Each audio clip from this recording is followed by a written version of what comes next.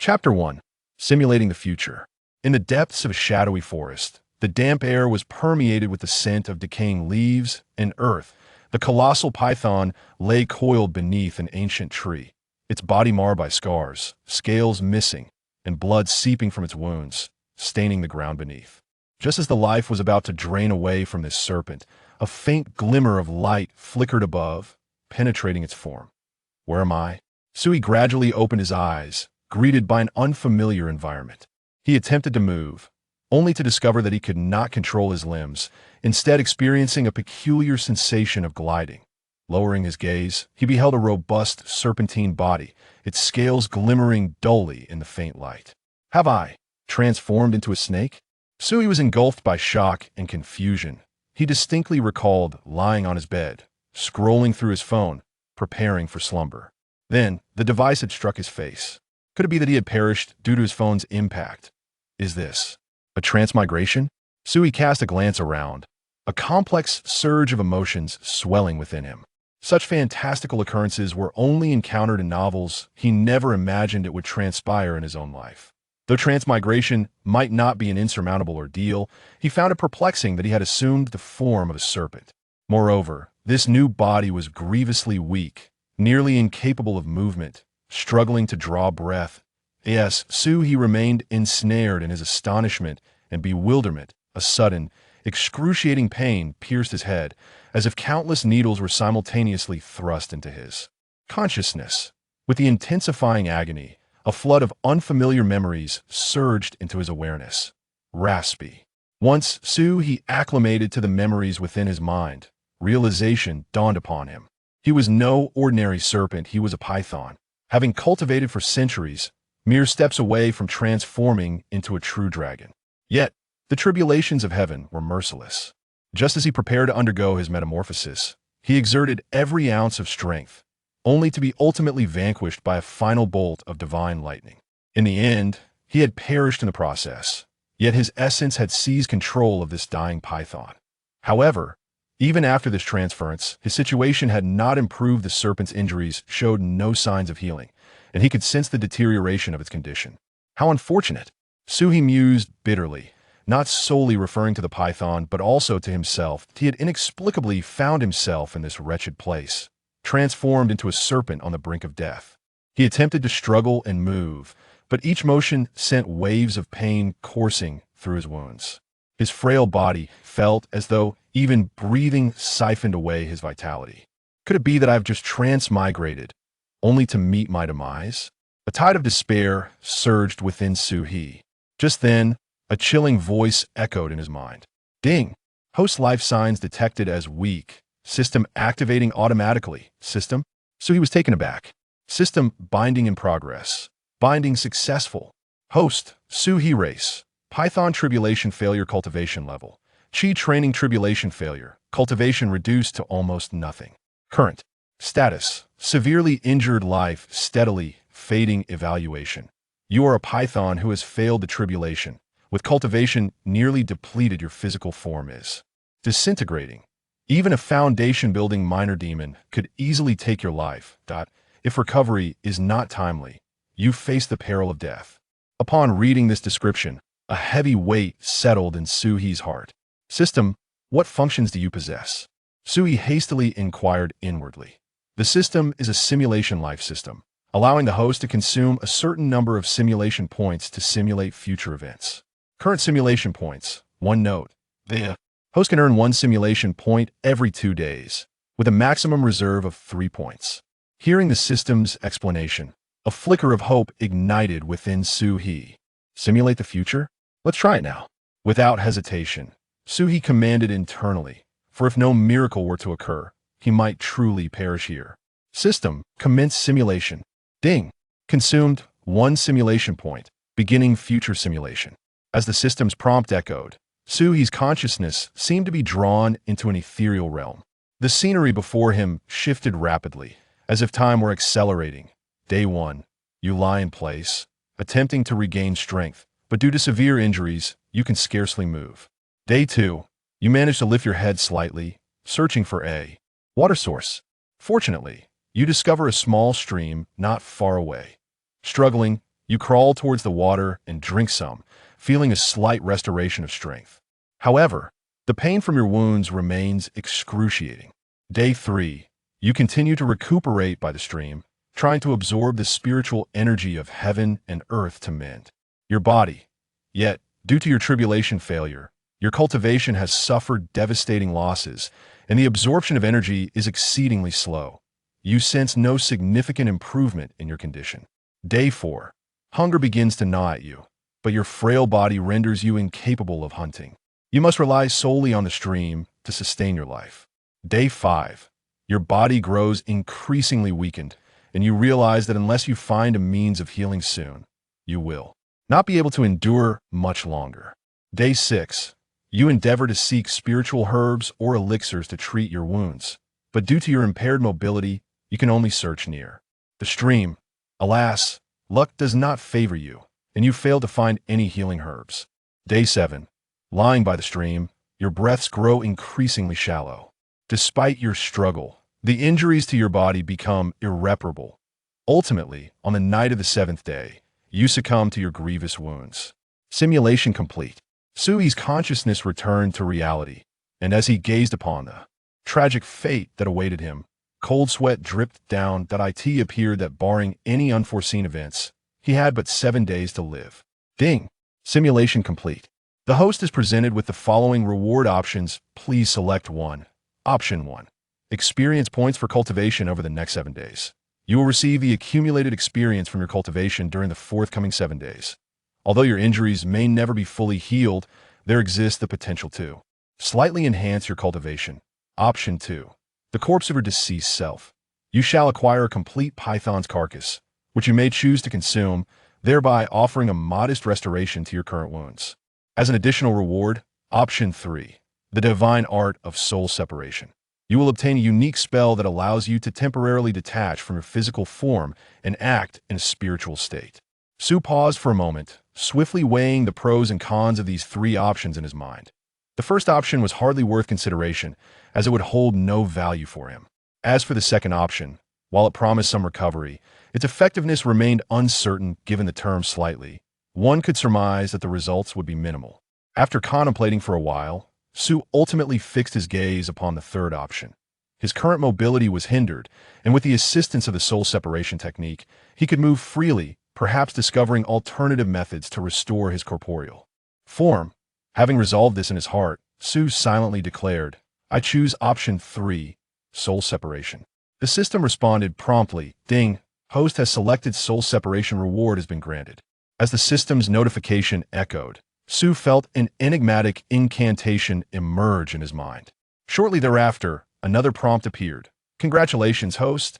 On completing your first simulation, you have been awarded 1 simulation point."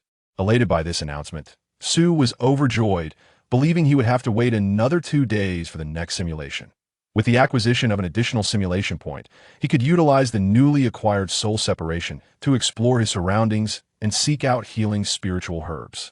After slightly adjusting his position for comfort, Su immediately exclaimed, "Commence simulation." Ding. Consuming 1 simulation point. Commencing future simulation. Chapter 2. You have perished. Ding. Consuming 1 simulation point. Commencing future simulation. As the system's notification resounded, Su's consciousness was once more drawn into that ethereal realm. On the first day, you employed soul separation, your spirit extricating itself from your grievously injured body, embarking on an exploration of the forest. Freed from the constraints of the physical form, you swiftly discovered several healing herbs in the vicinity. Enveloping the herbs in spiritual energy, you transported them back to your corporeal self, swallowing them to marginally alleviate the worsening of your wounds.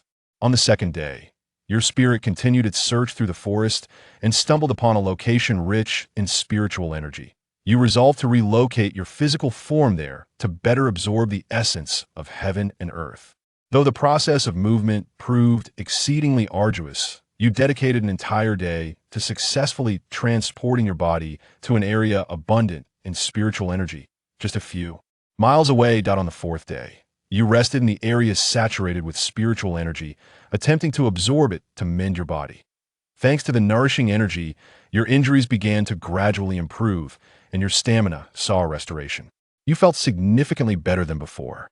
On the 5th day, you decided to commence hunting the low-tier monsters in the vicinity, intending to consume their vitality to replenish your own wounds, though your cultivation level is merely at the chi refinement stage. The residual aura emanating from you has successfully intimidated several low-tier demonic creatures at the pinnacle of the chi refinement stage, allowing you to hunt them down.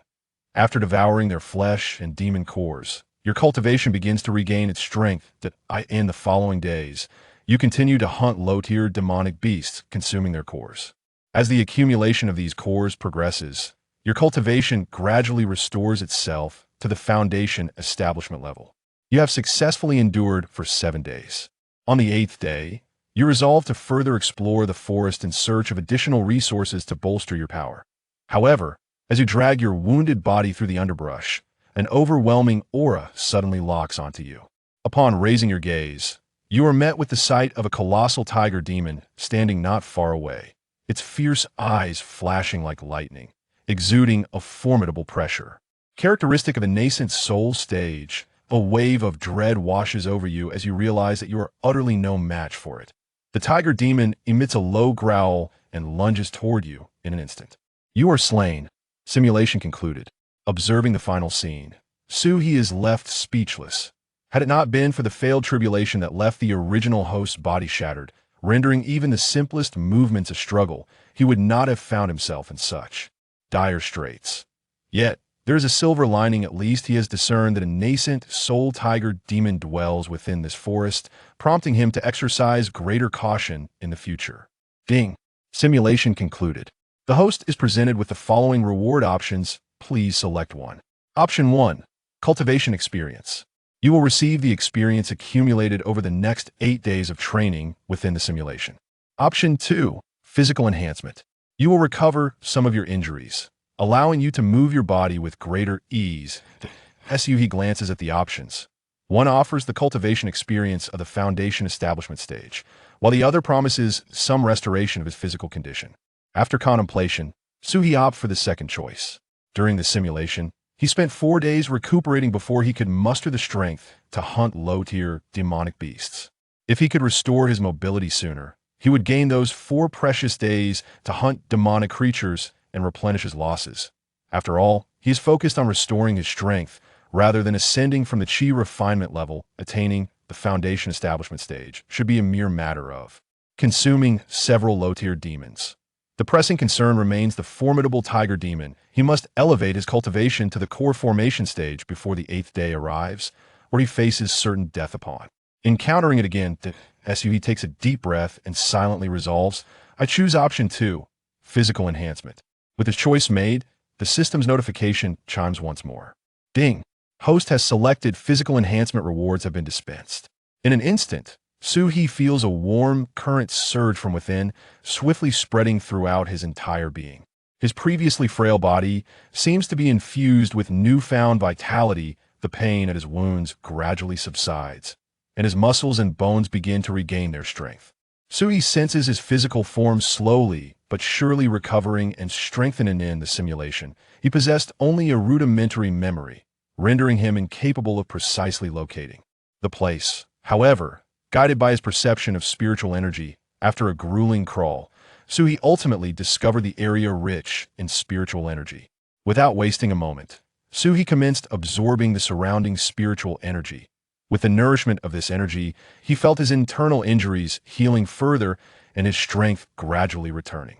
During the past 2 days, Suhi simultaneously absorbed spiritual energy to mend his wounds while venturing out to hunt low-tier demonic beasts nearby, consuming their demon cores. To restore his cultivation in less than 2 days, Suhi reached the foundation establishment stage, as he had envisioned. Subsequently, he ceased his hunts and nestled in a concealed corner, awaiting the arrival of night.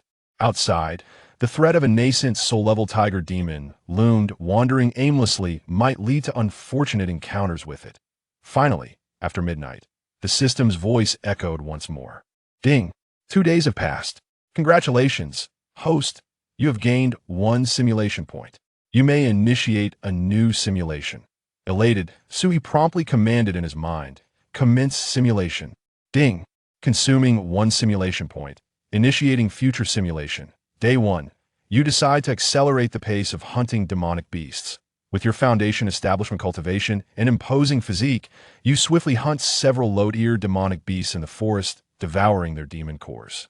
Your cultivation rapidly ascends, nearing the mid-foundation establishment stage. Day 3. With the elevation of your cultivation, your hunting efficiency significantly increases, and the surrounding mid to low-tier demonic beasts are nearly eradicated. Your cultivation successfully returns to the core formation stage. Day 5. You persist in hunting demonic beasts within the forest, solidifying your core formation cultivation. Day 6. You resolve to actively seek out the nascent soul tiger demon. After an intense battle, you successfully slay it and consume its demon core. Your cultivation reverts to the nascent soul stage. Upon witnessing this, Suhi's eyes brightened, relief washing over him. Yet, in the next moment, his expression stiffened. Day 7. You begin to sense an indescribable hidden pain within your body, as if something were eroding your foundation. Day 8. You realize that this may be the fundamental injury inflicted by heavenly lightning during your previous tribulation failure. Although your cultivation has returned to the nascent soul level, this hidden pain has not dissipated, rather, it intensifies with the passage of time. Day 9. You attempt to suppress the hidden pain within using spiritual power, but the effect is negligible. Day 10. You start to feel physically drained, and the spiritual power within you begins to become chaotic. You comprehend that the damage from the heavenly lightning to your body is far more severe than anticipated. The restoration of your cultivation is merely temporary, incapable of wholly healing the fundamental injuries within you. Day 11. Signs of decay manifest in your body as the depletion of spiritual power accelerates. You attempt to forcibly replenish your spiritual power with the demon cores acquired from your hunts, yet the results are minimal. You sense yourself gradually slipping towards death. Day 12. Your body has reached a state of extreme frailty, to the extent that even your soul's essence cannot be sustained. For long, you lie in an area rich with spiritual energy, feeling the vitality within you swiftly ebbing away. Day 13. Your consciousness gradually becomes obscured, and the spiritual energy within you has completely dissipated. Ultimately, on the night of the 14th day, you succumb to death due to the fundamental harm inflicted upon your body by the celestial thunder. Chapter 3. The request for sealing, simulation ended. Suhi stared at his dismal state, rendered speechless. He had initially believed that vanquishing the tiger demon would grant him the freedom to act as he pleased. However, he had overlooked the matter of the heavenly tribulation. The punishment following a failed tribulation was not something easily surmountable. Ding. Simulation concluded. The host has received the following reward options. Please select one. Option 1. Cultivation experience. You will gain the experience accumulated during the simulation over the next 13 days of cultivation. Option 2. Lightning tribulation resistance. You will acquire a degree of resistance to the lightning tribulation, slightly mitigating the damage inflicted upon your body. Suhi's gaze lingered on option 2 for a few seconds before he inquired, how many days of my lifespan can the lightning resistance delay? Half a day. Suhi immediately rolled his eyes. That was far less advantageous than gaining cultivation experience. At the very least, advancing to the nascent soul stage would provide him with a measure of assurance regarding his own safety. I choose option 1, the cultivation experience, he silently affirmed. Ding. The host has selected cultivation experience. The reward has been dispensed. As the system's notification resonated, Suhi felt a surge of formidable power coursing through him, akin to an influx of spiritual energy flooding into his meridians, rapidly enhancing his cultivation. His realm ascended from foundation establishment directly to the nascent soul stage. Yet, there was no trace of joy on Suhi's face as he muttered to himself, is there truly no other way? Just as despair enveloped him, a vague memory flickered in his mind. Request for sealing? Suhi's heart trembled. This was a recollection stemming from his bloodline inheritance. The so-called request for sealing was an ancient method of cultivation among the demon clan. When a demon cultivator reached a certain level, particularly when on the verge of transformation or breaking through a bottleneck, they could seek a sealing from humans to attain an opportunity for advancement. However, this request was not a simple matter. According to the memories within his bloodline, one must find a fated noble, an individual of esteemed destiny, such as a Tai Chi noble or a heavenly virtue noble. It could not be just any human. Moreover, The rarity of such fated nobles was complemented by the inherent risks involved in the sealing process. A failed sealing not only meant an inability to break through the bottleneck, but could also obliterate a millennium of cultivation, reducing the practitioner to mere mortality. Nevertheless, for Suhi, this risk was not daunting. If he were to fail, his ultimate fate would still be death. Fated noble, Suhi murmured, glancing around his surroundings. He needed to find a human first. However, here he was, in desolate mountains and wilderness. Was there anyone nearby? Subsequently, Suhi spent an entire day eliminating and consuming the beasts of the forest and the tiger demon before following the course of the river. Human settlements were predominantly established along rivers, so traversing this path should lead him to a village or town. Indeed, after several hours of travel, the scenery before him gradually expanded. In the distance, a region inhabited by humans came into view. Wisps of smoke curled upward, and the outline of a village emerged before his eyes. Suhi did not approach recklessly. Instead, he chose to conceal himself within a dense grove on the outskirts of the village. Given the existence of monsters in this world, it stands to reason that there may also be practitioners of immortality. Presently, I am severely injured. Should I recklessly reveal myself, I might be struck down by an errant cultivator. After concealing myself, Suhi once again employed the soul separation technique to briefly investigate the circumstances of that village. Through this exploration, he gathered some information, some of which was rather unexpected. The villagers donned garments that starkly contrasted with modern society, clearly reflective of an ancient style. Had he indeed traversed into the past? Yet, it made sense. In contemporary society, monsters could not attain sentience. As he was on the verge of transcending tribulations, finding himself in an ancient world seemed rather normal. Following this brief investigation, Suhi retracted his spirit and resumed his vigil within the dense forest, awaiting the accumulation of simulation points. He murmured to himself, I have merely over 10 days left to live. If I were to search for the destined individual one by one, I might perish before locating that fated benefactor. Thus, he resolved to harness the system's simulated power, utilizing ample time and conditions within the simulation to seek the existence of that destined nobleman. After spending another day in the forest, he finally amassed sufficient simulation points. Beep. Consuming one simulation point, beginning future simulation. Day 1. You decide to leave the village and venture further afield in search of the destined nobleman. You crawl downstream along the river, encountering some low-tier demon beasts, but you do not squander time hunting them, choosing instead to continue your journey. During his day in the forest, Suhi had already utilized the soul separation technique to survey all the inhabitants of the village. None matched the description of the individual he sought. Day 2. You arrive at a second village, modest in size, concealed in the woods bordering the village. You employ the soul separation technique to enter and investigate. However, the number of humans within the village is scant, and upon probing each individual's fate, you find none that fulfill the criteria of the destined nobleman. Day 5. Over the past few days, you have scoured no fewer than 10 villages, and you begin to realize that the destined nobleman is not easily found. Perhaps a change in strategy is warranted. Day 6. A sudden inspiration strikes you. You contemplate the idea of examining the household registers. You know that the fate of the destined nobleman is unique and will manifest in their birth chart. You decide to journey to a nearby county town in search of official records. Day 7. At last, you reach the county town. Concealed in the woods on the town's outskirts, you utilize the soul separation technique to explore. Under the cover of night, you infiltrate the county office, perusing a multitude of household records. By analyzing the birth charts, you identify several potential candidates for the destined nobleman. A glimmer of hope ignites in Suhi's eyes.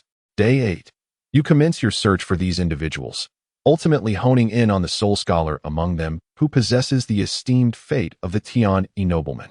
His name is Li Wenxuan, a scholar from a village near the county office. Day 9. After your reconnaissance, you discover that this destined nobleman reads beneath the large tree at the village's entrance daily. In the evening, you choose to lie in wait within the rice fields on the village's periphery, anticipating the opportune moment. As the fated benefactor returned to the village to study, you slowly emerged from the rice field. Your colossal form appeared particularly imposing in the gentle glow of the setting sun, with your scales shimmering faintly. The benefactor was evidently startled by your sudden appearance. His eyes widened in astonishment as he gazed upon your enormous serpent-like figure, his face betraying a semblance of panic. You gradually raised your head, your body undulating through the water, striving to convey your majesty and strength. Seeking a title does not directly entail offering promises of benefits. For instance, when the yellow weasel in the northeast sought recognition, it merely inquired whether it appeared more human or divine, rather than claiming divinity in exchange for favors. Similarly, you endeavored to exhibit your vast form, hoping that the beholder would inadvertently utter words of awe, such as "what a magnificent dragon." Once such words escaped their lips, your quest for recognition would be deemed successful. In truth, the likelihood of success is quite high. After all, you have been cultivating your essence for centuries. Your size is immense, and your appearance bears some resemblance to that of a dragon. It is only natural for an ordinary person, having rarely encountered a serpent of your magnitude, to exclaim in wonder at the sight of a dragon. Chapter 4.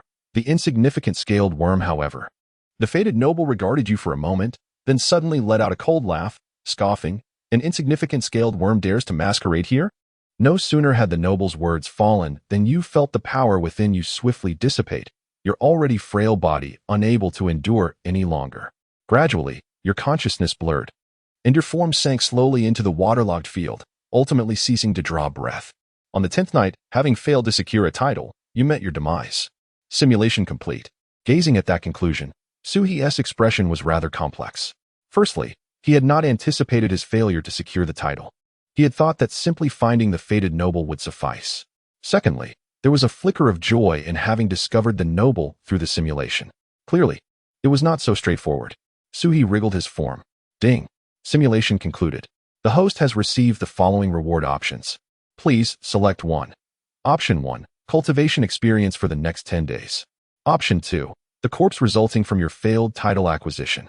Additional reward. Option 3. Clue about the fated noble.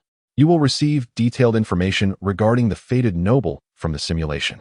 Without a moment's hesitation, Suhi chose the third option. The first two options offered minimal assistance, whereas the third could save him considerable time. He did not have the luxury to search for the noble's address and basic information again at the county office. His time was exceedingly limited. Only about 10 days remained. Upon acquiring the information about the fated noble, Suhi hurriedly made his way there, due to the need to avoid mortals and the considerable distance. By the time Suhi arrived at Li Wenchuan's village, over a day had passed. Upon reaching the village, he immediately sought refuge in a dense forest. Simultaneously, he invoked the soul separation technique and, indeed, beneath an ancient tree in the village, he spotted the noble. The noble was surrounded by a reddish aura, precisely as described in the simulation regarding the fated noble's destiny. Upon confirming that this was the individual he sought, Suhi felt a slight alleviation of the urgency within him and returned to his corporeal form. In this county, within 100 miles, he had found the only fated noble available to him. As midnight passed, the simulation points accumulated once more. However, Suhi did not rush to commence the simulation. Instead, he began to devise a plan in his mind. Previously, his direct approach had indeed been excessively random. After all, he was unaware of the noble's temperament, and his abrupt appearance could lead to both successful and unsuccessful outcomes. Just as in the last simulation, upon his arrival, the noble had immediately dismissed him as merely a scaled worm. Perhaps, the noble was not easily intimidated by appearances. Rather, his sudden appearance and intimidation might elicit disgust, resulting in rebuke. As he pondered further, a new plan gradually formed in Suhi's mind. Since a direct approach had led to failure, it would be wiser to negotiate with the noble in advance. Although the prohibition against making direct promises to others exists, it is permissible to imply or suggest indirectly. Why not enter the realm of their dreams and engage in a thorough discussion? By utilizing their own words, one can then repay them generously. Having formulated a plan, Suhi finally spoke. Let us commence the simulation. Ding. Consumed 1 simulation point. Beginning future simulation. As the system's prompt echoed, a notification box reappeared. Day 1. You entered the destined benefactor's dream through soul separation. In the dream, you conveyed your predicaments to him. You expressed that you were a python on the verge of transformation into a dragon, yet you had suffered grievous injuries due to a failed tribulation and urgently needed his assistance to overcome this dire situation. You implored him to acknowledge you as a dragon when you manifested, thereby aiding you in your ascension.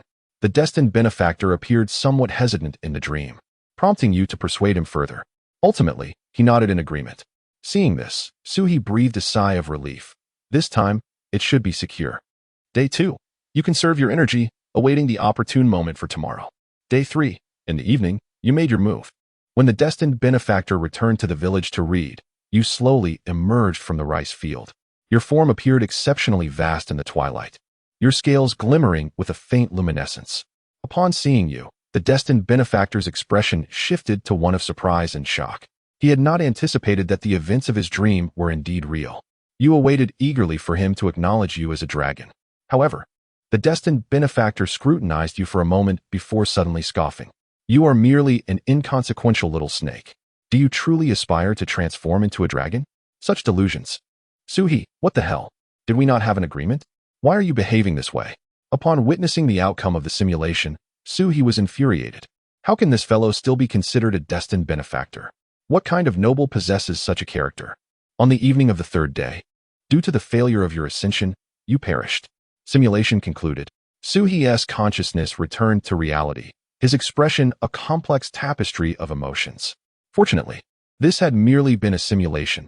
Otherwise, he would have truly been led to ruin by that scoundrel. Ding. Simulation concluded. The host has received the following reward options. Please select 1. Option 1. Experience points for cultivation over the next 3 days. Option 2. The corpse of your failed ascension. Gazing at these two options, Suhi sighed and made his decision. I choose option 2, the corpse of my failed ascension, he silently affirmed. 3 days of cultivation experience held little value for him. Ding.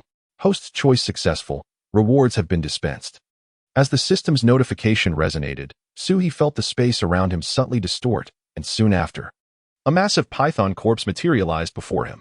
The body bore dull scales, was riddled with wounds, and the coagulated blood emanated a faint, metallic scent.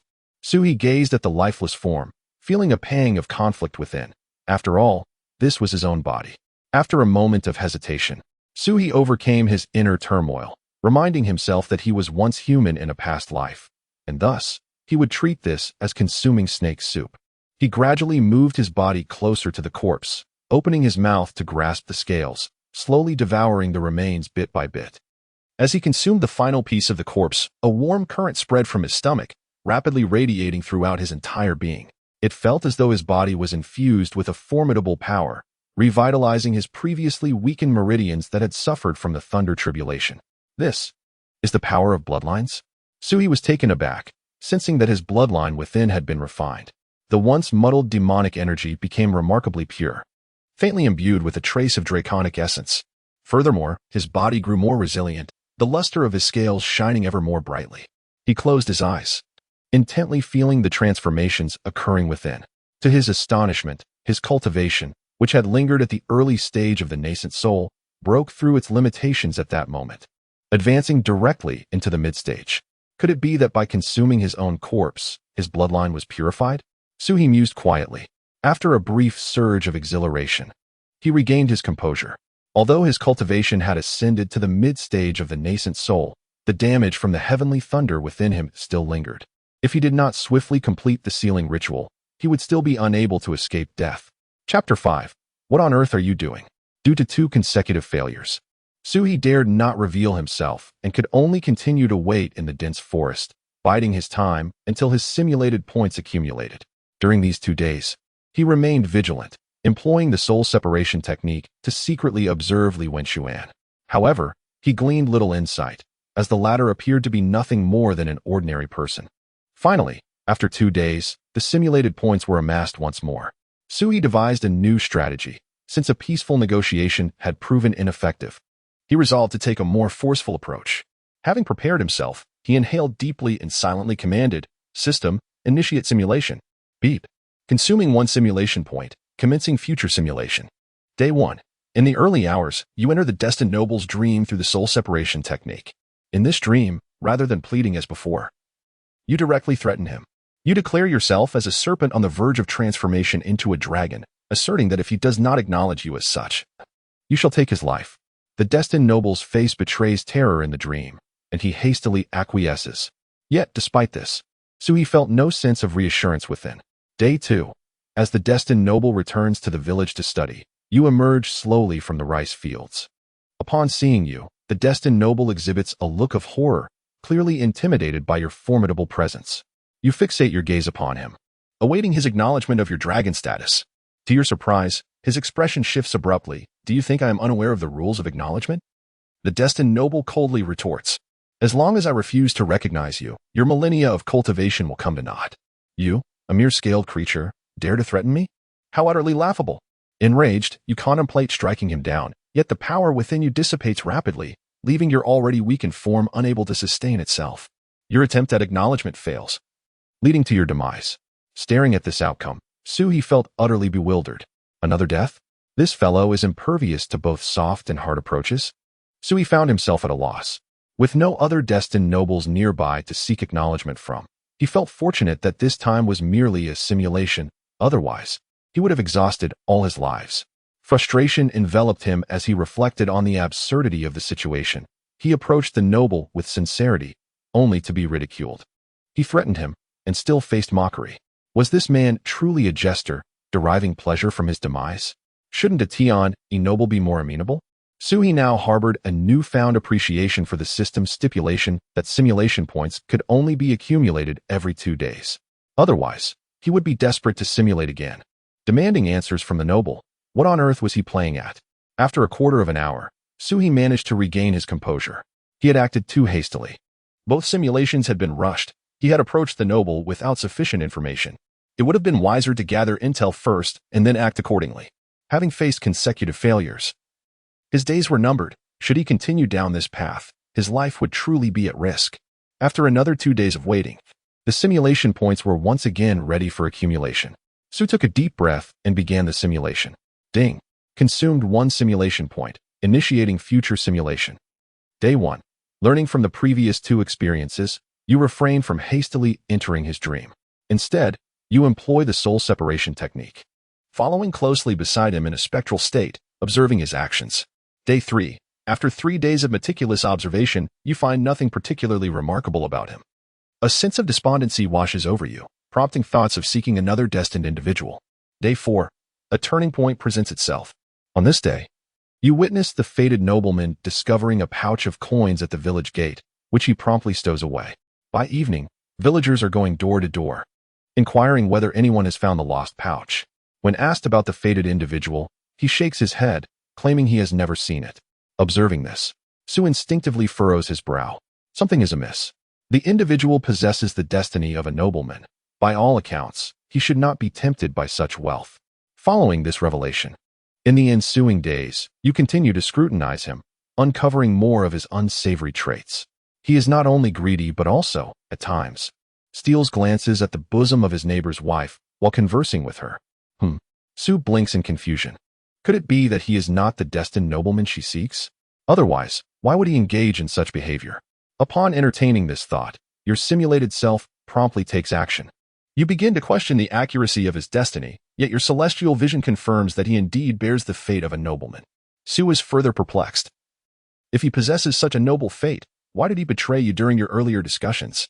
And how could he now exhibit such avarice and lasciviousness? If he is not the destined nobleman, then seeking his favor would be futile. Day 6. The residual tribulations of thunder are wreaking havoc upon your body, and you find yourself struggling to endure. At this, Su becomes immediately anxious. There is no choice left. One must resort to desperate measures. After all, this is merely a simulation, and such an opportunity cannot be squandered. Day 7. In a bid to secure his favor, you utilize his greedy and lascivious tendencies. Aside from the destined nobleman, you manifest in the dreams of all villagers, informing them that a dragon is on the verge of transforming. Whoever aids in this transformation will be rewarded with untold treasures. Since you do not care for the opportunity presented, let him chase after it himself. Day 8. Upon awakening, the fated nobleman hears the villagers discussing the events of their dreams from the previous night. Eagerly, he inquires to understand what has transpired. By noon, you begin to create an atmosphere. The sky darkens ominously, thick clouds gathering. The villagers, convinced of the dream's authenticity, even see the fated individual abandon his book to search within and beyond the village, hoping to be the one who aids the dragon's successful transformation. By evening, as the sun descends, the clouds above grow ever denser, and the rumble of thunder echoes ominously. You emerge slowly from the rice paddy, your colossal form radiating an extraordinary majesty beneath the twilight glow. You intentionally decelerate your movements, ensuring that the destined noble can behold you at the earliest moment. Indeed, the destined noble's eyes widen in astonishment, his face adorned with unrestrained elation. He cries out without hesitation, "The flood dragon! It is the flood dragon! Everyone, look! The flood dragon has appeared!" As his words resonate, you feel an immense power surging within you, transforming your previously feeble body into one of formidable strength. The villagers, witnessing this spectacle, kneel in reverence, exclaiming, "The flood dragon! It is the flood dragon!" The destined noble remains rooted in place, his countenance still reflecting sheer joy, when you suddenly lash your mighty tail with thunderous force, striking him with unparalleled might. Caught unawares, the noble is instantly obliterated by your mountainous strength, reduced to a mere puddle of flesh and blood. How dare he? Having twice brought me to my demise, does he still wish for a reprieve? Had he been a true gentleman, agreeing to terms with me, or even a genuine scoundrel yielding to my threats, I would not have been compelled to eliminate him. Yet, this individual is insufferable, treating me as a fool to be trifled with. You have successfully claimed your title, transforming into the flood dragon. The simulation has succeeded. Chapter 6. Transformation into a dragon. Has the simulation concluded? Suhi's consciousness was abruptly drawn back to reality, still somewhat bewildered. The host has achieved the simulation objective. Thus, the simulation has ended. Oh, Suhi suddenly realized, as he had previously assumed that he would have to perish each time before the simulation would conclude. This indeed imposed a slight limitation on him, preventing him from reveling in his life after fulfilling the objective. However, it was still acceptable, for he could accumulate some simulation points within 2 days. A few such opportunities were of no great consequence. What about the rewards? Suhi inquired eagerly. As his words fell, the system's prompt resounded once more. Congratulations, host, on the successful simulation. You may choose from the following reward options. Option 1. Restore the damage inflicted upon you by the tribulation. Option 2. Acquire the dragon horn post-successful sealing, which will enhance the success rate of both sealing and transformation into a dragon. Option 3. Obtain the dragon bloodline after a successful sealing, which will elevate the dragon lineage within you. Upon observing the 3 options presented, Suhi instinctively furrowed his brows. Wait, why do these differ from the previous selections?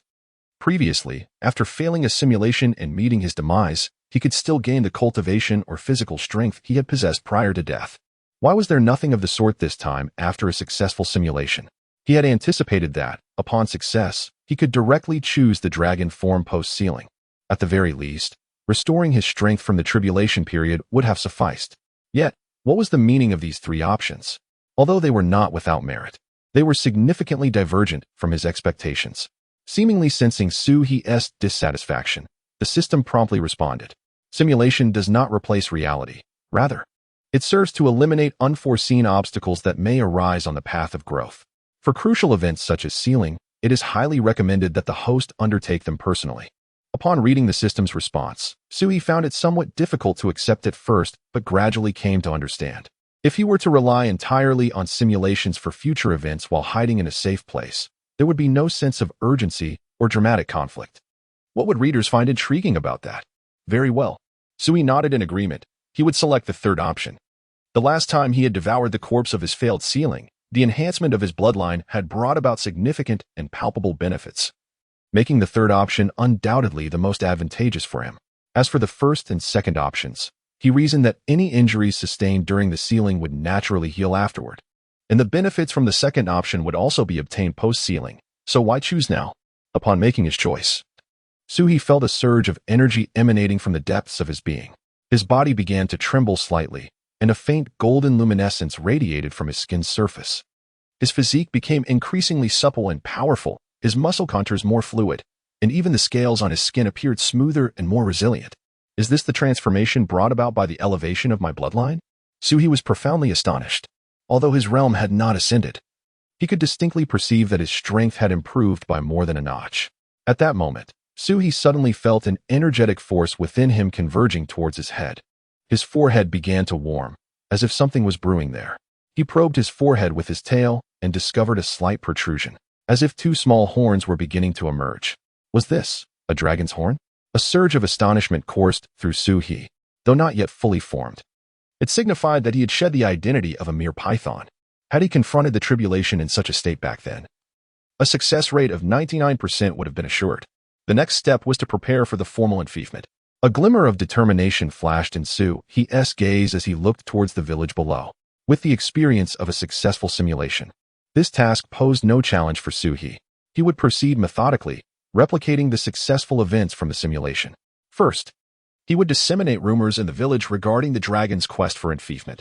As in the simulation, he deftly avoided the so-called fated nobleman. The subsequent events unfolded as anticipated. That evening, while performing the rain summoning technique, Suhi revealed his form before the gathered crowd. Likewise, the fated nobleman, as predicted, called out the name of the dragon. Suhi's enfeoffment was triumphant. Amidst the torrential rain, he sprouted a pair of claws and dragon horns unique to his kind, his previous injuries fully healed, and his cultivation soared from the nascent soul stage to the transcendent ascension stage. Standing upon the clouds, Suhi reveled in showcasing his dragon form, his scales shimmering with an ethereal azure glow in the lightning, his horns towering majestically, and with a gentle sweep of his claws. He summoned the winds and clouds of the heavens, thunder rumbling in response. After this exhilarating display, Suhi gazed down upon the village at the mountain's foot. The mortals were now prostrate on the ground, fixated on him, not daring to breathe. Among the crowd, the so-called fated nobleman stood out conspicuously. He regarded Suhi with eager anticipation, his murky eyes glinting with avarice, awaiting his reward. A flicker of disdain crossed Suhi's eyes as his elongated dragon tail transformed into a blur. With a sharp crack, the man was flung backward. Unable to utter a cry, like a severed kite, crashing into the distant muddy fields, his fate uncertain. Rather than obliterating him into pulp as in the simulation, Suhi had moderated his strength. As for the man's survival, that was contingent upon his own fortune. "Oh, dragon god, spare your wrath." The villagers, witnessing this scene, erupted into chaos. They scrambled to their feet, shoving one another in a frantic bid to flee the village. A few were so terrified that they fell, only to scramble back up with hands and feet to continue their escape. As for the others, Suhi did not extend his wrath towards them, allowing them to flee unscathed. He had no desire to vent his anger upon the common folk. Su let out a soft huff, wiping the water from his nose. His endeavor had been successful, allowing him to proceed to the next round of simulation. This particular scheme had consumed 4 days of his time, and he had accumulated 2 simulation points. He initiated the simulation. "Please confirm the simulation objective," the system inquired. After a brief moment of contemplation, Su replied, "Let us first ascertain the safety of the surroundings. I remain somewhat unfamiliar with this world, and acquiring intelligence through simulation is of utmost importance." Beep. 1 simulation point consumed. Commencing future simulation. As the system's prompt resonated, Su's consciousness was once again drawn into that ethereal realm. The scenery before him shifted rapidly, as though time itself were hastening its passage. Chapter 7. The Shenlong Day 1. You decide to first investigate your surroundings. You extend your consciousness, beginning to scour the area within a radius of several hundred miles. After a thorough exploration, you discover that the majority of the demonic beasts in this region possess low cultivation levels, with the strongest merely reaching the Yuanying Huashan stage. You confirm that you are the most formidable being in this vicinity, allowing yourself to feel a modicum of relief. Day 2. You continue to drift among the clouds, reveling in the freedom and power that comes with being a Jiaolong. Occasionally, you descend to the ground, consuming other demonic beasts to solidify your cultivation. Although the demon cores of these creatures no longer enhance your abilities, you still derive immense satisfaction from the act. Day 3. You begin to attempt to harness the power of the Jiaolong within you.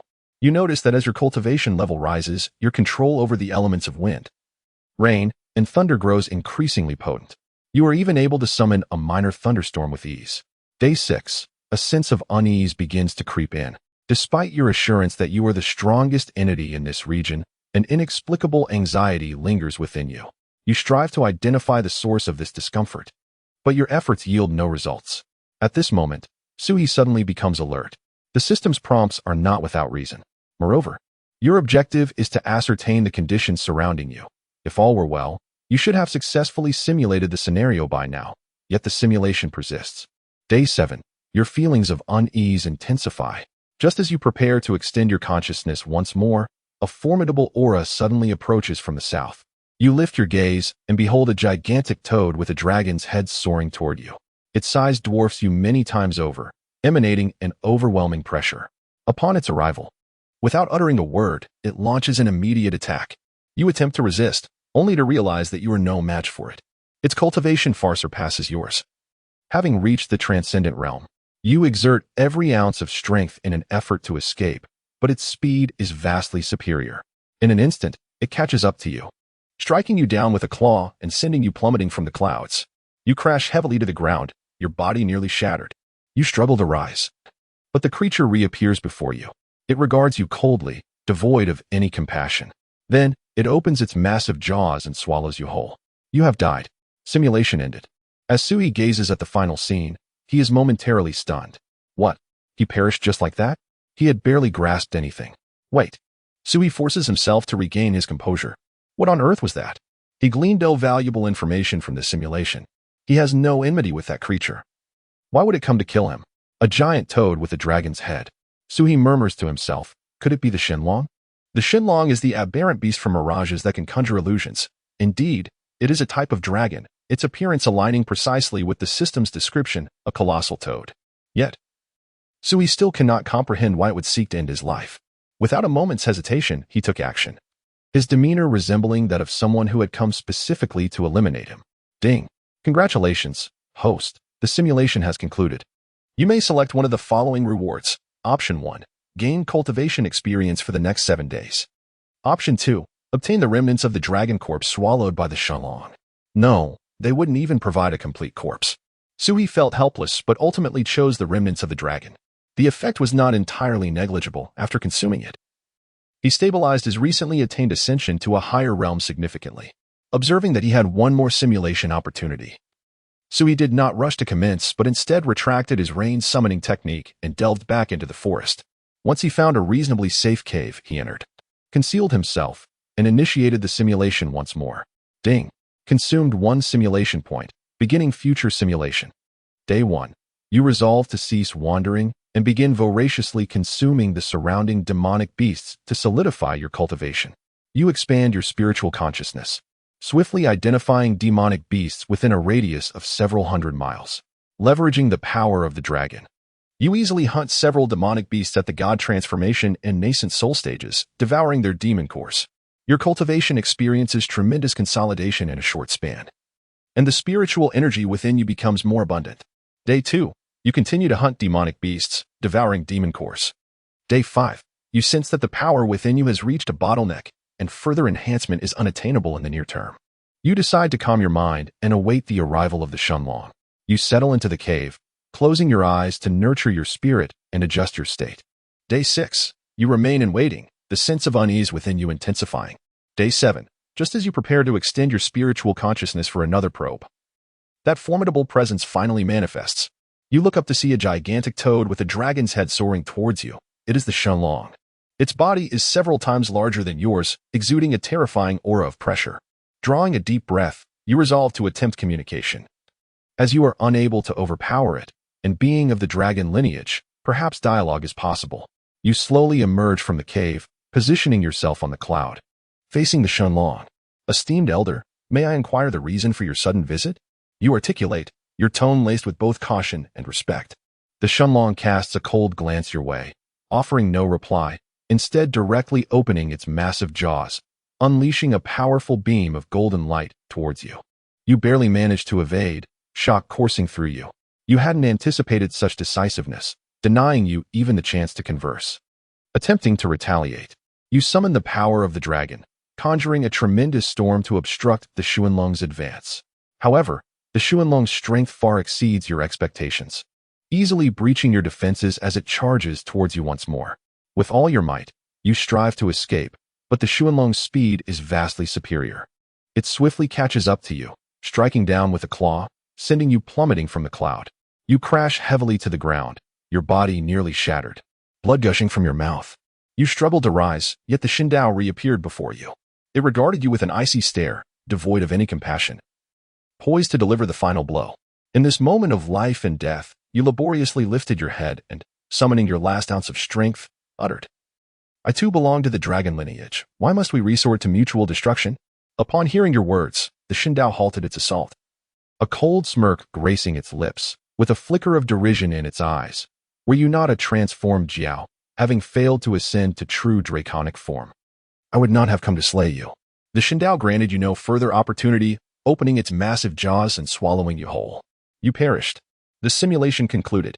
Chapter 8. Divine Powers. The Call of the Thunder Ah. Observing the final scene, Suhi wore a complex expression. The host has made no progress in the simulation and thus has not received any rewards. This had been previously indicated by the system. So Suhi was not particularly concerned. What truly occupied his mind were the words exchanged with the last Shenlong. This was one of the few pieces of information he had gleaned from this simulation. Had I not been a dragon, would it have sought to slay me? Suhi murmured to himself, subsequently speculating, is it possible that its intention was to eliminate me? After a moment of contemplation, a rough hypothesis began to form in his mind. Just as his own dragon lineage had been purified after devouring his corpse, could it be that the Shenlong had come specifically to hunt him for the dragon blood coursing through his veins? After all, it had mentioned that had he not been of the dragon lineage, it would not have made the effort to approach him. The more Suhi pondered, the more convinced he became of this notion, being of the same dragon lineage. It was entirely plausible that the Shenlong sought to purify its own dragon blood by hunting other dragons. Alas, why was he so unfortunate as to encounter such a predicament? There was little he could do now. Suhi sighed, recognizing that he had already transformed into a Jiao dragon. And the phenomena resulting from that transformation had likely spread far and wide. The Shenlong was probably already aware of his transformation. Any attempts to conceal himself would be too late. A Shenlong of transcendent status. Suhi continued to speak in quiet contemplation, realizing he was merely at the ascension stage. A vast distance away from the realm of transcendence. No matter how fiercely he fought, he could not hope to match such an opponent. The simulation had clearly demonstrated that he was no match for the Shenlong in a direct confrontation. Thus, it seemed his only option was to flee. I cannot fight, and the other party is unwilling to communicate. My only recourse is to escape. Since the Shenlong had come from the south, he resolved to head north. However, Suhi did not intend to set off immediately. Who could say whether there might be another dragon lurking in the north?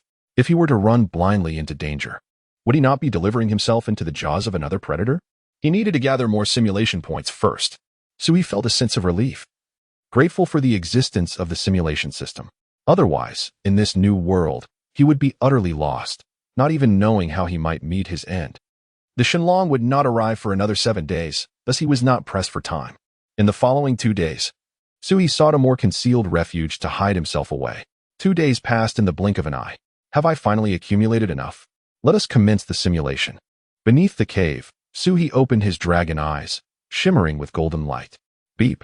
Consumed 1 simulation point, beginning future simulation. Day 1. You decide to immediately flee this area, heading northward. You unfurl your Jiao dragon form, soaring through the clouds, swiftly departing from the vicinity of the village. You privately rejoice, believing you have finally escaped the threat of the Shenlong. You continue your journey northward, occasionally pausing to devour some lower-tier beast to replenish your strength. Soon, you escaped from hundreds of miles away. Just as you thought you had found safety, a powerful aura suddenly surged toward you from ahead. Raising your gaze, you beheld a colossal golden eagle soaring towards you. Its wings spanned several hundred feet, emanating a terrifying pressure befitting a celestial being. A sense of dread filled your heart as you realized you were no match for it. You attempted to evade, but the golden eagle was exceedingly swift, catching up to you in an instant. It let out a piercing cry and lunged at you with its claw. Despite your utmost effort to dodge, its sharp talons still grazed your body, causing blood to spurt from the wound. Not daring to linger, you immediately changed direction and fled westward. The eagle, seemingly wary of that direction, refrained from pursuing you.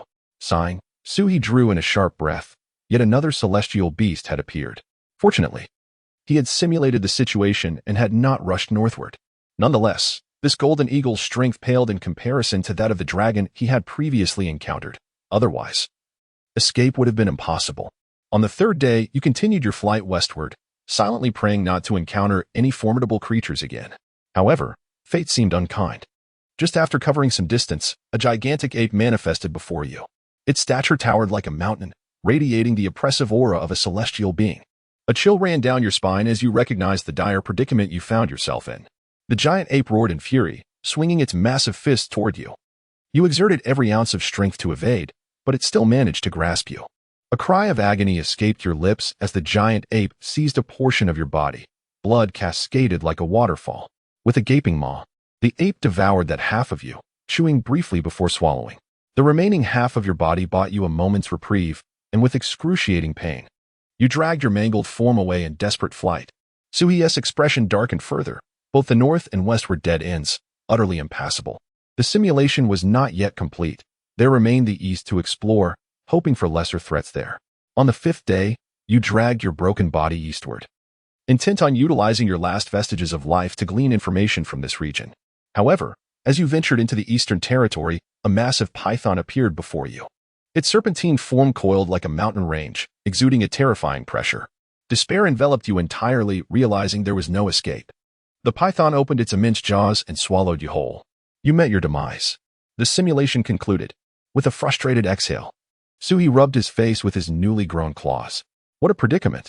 The 4 cardinal directions were besieged by celestial beasts, each eager to claim his life upon sight. There was no route of escape. How had he survived in such a perilous environment, encountering 3 celestial beings within a mere few hundred miles? Ding! The simulation has ended. The host has received the following reward options. Please select 1. Option 1. Gain cultivation experience for the next 5 days. Option 2. Obtain the remnants of the Jiaolong devoured by the Bash. Option 3. Divine ability, thunder summoning. Upon noticing the additional option 3, Suhi's eyes sparkled with intrigue. Was this a reward for gathering intelligence? He promptly examined the description of thunder summoning. The content was straightforward.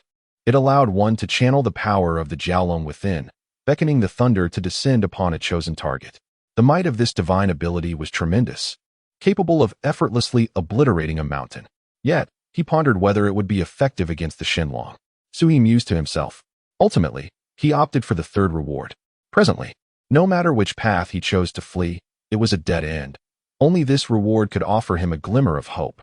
Chapter 9. The Art of Reintegrating Spirit and Origin. It is fortunate that this is a reward from the system. Thus, upon receiving it, Suhi completely mastered the divine ability of the thunder induction. 5 days remained, equating to merely 2 simulation opportunities. Suhi wore a worried expression. There were only 2 chances left for trial and error, and should he fail to carve out a sliver of hope, his demise would be certain. After the next simulation, he planned to attempt concealment, hoping to evade detection. Even if he could not remain hidden, gaining an extra day would be beneficial, as it would afford him another simulation opportunity. Ideally, if he could extend the time by 3 or 4 days, that would be even better.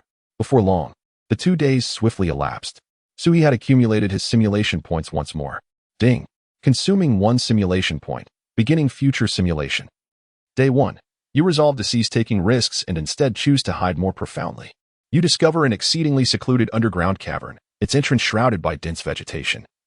Nearly imperceptible, you settle deep within the cave, closing your eyes to conserve your energy and minimize the leakage of your presence.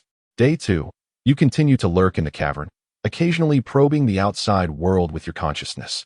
You notice that the surrounding beasts seem oblivious to your existence, and a slight sense of relief washes over you. Day 3. You maintain heightened vigilance, refusing to let your guard down even slightly. Just as you prepare to extend your consciousness for another probe, a formidable aura suddenly surges from the south. A tightness grips your heart. You realize the Xindiao has arrived. You hold your breath, striving to suppress your presence to its absolute minimum, hoping the Xindiao remains unaware of your existence. The Xindiao circles above, seemingly searching for something. Its consciousness sweeps across the entire area, yet it appears to have failed to detect your trace. You silently rejoice, believing you might just evade this calamity. Day 4. You persist in your concealment, praying that the Xindiao has departed. However, at midday, the Xindiao's aura reemerges. This time, its consciousness is more focused, as if it has locked onto a specific area. Your heart sinks. You realize your concealment has not been entirely effective. The Xindiao, relying on the bloodline sensing inherent to its kind, gradually approaches your hiding place. It emits a low growl, then strikes the ground with a claw, shattering the entrance of the cavern. You are compelled to flee from the cavern, facing the Xindiao. Taking a deep breath, you decide to attempt dialogue once more. Elder, spare my life, and I will agree to any conditions you implore. The Xindiao gazes at you coldly, its eyes devoid of any emotion. I demand your life. Upon uttering these words, the Xindiao opens its massive maw, unleashing a powerful beam of golden light toward you. You swiftly evade, yet still feel the golden light graze your body, blood bursting forth from the wound. A sense of despair engulfs you, realizing that the other party harbors no intention of negotiation. The Xindiao offers you no respite. Its assault descends upon you like a tempest. The ferocious claws strike your form, and you feel your ribs fracture, as if your very insides have been obliterated. You emitted a pained howl as an overwhelming force hurled you away, crashing heavily against the distant mountainside.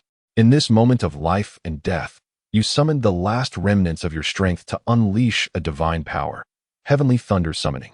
The dragon essence within you rapidly coalesced, and the sky darkened with ominous clouds, thunder rumbling ominously.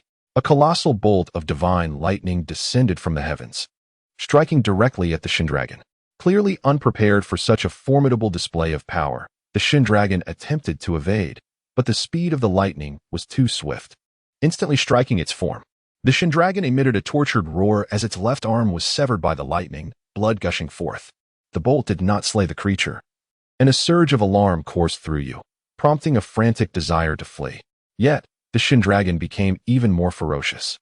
A glint of malice flickered in its eyes before it lunged toward you in an instant. You exerted every ounce of your strength to escape. But due to the vast disparity in realms, the Shindragon swiftly caught up with you. It opened its enormous jaws and clamped down on your body. You cried out in agony as its sharp teeth rent your flesh, blood spurting forth. In a desperate struggle, you fought against the overwhelming power of the Shindragon. But it was futile. You could not break free.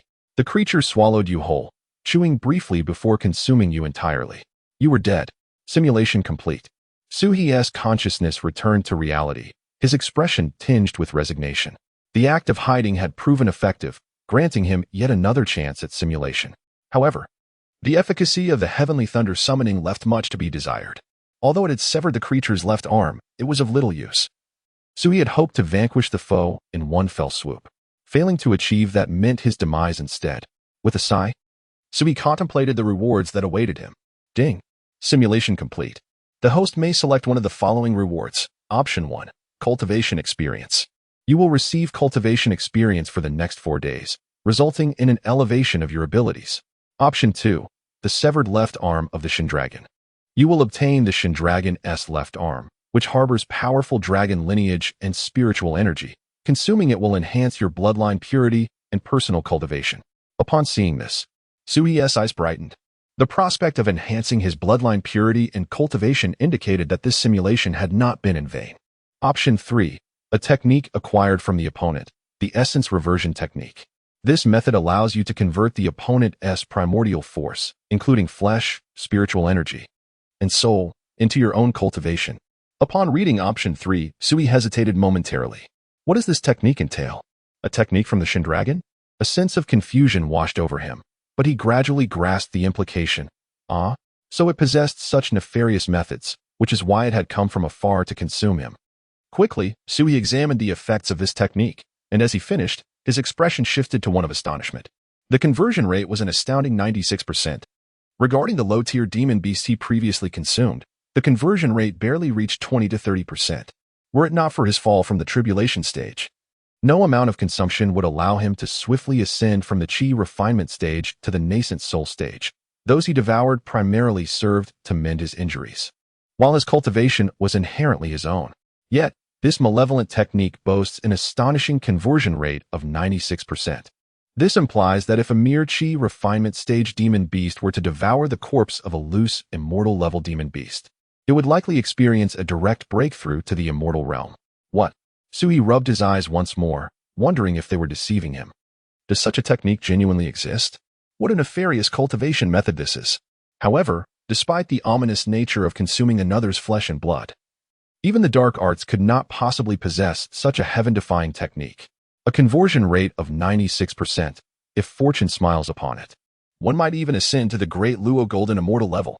What extraordinary opportunity has this Shinlong encountered? No wonder it is so hastily intent on coming to eliminate me. Even if my realm is a tier lower than its own, the mere act of devouring a few ascendant dragon beasts would be sufficient for it to make significant strides in its cultivation. Chapter 10. Does the Dragon of the Abyss not also possess wings? Upon witnessing the remarkable effects, Su immediately opted for the third reward without hesitation. Should this opportunity slip away, he would rather meet his demise. Yet, he pondered the origins of the Shunchuan Dragon's fortune, which stirred an insatiable curiosity within him. The prowess of the opponent's technique was undeniably on par with his simulated golden finger system. With a touch of caution, he believed he could eventually ascend to the pinnacle of this world. After a prolonged moment of excitement, Su reined in his thoughts. With 2 more simulation opportunities at hand, he needed to utilize them wisely. Defeating the Shenchuan dragon was out of the question. It seemed necessary to seek breakthroughs elsewhere, he murmured to himself. As for the other 3 scattered immortals among the beasts, perhaps they would serve as his initial targets. The strength of those 3 scattered immortal beasts should not rival that of the Shenchuan dragon. After all, he had perished in a single encounter with it, whereas he had managed to escape from the golden eagle and the great ape. The strength of the eastern boss snake remained unclear. He had been devoured in one encounter when it was half damaged. Thus, it would be prudent to focus on the northern route.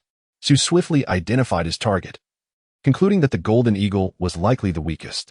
If he could lure it in with heavenly thunder and then consume it with the spirit assimilation technique, he would attain the scattered immortal realm, alleviating his fears of the Shenchuan dragon. At the very least, he could retreat if he was unable to defeat it, right? Very well, let it be so. In the following 2 days, Su followed the previous simulation route, discovering a refuge that could extend his concealment for an additional day, successfully hiding within it. Once the 2 days passed and his simulation points were replenished, Su commenced a new round of simulations. Ding. Consuming 1 simulation point, initiating future simulation. Day 1. You resolve to cease wasting time and immediately begin to devour the surrounding beasts to maximize your strength. You expand your consciousness, swiftly locking onto all the beasts within a 100-mile radius. Thanks to the formidable effects of the spirit assimilation technique, within a mere day, you have consumed dozens of beasts, elevating your cultivation from the early stage of ascension to the mid-stage. You internally marvel at the astonishing power of the spirit assimilation technique. Given sufficient resources, ascending to the scattered immortal realm is merely a matter of time. Day 2. You decide to delay no longer and immediately head north, preparing to confront the golden eagle. Before long, you encounter the golden eagle once more. Its massive form possesses wings that span hundreds of feet, emanating a terrifying pressure that sends tremors through the air. You take a deep breath and charge towards the golden eagle, striking with your dragon claws in an attempt to target its vital points. However, the golden eagle's speed exceeds your wildest imagination. It effortlessly evades your attack and retaliates with a powerful flap of its wing. You feel an immense force strike you, sent reeling by the golden eagle's wing, blood spurting from your mouth. Enduring the excruciating pain, you charge at the golden eagle once more, seeking to counterattack. Yet, the golden eagle's strength and speed far surpass your own, each of its assaults pressing down upon you with overwhelming force. You exerted every ounce of your strength to evade, yet still fell victim to the razor-sharp talons of the golden eagle, blood cascading from your wounds like a torrential waterfall. In mere moments, you found yourself on the brink of death from the eagle's torment. Feigning immobility, you waited until it lunged at you, closing the distance sufficiently before unleashing your divine art, heavenly thunder attraction. A colossal bolt of thunder descended from the heavens, striking the eagle's wing with devastating force. The creature let out a heart-wrenching cry as its left wing was severed, blood pouring forth like a deluge. Attempting to invoke the heavenly thunder attraction once more, you found the injured golden eagle had succumbed to madness, its wings propelling it towards you with alarming speed. The sound of shattered dragon scales echoed through the air, accompanied by excruciating pain, as you watched helplessly as chunks of your flesh were torn away. With your last vestiges of strength, you channeled the incantation, and thunderclouds began to churn ominously. Yet, the eagle's massive beak was upon you, forcing you to hastily release the incompletely formed thundercloud. Boom. The incomplete thunder merely singed its chest feathers, and you felt a searing agony as the eagle's beak tore through your body, blood gushing forth. You attempted to retaliate, but the eagle's might was overwhelming, rendering you powerless to escape. Ultimately, its beak penetrated your skull, and you emitted a cry of anguish before succumbing to darkness. You have perished. Simulation complete. Observing this outcome, Suhi remained undeterred, as it aligned with his expectations. What he sought was merely the reward following this simulation. Ding. Simulation concluded. The host has the following reward options. Please select one. Option 1. Cultivation experience. You will gain cultivation experience for the next 2 days, enhancing your abilities. Option 2. A fragment of the golden eagle's wing.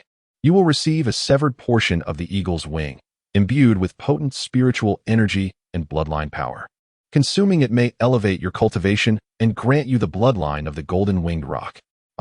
So that creature is a descendant of the golden-winged rock. Suhi mused with realization. Faced with these two rewards, Suhi found himself without a choice. While he wished to preserve the purity of his dragon lineage, knowing that pure-blood dragons possessed greater strength and would transform more smoothly in the future, his life was precariously hanging in the balance. The mingling of bloodlines could be addressed later. Survival took precedence. As Suhi made his choice, a fragment of the golden eagle's wing materialized before him.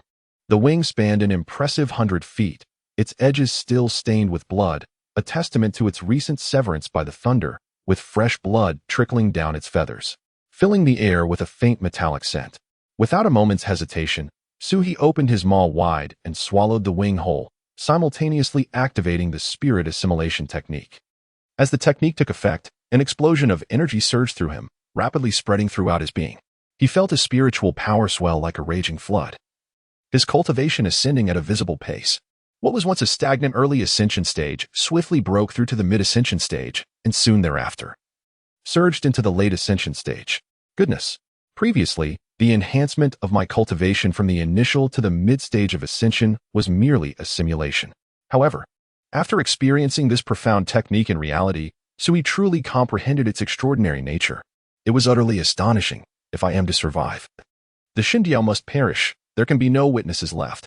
Should this technique fall into the hands of others, I would undoubtedly be hunted to the brink of death. While Suhi was still lost in contemplation, he suddenly felt an intense itching sensation erupting from his back, as if something were struggling to break free from within. Turning to look, he beheld a faint golden glow emanating beneath his skin, suggesting that some entity was desperately attempting to escape its confines. Abruptly, a searing pain coursed through him, and the scales on his back began to fracture, the golden light intensifying.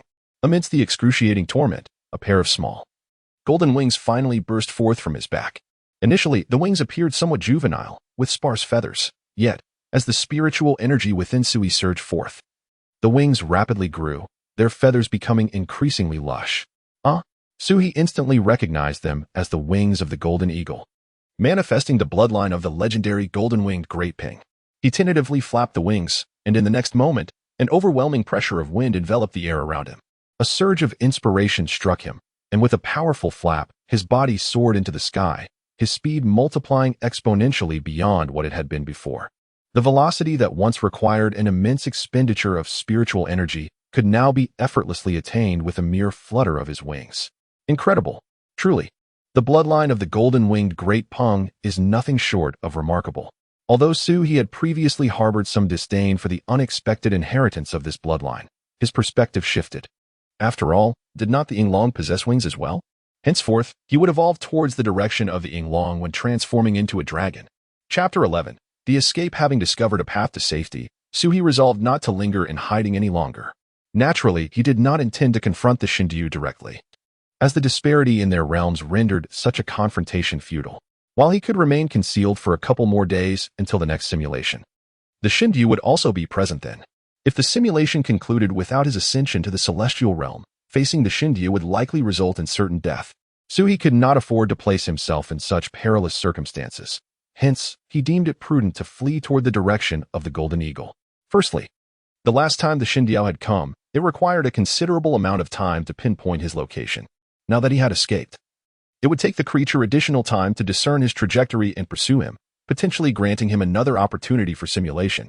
Secondly, being nearer to the Golden Eagle would facilitate his next simulation, minimizing the time wasted in traveling to the latter's domain.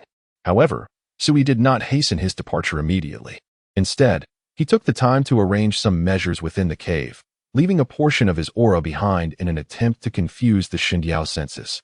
Once he completed these preparations, he soared northward. Suhi was cautious not to fly too swiftly, lest he inadvertently cross into the Xindiao's territory and face imminent demise before he could engage in the simulation. After traversing over 100 miles, he sought another concealed spot to hide. As he had anticipated, 2 days passed without the Xindiao pursuing him, indicating that his earlier precautions had borne fruit. Meanwhile, he had accumulated sufficient simulation points. With his aura concealed, Suhi commenced the simulation once more. Ding! Consumed 1 simulation point. Beginning simulation of the future. Day 1. You swiftly ascend northward, leveraging the speed granted by your golden-winged rock bloodline, and soon enter the territory of the Golden Eagle. The golden eagle detects your aura and immediately launches from its domain, charging toward you. You swiftly adjust your stance, preparing for battle. The golden eagle's speed remains formidable. Yet this time, the golden wings upon your back allow you to evade its attacks with greater agility. A fierce aerial combat ensues between you and the golden eagle. Utilizing your nimble form, you narrowly evade several lethal strikes, but due to the disparity in realms, you are still struck by the golden eagle's wings on several occasions. Blood seeping from your wounds. Grinding your teeth, you resolve to abandon passive defense. You harness the power of your golden wings to swiftly create distance, executing the heavenly thunder strike. Dark clouds swiftly gather in the sky, thunder rumbles, and a colossal bolt of lightning descends, aimed directly at the golden eagle. The golden eagle emits a pained screech as its left wing is severed by the lightning, blood cascading like a waterfall. In a frenzy, the golden eagle's attacks intensify. You cannot afford to relent for a moment, once again leveraging your golden wings to distance yourself, preparing to unleash the heavenly thunder strike anew. This time, the lightning strikes the golden eagle's right wing, rendering both of its wings useless, and it loses the ability to fly. The golden eagle plummets from the sky, crashing heavily to the ground. You once again form the incantation, intending to unleash another heavenly thunder strike. At that moment, you sensed a sudden turbulence in the opponent's internal spiritual energy. Your pupils constricted sharply. This was a precursor to self-detonation. The golden eagle intended to explode all its cultivation, taking you down with it. You frantically urged your golden wings to escape, but it was too late. The battered body of the golden eagle erupted in a blinding golden light, and the violent vortex of spiritual energy instantly engulfed you. You could only let out a cry before being consumed by the cataclysmic explosion. You perished. Simulation concluded. Sigh. Suhi lamented. It was just one step away from victory. What a pity. He had not anticipated the opponent's unwavering resolve, opting for a self-destructive end rather than yielding. Ding. Simulation concluded. The host has received the following reward options. Please choose one. Option 1. Cultivation experience. You will gain a day's worth of cultivation experience, leading to an enhancement in your abilities. Option 2. A pair of wings from the golden eagle. You will receive a pair of severed wings, which contain immense spiritual energy and bloodline power. Assimilating them will significantly enhance your cultivation and grant you more bloodline essence of the golden winged rock. Without hesitation, Suhi chose the second option. As before, the wings of the golden eagle materialized from the void before him, but unlike the last time, this was a pair. Suhi immediately consumed the wings. And as they entered his body, he activated the spirit fusion reversion technique. The spiritual energy and bloodline power within the wings were swiftly absorbed. Previously, at the late stage of ascension, he surged towards the pinnacle of ascension, and within mere seconds, his cultivation soared to its zenith. Just a step away from the celestial realm. Simultaneously, the bloodline of the golden-winged rock in Suhi's back was rapidly refined. The once somewhat immature and feeble wings began to grow rapidly, their feathers becoming more robust, and the edges of the wings resonated with the sound of wind and thunder, as if they could tear through the void at any moment. Impressive. Suhi could not help but marvel. In this state, if he were to confront the golden eagle again, with a bit of caution, he should be able to defeat it, right? Suhi felt an overwhelming excitement. However, he was not impulsive enough to charge in recklessly. What if the opponent had some hidden trump card? Charging in blindly could spell his doom. To play it safe, he decided to wait for the next simulation. Yet, he realized that the Xinjiao was likely closing in. 2 days had passed, and he wondered if he could endure until then. As he pondered, he flew out from his concealed cavern. Remaining hidden served little purpose. It was better to head toward the golden eagle. If the Xinjiao caught up, their struggle would work to his advantage. If it did not catch up, he could seize the opportunity for the next simulation, which would likely elevate him to celestial cultivation, rendering him unafraid of the Xinjiao. However, as soon as Suhi emerged from his hiding place, his expression changed abruptly. He sensed a powerful aura rapidly approaching from behind, and that aura was firmly locking onto him. Without the need for contemplation, Suhi immediately recognized the presence that lingered. He dared not delay even for a moment. Instead, he summoned the formidable power of the dragon within him and unleashed the thunderbolt summon. Dark clouds swiftly gathered in the sky, and the sound of thunder roared as a colossal lightning bolt descended, aimed directly at the Shenlong behind him. Without glancing back, Suhi wasted not a second and fled into the distance. He understood that this maneuver would inflict little harm upon the Shenlong, serving merely to hinder it momentarily. Should he linger any longer, it would lead only to his demise. Suddenly, the golden wings upon his back unfurled, and the bloodline power of the golden-winged rock erupted within him. With a vigorous flap of his wings, he soared forth like an arrow released from its bow, the tumult of wind and thunder roaring in his ears. Chapter 12. Breakthrough to the immortal realm. However, the Xindiao dragon was indeed on a vastly superior plane. Although struck by heavenly lightning, it quickly shook off its effects and swiftly pursued. So he could feel the formidable aura still tightly locked onto him. As if no matter where he fled, the Xindiao dragon would inevitably catch up. Damn it. I am not in a rush for syrup, Suhi cursed inwardly. Yet he dared not relax for a moment and continued to fly with all his might. As he flew, Suhi constantly altered his direction in an attempt to shake off the dragon's pursuit. It was during this chase that he discerned a flaw in the massive creature behind him. Its size rendered it less agile. Seizing the opportunity, Suhi quickly lowered his altitude, skimming close to the ground, utilizing the dense forest and undulating mountains to conceal his form. Whenever the dragon's presence drew near, Suhi would abruptly change course, leveraging the cover of the terrain and trees to temporarily elude its detection. Fortunately, he had secured the wings of the golden eagle earlier. Without the bloodline of the golden-winged rock coursing through him, he feared he would have been caught long ago. Continuing his flight, Suhi suddenly spotted a rushing river ahead. His eyes brightened, and he accelerated towards the water, then dove sharply, skimming the surface. As the dragon's aura approached once more, Suhi plunged into the water without hesitation, using the force of the current and the mist for concealment, swiftly submerging to the riverbed. He endeavored to suppress his aura as he swam quickly downstream. After a considerable time navigating the river, until he could no longer sense the dragon's presence, he cautiously surfaced. Aware that the creature was still nearby, he dared not linger for long. He swiftly departed from the river, seeking refuge in a concealed cave, where he stifled his presence entirely, closing his eyes to sense the external energies. Hours passed, and upon sensing no proximity of the Xindiao dragon, Suhi finally exhaled in relief. He must have shaken it off. Over the next 2 days, he continuously shifted his hiding places, lest the dragon locate him through their bloodline connection. At long last, after nearly 50 changes of shelter, the midnight hour arrived, and Suhi had accumulated his simulation points once more. Begin simulation, he exclaimed. This was his last chance. Failure would mean his demise. Beep. Consumed 1 simulation point. Commencing future simulation. Suhi gritted his teeth, silently praying for success in slaying the golden eagle and breaking through to the immortal realm. Day 1. You swiftly flying northward, leveraging the speed advantage conferred by the bloodline of the golden-winged rock. Entering the territory of the golden eagle before the Xindiao dragon detects you. The golden eagle senses your aura and immediately soars from its territory to confront you. You swiftly adjust your posture, engaging in a fierce battle with the golden eagle in the air. You are still no match for the golden eagle, yet you find yourself managing the situation with greater ease compared to before. Determined not to remain on the defensive, you quickly create distance and unleash your heavenly thunder technique.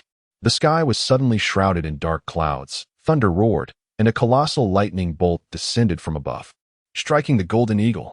The majestic creature emitted a piercing cry of agony as its left wing was severed, wailing in despair, enraged and frenzied. The golden eagle's attacks grew increasingly ferocious. You dared not relent for a moment, swiftly creating distance and again invoking the power of thunder.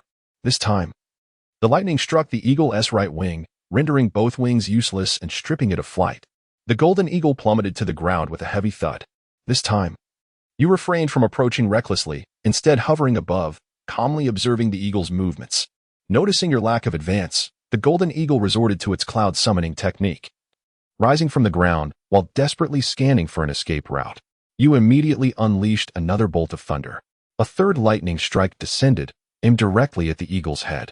The golden eagle let out a heart-wrenching shriek, its body convulsing violently before succumbing entirely to the void of death. With a sigh of relief, you confirmed its demise before slowly descending to the ground to commence the consumption of the eagle's carcass. As the technique of spiritual assimilation activated, the energy and bloodline power within the golden eagle were rapidly absorbed by you. Your cultivation ascended at an astonishing rate, swiftly breaking through from the pinnacle of ascension to the realm of scattered immortals. The simulation concluded. Observing the final scene, Suhi finally broke into a smile. At last, he had found a path to survival. Ding. The simulation has ended, and the host is presented with the following reward options. Please choose one. Option 1. The cultivation of a scattered immortal. You will gain the cultivation level achieved during the simulation.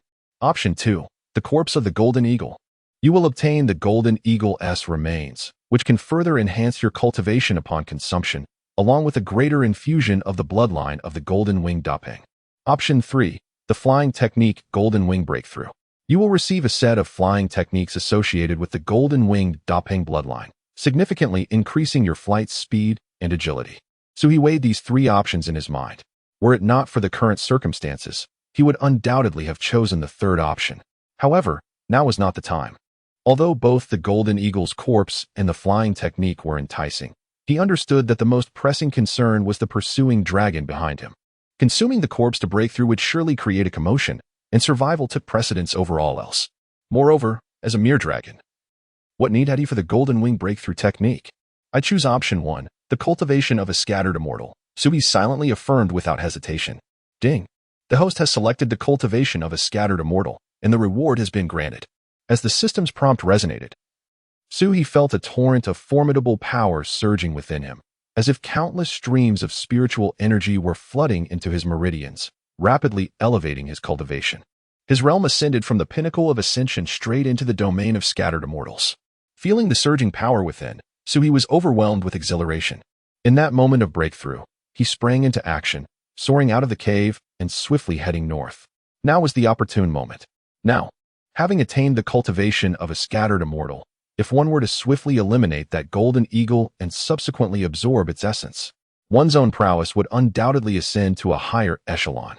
Thus, with the combined strength of 2 scattered immortals, the pursuing Shenlong may not prove to be a worthy adversary.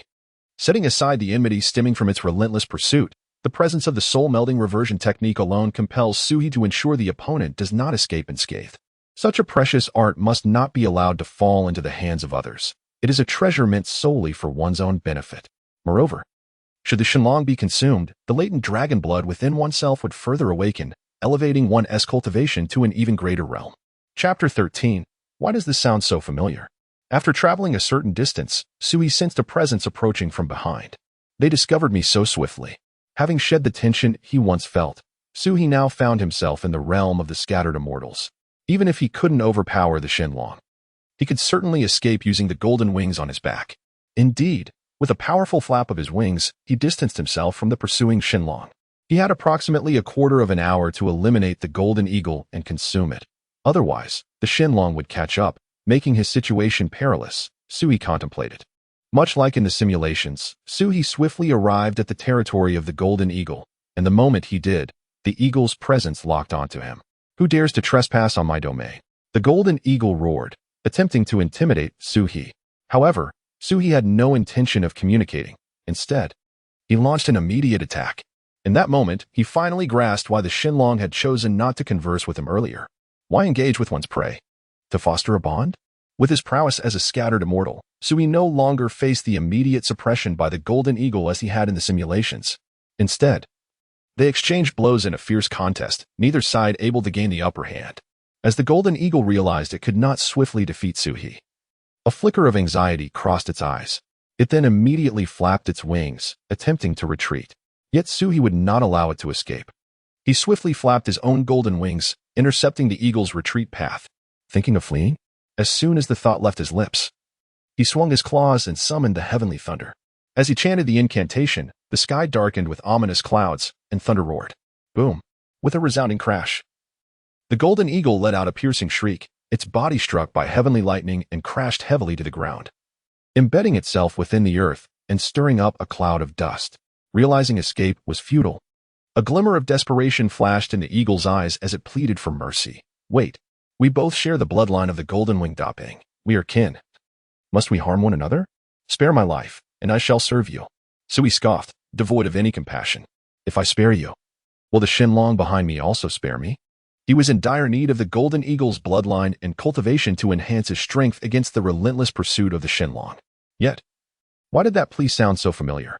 Ignoring the eagle's words, Suhi raised his hand once more, the clouds roiling ominously above, the thunder deafening. A second bolt of heavenly lightning coalesced, imbued with even greater power, and struck directly towards the eagle's head. No, the golden eagle let out a desperate cry. Boom! The second bolt of heavenly lightning struck true, and the eagle's body convulsed violently before succumbing to lifelessness. Sui wasted no time. He quickly approached, opened his massive jaws, and consumed the eagle's carcass. As he activated the spirit fusion reversion technique, all of the golden eagle's energy and spiritual essence were absorbed completely by Su, who had just broken through to the realm of the celestial being, now ascended once more, swiftly advancing to the mid-stage of the celestial being and nearing the later stage. Meanwhile, the small golden-winged creature behind him, having devoured the golden eagle, experienced a further refinement of its bloodline from the golden-winged rock, growing even larger, with the edges of its feathers imbued with the power of wind and thunder. Finally, he was no longer in a constant state of flight for survival. Su quickly adjusted his physical condition while gazing towards the southern direction. Indeed, after a few minutes of waiting, he sensed the approaching aura of the Shindao dragon. Half a minute later, the immense body of the Shindao dragon descended slowly from the clouds, its cold, piercing eyes fixed intently on Su and the remnants of the golden eagle nearby. Observing this, a flicker of apprehension crossed the Shindao dragon's gaze. "You actually killed the golden eagle?" The dragon's voice was deep and chilling, laced with disbelief. It had tried several times to eliminate the golden eagle and consume it, but the eagle's bloodline from the golden-winged rock endowed it with incredible speed, allowing it to escape. How did this young man accomplish such a feat? Moreover, had he not just transcended to become a flood dragon days prior? Shouldn't his cultivation be at the ascension stage? How could he possess the cultivation of a celestial being? Su slowly lifted his head, a smile gracing his lips. "Surprised, are we?" A shadow flickered in the Shindao dragon's eyes as it took a deliberate step forward, its massive claw thudding heavily against the ground. At this moment, Su finally voiced his inner doubts. "You have pursued me for so long, merely for my dragon bloodline?" The Shindao dragon scoffed, acknowledging that initially, it was indeed after the meager dragon bloodline. However, now that Su had become a celestial being, it coveted his cultivation as well. Su narrowed his eyes. It was evident that the dragon intended to utilize the fusion and reversion technique he possessed to devour other beasts and augment its own strength. Yet, it likely did not anticipate that he had obtained its trump card from the system's rewards. Soon, he would need to extract more information from it, to see if it possessed any other hidden opportunities beyond that technique. "Come and take it if you dare." Su beckoned provocatively. The Shindao dragon let out a low growl, its aura erupting violently, a terrifying pressure enveloping the entire area. Though its size was immense, its movements were remarkably swift as it lunged towards Su. Prepared, Su swiftly dodged, his golden wings flapping fiercely, creating distance between him and the Shindao dragon. At the same time, he wielded his dragon claws, summoning ominous clouds in the sky, accompanied by the roar of thunder. Heavenly thunder strike. With a commanding shout from Su, a colossal bolt of heavenly thunder descended, aimed directly at the Shindao dragon. Clearly taken aback by Su's speed, the dragon hastily contracted its form, seeking refuge within its massive shell. Boom! The heavenly thunder struck the Shindao dragon's shell, unleashing a tremendous force that caused the entire shell to tremble violently, its surface cracking instantaneously, with fissures spreading like a spider's web. The Shenlong concealed itself within its shell, emitting a pained roar, evidently reeling from a significant impact. "It has learned to be cautious," Su muttered to himself. In previous simulations, he had directly severed the opponent's left arm. Now, having recognized his own celestial prowess and having vanquished the golden eagle, the creature had heightened its vigilance. Su harnessed the spiritual energy within him once more, preparing to launch a second assault, intent on depriving his adversary of any chance to breathe or retaliate. His claws swept through the air again, as ominous clouds churned overhead, accompanied by a thunderous roar. A flicker of panic crossed the Shenlong's eyes as it abruptly opened its massive maw, unleashing a resplendent dragon pearl. The pearl radiated a dazzling light, forming a barrier that intercepted the second bolt of heavenly lightning. Witnessing the interruption of his lightning strike, a glimmer of ferocity flickered in the Shenlong's gaze as it forcefully activated the dragon pearl, releasing a golden beam of light that surged menacingly towards Su. Chapter 14. A statement that even a genius would not contest. Su, he dared not confront directly, swiftly evading. Yet the golden beam moved with astonishing speed, striking him instantaneously. A cry of agony escaped his lips as his body momentarily faltered, nearly plummeting from the sky. A flicker of pride gleamed in the eyes of the Shenlong as it abruptly activated its dragon pearl, launching another assault. The golden beam descended like a tempest, And although Su-he barely managed to evade using the bloodline of the golden-winged roc, he was still hit multiple times, sustaining considerable injuries. Incensed by the repeated strikes, Su-he thought, "So you possess a dragon pearl, do you?" He opened his massive mouth, and his own dragon pearl emerged, hovering above him and radiating a dazzling light. As a member of the dragon lineage himself, particularly a Jiaolong, his dragon pearl far surpassed that of this hybrid dragon in terms of rank. Su-he summoned his Jiaolong pearl, engaging in a fierce clash with the opposing Xinlong pearl. The two formidable powers of the dragon pearls collided violently in the air, unleashing a brilliance that was both blinding and accompanied by a thunderous roar. Observing this, the Xinlong let out an enraged roar, intensifying the output of its dragon pearl in an attempt to suppress Su-he. However, Su-he did not grant it that opportunity. Seizing the moment when his Jiaolong pearl restrained the opponent's dragon pearl, he swiftly distanced himself from the Xinlong. Heavenly Thunder Strike, Su-he called out. This was his most potent technique at present. Why waste time clashing with the dragon pearl? Just as the Xinlong regained its senses from the clash of the dragon pearls and had yet to react, a colossal bolt of heavenly thunder descended, striking directly at its form.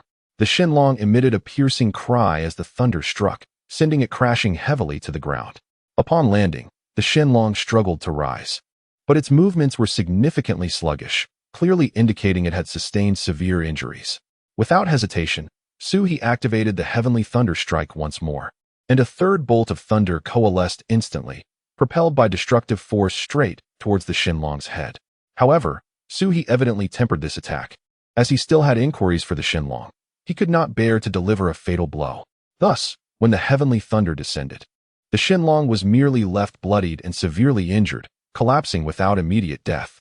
"Are you pursuing me?" Su-he descended from the sky, his claw piercing into the creature's shoulder bone. With a slight exertion, the Xinlong emitted a desperate howl. "Ah!" The Xinlong glared fiercely at Su-he, conceding, "You are formidable. I accept defeat. Grant me a swift end." Yet Su-he was in no rush to send the Xinlong to its demise. Instead, he twisted his claws, severing one of the Xinlong's arms. The Xinlong clenched its teeth, striving to suppress any cries of pain to satisfy Su-he's morbid curiosity. After detaching the Xinlong's arm, Su-he brought it to his mouth, savoring the moment before consuming it in a few hearty bites. Then, he activated the fusion spirit reversion technique, quickly absorbing the flesh, blood, and spiritual energy from the severed arm, resulting in marked progress in his cultivation and strength. Throughout this process, Su-he scrutinized the expression of the Xinlong, seeking to discern any weaknesses. Before its very eyes, I demonstrated the fusion of spirit and source technique. It observed intently, and any reaction it displayed would serve as the entry point. However, even after Su-he had fully transformed his entire arm, the Xinlong continued to glare at him with a fierce intensity, seemingly indifferent to the fact that Su-he had just consumed its arm. "Humph." Su-he let out a light snort and straightforwardly inquired, "Aren't you curious why I have attained the cultivation of a loose immortal so swiftly?" Upon hearing this, the expression of the Xinlong indeed shifted. It was filled with curiosity. After all, Su-he had previously exuded the aura of an ascendant, yet within mere days, he had transformed into a creature of the loose, immortal realm. Observing the Xinlong's change, a hint of delight appeared on Su-he's face. "You are on the brink of death. Indulging your curiosity is not too much to ask," Su-he guided. The Xinlong hesitated for a moment before asking, "You transitioned from a python to a dragon, which should only grant you ascendant strength.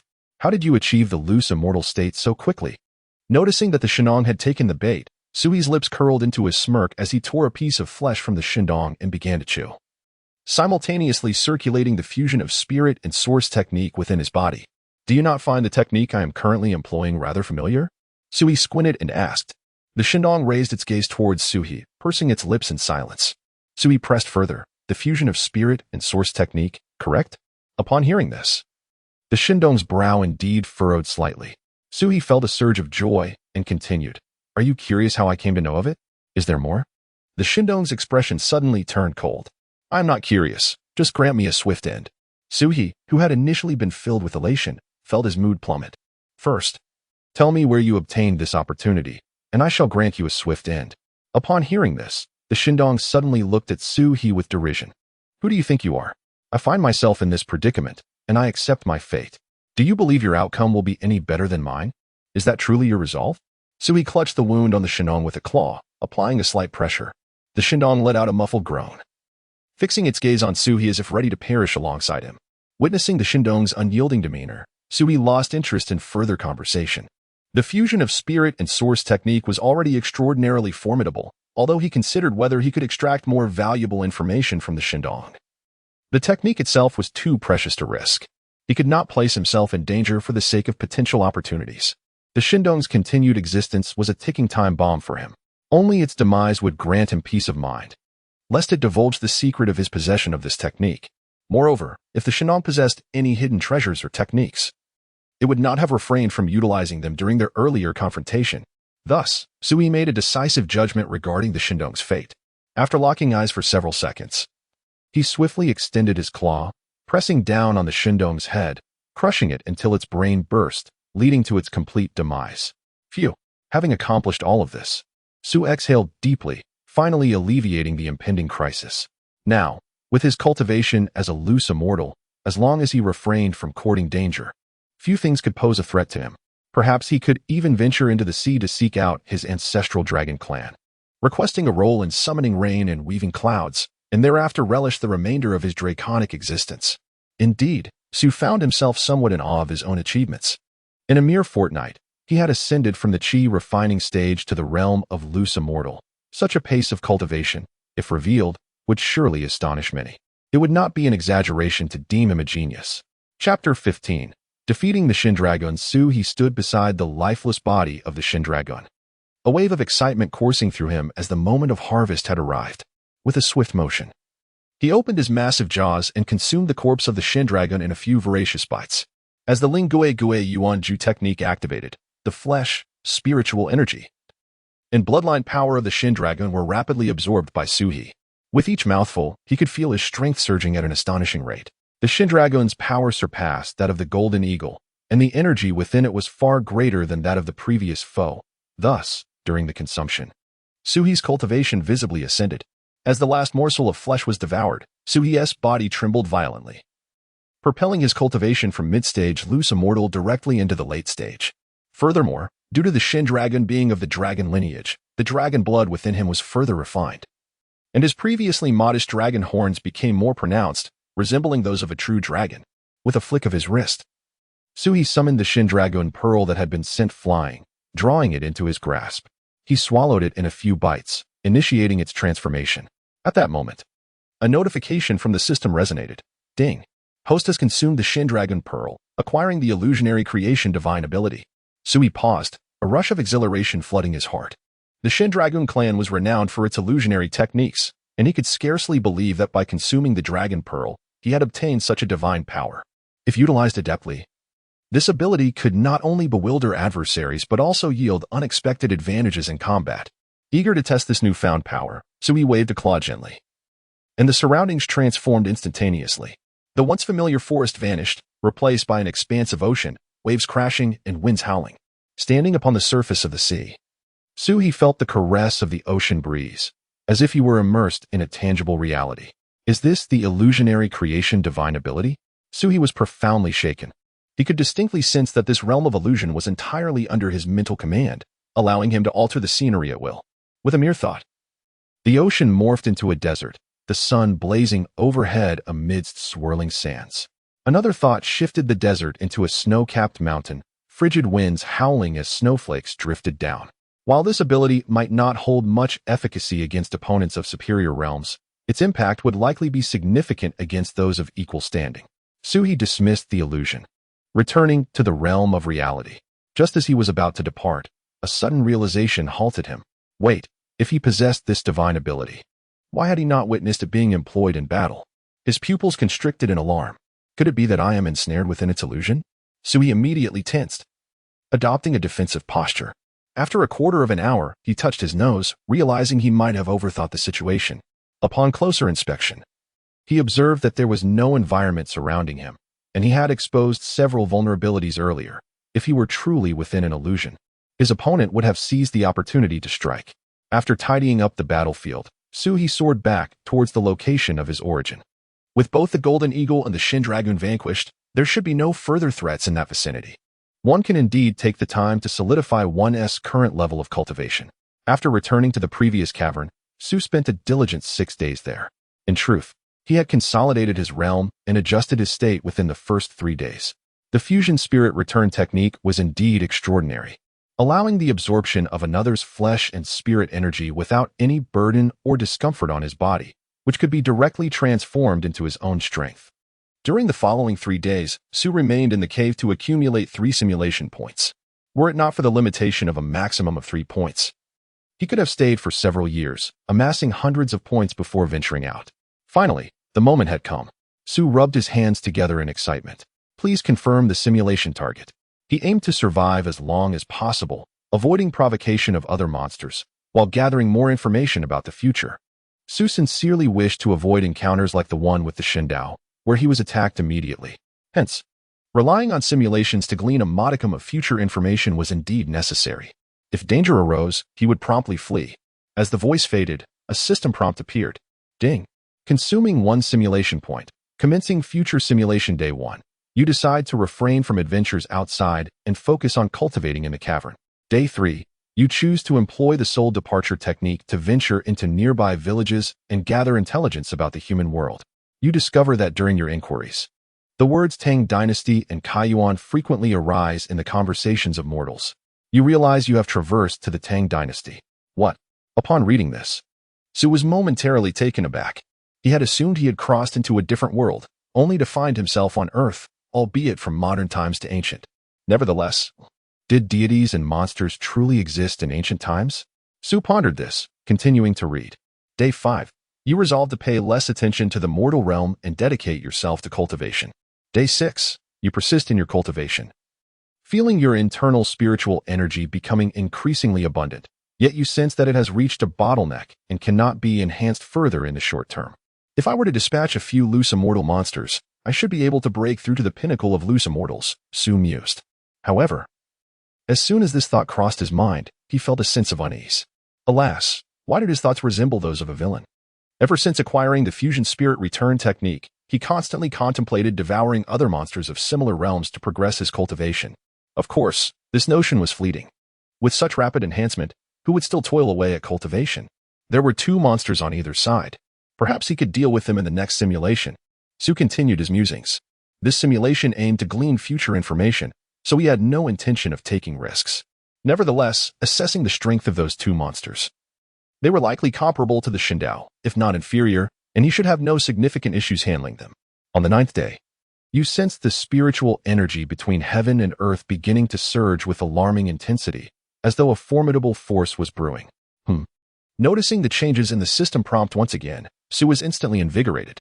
On the 10th day, the world was suddenly thrown into turmoil. Initially, this tremor was exceedingly faint, akin to whispers carried from afar, nearly imperceptible.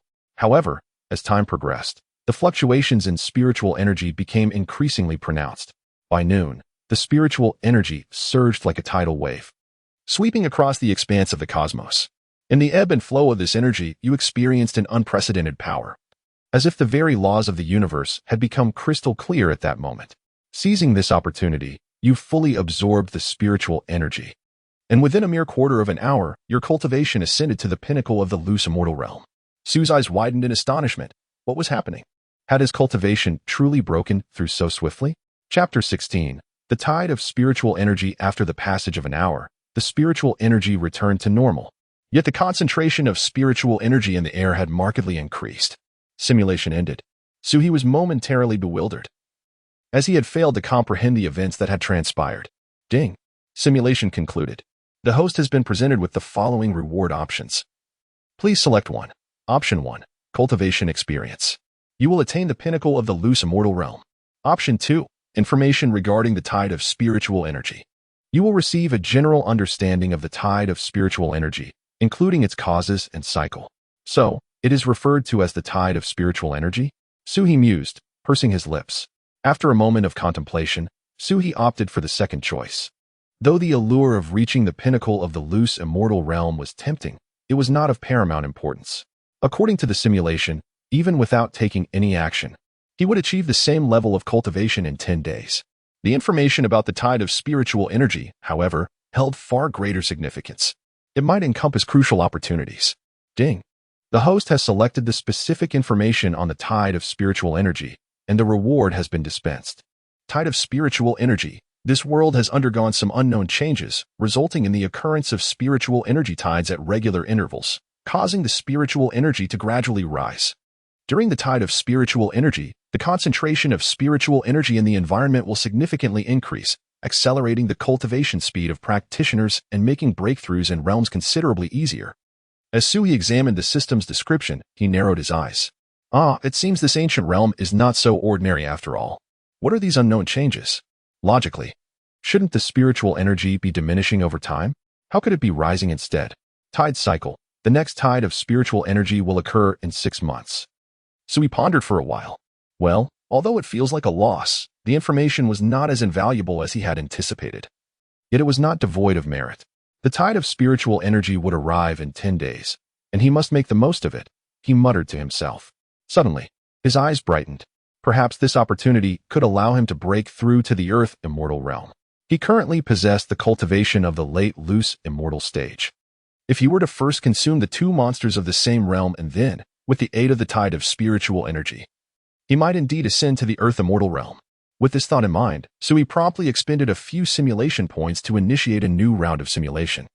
Please confirm simulation objective, breakthrough to the earth immortal realm. Ding. Consumed 1 simulation point, commencing future simulation. Day 1. You decide to no longer squander time and immediately soar eastward, preparing to confront the giant ape. You arrive at the territory of the giant ape, which, upon seeing you, exhibits no intention of engaging in battle, instead attempting to flee. You do not allow it to escape, diving down and engaging in combat. Though the giant ape possesses immense strength, it appears clumsy before you. You effortlessly evade its attacks and swiftly unleash the heavenly thunderstrike. The giant ape barely has time to react before being struck by the thunder, its body crashing heavily to the ground, instantaneously devoid of life. On the 3rd day, you arrived in the territory of the western basilisk. Although the basilisk's power surpassed that of the giant ape, it proved equally vulnerable before you. You effortlessly consumed the basilisk's carcass, your cultivation soaring from the late stage of the loose immortal realm to the pinnacle of the loose immortal realm. Sui clenched his fist and waved it vigorously, exclaiming, "Hooray! I did it. Now, I shall await the assistance of the spiritual energy tide." On the 5th day, you resolved to cease your ventures into the outside world, opting instead for tranquil cultivation within the cavern, biding your time for the arrival of the spiritual energy tide. By the 10th day, the spiritual energy in the world began to fluctuate violently, heralding the anticipated tide. You sensed the spiritual energy surging like an incoming tide. Its concentration markedly increased. Seizing this opportunity, you exerted all your effort to absorb the energy, striving to break through to the earth immortal realm. However, despite your utmost efforts, your cultivation remained stagnant at the pinnacle of the loose immortal realm, failing to ascend to the earth immortal realm. Observing this, Suhi's expression subtly shifted. This was somewhat different from his expectations. Was the breakthrough to the earth immortal realm truly so challenging? After uttering this thought, Sui felt it rather presumptuous. Had he not possessed the soul integration technique, merely breaking through to the pinnacle of the loose immortal realm during the spiritual energy tide would have been a considerable achievement. Was the breakthrough to the earth immortal realm truly so daunting? If it were simple, he wouldn't have been half-killed during his previous tribulation, transforming into a Jiao dragon. You had yet to break through to the earth immortal realm and began to ponder solutions. Sui blinked, initially believing the simulation would conclude here. However, that made sense, as his objective was to end the simulation only after breaking through to the earth immortal realm. Shouldn't he establish a simulated goal of breaking through to the great Luo golden immortal realm to conclude the simulation, thereby completely extracting the system's resources? On the 11th day, you decided to attempt an alternative method of breakthrough, ascending as a Jiao dragon. Ascending as a Jiao dragon, Sui murmured to himself. This was recorded in the legacy of his bloodline as a Jiao dragon. Ascending as a Jiao is a method for dragon descendants to transform into dragons, harnessing the power of wind and rain to accumulate floods, rushing downstream along the river's current. If successful in reaching the sea, one could transform into a dragon and attain immortality. On the 12th day, you began your endeavor. You soared above a nearby river, employing your divine abilities to control the wind and rain. Instantly, the sky darkened with ominous clouds, thunder roared, and torrential rain poured down. The river swelled rapidly as the flood began to accumulate. On the 13th day, you continued to stir the winds and rain, and the flood gradually took shape. You felt the momentum within you intensifying in tandem with the rising waters. On the 14th day, the flood had amassed to a sufficient scale, prompting you to commence your transformation into a Jiao dragon. You revealed your true form, transforming into a colossal Jiao dragon, surging down the river. The flood roared like a ferocious beast, sweeping away everything in its path. On the 15th day, you followed the river eastward, your accumulated momentum growing ever stronger. You had no doubt that should you reach the sea, you would break through to the earth immortal realm while simultaneously transforming from a Jiao into a true dragon. On the 16th day, you entered the Yellow River. The Yellow River's current was tumultuous and surging, and you felt a powerful force of water spirit energy. Just as you intended to harness the Yellow River's momentum to merge with the sea, a formidable presence suddenly locked onto you. Before you could even raise your gaze, a colossal figure flashed before your eyes. A man clad in an icy blue robe, his long hair cascading like a waterfall, and his eyes and scales shimmering with a resplendent, glass-like hue, exuding an extraordinary beauty. You are dead. Simulation complete. Huh. Sui jolted upright. What just happened? Did I die? Was I taken out in an instant? I didn't even catch a glimpse of my opponent's move. Ding. Simulation concluded. The host may choose one of the following reward options. Option 1. Bloodline of the Long Right. This bloodline grants you the ability to grow a pair of additional ears, enhancing your perception of impending danger. Ah, so that great ape was a beast of the long right. Sui nodded in realization. Enhanced danger perception? Is it akin to the spider sense? Sui shook his head and continued reading. Option 2. Bloodline of the Boss Snake. You will acquire the power of the Boss Snake's bloodline, significantly augmenting your ability to consume and recover. Sui understood this well. The saying "a snake that swallows an elephant" refers to the boss snake. Could this ability to consume be applied to the spirit fusion and return technique? Sui immediately inquired, for if it were possible, he would undoubtedly choose this option. Even a mere increase from 96 to 97% would be a tremendous gain. Chapter 17. The Serpent's Passage. Su furrowed his brow slightly, his gaze continuing to sweep downward. The system's description revealed, Option 3, the corpse of the failed Serpent's Passage. You shall obtain the body slain by the ice spirit. Upon consumption, your cultivation can ascend to the peak of the loose, immortal realm. As he absorbed this information, Su quietly muttered to himself, a glimmer of realization flickering in his eyes. The ice spirit, also known as Feng-Yi or Wu-Yi, is the deity of the Yellow River, governing the waters with a power that surely reaches the true, immortal realm. To be crushed by such a formidable entity is hardly unjust. Yet, Su found himself perplexed. After all, he only sought to traverse the river. And must it truly result in his demise? Is it not a member of the dragon lineage? Shouldn't he revel in his successful transformation, bolstering the strength of their kind? With one more opportunity for simulation, he resolved to inquire beforehand, believing it would facilitate a successful passage next time. Shaking his head, he dismissed the entanglement of thoughts and returned his focus to the 3 options. After a moment's contemplation, he chose the first. The swallowing ability of the boss snake bore little relevance to his own mastery of the fusion spirit returning source technique. Although the corpse from his failed Serpent's Passage could elevate him to the peak of the loose, immortal realm, it ultimately held little significance. He had previously tested this in simulation and found that even at that peak, he could not transcend to the earth immortal realm through the tides of spiritual energy. Having experienced the enhancement from the golden-winged rock's bloodline, Su felt less averse to merging with the bloodlines of other extraordinary beasts. A mixed-blood dragon it would be. Strength was what mattered, was it not? Moreover, this could endow him with an early sense of impending danger, a lucrative ability indeed. Without hesitation, he selected the first option. Upon embracing the bloodline of the Chanyu, Su's body once again underwent transformation. An intense itching sensation erupted behind his ears, as if something were striving to break free. He reached back to touch the area, feeling a subtle movement beneath his skin. Moments later, 2 new pairs of ears gradually sprouted from either side of his head. Su gently wiggled his ears, discovering their exceptional sensitivity. They could detect the faintest of sounds around him. The distant rustle of the wind, the whisper of leaves, even the minute movements of insects beneath the earth were all distinctly audible. He chuckled self-deprecatingly. With another pair of ears, he would become a 6-eared macaque. With that, Su commenced a new round of simulation. Beep. Consumed 1 simulation point, commencing future simulation. Day 1. You swiftly pinpoint the Changyu to the east, delivering a fatal strike and consuming it.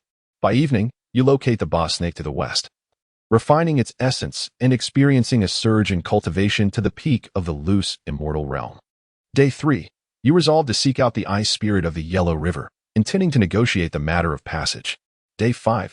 You spiral above the Yellow River, poised to reveal your true form in discourse with the ice spirit, when the bloodline of the Changyu within you suddenly trembles, a bone-chilling sense of danger enveloping your entire being. In that instant of hesitation, the river ahead surges tumultuously, roiling with a thundering roar. As if a colossal creature stirs within the depths, you focused intently and beheld a formidable crocodile dragon, its scaly armor glistening, surging upstream with an overwhelming aura of demonic energy, unmistakably possessing the prowess of an earth immortal. Before the crocodile dragon could reach the main artery of the Yellow River, it had already transformed into a hybrid form, half human, half dragon, and respectfully saluted in midair, proclaiming, "Esteemed Senior Bingy, I humbly seek passage to the sea and harbor no intention of offense.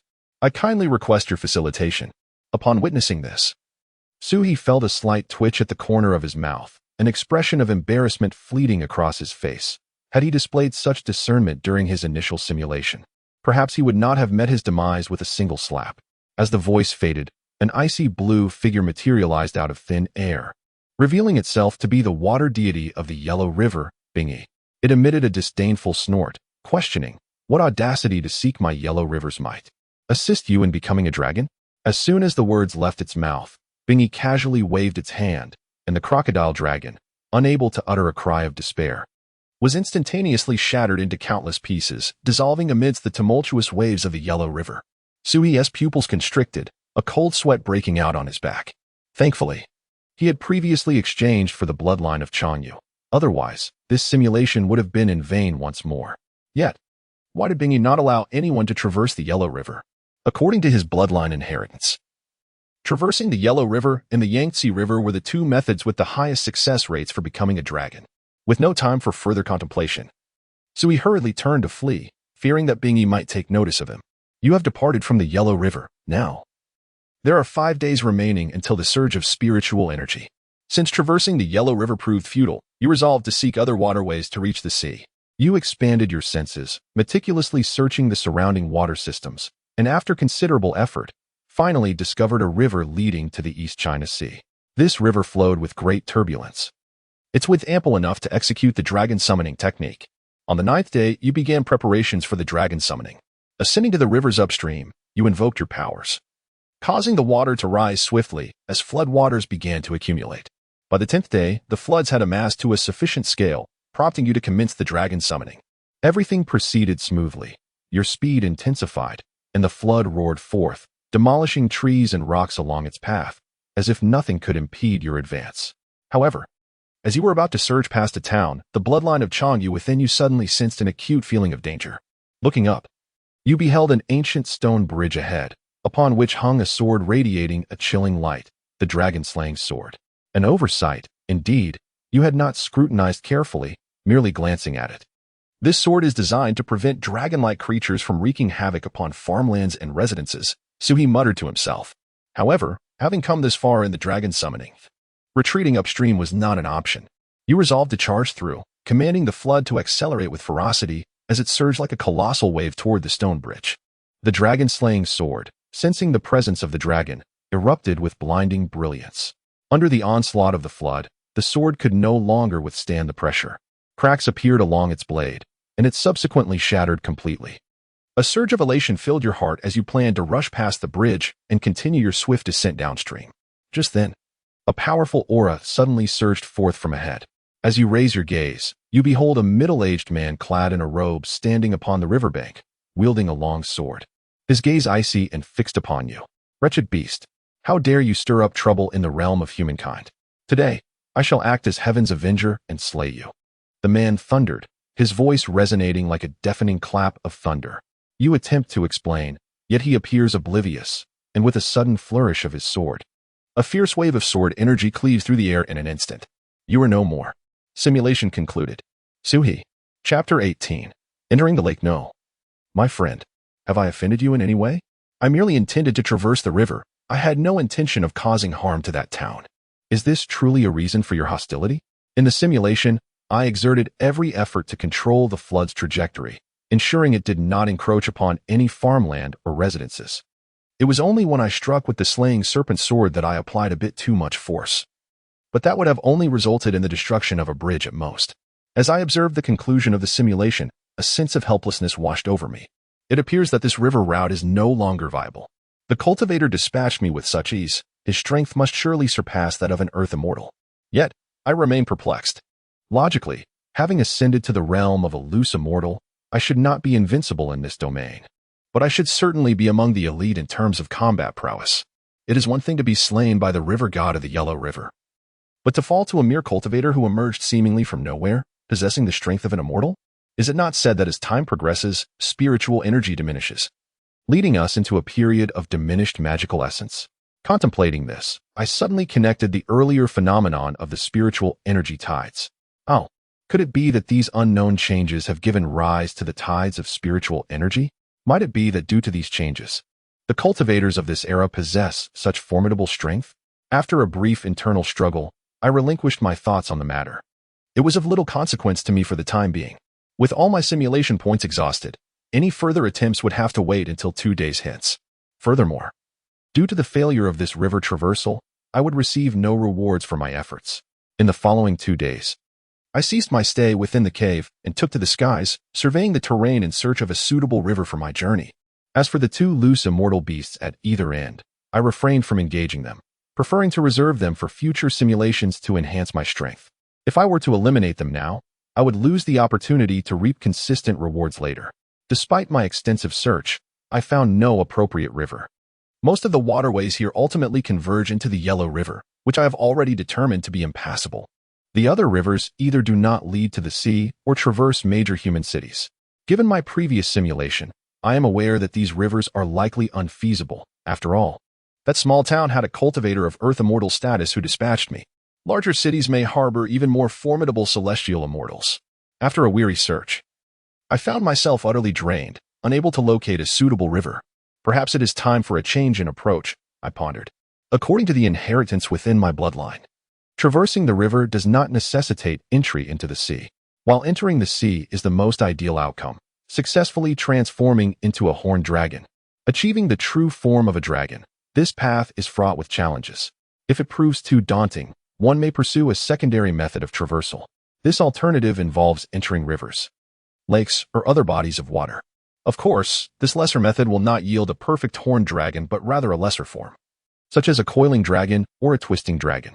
Nevertheless, even this lesser transformation would surpass my current form as a serpent dragon, with a lineage far purer. In this instance, the first-tier dragon lineage may further cultivate itself to achieve the true dragon form. There exist numerous pathways for a dragon to traverse, not solely limited to rivers and lakes, but also including ponds, springs, and streams. Such transitions into these water bodies present lesser challenges, resulting in the manifestation of lower-tier dragons. Entering a pond leads to the transformation into a chi dragon, while a spring results in a ling dragon, and a stream produces a chi dragon. The chi dragon possesses a singular eye, its scales encrusted with moss, and its claws have regressed. The ling dragon is entirely transparent like crystal, devoid of scales, and perishes when the spring runs dry. The chi dragon possesses a serpentine body and a fish-like tail, lacking bones entirely, resembling a leech, and poses a threat to mortals. However, such transformations are deemed inferior, primarily undertaken by dragon descendants seeking to prolong their lifespans, and pale in comparison to true flood dragons. Even if Suhi were to succeed in this endeavor, it might necessitate a reduction in his own cultivation level. 2 days elapsed, and Suhi returned to the cave. It is time to enter the lake, he muttered to himself. The upcoming spiritual energy tide in 8 days was an opportunity he earnestly wished not to miss. Should he manage to attain the earth immortal realm, it would undoubtedly benefit him greatly. Although the Chio dragon and Pan dragon do not rival the horned dragon formed by successfully traversing the sea, they are still considerably superior to his current flood dragon. Furthermore, even after transforming into a Chio or Pan dragon, the path for further cultivation remains open. Having made his decision, Suhi commenced his simulation. Unable to enter the river, as the Yellow River's water deity forbade him from entering his territory, he resolved to seek a larger lake for his endeavor. Beep. Consumed 1 simulation point. Beginning future simulation. Day 1. You successfully vanquished 2 monsters, elevating your cultivation to the pinnacle of loose immortal. Day 2. You began searching for nearby lakes suitable for traversing. After thorough exploration, you finally discovered a lake named Zhang Lake. Zhang Lake is of considerable size. Although humans reside nearby, its waters are deep and rich in spiritual energy. Should you succeed in your transformation here, the resulting dragon's rank would be significantly elevated. You soared above Zhang Lake, meticulously observing the surroundings. Upon confirming the absence of formidable beasts or cultivators, you resolved to undertake your transformation here. In the following days, you began to gather your strength. Day 7. You commenced preparations for the transformation. Ascending to the river's upper reaches, you employed your divine abilities, causing the waters to rise rapidly, accumulating into a flood. Day 8. The flood has amassed to a sufficient scale. You decided to initiate your transformation. Everything proceeded smoothly as you surged through the flood, making your way into Zhang Lake, riding the momentum of the water. At the moment of your entry, your aura peaked, poised to break into the earth immortal realm. At this moment, the sky darkened with ominous clouds, a thunderstorm brewing within. Seeing this, Sui was not surprised. The transformation is not merely about entering the sea or lake. It requires surviving the tribulation to be deemed complete. Only by withstanding the heavenly tribulation with one's physical form and subsequently overcoming it can one absorb the thunderous power from the tribulation using the dragon pearl, thereby achieving successful transformation into a dragon. As the tribulation culminated, you gazed upward, witnessing a colossal bolt of divine lightning descending from the heavens, aimed directly at you. Undaunted, you charged forward, attempting to withstand the heavenly tribulation with your flesh. Feeling the intensity of the thunder, you recognized that this was the lowest tier of the 4-9 heavenly tribulation. You felt a surge of delight within, yet unexpectedly, after enduring several heavenly tribulations, you found yourself battered and bloodied. Gritting your teeth, you braced yourself for the oncoming thunderbolts. The force of the lightning intensified, and you sensed your strength rapidly depleting, your body gradually succumbing to the overwhelming pressure. So he couldn't help but grimace, questioning whether he was truly incapable of withstanding even the most basic level of the 4-9 heavenly tribulation. This was merely the initial trial of entering the lake. If he were to venture into the sea, he would undoubtedly face at least the 6-9 heavenly tribulation. Hence, even if he managed to navigate the initial challenges without obstruction, he would still meet his demise at the hands of the lightning. As the power of the heavenly tribulation escalated to its zenith, you found yourself gravely injured, nearly at your limit. It was at this moment that the heavens and earth suddenly shifted, trembling as the tide of spiritual energy surged forth. With the arrival of this spiritual tide, it appeared that something had gone awry with the heavenly tribulation, causing the bolts of lightning to diminish significantly in strength. Seeing this, Sui felt a wave of joy wash over him. No wonder the system had indicated that breakthroughs would become considerably easier during the tides of spiritual energy. At that moment, Sui couldn't help but wish to slap himself.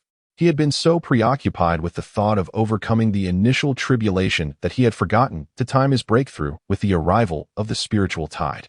Had he managed to synchronize his efforts, he would not have had to endure so many lightning strikes in vain. Chapter 19. You have successfully transformed into a dragon. With the arrival of the spiritual energy tide, the ferocity of the heavenly tribulation suddenly diminished. The once tumultuous thunderstorm seemed to be subdued by an unseen force, causing the descending bolts of lightning to lose much of their potency. Seizing this opportunity, you summoned all your strength to face the impending strikes of thunder. The power of the spiritual energy tide allowed you to barely withstand several bolts of lightning. However, just as you believed you could successfully transcend the tribulation, the tide came to an end. The spiritual energy in the world returned to tranquility, yet the heavenly tribulation persisted. The final bolt of lightning coalesced, bearing destructive force, and struck directly at you. Su's eyes widened in realization. It was not that he had failed to time his actions, but rather that he had acted too soon. Boom! The last bolt of lightning struck your form, a piercing pain coursing through you as if your very being was being torn apart, blood gushing from your wounds. You let out a heart-wrenching scream as your body crashed heavily to the ground, your consciousness gradually fading. You were dead. Simulation ended. Sighing, Su lamented how close he had come to success. Ding. Simulation concluded. The host has the following reward options. Please select one. Option 1. Cultivation experience. Option 2. The corpse of a failed dragon.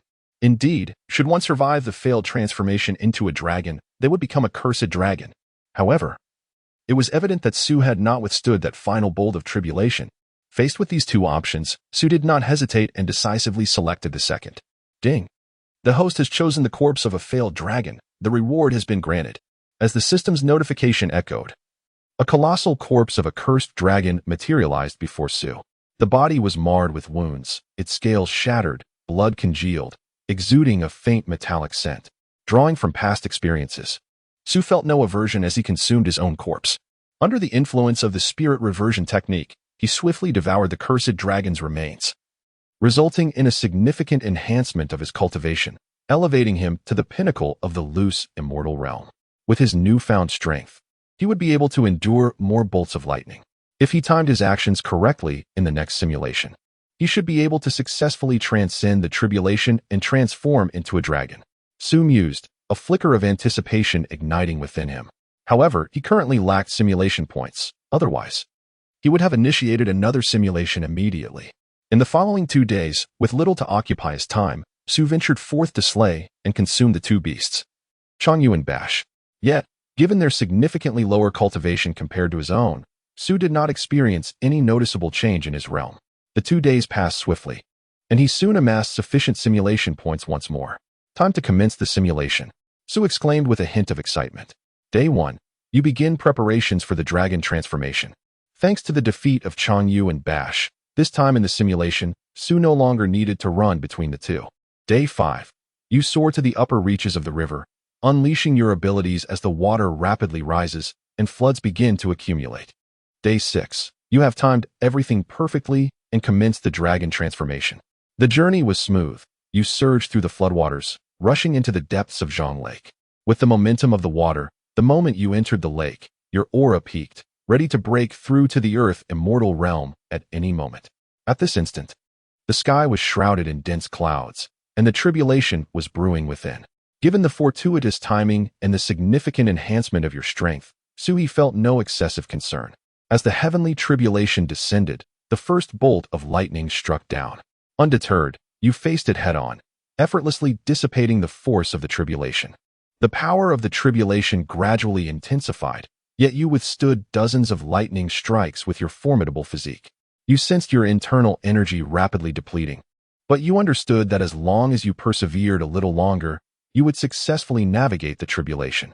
As the final 6 bolts of the tribulation approached, as you had calculated, the tide of spiritual energy surged once more. With the arrival of the spiritual tide, the heavenly tribulation seemed to falter, its lightning strikes considerably weakened. The last bolt of heavenly lightning coalesced, imbued with destructive force, and struck directly towards you. With all your might, you braced for this final assault. The lightning struck your body, sending a wave of excruciating pain through you, but with the aid of the spiritual tide, you successfully endured the blow. Having transcended the tribulation, you began to expel the dragon pearl from within, absorbing the residual power of the lightning from the tribulation. Your physique gradually transformed. Your scales became more resilient, and your dragon horns became more pronounced. You had successfully metamorphosed into a Qiulong elated. Suhi was about to raise his fist in celebration when an unexpected turn of events occurred in the simulated scene. Beneath the waters where he had transformed into a dragon, a colossal shadow suddenly emerged. Before Suhi could fully comprehend the situation, a massive figure surged from the bottom of the lake, resembling a 3-legged turtle, with a horizontally protruding flesh resembling a bow. In the instant it revealed itself, it opened its enormous jaws, seemingly intent on swallowing him whole. Simulation successful, the system announced, but the display was stuck on that final image. Sui blinked, his words caught in his throat. Was this truly a successful simulation? Was he being jested with? While he had indeed transformed into a dragon, what was this last image? Could he not have been allowed to observe it for a few more seconds? Frustrated, Suhi lamented, "You might as well have let me fail the simulation. The rewards for success are hardly gratifying. If I had failed, I could have claimed my body from the tribulation and perhaps even broken through to the earth immortal realm." As expected, the system's rewards soon materialized. Ding. Simulation complete. The host has received the following reward options. Please select 1. Option 1. The Qiulong Pearl obtained after successfully transforming into a dragon. This pearl contains immense lightning power, which can enhance the success rate of future tribulations. Option 2. The bloodline of the Qiulong. This grants you the potent power of the Qiulong's lineage, significantly boosting your strength and bestowing a pure dragon bloodline. greatly enhancing your physical constitution. Option 3. Detailed information about Zhang Lake. You will receive comprehensive intel regarding Zhang Lake, including the formidable beasts concealed within and the potential opportunities that may lie at the lake's bottom.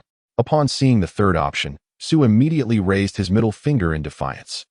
To hell with it, you want me to choose this, don't you? I refuse to comply. I'll pick the second option, Su declared resolutely. If necessary, he would simulate the scenario once more, personally scouring for the information he needed. He was not reliant on such trivial intel. After making his choice, an intense transformation overtook his body. He began to elongate, his muscles becoming more defined and exuding explosive power. The scales on his body hardened, shimmering with greater brilliance. Yet, the most striking change was in his aura. Previously, when he embodied a flood dragon, his presence, though formidable, was tinged with an otherworldly essence. Now, infused with the bloodline of a dragon, his aura became pure, subtly radiating a sense of draconic majesty. The strength of a true dragon lineage is indeed formidable, Su mused as he flexed his claws. Although this dragon bloodline did not elevate him to the realm of earth immortals, it rendered him invincible among the celestial immortals. Chapter 20. Truly hungry in the following 2 days, Suhi refrained from venturing to Zhang Lake to gather information. Without a clear understanding of that individual's strength, approaching recklessly could spell disaster. Thus, it was prudent to await the accumulation of simulation points, allowing him to use them to assess the situation discreetly. After all, there remained ample time before the imminent surge of spiritual energy, and Suhi was not particularly anxious. If he could successfully transform into a dragon during the simulation and defeat his opponent, that would be ideal. However, if that were not achievable, he could simply forego the transformation this time around. It was not a necessity. With the aid of the system's golden finger and the fusion spirit reversion technique acquired from the Shenlong, he could steadily ascend through perseverance. In due course, he would be capable of toppling not only the aquatic monster in Zhang Lake, but even the river deity of the Yellow River. As the 2 days elapsed, Suhi amassed sufficient simulation points once more. He initiated the simulation. Beep. Consuming 1 simulation point, commencing future simulation. Day 1. Armed with the knowledge from your previous experience, you refrain from hastily pursuing transformation into a dragon. Instead, you employ the soul departure technique to investigate the vicinity of Zhang Lake. Through your inquiries, you uncover valuable information. There exists a lake deity in Zhang Lake, safeguarding the human populace that relies on its waters. You arrive at the nearby lake temple and indeed encounter a statue of the water demon that had attempted to swallow you. Upon closer inspection, you discern its true form. The entity is, astonishingly, a Yao. A Yao? So he pursed his lips, recalling its mention within the bloodline heritage. The Yao, also known as the short fox or water fox, resembles a turtle and possesses 3 legs. It is a remarkably rare water demon. One might expect such a creature to be malevolent, yet it has somehow ascended to the status of a lake deity. Suhi shook his head, perplexed. In the ensuing days, you persist in gathering intelligence about this entity. Through your relentless efforts and by analyzing its prior actions, you ascertain its approximate strength, which seems to be no more than that of an Earth Immortal. Earth Immortal strength, that should be a matchable opponent, Suhi mused. The adversary is merely a water demon, while he belongs to the dragon lineage, capable of exerting bloodline suppression to subdue it entirely. If he successfully transcends and becomes a dragon, he too would reach Earth Immortal status. In a true confrontation, he might not be outmatched. Shall I give it a try? Suhi nodded. As the surge of spiritual energy approaches, you begin to enact the clouds and rain, preparing for your transformation. Day 4. The floodwaters have accumulated to a sufficient level, and you resolve to commence the transformation. You surge into Zhang Lake, riding the torrent, your momentum peaking as the heavenly tribulation looms above. Timing your actions perfectly, as the tribulation unfolds, the surge of spiritual energy arrives as anticipated. With your formidable physique and the assistance of the spiritual tide, you successfully transcend. You have transformed into a Chiu dragon. Upon witnessing his successful transformation, Suhi did not lower his guard. Instead, he remained vigilant, fixating on the waters below. As expected, just like the last time, the surface of the water erupted, and the Yao leapt forth, its massive maw poised to engulf him. You were prepared and successfully evaded the entity's ambush. After establishing a certain distance from your opponent, you began to seek reconciliation. Although previous attempts at peace had proven futile, Suhi was not a violent individual. If a peaceful resolution could be achieved, why resort to mutual destruction? However, it was crucial to note that Suhi had just completed his tribulation and had not fully restored his strength, leaving uncertainty about his ability to contend with his adversary. I merely borrowed your territory to complete my journey. I shall take my leave now. There is no need for us to engage in a deadly struggle, you implored. Once I regain my state, you shall be the first I eliminate, came the retort. The opponent, of the same realm as yourself, could potentially facilitate your breakthrough to a higher level upon consumption. The adversary scoffed. Do not presume I am unaware of your intentions. If you seek to usurp my divine position, be forthright about it rather than hiding behind pretenses that are quite distasteful. Divine position? What in the world is that? Sui mused, perplexed. Is it the divine position of the Zhanghu God? What use would I have for such a thing? Bound to a single location, devoid of freedom? Before you could elucidate, your opponent advanced with aggression. In the instant of engagement, you found yourself at a disadvantage. Sui sighed. This outcome was inevitable. The opponent had long attained the status of an Earth immortal, while you had only just achieved your breakthrough, making it clear that your power paled in comparison. Moreover, having just weathered the heavenly tribulation, your condition was far from optimal, rendering you even less capable of overcoming your foe. As the situation grew dire, you resolved to act decisively, unleashing your Qiulong Pearl. The pearl radiated a brilliant light, exuding the formidable pressure of the dragon lineage, propelling towards your opponent.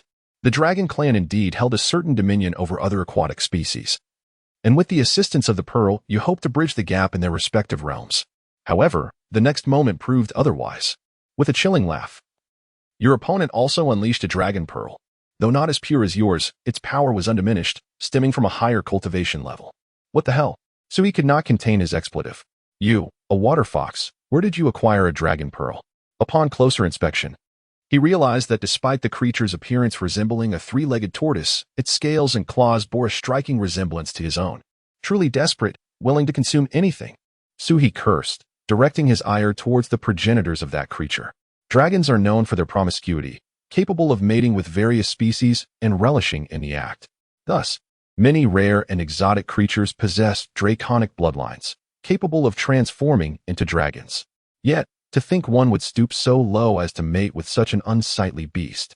Once the opponent revealed their dragon pearl, Suhi resolved to cease his futile struggle.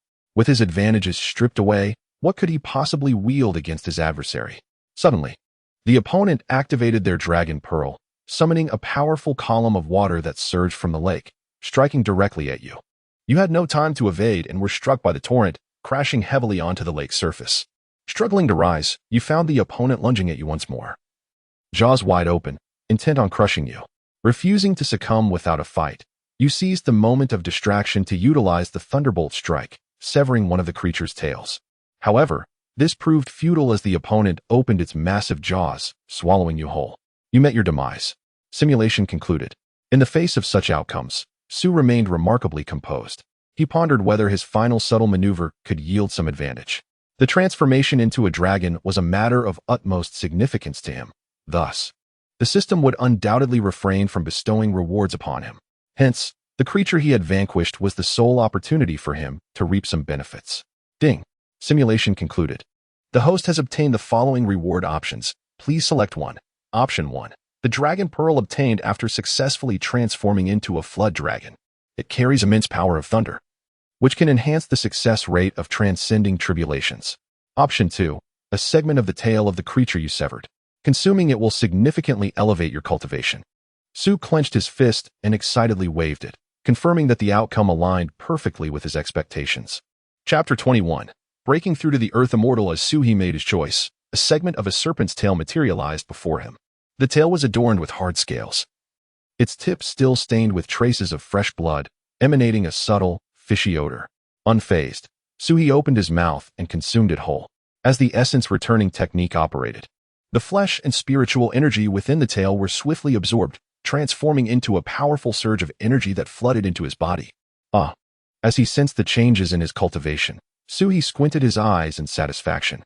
Although he had yet to break through to the Earth Immortal realm, he could distinctly feel that he was on the verge of touching its threshold, akin to the state of successfully traversing the dragon crossing, yet not having undergone the tribulation. It felt as if he could break through to the Earth Immortal realm at any moment. Almost there.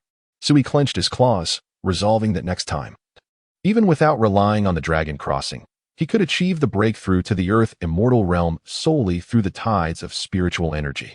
Contemplating the shifts in his inner strength, Sui devised a new plan.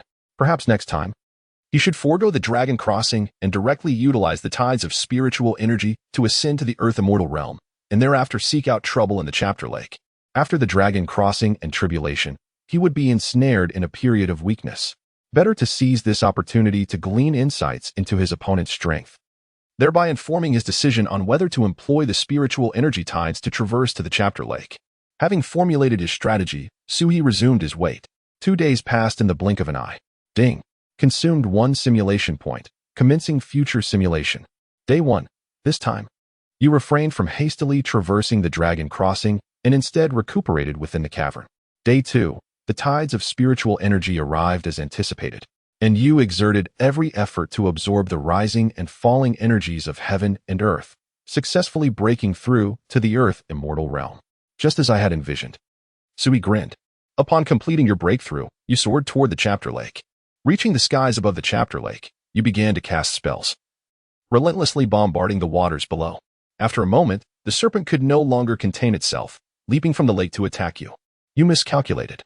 While you had broken through to the Earth immortal realm, your adversary had also utilized the tides of spiritual energy to ascend to the mid-stage of the Earth immortal realm. TSK. Sui could not help but click his tongue. Was it because I underwent tribulation at the chapter lake last time that it refrained from revealing its breakthrough? This time, having not broken through above the chapter lake, it too seized the opportunity of the spiritual energy tides to elevate its own realm. You immediately engaged in battle, finding yourself at a disadvantage. Well, I suppose I should seize another chance. Sui sighed, realizing your precarious position. You suddenly channeled your internal spiritual power and unleashed the heavenly thunder summoning, a massive bolt of thunder crashing down towards the serpent. The opponent raised its arm to block, but with a crack, its entire arm was severed by the thunderbolt. Seizing the moment, you advanced aggressively. However, despite its injury, the serpent did not lose its combat capability. It swiftly pivoted and lashed its tail toward you. You were unable to evade in time, and your ribcage was brutally shattered.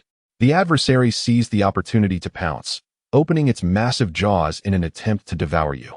In this critical moment of life and death, you summoned every last ounce of your strength, fiercely swinging your dragon claw to strike at the creature's thigh. The beast emitted a piercing scream as your sharp claws severed its limb, blood gushing forth. However, you too had reached your limit, ultimately being swallowed whole by the foe. You perished. The simulation concluded. Not too shabby, Sui mused to himself. Ding. Simulation complete. The host may choose one of the following rewards. Option 1. The severed arm and thigh of the creature. You will acquire the dismembered limb and thigh, infused with potent spiritual energy and bloodline power. Consuming them will significantly enhance your cultivation. Option 2. Partial memories of the creature. You will gain access to fragments of its memories, revealing its cultivation techniques and the secrets of the lake god position. Oh. Sui's interest was piqued by option 2. He had previously wondered why, during his tribulation at Zhang Lake, the creature had uttered such words and sought to annihilate him. He had not anticipated that the system would deliver the answer so swiftly. After contemplating the 2 options for an extended period, Sui ultimately decided upon the first choice. With only 2 days remaining until the influx of spiritual energy, and having exhausted his simulation attempts, he expressed his inner turmoil. Should he miss this opportunity to transform into a dragon during the spiritual energy tide, he might not have another chance until the following year. Without the spiritual energy tide, he had little confidence in safely traversing the calamity of transformation. His rapid ascension had been remarkable. Despite the formidable assistance of the fusion and source reversion technique and the system, his foundation remained somewhat lacking. Even if he were to break through to the Earth immortal realm during the spiritual energy tide, the difficulty of the dragon transformation tribulation would escalate accordingly. Without the tide to mitigate the tribulation's intensity, he would face at least a 50% chance of failure during his transformation. Enough. I shall choose the first option. Sui resolved. The information regarding the lake god position could be extracted later after subduing the creature. He reassured himself, but if I miss the spiritual energy tide, it could be several hundred days before another chance arises. Ding. The host has selected the severed arm and thigh of the creature. Rewards have been granted. As the system's notification resonated, the severed arm and thigh materialized before Sui. He consumed them with a few swift bites. And under the influence of the fusion and source reversion technique, the severed limb and thigh quickly transformed into pure energy, nourishing his body. Suhi couldn't help but emit a sound of pleasure. At this moment, the spiritual energy within him surged like a torrent, his cultivation visibly accelerating. In the blink of an eye, he transcended from the pinnacle of the loose, immortal realm to the earth immortal realm. Have I broken through? Suhi's eyes sparkled with joy. While he had anticipated this moment to some extent, the reality of his ascension stirred an exhilarating excitement within him. This is it, Su murmured to himself. Now that I have attained the cultivation of an earth immortal, if I harness the essence of the dragon's transformation, I shall undoubtedly ascend to the mid-stage of the earth immortal realm. At that juncture, subduing that wretched creature should pose no insurmountable challenge. Previously, my inability to vanquish it was merely a consequence of its superior cultivation. Yet now, I too am an earth immortal. And with the tides of spiritual energy aiding my transformation into a dragon, what could it possibly employ against me? Naturally, I must still don the cloak of disguise. Otherwise, upon witnessing an earth immortal dragon traversing its domain, it would surely lack the patience it once had, waiting for me to weaken after undergoing tribulation before striking. It may even seize the opportunity to elevate itself to the mid-stage of the earth immortal realm amidst the spiritual energy tide during my tribulations, which would render my situation quite precarious. Chapter 22. The Decree of the Lake God in the subsequent 2 days. Suhi commenced preparations for his journey to transform into a dragon. As in the simulation, he employed his magical prowess to amass sufficient water momentum in the area. After 2 days had elapsed, Suhi meticulously timed his actions and began the formal transition. He rode the floodwaters downstream with remarkable ease, swiftly arriving at the upper reaches of Zhang Lake. Once there, Suhi concealed his cultivation entirely, reverting to the pinnacle of a loose immortal. He then surged into Zhang Lake, enveloped by the rushing waters. At the moment of his entry, Suhi sensed the stirrings of his recently attained realm, which began to show signs of instability. Concurrently, the heavenly tribulation began to brew in the skies above. However, at that moment, Suhi's thoughts were not consumed by the impending tribulation. Rather, he divided his focus, with a significant portion of his attention fixated on the waters below. As he had anticipated, his adversary did not hastily launch an attack. It was likely that they dared not do so, as he was on the brink of facing the heavenly tribulation. Should they choose to disrupt him, they would have to bear half of the tribulation's burden themselves. It would be far more prudent for them to strike while he was still vulnerable. Then, the heavenly tribulation descended, with a physical form now exponentially stronger than before. Coupled with the powers inherent to the earth immortal realm, Suhi found it considerably easier to withstand the onslaught, enduring over 10 bolts of tribulation lightning with relative ease. However, once the count exceeded 20, he began to struggle. His strength, now at the earth immortal level, faced an increase in the tribulation's ferocity. Gritting his teeth, he weathered several more strikes until the total reached 30. At this point, Suhi was battered and nearly incapacitated. Were it not for the assistance of the spiritual energy tide, he would not have dared to undertake the transformation into a dragon. Finally, as the last few strikes approached, the spiritual energy tide arrived as anticipated, significantly diminishing the tribulation's intensity. Suhi was finally able to catch his breath. After the final bolt of lightning struck, he expelled his dragon pearl to absorb the residual power of the tribulation. Once he had ingested the dragon pearl once more, his body underwent a transformation. Although the dragon horn atop his head changed little, indeed, it seemed to retract slightly. He felt an itch in his lower abdomen and ultimately sprouted an additional pair of claws. Previously, while in his serpentine form, he had only exhibited a single pair of claws on his chest, but now he had 4, bringing him closer in appearance to a true dragon. The reduction in the size of his horn was typical. It is said that the serpentine dragon is merely the juvenile form of a true dragon, hence the horns are less pronounced. Upon completing the transformation, Suhi immediately directed his gaze toward the waters below. Indeed, the creature had already concealed itself directly beneath him. The moment his eyes shifted, it leaped from the water, its massive jaws agape, lunging toward him. Suhi, unyielding, dove down, his claws striking toward the creature's face. With a resounding smack, the beast was sent crashing back into the water. Almost instantly, it struggled to rise from the surface. A look of disbelief etched across its face as it regarded Suhi. The astonishment of the creature known as he was palpable. It could hardly fathom how swiftly Su could react, especially having just transcended the tribulation without exhibiting the slightest hint of weakness. Su, uninterested in engaging in idle chatter, unleashed the full force of his mid-stage celestial aura, a testament to his recent breakthrough. Yu's eyes widened in surprise, realizing too late that it had encountered a formidable opponent. Instantly, it pivoted to flee, but Su would not allow such an escape. He promptly released his dragon pearl, hurling it towards Yu's head. Feeling the rush of wind behind it, Yu halted abruptly, swinging its claws to strike at the dragon pearl. However, the disparity in their realms sent Yu flying back several hundred meters. Once it regained its composure, Yu retaliated by summoning its own dragon pearl and directing the waters of the Zhang Lake towards Su. Humph, Su scoffed. The creature was merely a distant descendant of the dragon lineage, while he was a true dragon. In an instant, he seized control of the water vein from Yu with his dragon pearl, asserting his dominance with unyielding force. Among dragons of equal realm, the purity of bloodline determined strength. With Su's superior cultivation and legitimate dragon status, there was no contest over the water vein. Having claimed control of Zhang Lake's waters, Su conjured a towering column of water to strike back at Yu, who had previously inflicted grievous harm upon him with this very maneuver. Yet, just as the massive water column was about to crash upon Yu, Su felt an unsettling loss of control over the waters below. The column he had summoned dissipated, splashing harmlessly back into the lake.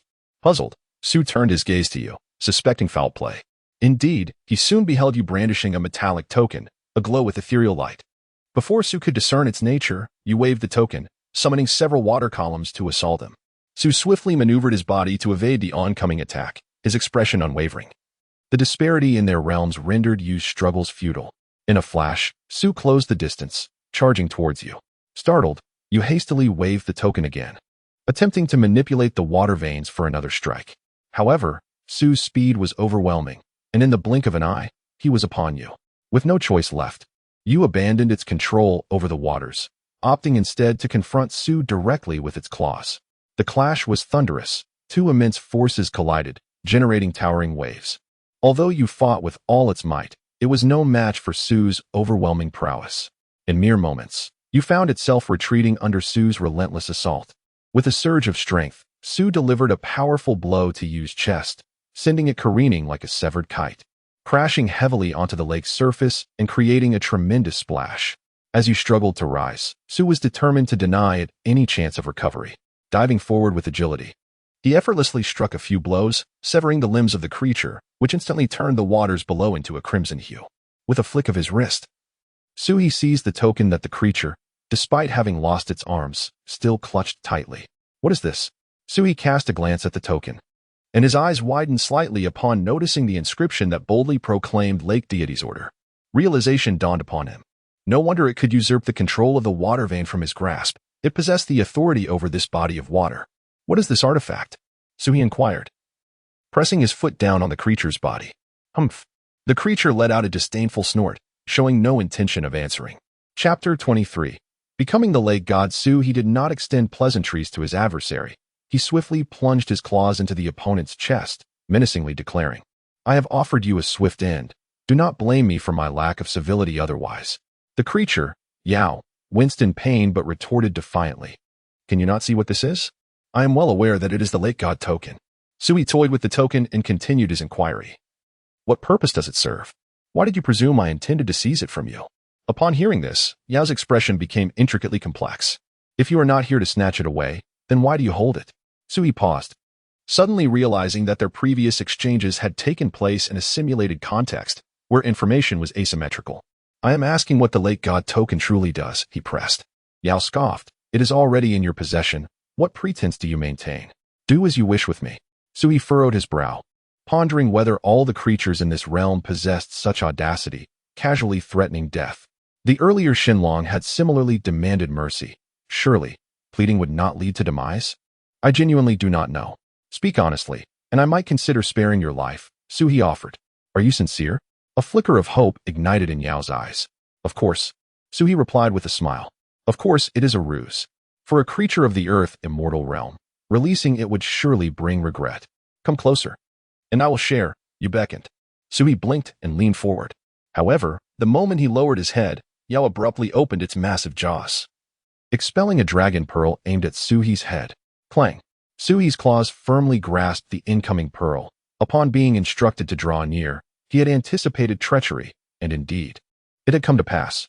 Realizing his ambush had failed, Yao ceased its charade, rising fiercely to bite at Su He. With a swift motion, Su He coiled his body around Yao, ensnaring it completely. With a decisive effort, Yao coughed up blood. Observing the creature's state, Su He understood that he would gain no valuable information from it, and thus, he delivered a final, lethal strike, ending its life. As Yao perished, the surface of Zhang Lake gradually returned to tranquility. Gazing at the lifeless body, Su He felt a twinge of complexity in his emotions. Had he known, he would have chosen information as his previous reward. He shook his head with a sigh. He had not anticipated that the creatures in this world would possess such tenacity. Refusing to divulge secrets even unto death. The lake god token? Su He's gaze fell once more upon the emblem. With Yao's demise, I shall henceforth be the lake god of this Zhang Lake. As for the powers associated with this divine position, I shall ascertain them in due course. Just as Su He was lost in contemplation, the system's notification shined once again. Congratulations, host. Your cultivation has ascended to the Earth Immortal realm, and your accumulable simulation points have increased from 3 to 5. Oh, a subtle smile graced Su He's lips. This was indeed somewhat unexpected. Logically, as he grew stronger, shouldn't the author impose restrictions on his power or abilities? For instance, the simulation of points can change from once per point to requiring 2 days for a single simulation. How is it that not only does one refrain from self-repression, but also enhances one's own advantages? Su He shrugged. What was there to ponder? It was rather splendid, after all. Subsequently, Su He consumed the entire corpse of the Yao and absorbed it into his being using the fusion of spirit and source technique. However, due to his successful transformation into a Jiao and being in the mid-stage of Earth Immortal, the Yao did not grant him significant enhancement, merely solidifying his foundation a tad more. Following this, Su He did not grow complacent. Instead, he meticulously probed the Zhang Lake with his divine sense, ensuring there were no other threats within. After verifying that no creatures of greater strength lurked nearby, he peacefully immersed himself into the lake. Beneath the lake lay a dragon palace. However, it was unlikely that the Yao constructed it, for there were no soldiers or attendants within. It was utterly deserted. It seemed the Yao had vanquished the previous lake deity and seized the abode, eliminating the deity's kin in the process. Thus, he inadvertently performed a commendable deed. The palace was vast and possessed its own water-warding barrier, far superior to the cavern where Su He had previously resided. As night fell, upon hearing the sound of accumulated simulation points, Su He promptly arose to commence the simulation, even though he had defeated the adversary since his arrival in this world. Su He had scarcely enjoyed a few days of tranquility. Either he was ensnared by traps leading to his demise or relentlessly pursued to his end. Were it not for the golden finger of simulation, he could not fathom how many times he would have perished. As the saying goes, prosperity breeds complacency and adversity cultivates vigilance. Su He needed to ascertain whether his stay here posed any danger, otherwise he wouldn't find peace in slumber. Please confirm the simulation target. Su He glanced at the lake deity token beside him and replied, let us examine the utility of this item. This would serve a dual purpose. Not only could he ascertain the function of the lake deity's authority, but should he encounter peril and meet his end, he might still be forewarned. Beep. Consumed 1 simulation point. Commencing future simulation. Day 1. You begin to investigate the purpose of the token. You attempt to drip blood onto it, trying to forge a contract, but as anticipated, you fail. After several attempts, you discover the method to establish the contract, which involves erasing the traces left by the Yao with your divine sense and refining it for your own use. Su He. He indeed had contemplated the notion of blood recognition. He never expected it to be so straightforward. After refining the lake deity token, you suddenly feel a profound control over Zhang Lake. Everything within it is now at your command, as if it were an extension of your limbs. Is this the authority of a lake deity? Su He mused. Day 2. The human tribes near Zhang Lake, bearing offerings, arrive at the lakeshore to commence a ritual. Having witnessed the clash between you and the Yo the previous day, they are oblivious to the events that transpired and have come to the lakeside to pray, hoping not to incur your wrath. The ritual lasts for 3 days, and on the 3rd day, you reveal your true form. As those of the human race beheld you, they prostrated themselves in reverence, exclaiming, Dragon King. A wave of joy surged within your heart as you informed them that the malevolent creature had been vanquished by your hand, thus establishing yourself as the deity of Zhanghu. The crowd nodded in agreement, lamenting the prior torment inflicted by the vile beast, and vowed to erect a new temple in your honor. You neither consented nor declined their proposition. On the 6th day, the former temples dedicated to the lake deity were razed, and your inaugural temple arose, bustling with joyous activity. You chose to remain unseen, cloaked in the skies, surveying the festivities with a sense of delight. That very night, as you prepared to surrender to slumber, you were suddenly roused from your repose. To your astonishment, you discovered a remarkable surge in your power. Upon meticulous examination, you discerned wisps of ethereal smoke coalescing within your being, and it became evident that your cultivation had ascended through the assimilation of this delicate vapor. Following the trail of the smoke, you found it wafting in from beyond the Dragon Palace.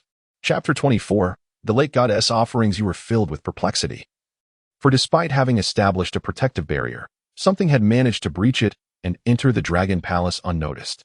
Following the delicate wisps of smoke, you soared out of the Dragon Palace and discovered that the ethereal tendrils emanated from the lake god temple constructed in broad daylight.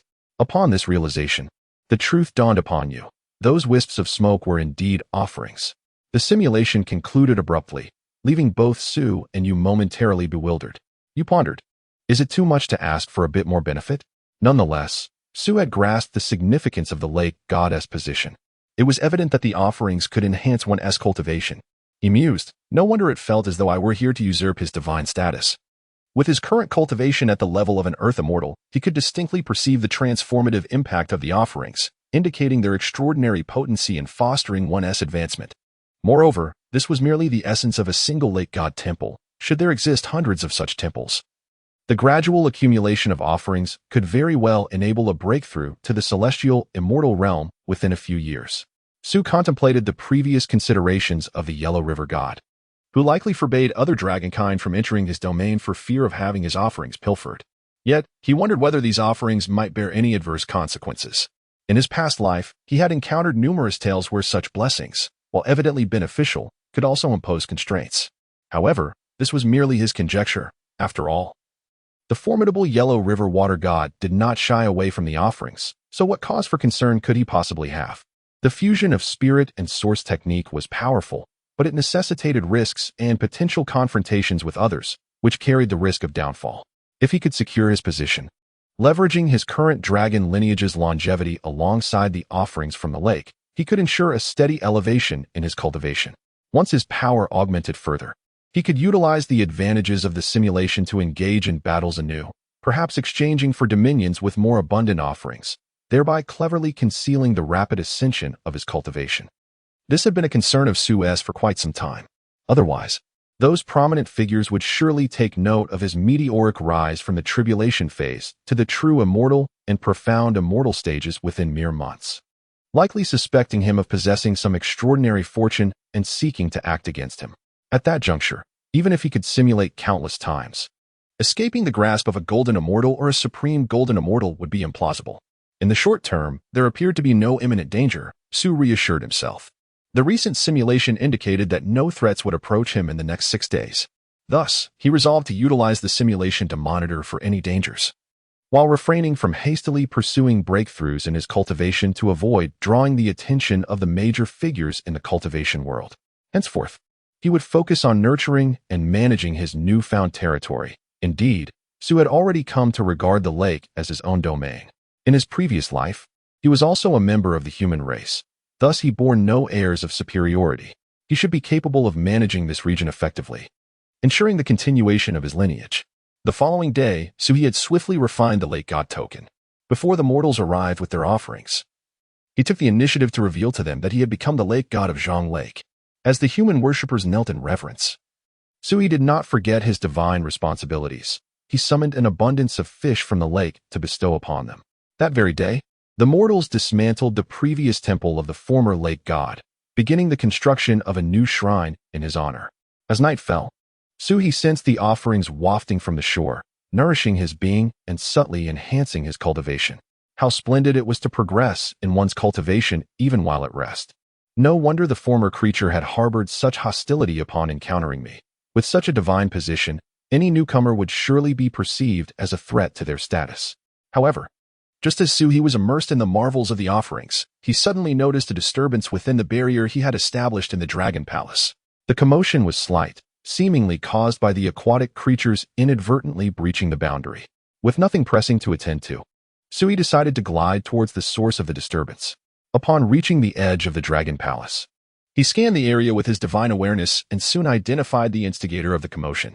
It was a shrimp, the size of an arm, with a shell as black as night, persistently ramming its head against the barrier. Within the confines of the barrier lay a small piece of flesh, no larger than a fingernail. Sui discerned that this remnant was the residue left after he had devoured the previous creature the day before. The shrimp must have accidentally absorbed some of the blood spilled during the battle, leading to its unusual size. Otherwise, it would not have reached such proportions. It was likely that its craving for the remnants of the creature's flesh was a consequence of this sanguine infusion. Quite intriguing, Sui mused. Had he chosen to leave after vanquishing the creature, the remnants of blood and flesh might have given rise to numerous sentient beings. After observing for a considerable time, he noted that the shrimp continued to butt its head against the barrier, indicating it had yet to awaken its intelligence. Otherwise, it would have surrendered long ago. "You are indeed quite audacious," Sui remarked with a smile. With a wave of his hand, he opened a small aperture in the barrier, allowing the shrimp to enter. When he consumed the creature, a significant amount of flesh remained, but due to the innate aura of dragon might that he emanated, the aquatic beings in Zhang Lake dared not approach him. Thus, he found the shrimp's boldness remarkable. It had the audacity to invade the dragon palace for a mere meal. As the barrier opened, the shrimp promptly scurried inside, its claws seizing the piece of flesh.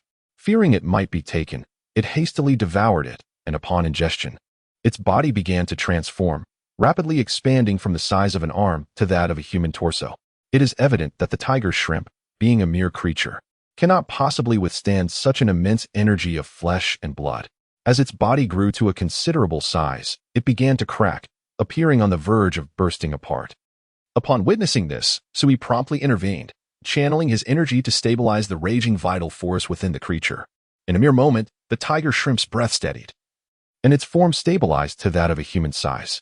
After digesting the remnants of the flesh within, the shrimp realized that Sui had aided it and hurriedly bowed in gratitude. Now possessing the strength of foundation establishment, Sui mused, yet its intelligence remains dormant. After observing for a while, a new idea suddenly dawned upon him. Since he would be residing in this place for an extended period, and given the vast emptiness of the dragon palace, it would be prudent to enlighten some shrimp soldiers to assist him. As the lake god, he could not possibly attend to every matter himself. Having subordinates to handle tasks on his behalf would be quite advantageous. Chapter 25. The Water Goddess Foundation. For Sui, the act of bestowing enlightenment was a trivial matter. Their dragon clan had extensive experience serving as dragon kings across various aquatic realms. Naturally, the legacy included the art of enlightening aquatic beings. After all, it would be a disgrace for a dragon king to lack subordinates capable of assisting him. Without further ado, Sui extended a finger, gathering a wisp of faint golden light at its tip. "Seeing that we are fated to meet, I grant you an opportunity," he murmured softly, before directing the golden light into the brow of the tiger shrimp. At the moment the golden light entered its body, the tiger shrimp trembled violently, its previously murky eyes gradually clearing. Its form began to transform. The blackness of its shell faded, replaced by a delicate golden sheen. Although its size remained unchanged, its aura grew denser, and its cultivation advanced from the foundation establishment stage to the core formation stage. Moments later, a spark of intelligence flickered in the tiger shrimp's eyes. It then lowered its head slowly, tapping its claws against the ground, producing a crisp sound, as if paying homage to Sui. "Still unable to speak?" Sui observed curiously. The tiger shrimp promptly nodded vigorously. Unfazed, Sui scanned the vicinity with his divine sense, collecting the scattered flesh and blood of the aquatic beasts nearby and tossing it before the tiger shrimp. "This is for you. Go ahead and eat." Upon seeing the morsels, the tiger shrimp's eyes lit up, and it lunged forward, swiftly devouring the offerings. However, after consuming a portion, Sui halted its feeding. "That's enough. At your current cultivation level, this is sufficient. Consuming more would lead to your demise." With Sui's intervention, the tiger shrimp, with its numerous legs still fidgeting, attempted to inch closer to the pile of flesh, its demeanor suggesting it was on the verge of acquiring the ability to speak. "I can still eat. Let me go," it pleaded. Why such insatiable greed? Sui raised a claw, feigning an intent to take the tiger shrimp's life.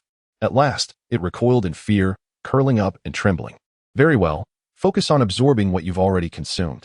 The tiger shrimp nodded obediently, activating the aquatic cultivation technique bestowed upon it by Sui, fully absorbing the flesh within its belly.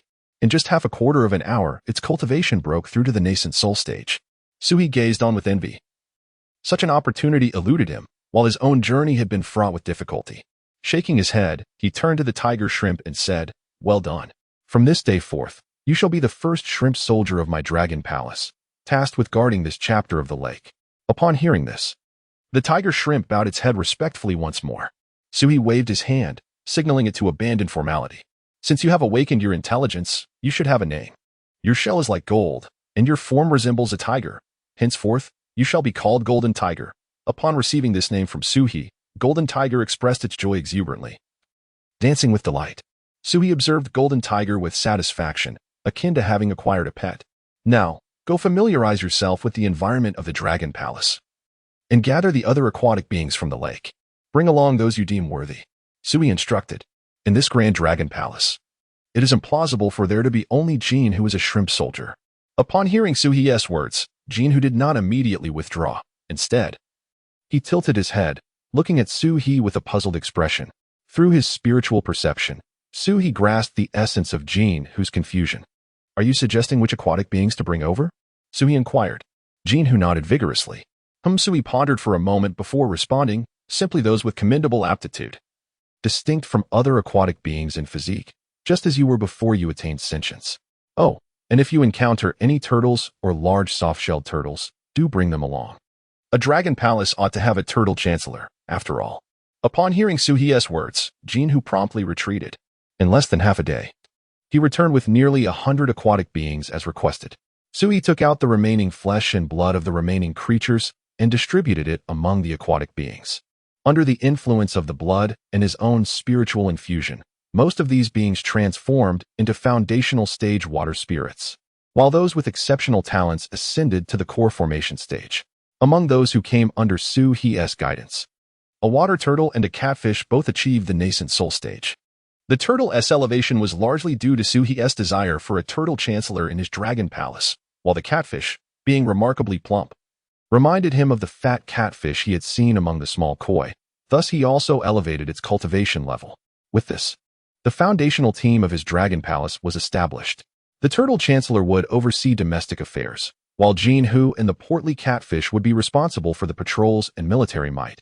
Though, in truth, such displays of force were merely for show. As a mere earth immortal, relying on two nascent soul beings for protection would be tantamount to courting death. Nevertheless, with this new entourage, Suhi found his burdens considerably lightened. He dispatched his subordinates to assist the fishermen by the lake, ensuring their catches were plentiful. Concurrently, those pious souls who ventured to the lake goddess temple were met by his shrimp soldiers and crab generals, who appeared in his name to fulfill their requests. At times, he would bestow divine water, curing ailments and strengthening the healthy. Within a few short days, his lake god temple within Zhang Lake had sprouted a dozen or more shrines, with fervent devotion on the rise. Great Dragon King, how majestic! I am hungry. Before the Dragon Palace, Jean Hu opened his wide mouth, poking at it with his pincers, then gazed expectantly at Suhi. Observing Jean Hu's demeanor, Suhi found himself at a loss for words. Ever since Jean Hu had awakened his intellect, he had maintained this dull demeanor. Now that he could speak, he incessantly sought out Suhi, eager for rewards. Initially, Suhi had intended for the turtle chancellor to manage Jean Hu and the hefty catfish, allowing him to be a hands-off ruler. However, Jean Hu's insatiable greed became apparent when, during Suhi's earlier infusion of the aquatic beings, he had stealthily hoarded some scraps of the previous creature's flesh, while Suhi was distracted. Moreover, taking advantage of their prior acquaintance, he had bullied the turtle chancellor and the fat catfish, seizing half of the rewards meant for them. Through these means, it has now ascended to the stage of transformation, while the minister of the tortoise and the fat catfish remain languishing in the mid-stage of the nascent soul. Now, upon seeing it, both the minister and the catfish feel a pang of trepidation. However, this creature is remarkably loyal, lacking the audacity to act against its superior. Since it has learned to speak, it often seeks to curry favor, uttering phrases it has picked up from mortals on the shore, such as "Long live the Dragon King" and "Mighty Dragon King." It eagerly greets its superior with these exclamations. Yet, having just recently awakened its intelligence, it cannot conceal its intentions. After a few flattering words, it promptly demands a reward. "Scram," Suhi said, giving it a kick. After receiving a reprimand, the golden tiger understood that it would not receive any food this time, and immediately turned to flee, lest it incur another kick. Observing the creature's pitiful retreat, glancing back at him, Sui sighed. Stop, I relent. He tossed the last remnants of the gathered flesh of the insect to it. This is the final bit. If you ask again, there will be none left. Long live the Dragon King. The golden tiger scampered back, brimming with enthusiasm. Sui sighed, recognizing that he had taken it under his wing as his first subordinate, feeling a twinge of compassion. Otherwise, he would have cooked it long ago. Go away. Sui waved his hand in annoyance. Watching the golden tiger's departing figure, Sui sighed again. He wondered if this disposition was inherent or merely a result of circumstances. Nonetheless, if it had not been for its singular desire to obtain that morsel of flesh within the barrier, he would never have discovered it. After sending the creature away, Sui shifted his gaze to the system panel. Simulation points. 3. 6 days had passed since his last simulation, and he had accumulated 3 points. During the previous simulation, he had encountered a safe period spanning these 6 days. Beyond that, he could not ascertain what awaited him. Thus, this time, Sui did not intend to wait until he amassed 5 points before commencing the simulation. Instead, he aimed to confirm whether the upcoming days would be safe. Begin simulation. Please confirm simulation objective. Let us see how long I can safely reside in this chapter lake without venturing out to cause mischief, Sui responded. Ding. Consuming 1 simulation point. Commencing future simulation. Chapter 26. Fragments of the innate spiritual treasure. Day 1. A sense of unease subtly envelopes you. Upon reading this description, Sui felt utterly bewildered. What is this? It is merely the first day, and I am already experiencing a vague sense of foreboding? Does this imply that by the second day, I shall meet my demise? At noon, you sense a formidable aura swiftly approaching from beyond the lake. As the presence draws near the surface of the lake, you surge forth from its depths. You gaze towards the source of the aura, revealing a middle-aged human cultivator clad in black robes, whose energy is not in the slightest inferior to your own. Isn't the lake deity a Yao? The figure mused. Momentarily puzzled. However, he quickly shook his head, dismissing the thought. Never mind, it matters not. Your expression reflects confusion as you contemplate inquiring about the purpose of the stranger's arrival. Yet, before you can utter a word, the individual brandishes a sword and assails you without warning. What madness is this? Sui cursed under his breath. Are the inhabitants of this world all deranged? Must they resort to violence at the slightest provocation? Cannot we engage in a calm conversation for a moment? If discourse fails, we may resort to blades. In an instant, you reveal your true form as a mighty dragon, your immense body stirring the waters of the lake, conjuring towering waves. Though the opponent wields a sword, this is your domain, enhanced by the bloodline of the dragon, allowing you to engage him in a fierce exchange. What do you intend to accomplish? After a brief struggle, you could no longer restrain your curiosity. The adversary glanced at you, uttering a cold snicker, disregarding your inquiry as he continued his assault. I have only recently ascended as the deity of this chapter lake. If you harbor any grievances from your previous encounters with the Yao, feel free to voice them, and we may deliberate on a resolution. You earnestly attempted to persuade him. Desiring to establish a long-term stability in this realm, Sui was reluctant to foster enmity, particularly against an opponent of considerable strength.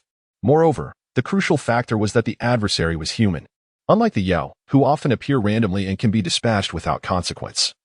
Human cultivators typically possess legacies and teachings. If one were to eliminate the younger generation, the elders would inevitably follow. The opponent was a terrestrial immortal. Should you eliminate him, what would become of you when a profound immortal or golden immortal arrives in the following days? I demand your life. The adversary grinned widely, pressing his attack. We are strangers to one another. Why must we grapple for survival? You bellowed, your dragon tail sweeping through the air, forcing him to evade. While a small island at the lake's center was shattered to pieces, the opponent remained silent, instead forming a hand seal and chanting incantations, manifesting countless sword shadows that encircled you. You were compelled to expel a dragon pearl for defense. The clash of golden light and sword shadows resulting in an explosion that sent shockwaves reverberating across the lake's surface. In this deadlock, you covertly activated the lake deity's decree, attempting to summon the power of the lake's waters to suppress your foe. Suddenly, the waters erupted, and countless chains of water surged from the depths, ensnaring the adversary. Merely a trivial skill, the cultivator scoffed, suddenly producing an object from his sleeve, a glimmering golden spearhead, its base shattered, seemingly a fragment of some artifact.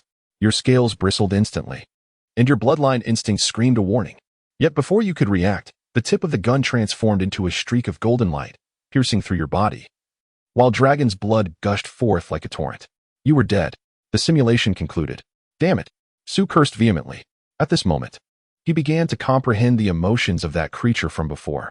This world is so twisted. If someone were to intrude upon his territory for no reason, he would undoubtedly eliminate them. If one did not strike first, it would be oneself who met their demise. After several minutes of cursing, Su's emotions gradually settled. Who on earth was that individual? He pondered. However, he quickly abandoned this line of thought. It was more prudent to consider how to confront him, as the matter would arise tomorrow. Having utilized one of his 3 simulation attempts, only 2 remained. If he failed to vanquish his opponent in the next 2 attempts, his only option would be to abandon this hard-earned territory and flee. In terms of strength, they were evenly matched. If he employed the late goddess decree, he should be able to suppress his adversary. Su analyzed the disparity in their powers. The current dilemma lay with the fragment of the magical artifact that his opponent wielded. Without that, it would have been impossible for them to have slain him. Su ruminated but could not devise a solution. The fragment of the magical artifact was evidently beyond extraordinary. The moment it was unveiled, it had directly led to his demise. He truly could not envision what means he possessed to counteract such an object. Nevertheless, he decided to examine the rewards. Perhaps there would be a turning point. Su sighed, lamenting the hardships of life. Ding. Simulation concluded. The host has received the following reward options. Option 1. You will gain cultivation experience for the upcoming day. Option 2. A replica of a primordial spiritual treasure fragment. Oh. Upon seeing the second option, Su scarcely had time to lament the shortcomings of the first. What does a replica entail? It can perfectly replicate the original S effects, but may only be used 3 times. Su's eyes brightened. 3 times would suffice. His opponent remained oblivious to the fact that he possessed a similar item.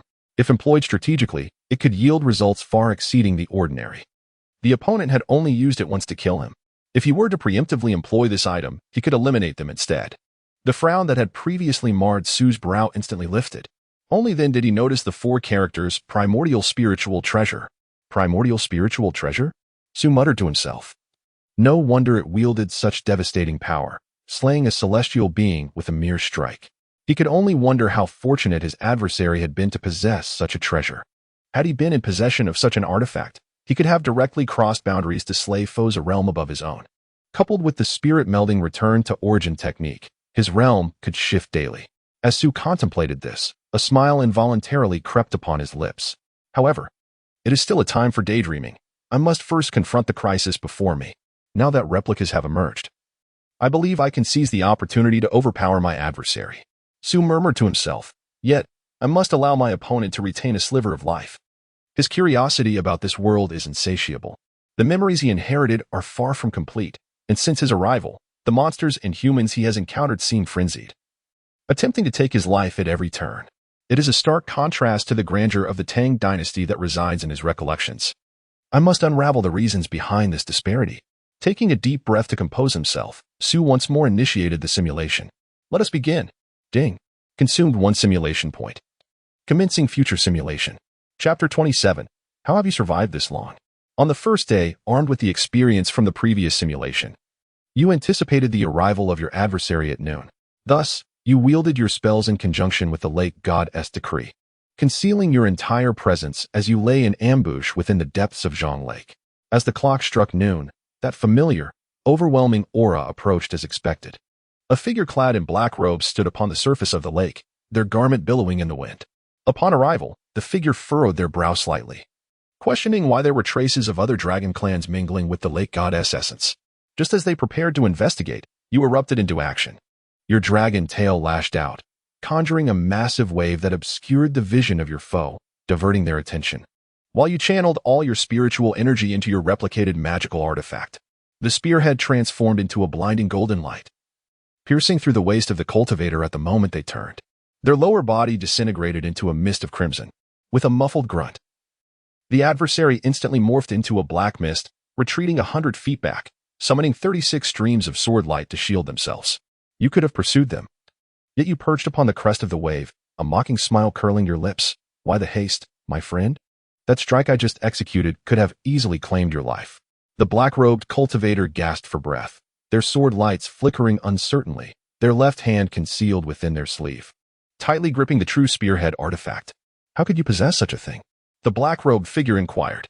You merely snorted in disdain, choosing not to respond. Sui began to grasp why, despite his numerous inquiries, they had chosen to ignore him. The thrill of having such knowledge while teasing your opponent was undeniably exhilarating. You are gravely injured. Spare me your questions, you warned. Now, I shall pose my queries, and should your answers please me, perhaps I may grant you a chance at survival. Instead of answering, the figure let out a cold laugh. I genuinely question how someone like you has managed to endure this long and even ascend to a terrestrial immortal. What do you mean? Your brow furrowed, a hint of unease creeping in. Are you not aware of the first rule of survival? Eliminate your enemies without granting them a moment's respite. Before your words could settle, they suddenly hurled forth a massive shadow from their sleeve, an enormous mass of flesh, nearly the size of half a house. It was undeniably the remnant of a beast from the realm of terrestrial immortals. Before you could fully comprehend the situation, they opened their mouth wide and took a ferocious bite, their sharp teeth tearing through sinew, producing a sound that was agonizing to the ears. What? Suhi was utterly bewildered. Was this some sort of dark sorcery? However, in the blink of an eye, he was rendered speechless in shock. In mere moments, that colossal chunk of meat was devoured. Simultaneously, a familiar flow of spiritual energy began to surge from the figure, clearly the resonance of the spirit fusion and source return technique emanating outward. You were left completely dumbfounded. As the adversary devoured flesh and blood, the severed limbs sprouted flesh rapidly, with the bluish-gray new tissue writhing like a living entity, swiftly reconstructing a complete lower half. The aura of the individual transformed from a state of grievous injury to one of peak vitality. How could this be? The dragon's roar you emitted caused the lake's surface to erupt into towering columns of water. The replicated spearhead once again transformed into a beam of golden light, shooting forth, only to be met with the adversary's own spearhead, which burst forth from their sleeve. At the moment of collision between the two beams of golden light, the entire surface of the lake was pressed down by the shockwave, vaporizing several tons of water in an instant. Again, the robed practitioner cackled as they lunged forward. With a flick of their dragon tail, a massive wave surged, yet the tip of their magical weapon shattered the water barrier, aiming directly for your forehead. You had no choice but to utilize the replica once more. Upon collision, the replica's usage count was exhausted, resulting in your left forepaw exploding in a mist of blood. The adversary activated their spearhead artifact once more, leaving you with no means of defense. You are dead. The simulation concluded. Suhi sat upon the dragon throne, momentarily lost in thought. How could he possess the spirit melding return technique? He had used it so many times, and there was no way he had misperceived it. It was undoubtedly the spirit melding return technique. Moreover, its effects were identical to his own use, devouring the flesh and blood of others to augment oneself. Although Suhi had not attempted to use it for corporeal restoration, based on the technique's extraordinary effects, it should not pose significant issues. After a long period of contemplation, Suhi found it difficult to accept. He had initially believed such a miraculous boon was exclusive to him in this world. The realization that others could possess it left him feeling as if he had swallowed a fly. However, it was not entirely implausible. He attempted to rationalize the situation. If the Shindao dragon could acquire it, perhaps it was obtained from some secret realm, and others had received a portion as well. Yet, even with that reasoning, Suhi remained deeply unsettled. Such a treasure ought to belong solely to him. Why should anyone else possess it? He resolved to eliminate the rival, and before doing so, inquire whether anyone else was aware of this technique. Suhi was genuinely reluctant to let go of the spirit melding return technique. Its effects were so extraordinary that he sincerely did not wish for it to be misused by others. Initially, the simulation was intended to resolve his uncertainties, yet he found himself with even more questions than before. Due to the lack of progress in the simulation, there were, of course, no rewards. Thus, Suhi promptly initiated the next simulation. This time, he had been careless, failing to anticipate that the opponent also possessed the spirit melding return technique, which allowed them to recover. He resolved to try again, being cautious this time, incapacitating the opponent to prevent them from devouring flesh and blood to restore themselves, and seizing their spearhead artifact that should prevent any further surprises. This time, he was determined to extract something from their lips. Suhi gritted his teeth. Ding. Consumed one simulation point, commencing future simulation. On the first day, you resided in the Dragon Palace at the lake's bottom, your dragon claws unconsciously tapping against the table. The replicated spearhead rotated in your palm, refracting a cold light. You, as before, concealed your breath. At noon, the opponent arrived as anticipated. With the experience from the last encounter, you executed your attack with greater finesse, striking before they could steady themselves. The replicated artifact pierced through their waist, reducing their lower half to a mist of crimson. As they attempted to flee, you preempted their escape, using your imposing form to block their path. This time, you had learned. As they made a subtle move, your dragon claw grasped their left hand, which was tucked within their sleeve, the sharp talons piercing their meridian. My friend, do you wish to part with this hand? The opponent gazed at you in astonishment, feeling utterly exposed. With a slight increase in pressure, the bones of their forearm emitted a crackling sound, prompting them to release their grip in pain. Seizing the opportunity, you swiftly took hold of the firearm artifact. Enough, Sue exhaled in relief, confident that the opponent would not stir up further trouble. Now, answer 3 questions. As you tightened your dragon claw, the sound of bones fracturing echoed from the cultivator's left arm. First, from where did the spirit-returning source technique originate? Chapter 28. Late stage of Earth Immortal. The other party furrowed their brow, casting a cold glance at you before scoffing and turning their head aside. Are they truly that stubborn? Sui found himself at a loss for words. How is it that every individual in this world possesses such audacity and unwavering spirit? You sensed their disdain towards you, promptly placing your hand on their shoulder. With a firm grip, a sound akin to cracking bones echoed from their shoulder. They winced in pain, their gaze now tinged with deeper hostility. Speak, or else. You threatened. The other person fixed their gaze upon your eyes for an extended moment, then, with a bemused chuckle, inquired, Do you genuinely not know? What do you mean? Sui blinked, pondering whether he should be aware of something. There seemed to be layers of meaning behind their words. Just as you were about to inquire further, they spoke again. How did you come to hold the position of late god? Was he the previous one a monstrous beast? What concern is that of yours? You replied coldly. Surprisingly, they appeared emboldened. Didn't you wish to extract information from me? Speak, and I shall provide you with the answer. Sui contemplated for a moment. After all, this was merely a simulation, and he had little to fear. You reflected briefly and proceeded to recount the process of your transformation from a flood dragon. Ah, so it was you who slayed the beast, the other remarked, rolling their eyes in irritation. Wasn't he that evident? They continued, and what of your soul integration and source return technique? Where did you acquire it? The question was accompanied by a grin, as if they found the matter utterly amusing. You pondered once more and decided to respond truthfully. I obtained it from a Shenlong. You recounted the events surrounding your ascension and the defeat of the Shenlong, detailing how you acquired the technique. Ha. They burst into laughter, then looked at you with incredulity. You truly know nothing? Sui felt bewildered. Shouldn't he have some knowledge of these matters? However, the next moment, their expression shifted dramatically to one of bitterness, as they regarded you with a complex mix of emotions. A person like you has managed to survive so long, and I, foolishly, have fallen into the hands of someone like you. Heaven, how have you wronged me? You sensed their emotions spiraling out of control and intended to suppress them, urging, Stop rambling. Quickly tell me the origin of your soul integration and source return technique. Before you could finish your sentence, you felt a violent surge of spiritual energy from within them. Your pupils constricted. Were they about to self-destruct? You immediately distanced yourself, yet they continued to glare at you fiercely, a sinister grin forming on their face. I'll be waiting for you below. Hurry up and die. Don't keep me waiting. Boom. They self-destructed, leaving you with minor injuries. Simulation successful. Sui, damn it, I still gained nothing. And my curiosity has only been piqued further. The implication from the other party suggests that I ought to know something, doesn't he it? Su pondered to himself. Could it be that the memories I inherited have deviated somehow? Yet, that does not seem plausible. For the soul fusion reversion technique was acquired from the Shandong. I had no prior knowledge of it. He rubbed his eyes in distress, cursing under his breath, feeling tormented. Moreover, the words spoken by the other party mirrored those uttered by the Shandong before its demise. Both wore expressions as if they were resigned to their fate. Su vigorously rubbed his face, feeling utterly helpless against the monstrous beings of this world.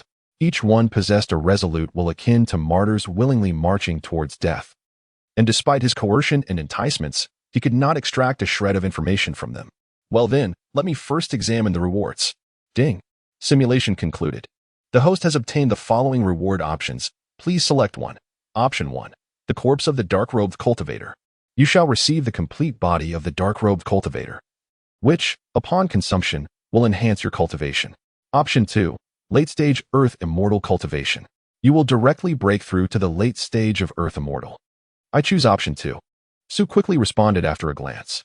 The other party was also at the mid-stage of Earth Immortal. Consuming their essence might not guarantee a breakthrough to the late stage. Furthermore, Su harbored a certain aversion to cannibalism. Upon making his choice, the scales of his dragon form began to shimmer with golden light, and a torrent of spiritual energy surged into Su, propelling him instantaneously to the late stage of Earth Immortal. As he felt the newfound strength coursing through his body, a fleeting glimmer of joy and excitement flickered in Su's eyes. However, it soon dissipated. What does it matter being at the late stage of Earth Immortal? Su sighed, shaking his head. That fellow is impervious to threats. Even if I were to slay him, he might not divulge the truth to me. Su sat in contemplation on the dragon throne for a considerable time. With his newfound cultivation, he felt less intimidated by the threats posed by the dark-robed cultivator. Yet, the truth he sought still eluded him.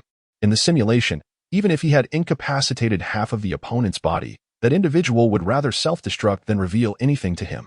Thus, even with the late-stage cultivation, the ability to suppress him without resorting to ambush would prove futile, for the adversary showed no fear of death.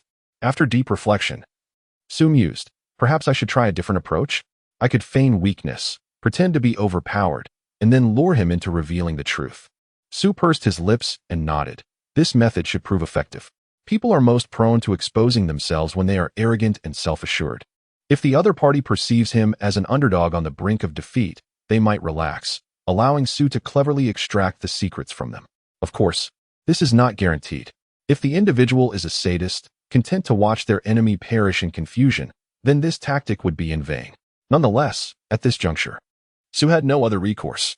Should this strategy fail as well, he would have to resort to forcibly extracting their soul. However, against a staunch will, he could not ascertain how much useful information he might glean. I hope it proves beneficial, Su sighed, gazing at the surface of the lake. As the night deepened, Sui suppressed his cultivation to the initial stage of the Earth Immortal realm. Were he to remain in the mid-stage, it was likely that his adversary, in an effort to ensure success, would eliminate him without a moment's hesitation, sparing him not a single word. However, by reducing himself to the initial stage, he would find himself at a disadvantage, especially given that his opponent possessed fragments of a primordial spiritual treasure, which would embolden them further. Waiting until noon, Sui sensed the approach of his foe from a distance. With a deep exhale, he surged forth from the surface of the lake. Who goes there?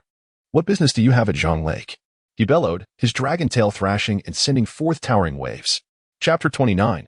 Let me die understanding. Isn't the lake deity here merely a monstrous creature? The figure clad in black robes cast a perplexed glance at Suhi. Once again, this query, which Suhi had grown weary of hearing. I have already vanquished it. The current deity of Zhanghu is I. What do you seek by approaching me? Suhi feigned a posture of distress, aiming to instill fear in his adversary, making them believe his demeanor stemmed from trepidation. Your strength is formidable, indeed. The black-robed figure scrutinized Suhi from head to toe. At this, Suhi felt a twinge of regret.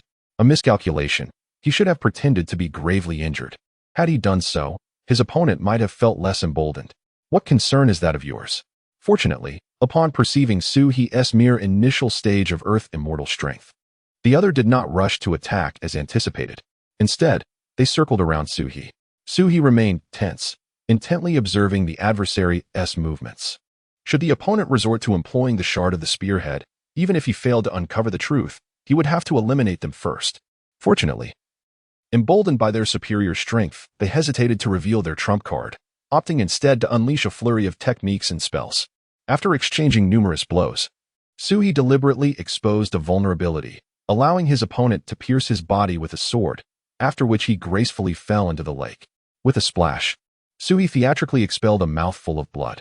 At that moment, the black-robed figure, evidently bored, raised an arm, poised to deliver a decisive blow. Wait.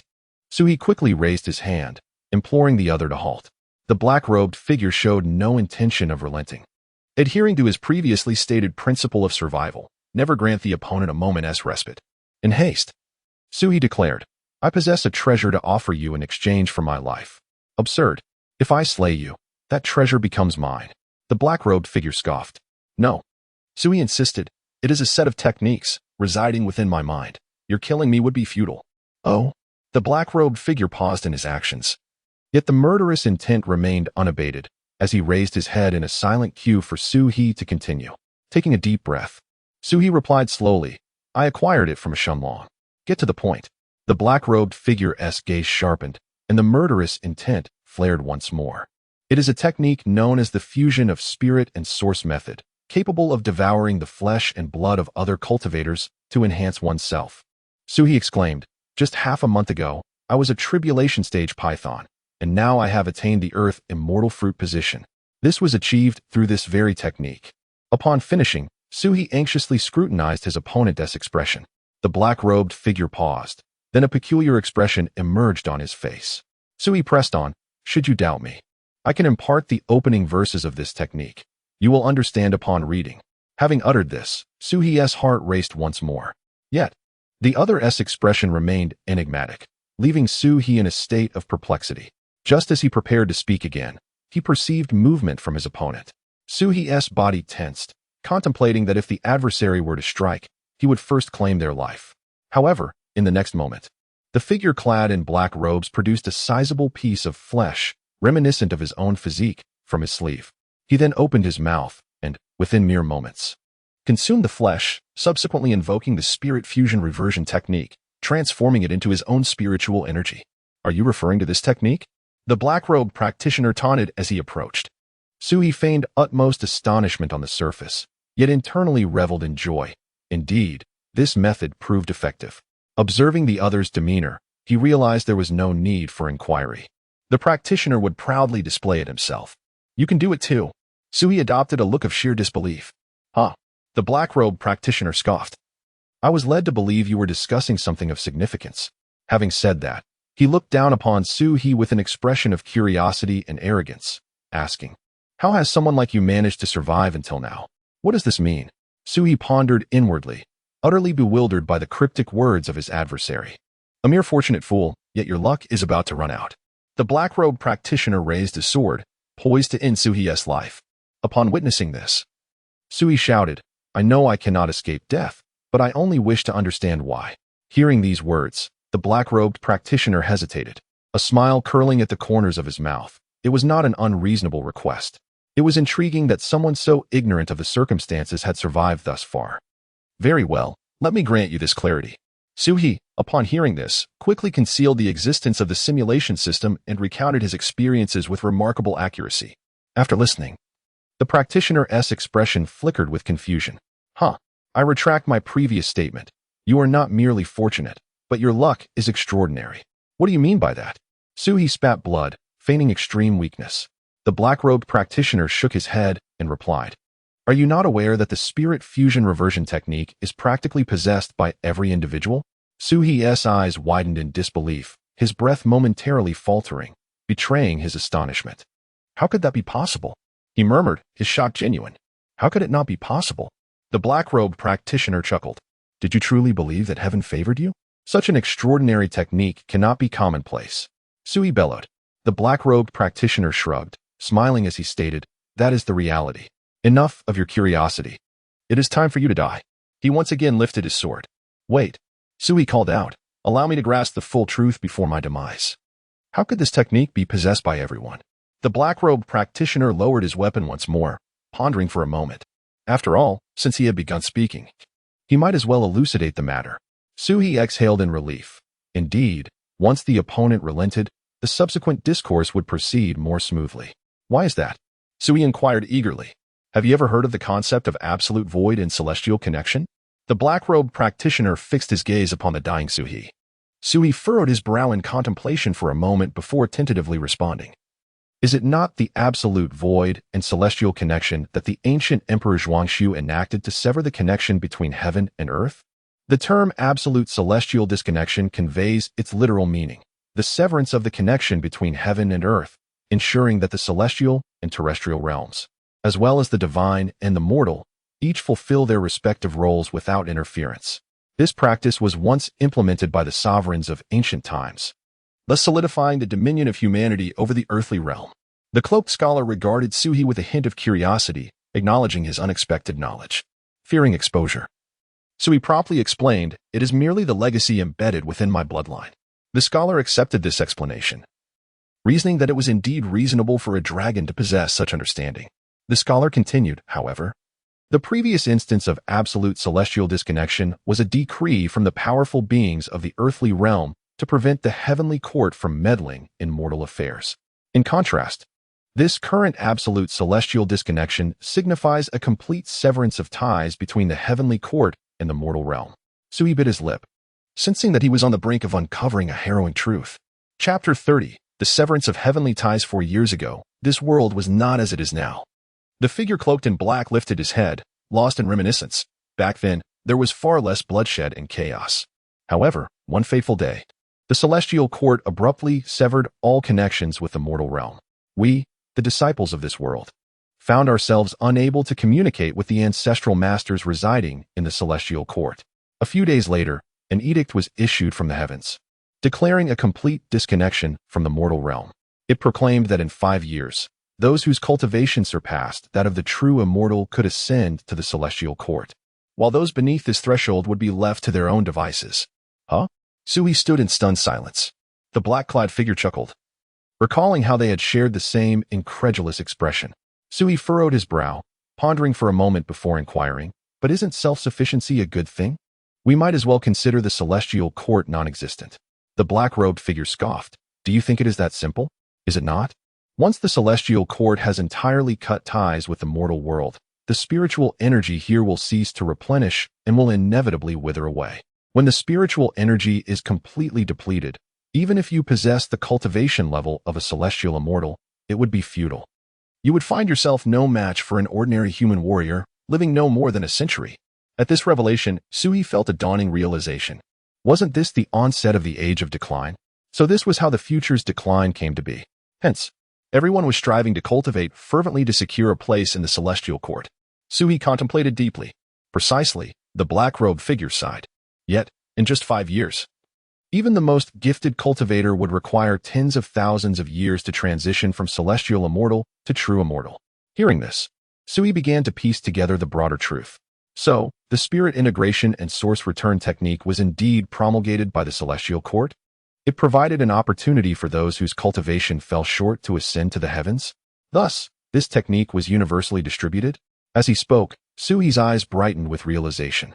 You are not as foolish as you appear, the black-robed figure replied. It all makes sense now, Sui murmured to himself, shaking his head. He had always wondered how such a formidable technique could be possessed by both the spirit dragon and this black-robed figure. Now it was clear. He had foolishly clung to the notion that this technique was a rare treasure meant solely for him. In that moment, many of the confounding aspects that had previously eluded him began to crystallize. Why did the water fox possess Dragonblood? Why did the spirit dragon and this black-clad figure exhibit such formidable resolve? Given that the spirit integration and source return technique was available to all, should he fall to his adversary, death would be the only outcome. If Sui were to find himself at the mercy of others in the future, they would likely think the same, unwilling to believe that anyone would spare him. Ultimately, it would lead to death regardless. So it was better to face it with some dignity. As for the curses they had hurled at him, in this dire environment, it was indeed concerning for one's chances of survival. They likely did not believe he could endure until the end, hence their acceptance of death at his hands. Resigned to the thought that one day, they too would perish at the hands of others. Could one depart this world with a sense of peace? The dark-robed practitioner smiled, exuding a faint aura of menace. Wait. Sui raised his hand once more, calling for a halt. What do you intend to do now? The dark-robed practitioner expressed a hint of impatience. I have one final question. What purpose does this position of lake deity serve? Sui inquired, pondering the futility of clinging to such a title with a mere 5-year limit. Even if granted an additional decade of incense offerings, it would hardly guarantee an ascension to celestial status, let alone meet the heavenly court's requirement of true immortals. The dark-robed practitioner frowned slightly, acknowledging, well, there is some merit to that assertion. It is said that the heavenly court retains certain divine positions among mortals, responsible for administering rain and other public duties. Sui nodded, understanding that maintaining mortal belief was paramount. Renowned rivers, lakes, and mountains often held a quota for divine positions. A flicker of realization crossed Sui's eyes. Now it makes sense. No wonder the ice spirit reacted so fiercely when I entered the Yellow River. It perceived me as a threat to its divine status. Even in my weakened state, it did not hesitate to eliminate me. Conversely, lesser-known bodies of water, such as this chapter lake, lacked such guarantees. Some practitioners, recognizing their own limitations, opted to take a gamble. After all, engaging in battles outside often led to certain death, whereas guarding a lesser deity offered a glimmer of hope. Even if the divine position was ultimately lost, the sustenance from incense offerings could prolong their existence. So he suddenly remarked, "So your purpose is to hunt these lesser deities of obscure lakes and mountains? If some chose to guard their positions, it was only natural that others would seek to hunt." The dark-robed practitioner raised an eyebrow, revealing no pretense. It is merely a quest for survival. The well-known mountain and lake deities are celestial beings. I cannot contend with them, so I am relegated to these lesser domains. And now? How much time remains until the final deadline? Suhi inquired. Why concern yourself with that when you are on the brink of death? The dark-robed practitioner chuckled, shaking his head, but relented. There is still half a year left. Huh? Suhi chuckled in disbelief. So the spiritual energy tide is orchestrated by the heavenly court to facilitate our growth and power? According to the information I've gleaned from the system, the next spiritual energy tide is precisely half a year away.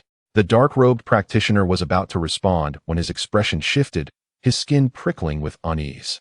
The cause was the sight of Suhi rising slowly from the lake, no longer bearing the appearance of a grievously wounded individual. You.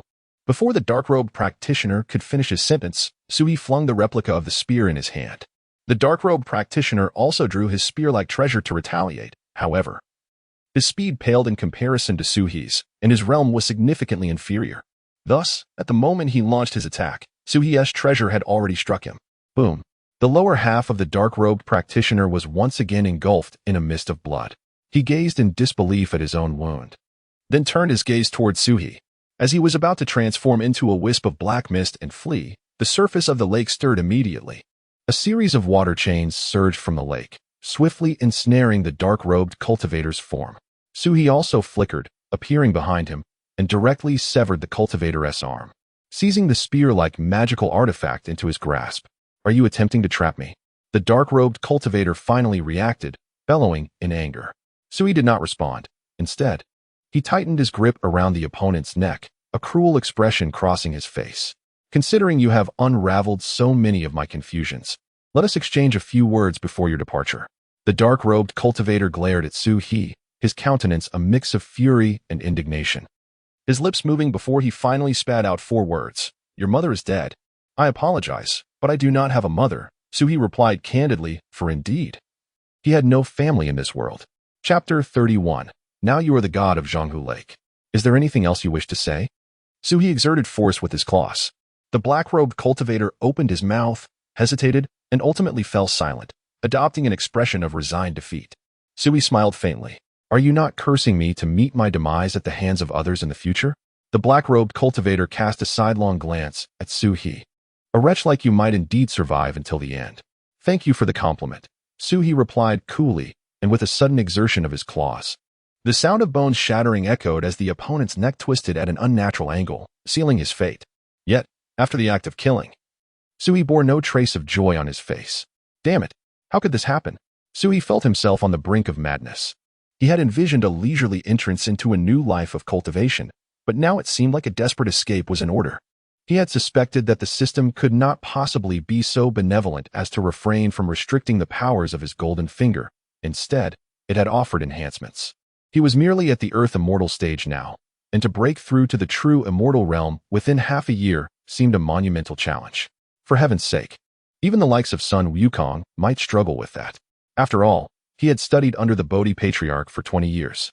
It was fortunate that he possessed the system. Otherwise, Suhi would have contemplated crippling his own cultivation to live as an ordinary mortal. The primary issue lay in the dire environment. Each individual possessed a copy of the spirit merging and source returning technique, and in any encounter, only one party could emerge alive. There was no room for mercy. Even if one was willing to spare their opponent, the latter might not reciprocate. Time was of the essence. He had merely 6 months left to achieve the true immortal status, or he would be rendered utterly useless. Furthermore, it was naive to assume that every opponent encountered would be evenly matched. In such an atmosphere of relentless pursuit, one could easily stumble upon a celestial or true immortal around any corner. Enough, Suhi muttered, feeling utterly drained. He could no longer remain at Zhanghu Lake. Firstly, The position of lake god was akin to a beacon, attracting those who might seek his life or covet his title. Should a celestial arrive, his fate would be sealed. Secondly, lingering here would thwart his aspirations of attaining the true immortal status. If he harbored any hope of ascending to the celestial court in 6 months, he had to venture out to hunt. After consuming the body of the black-robed cultivator, Sui returned to the depths of the lake. The deceased possessed a wealth of valuable items. Aside from the spearhead treasure, his storage space contained a partially devoured early Earth immortal beast. This was likely the large chunk of flesh he had previously used to heal his injuries after he had severely wounded him. Observing this, Sui refrained from hastily consuming it.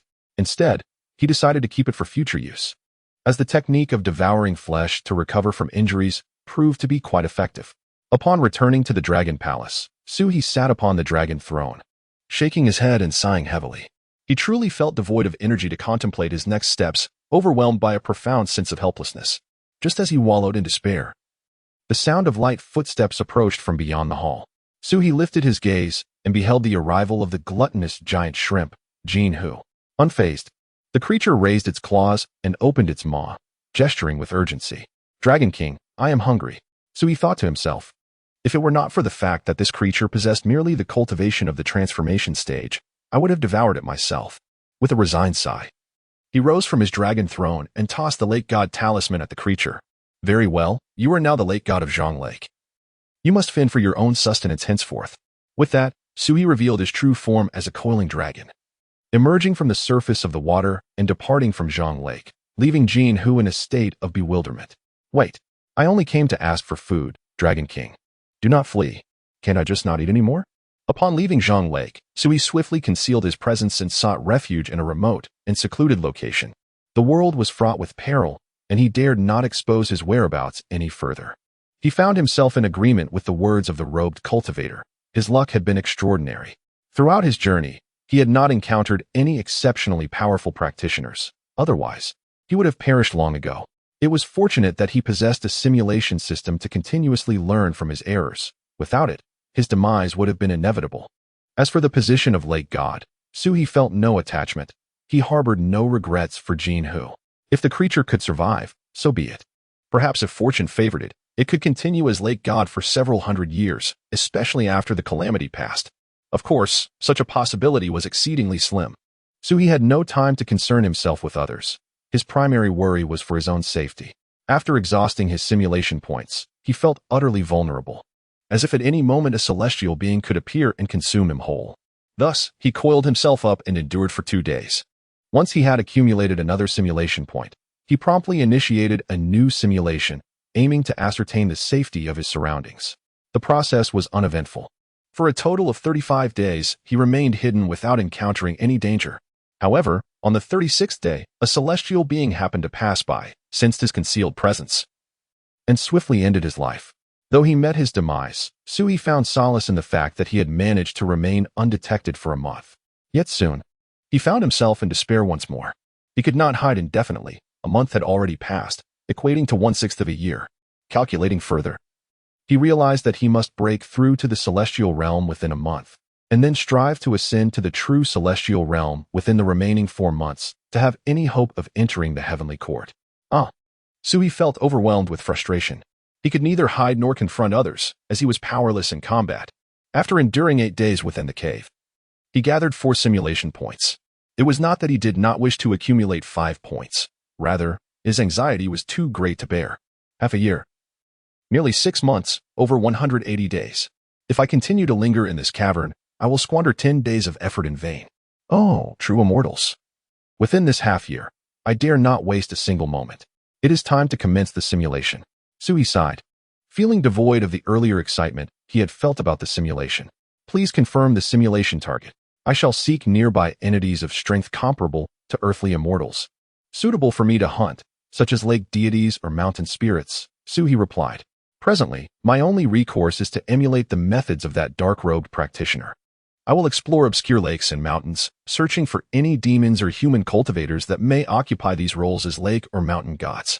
Should I encounter beings of lesser strength, I shall vanquish them and absorb their essence to enhance my own prowess. This is the only conceivable path for Sui to potentially ascend to true immortality within 6 months. As for risking it all, Seeking out celestial immortals to slay? I would require countless lives to expend. Do they think me a fool?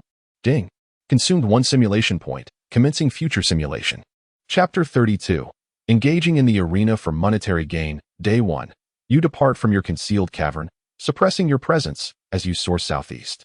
Along your journey, you intentionally evade areas densely populated by humans, extending your senses to seek suitable targets.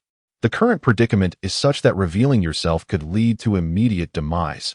Thus, Sue and Jean are cautious to maintain their anonymity. Day 2.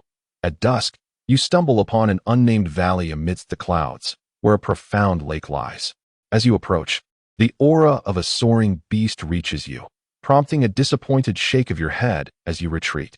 Even if consumed, a loose immortal would prove of little benefit to you. Day 3. You encounter 2 human cultivators of the Earth immortal realm engaged in a fierce duel. After a moment of contemplation, you opt to circumvent the fray. Should you involve yourself, there is a possibility they might turn their attention towards you. As for the notion of the mantis catching the cicada, with the yellow bird lurking behind, it is likely that the sounds of battle have drawn others as well, and you remain uncertain whether you are the cicada or the mantis poised for capture. Day 4. You alter your strategy, seeking towns along the official roads. On the outskirts of a certain county, you overhear locals discussing the Dragon King manifesting at Chi-Feng Mountain, 50 miles away. Day 5. You arrive at the small lake mentioned by the villagers, only to discover that the so-called Dragon King is merely a blue fish spirit of the loose immortal stage. You swiftly eliminate it, consuming its essence, resulting in a slight enhancement of your cultivation. Day 6. You investigate the nearby lakes and mountains, dispatching several lake and mountain deities of loose immortal cultivation. Day 7. At noon, you finally arrive in the populous region of Jiangnan. Suddenly, the clouds part, and a 1,000-meter-long crimson dragon descends, its celestial pressure causing your scales to bristle. You swiftly turn to flee, your bloodline of the golden-winged great pungs surging, generating sparks as your wings slice through the air. The dragon's claws graze your back, tearing away large, bloodied scales. You plunge into the canal, using the cover of passing merchant vessels to assume human form. The dragon circles 3 times above, ultimately departing in frustration. Phew. Sue exhales deeply. That was a close call. The crimson dragon likely refrains from rampaging in human-populated areas to avoid attracting other powerful beings, allowing you to narrowly escape with your life. Day 8. At dawn, you quietly depart amidst the boatman's gossip about the Dragon King's battle the previous night. Day 9. Following your instincts, you arrive at a tributary of Daunting Lake, only to find a peak earth immortal clam residing there. Before you can act, the entity detects your presence first and unveils a fragment of an innate spiritual treasure. After a brief hesitation, you decide to retreat. The adversary's cultivation surpasses yours, coupled with their possession of a magical artifact, making this an unwise engagement. Consider it a backup option. Should you fail to find a suitable target, you may return here. Once your cultivation ascends to the peak earth immortal stage, you can revisit this location. Day 12. You persist in your search, ultimately sensing the aura of an earth immortal near a lake known as Qingling Lake. You conceal yourself by the lakeside, observing intently, and discover a late-stage earth immortal Xian Gui lurking within the waters. You have identified a suitable target. Simulation successful. Suhi, did you really just trick me again? If you've truly found it, shouldn't the simulation in there? Let me test the strength of my opponent. If I cannot overcome them, I will accept that. This world is already so cruel. Why must you hinder my simulation points? Nonetheless, Suhi only felt a fleeting moment of frustration. Since this was a target deemed appropriate for him by the system, it was highly likely that he could handle it. Moreover, the opponent possessed late-stage earth immortal strength, which was significantly more formidable than consuming multiple mid-stage earth immortals. Ding. Simulation concluded. The host is presented with the following reward options. Please select 1. Option 1. Cultivation experience for the next 12 days. You will receive the experience accumulated during the simulation, resulting in an enhancement of your cultivation. Option 2. Detailed information on the Crimson Dragon. You will acquire comprehensive intelligence regarding the Crimson Dragon that nearly killed you, allowing you the option to attempt to hunt it. Suhi rolled his eyes and chose the first option, although he had not consumed much during the simulation. Even an ant-sized morsel counts as sustenance. As for the information on the Crimson Dragon, come on, that's a celestial being. You can't expect me to walk into my own demise like that. Upon making his choice, Suhi felt a warm current surge through his body, leading to a subtle increase in his cultivation. Continue the simulation. Suhi called out. Ding.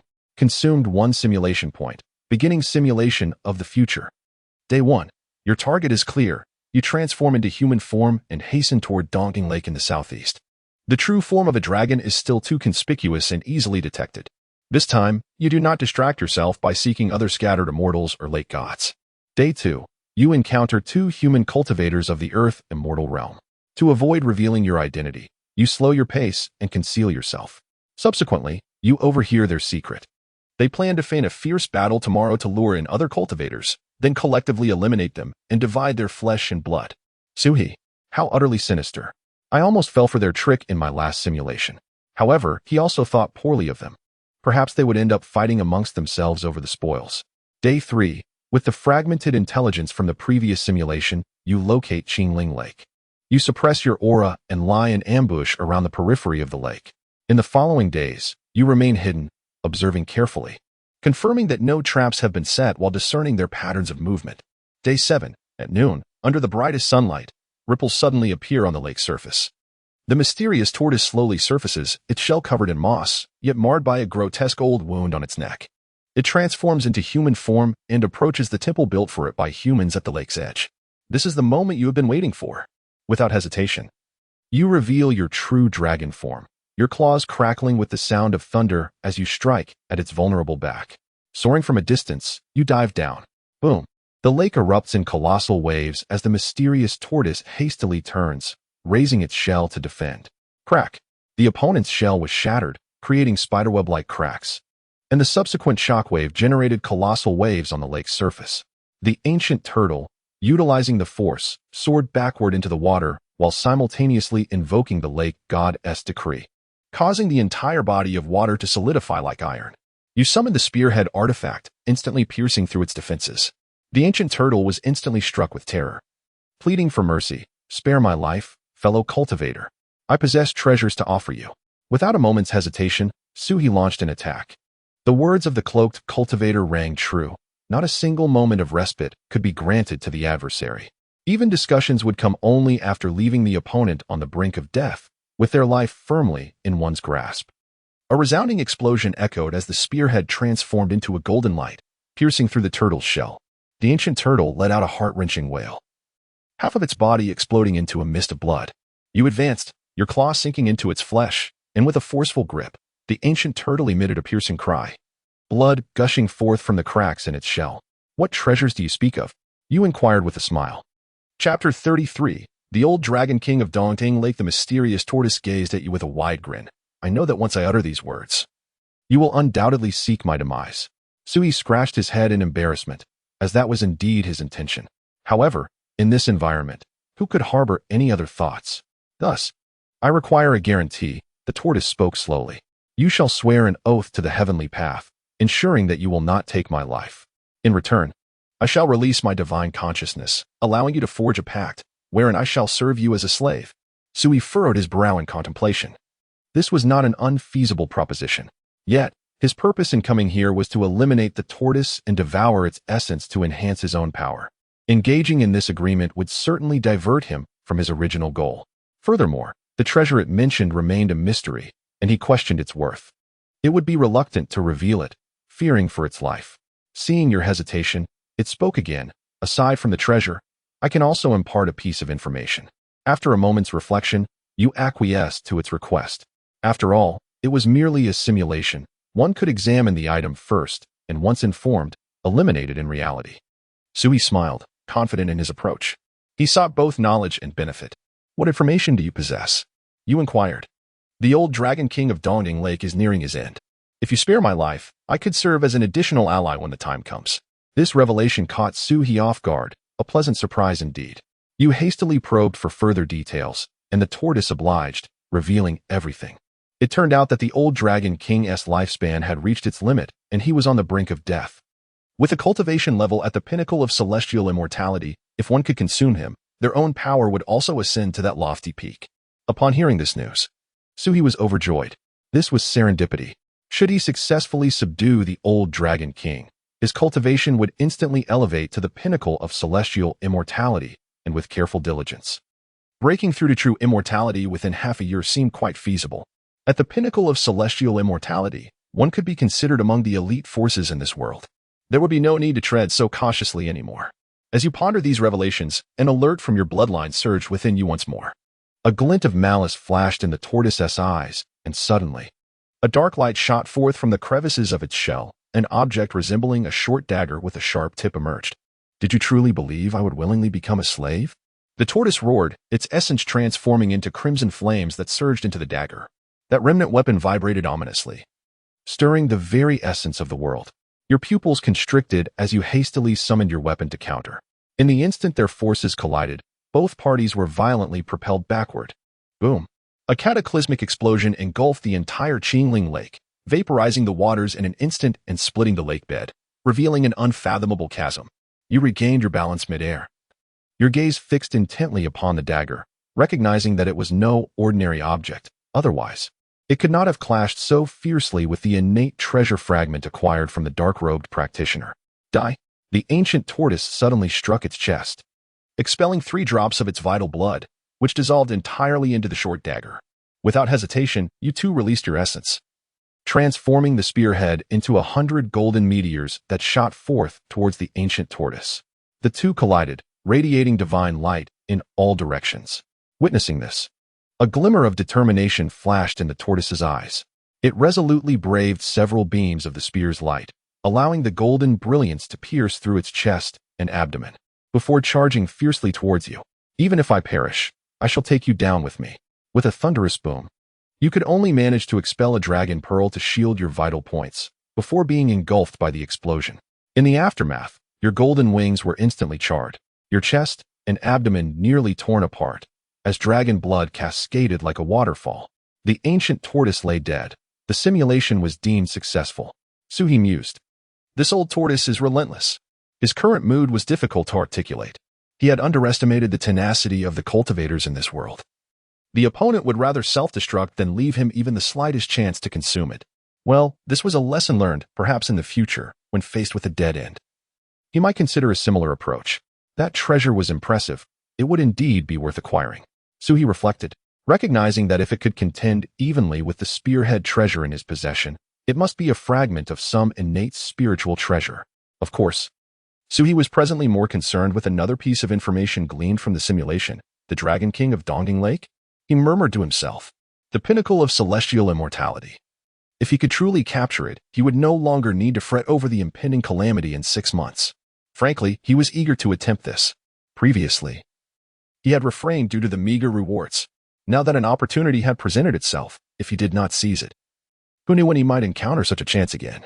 With the simulation allowing for continuous trial and error, even if many other cultivators sought to covet the old Dragon King, he should be able to uncover a successful path. Even if he did not emerge as the ultimate victor, seizing a fragment of the Dragon King's form would suffice to elevate him to mid-late celestial immortality. As Suhi pondered this, his excitement grew. It seemed that after dealing with the ancient tortoise, he would need to hasten towards Dongding Lake to seek out any opportunities. Ding! Simulation concluded. The host has acquired the following reward options. Hearing the system's prompt, Suhi quickly shifted his focus. Option 1. Experience points for cultivation over the next 7 days. You will gain the accumulated experience from the simulation, resulting in an enhancement of your cultivation. Option 2. A replica fragment of an innate spiritual treasure. Indeed, it was also an innate treasure, Suhi mused. After contemplating for a moment, he chose the second option. Although the treasure from the ancient tortoise would belong to him after its defeat, rendering the second option unnecessary, he had not devoured anything during this simulation, resulting in no significant increase in his cultivation. Therefore, overall, the second option proved more advantageous. As Suhi made his choice, a dagger, entirely black, materialized before him. With its appearance, he could finally examine its form in detail. Upon closer inspection, Suhi discerned that this object resembled not a short dagger, yet he could not identify what else it might be. Suddenly, he felt the firearm talisman in his embrace tremble violently, emitting a piercing hum. Hastily, Suhi withdrew the firearm's tip, only to witness its formerly dim point now radiating a dark golden glow, harmonizing with the obsidian sheen of the short dagger. As soon as he retrieved it, both talismans soared into the air, resonating with one another. After circling a few times, they stabilized in position, responding to each other, and appeared to merge into a singular talisman. Strangely, however, there remained a gap of over 2 meters in the center of this newly formed artifact. Sui cast a glance and finally comprehended the nature of the short dagger. His talisman was the firearm's tip, while the short dagger represented the gun's grip, specifically the pointed end. The distance between them indicated the absence of a gun barrel. Could it truly be so fortuitous? Sui pondered aloud, shaking his head. He had not intended to seek out the remaining fragments of this innate spiritual treasure. Had it come to him willingly?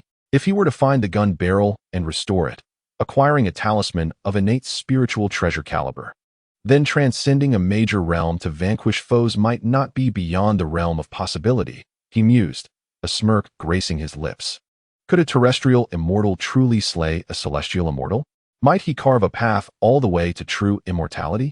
Chapter 34. The Tea House by Daunting Lake. In this instance, Sui found himself with yet another compelling reason to vanquish the mysterious tortoise. Given the nocturnal hour, he felt no urgency to hasten his journey. Instead, he rummaged through the storage bag he had seized from the robed cultivator. After a thorough search, he was delighted to discover a metal rod approximately 3 meters in length.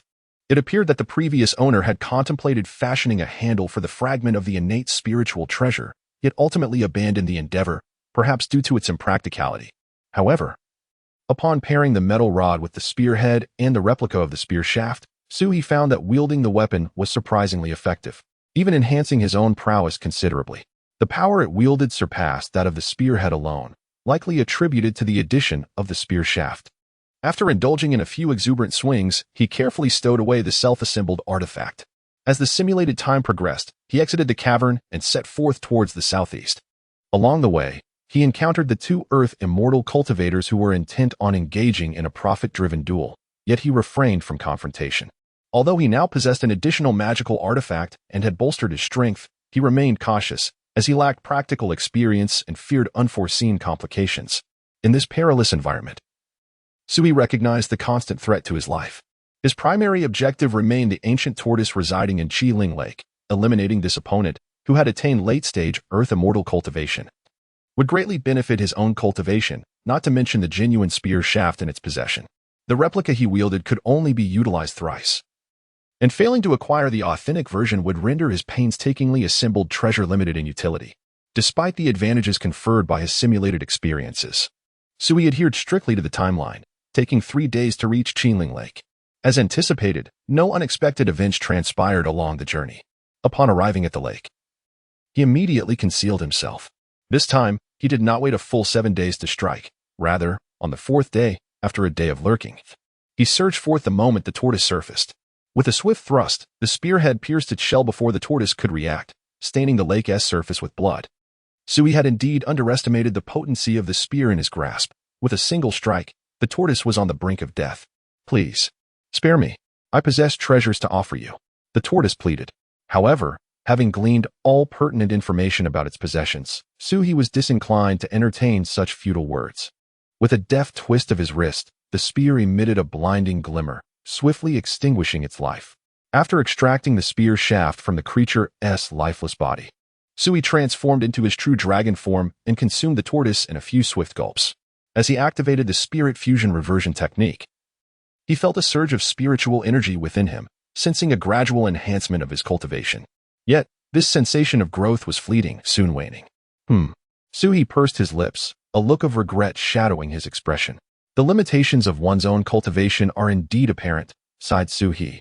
In truth, the progress made is quite remarkable. If it were any other era, a doubling of one's cultivation within a single day would surely elate anyone.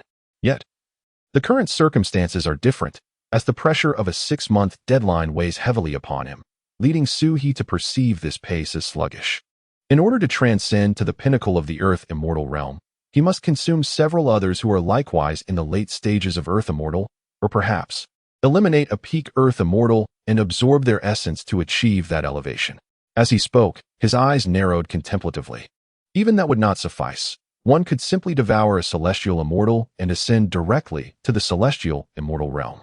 At this juncture, Sui's gaze involuntarily drifted towards the direction of Daunting Lake. He mused, "I must consider the old Dragon King."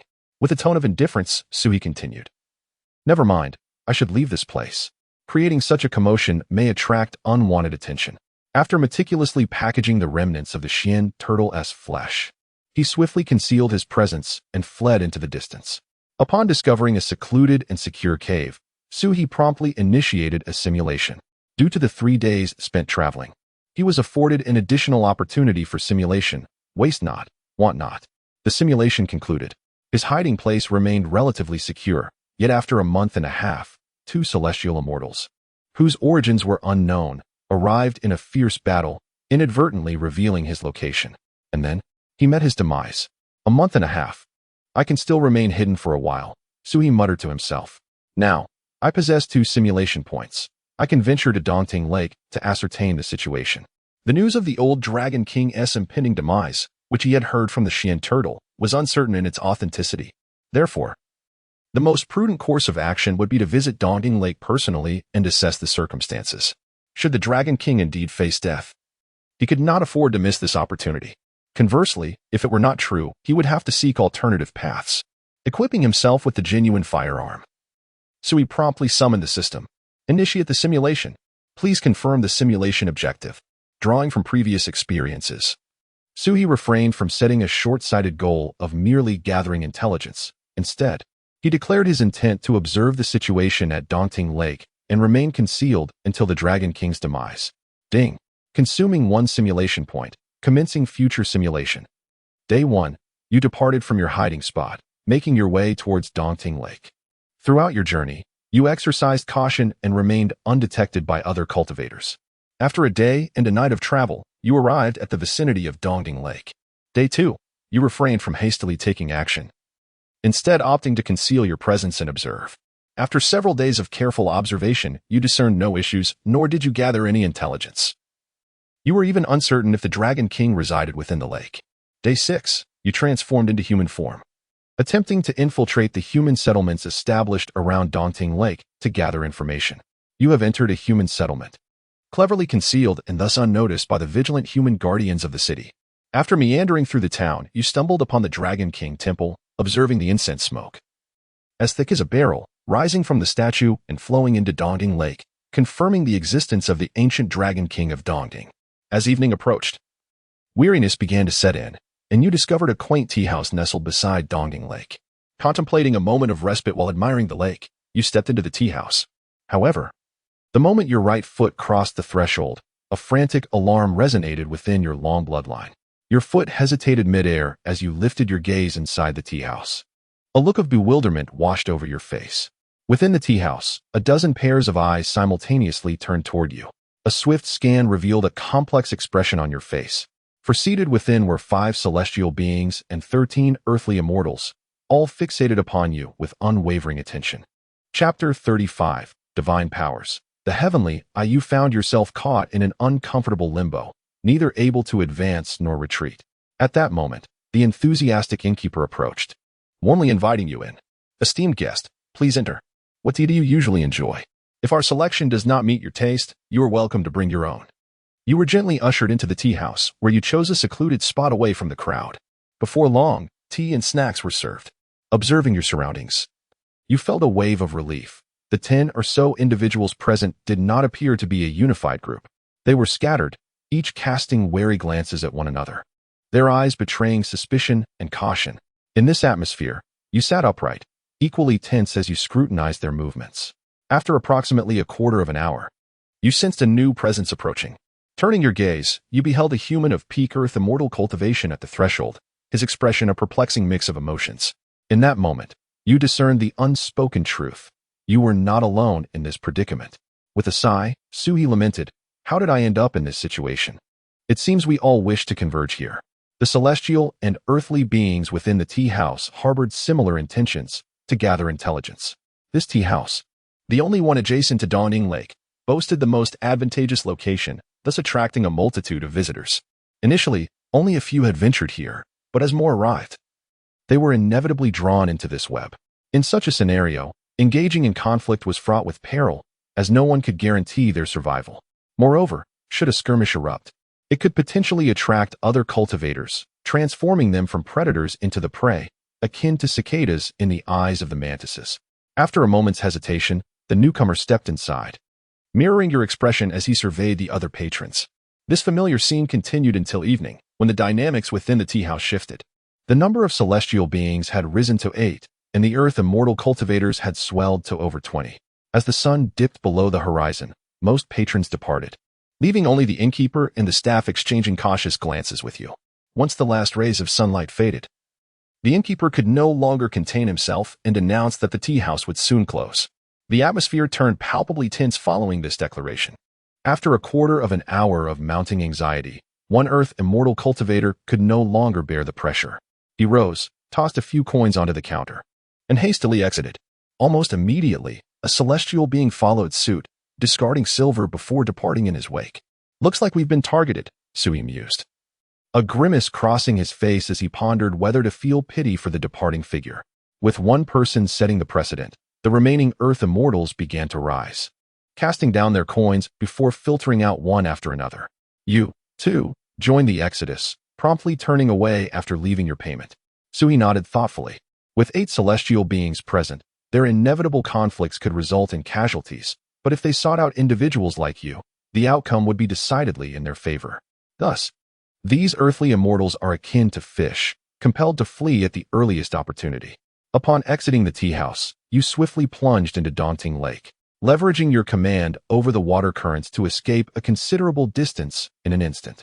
Naturally, Sui dared not linger in the lake, for it was the domain of the ancient Dragon King. A brief respite in the water would suffice, but remaining too long would inevitably lead to discovery.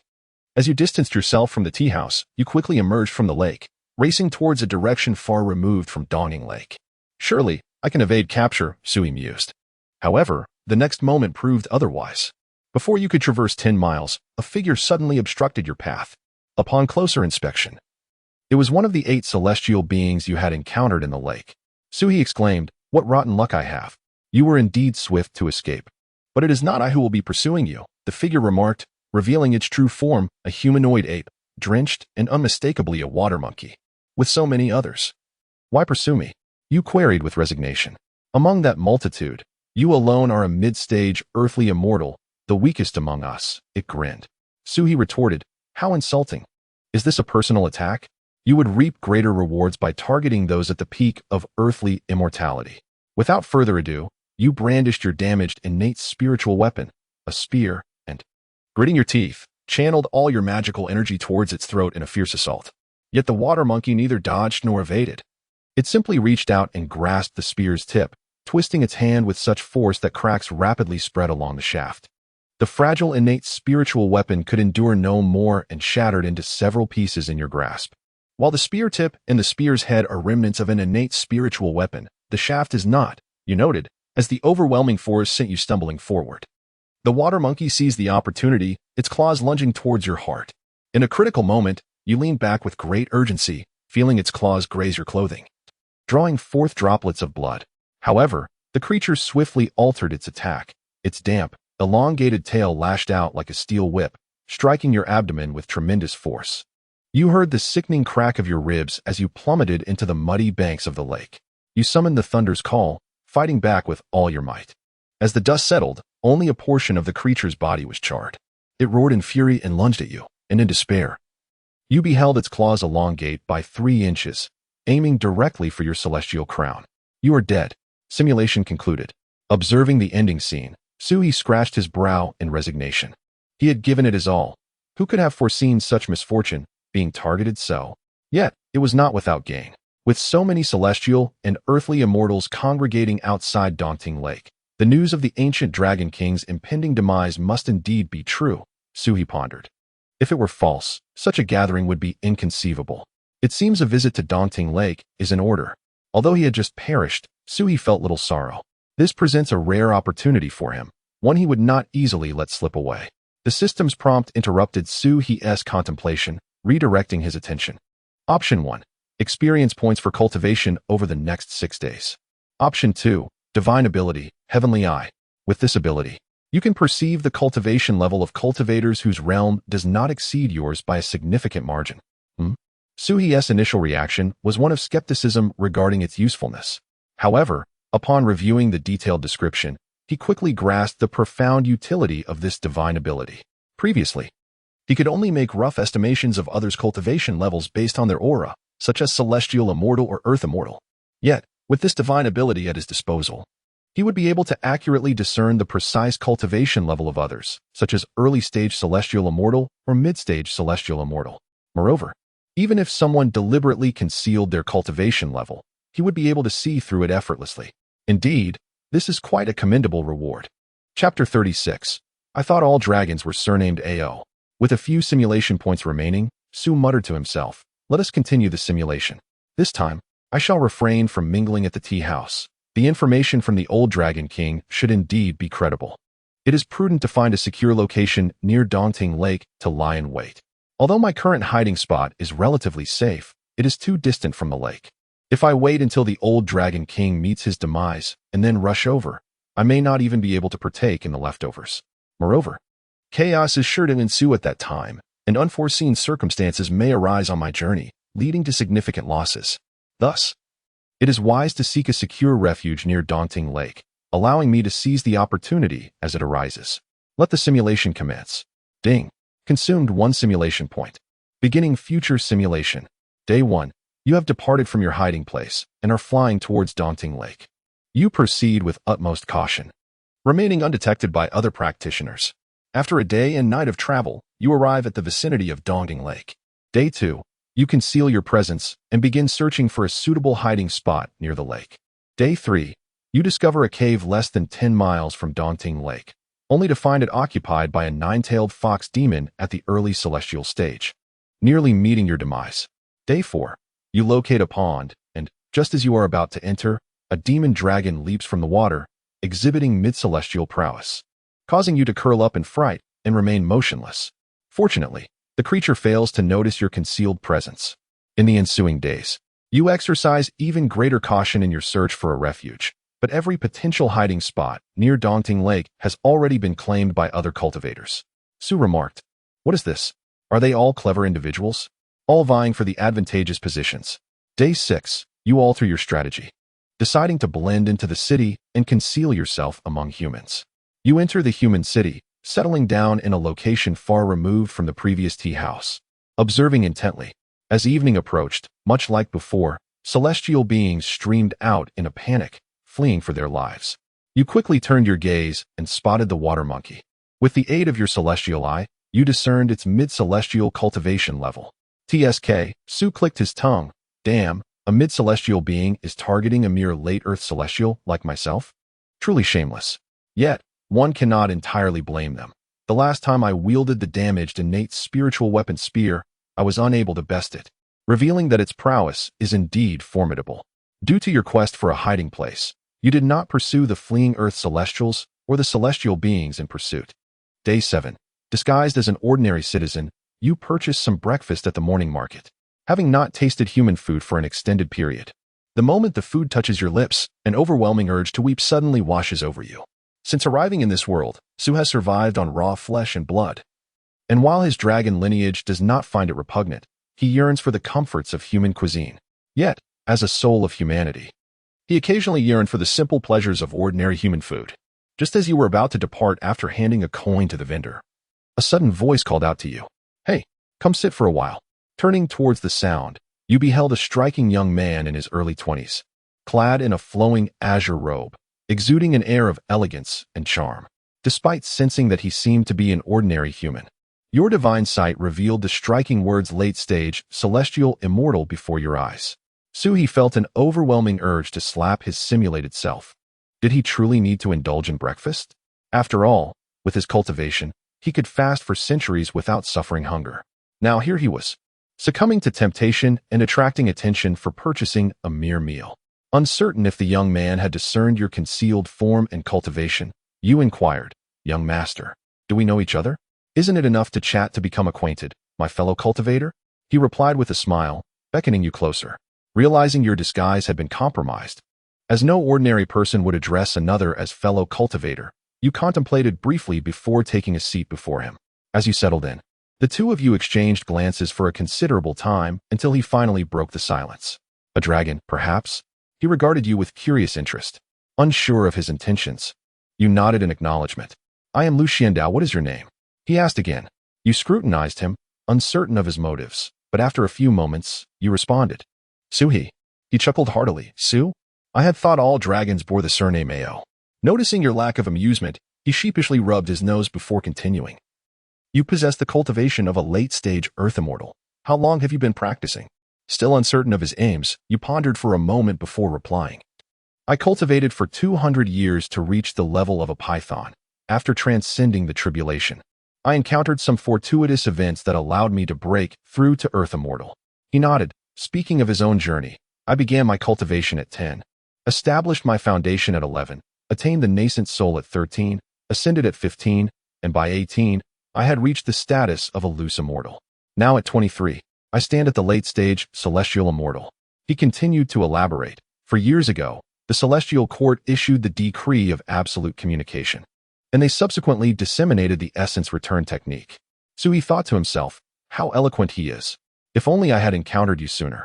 I wouldn't have had to engage in mental battles with that dark-robed cultivator. You interjected, bluntly asking, what do you want? If you intend to kill or harm me, then do so. I, Su, am not one to fear death. The young man chuckled softly, replying, you misunderstand. I do not kill those whose cultivation is beneath mine, as it serves me no purpose. I merely see a connection and wish to converse with you. Upon hearing this, Suhi finally understood. Ah. So he seeks to showcase his prowess. Very well, as long as you do not intend to harm me, speak as you wish. This era is indeed the finest of times. The other party raised their hand, rotating it thoughtfully, a smile gracing their face. In this era of fierce competition, everyone has the opportunity to attain the status of an immortal, don't you think? They suddenly inquired. You, maintaining a stoic expression, merely nodded. Satisfied, the individual nodded back, rising to pat your shoulder, expressing a hope to see you in the heavenly realm 6 months hence. With that, they departed, wearing a smile. Suhi mused.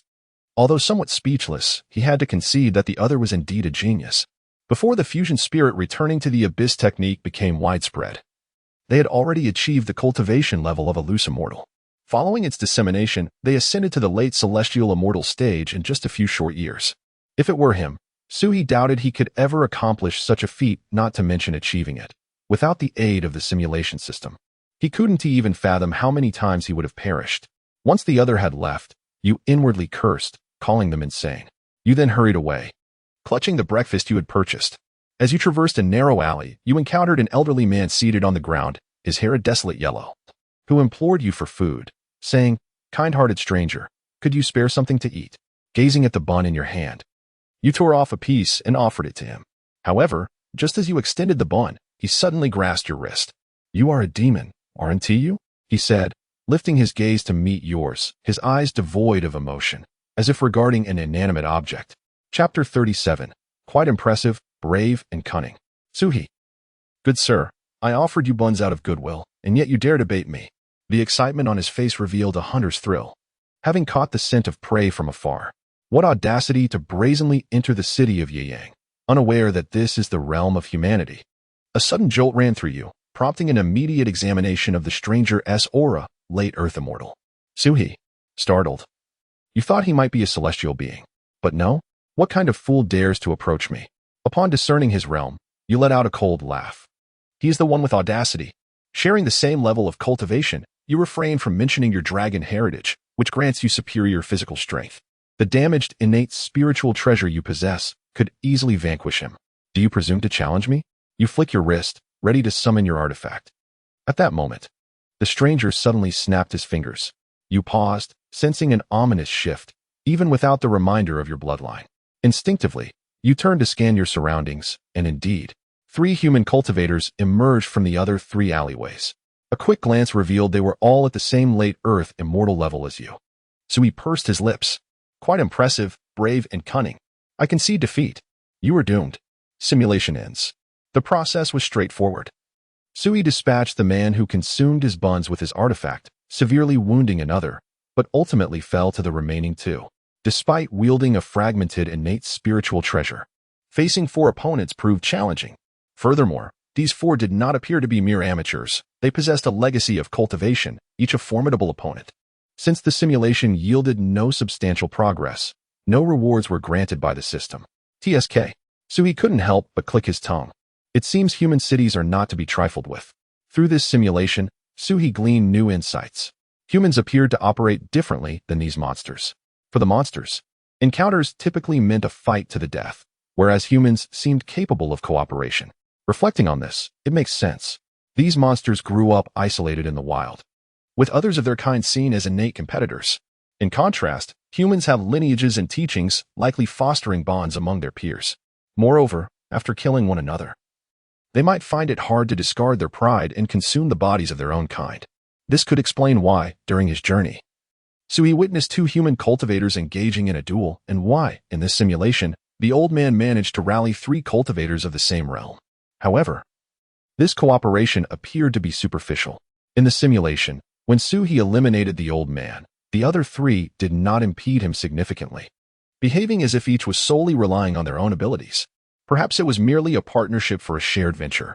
Regardless, it seems that the human city cannot remain concealed any longer. With the passing of the old Dragon King, a multitude of human cultivators has gathered, most of whom reside within those cities. If I, an outlier, were to enter and be discovered, I would undoubtedly become the target of their ire.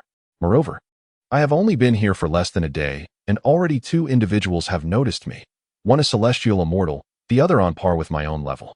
The humans possess techniques and methods specifically designed to probe one's aura. It would be prudent to find a secluded spot in the wilderness, Su contemplated. However, all the suitable locations have already been claimed by other monsters, including several celestial immortals. Perhaps I could eliminate a peak Earth immortal and usurp their territory? At this thought, Su suddenly realized that his Earth immortal cultivation might be the weakest among them. Even the old man who had just besieged him had 3 companions. Peak Earth immortal.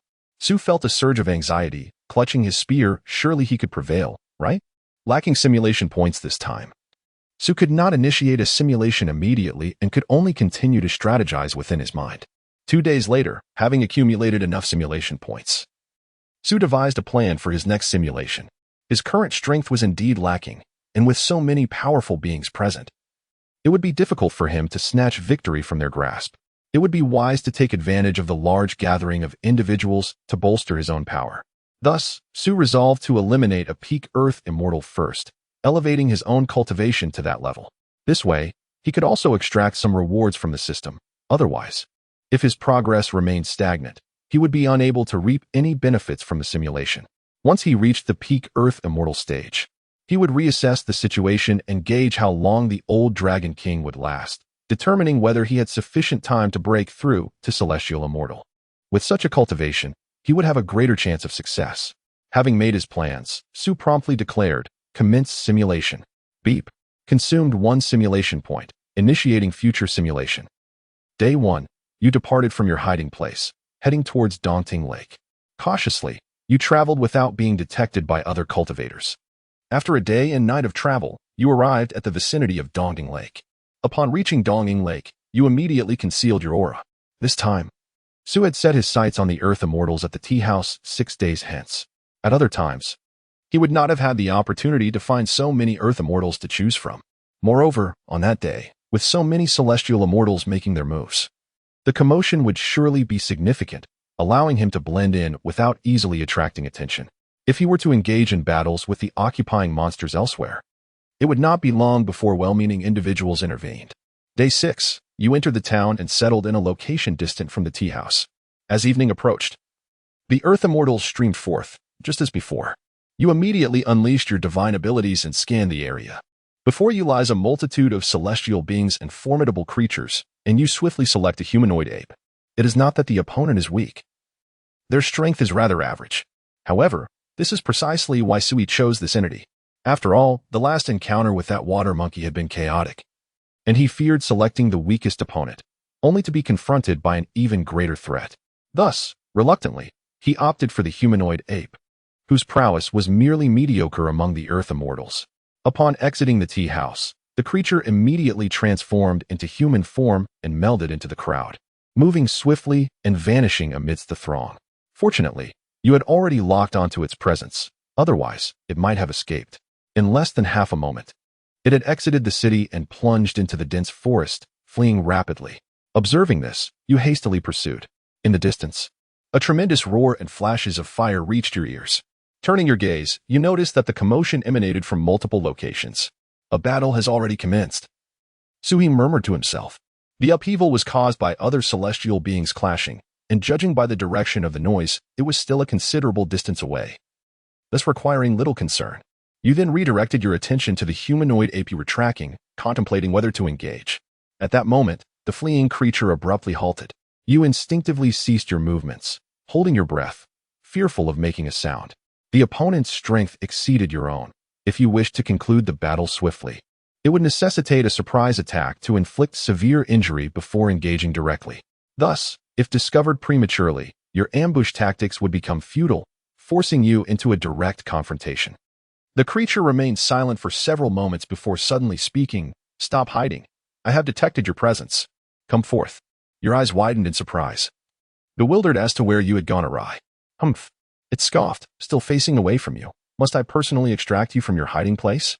You chuckled softly, applauding as you emerged from the thicket behind it, then inquired, "How did you discover me?" The creature raised an eyebrow, casting a glance around before shaking its head with a smile. "With your tracking skills, it is quite challenging for me not to notice you. After sizing you up," it added with a grin, "late-stage Earth immortal? And you dare to stalk me?" You decided to dispense with further conversation, drawing your damaged spear and pointing its tip at the creature, thinking to yourself, "Let us see how this unfolds." Chapter 38. Hey, not yet defeated. You lunged forward, thrusting your damaged spear with sudden ferocity, the glint of its tip reflecting a chilling light as it aimed for the throat of the humanoid ape. The creature swayed, narrowly evading your strike, yet the spear's edge still carved a crimson line across its shoulder. "Not bad." The humanoid ape sneered, a flicker of malice igniting in its eyes. Unperturbed, you continued your relentless assault, the spear sweeping like a dragon, leaving the humanoid ape with no chance to retaliate. Witnessing this, a glimmer of hope surged within you. Although your ambush had failed, you believed you could still prevail with this tattered weapon in hand. With renewed vigor, you intensified your assault, delivering a sweeping blow aimed at your opponent's midsection. However, just as the spear's tip was about to make contact, the humanoid ape suddenly produced a pitch-black staff from behind, swinging it to intercept your strike with formidable force. You were momentarily taken aback, astonished by the sight of the staff in its grasp. "Did you think you were the only one with a treasure?" The humanoid ape cackled, channeling power into the staff and repelling your spear's momentum.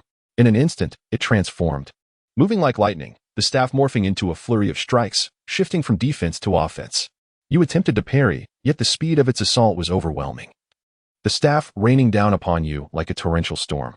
In the chaos of defense, you faltered, and a powerful blow struck your chest, eliciting a pained grunt and causing blood to spill from your lips.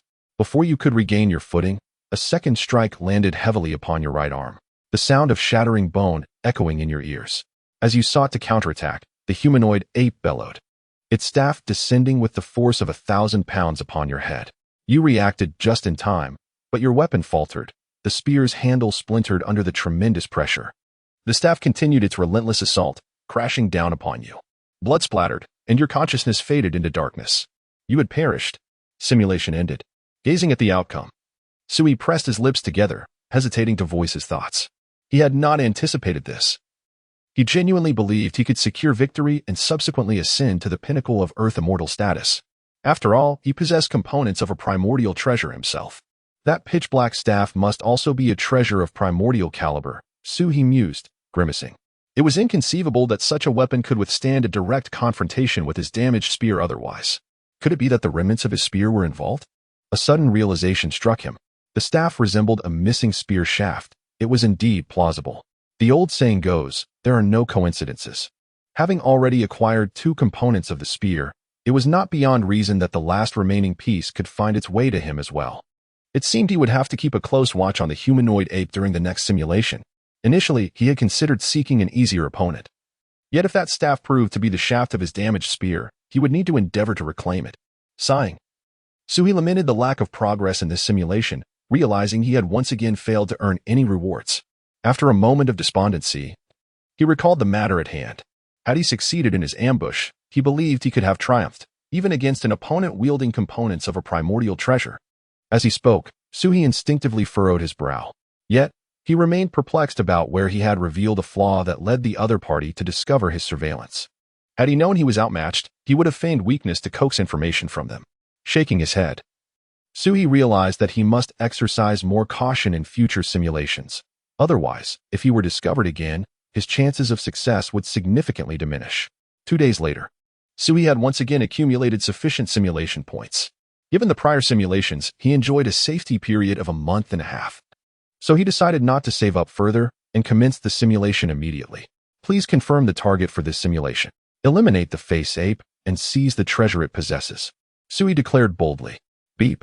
Consumed 1 simulation point. Commencing future simulation. Day 1. You departed from your hiding place, flying towards Daunting Lake. With utmost caution, you remained undetected by other practitioners along the way. After a full day and night of travel, you arrived at the vicinity of Daunting Lake. The surroundings appeared unchanged from the last time, devoid of any peculiarities. On the 6th day, armed with foreknowledge of the opponent's escape route, Sui refrained from entering the human city this time. Instead, he opted to lie in ambush along the path the adversary would take. I refuse to believe you can discover me this time. Sui gritted his teeth. Having prepared an ambush, he would accept defeat if he were still found. Acknowledging his inferiority would be his own folly. You concealed your presence within the dense forest, poised for action. As dusk descended, you could distinctly sense the rising panic and turmoil of the celestial beings fleeing from the human city. Before long, a commotion echoed from your direction. You dared not breathe, straining your gaze towards the source of the sound. Indeed, it was the face ape racing toward you. You tightened your grip on the spear, fully prepared to launch a surprise attack.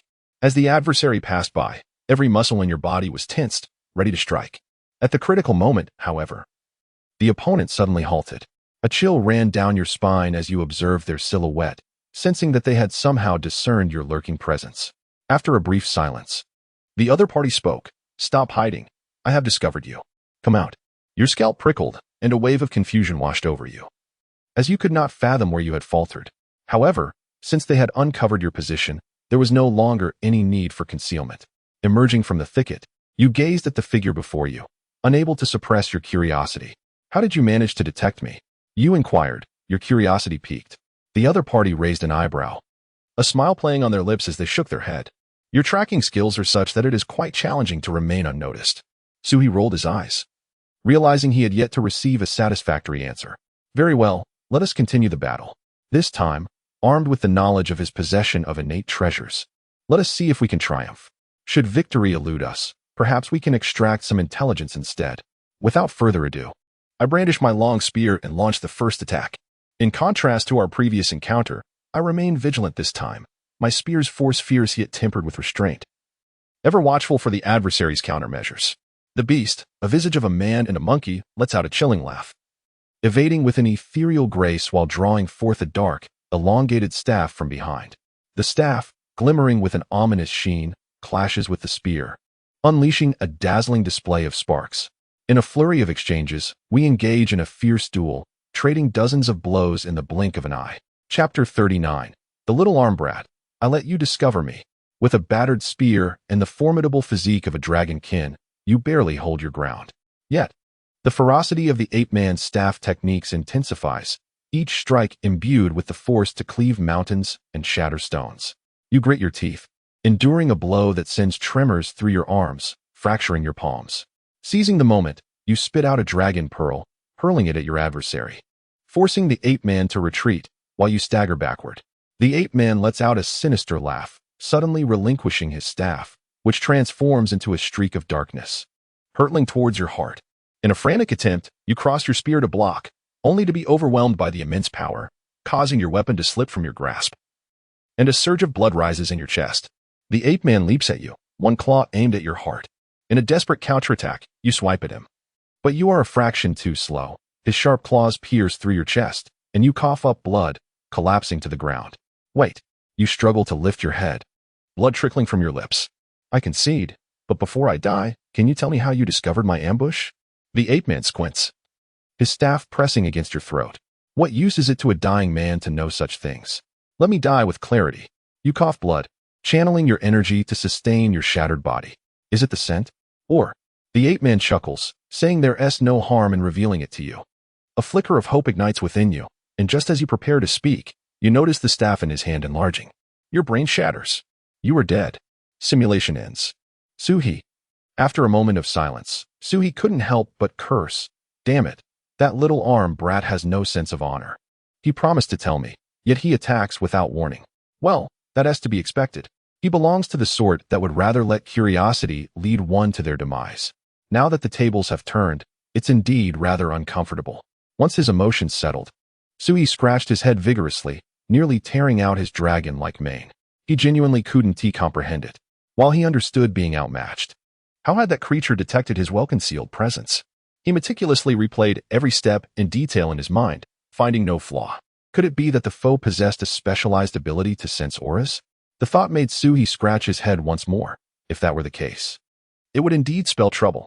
He currently possessed 3 abilities and was acutely aware of their immense potential. If the opponent also had a means to detect auras, then the prospect of ambushing him would be nearly impossible. Engaging in a head-on confrontation was not within his capabilities either. If the final simulation fails to yield results, he would need to reconsider his approach. Suhi sighed deeply. Although the ape-man wielded what might be a component of his damaged spear as a magical artifact, seizing it would necessitate defeating him first. Who knows when that old Dragon King will meet his end? If he continued to drag this out, what once was a hot dish would turn cold. 2 days later, Suhi gathered his simulation points once more. He began the simulation anew, this time with a tone of weariness.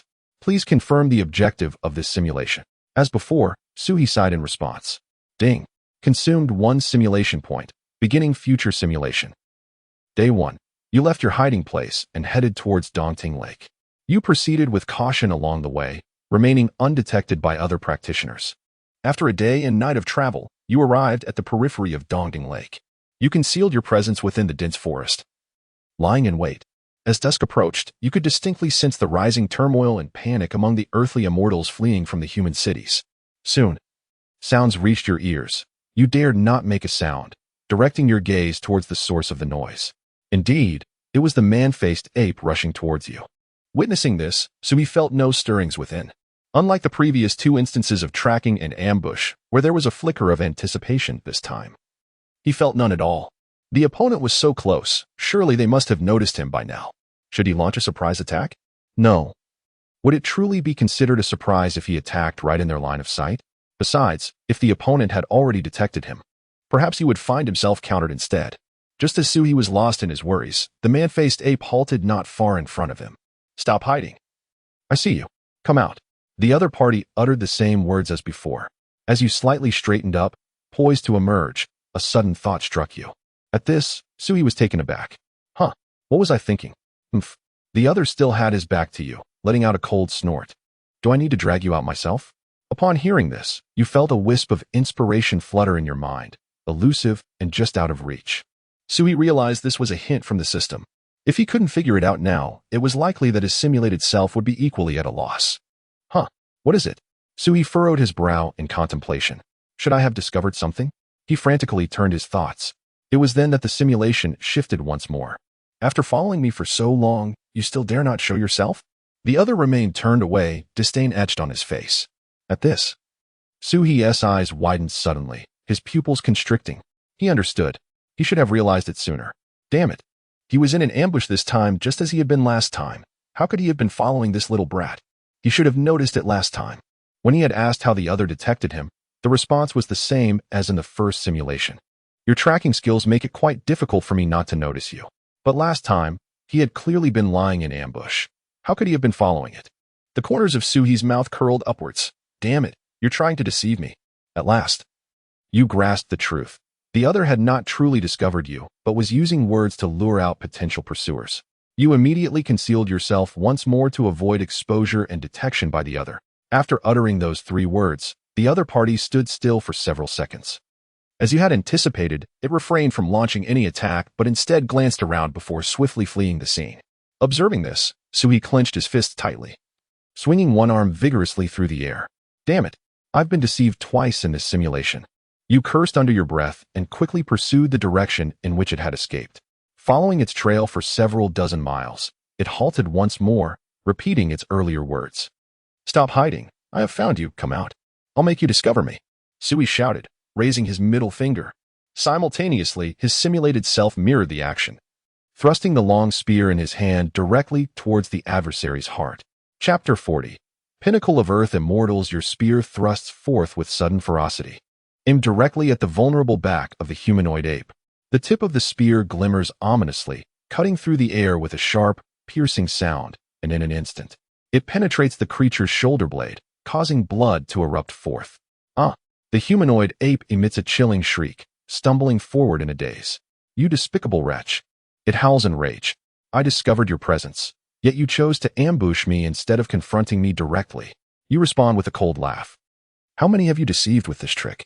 Without granting it a moment's respite, you sweep your spear horizontally, forcing the humanoid ape to retreat repeatedly, gnashing its teeth. The creature draws a pitch-black staff from behind, its surface glimmering with dark energy, barely managing to deflect your assault. With a furious roar, it swings the staff like a tempest, attempting to counterattack. Yet, weakened from its injuries, its movements lack the swiftness they once had. You press forward relentlessly, your spear striking with the ferocity of a dragon. In a mere 10 seconds, a fierce battle ensues, dust swirling in the dense forest as trees topple around you. The humanoid ape's wounds continue to bleed profusely, its breath growing increasingly erratic. Seizing an opening, you deftly disarm it, sending its staff flying, and point your spear directly at its throat. Don't move. A single twitch and you shall meet your end, you declare coldly, reaching out to grasp the dark staff. You attempt to combine the staff with your spear, but find them incompatible, furrowing your brow in confusion. Is it not part of the spear's shaft? Outside the simulation, Suhi observed this outcome with a furrowed brow of his own. Although somewhat surprised, it was also within reason. How could it be so fortuitous that he could simply choose someone at random and seamlessly repair his damaged innate treasure? The humanoid ape, despite its ignorance of the situation, forced to smile through the pain, pleading for mercy. You shake your head, and with a swift motion, your spear pierces its throat. The humanoid ape's eyes widen in shock before it collapses lifelessly to the ground. Upon its demise, you immediately reveal your true form, consuming the corpse of the humanoid ape. As the essence return technique operates, a torrent of spiritual energy surges within you, propelling your cultivation to the pinnacle of Earth Immortals. Simulation successful. Suhi pursed his lips. Despite vanquishing his foe, he felt little joy. Firstly, it was evident that the staff did not belong to the spear. Secondly, he had wasted 2 simulation points due to the creature's deceitful tactics. That represented 4 days of time. Each moment now was invaluable to him. Never mind. Let us examine the simulation rewards. Suhi shifted his gaze to the system display.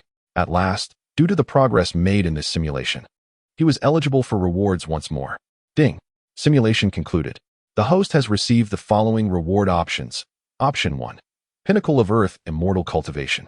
You will gain the cultivation level attained after devouring the humanoid ape. Option 2. A replica of an innate treasure fragment. Suhi glanced over the options, ultimately focusing on option 1. The broken staff's incompatibility with his spear rendered it useless to him. Even if it were a match, he would not choose it. The humanoid ape possesses a genuine artifact. Why then would one choose such a replica? Perhaps it is due to the pinnacle of Earth Immortal Cultivation. Suhi mused. Ding. The host has chosen the pinnacle of Earth Immortal Cultivation. Rewards have been dispensed. As the system's notification echoed, a torrent of turbulent spiritual energy surged within Suhi's body. The spiritual force coursing through his meridians erupted, propelling his cultivation from the late stage of Earth Immortal to its zenith in an instant. Having undergone several breakthroughs previously, Suhi experienced little reaction. In fact, he felt the speed of this advancement was rather sluggish. After a brief moment of exhilaration, he sighed deeply. Alas, through these repeated simulations and trials, he had come to comprehend the ecological niche of his current strength. There exists a vast chasm between the Earth Immortal and the Celestial Immortal.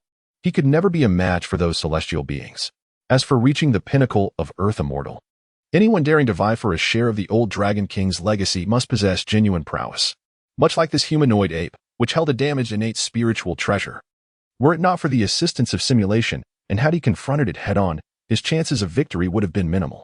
This applies equally to other peak Earth Immortals. It seems he must redirect his ambitions elsewhere. Suhi reflected. Initially, upon receiving news from the Shin Gui regarding the old Dragon King of Dongning Lake, he had envisioned a path of trial and error through simulation, ultimately consuming the old Dragon King for himself. However, after enduring these recent trials, Suhi recognized that the disparity in strength could indeed be lethal. Should the old Dragon King perish, He might not even reach the core area to claim a share before being slain by others.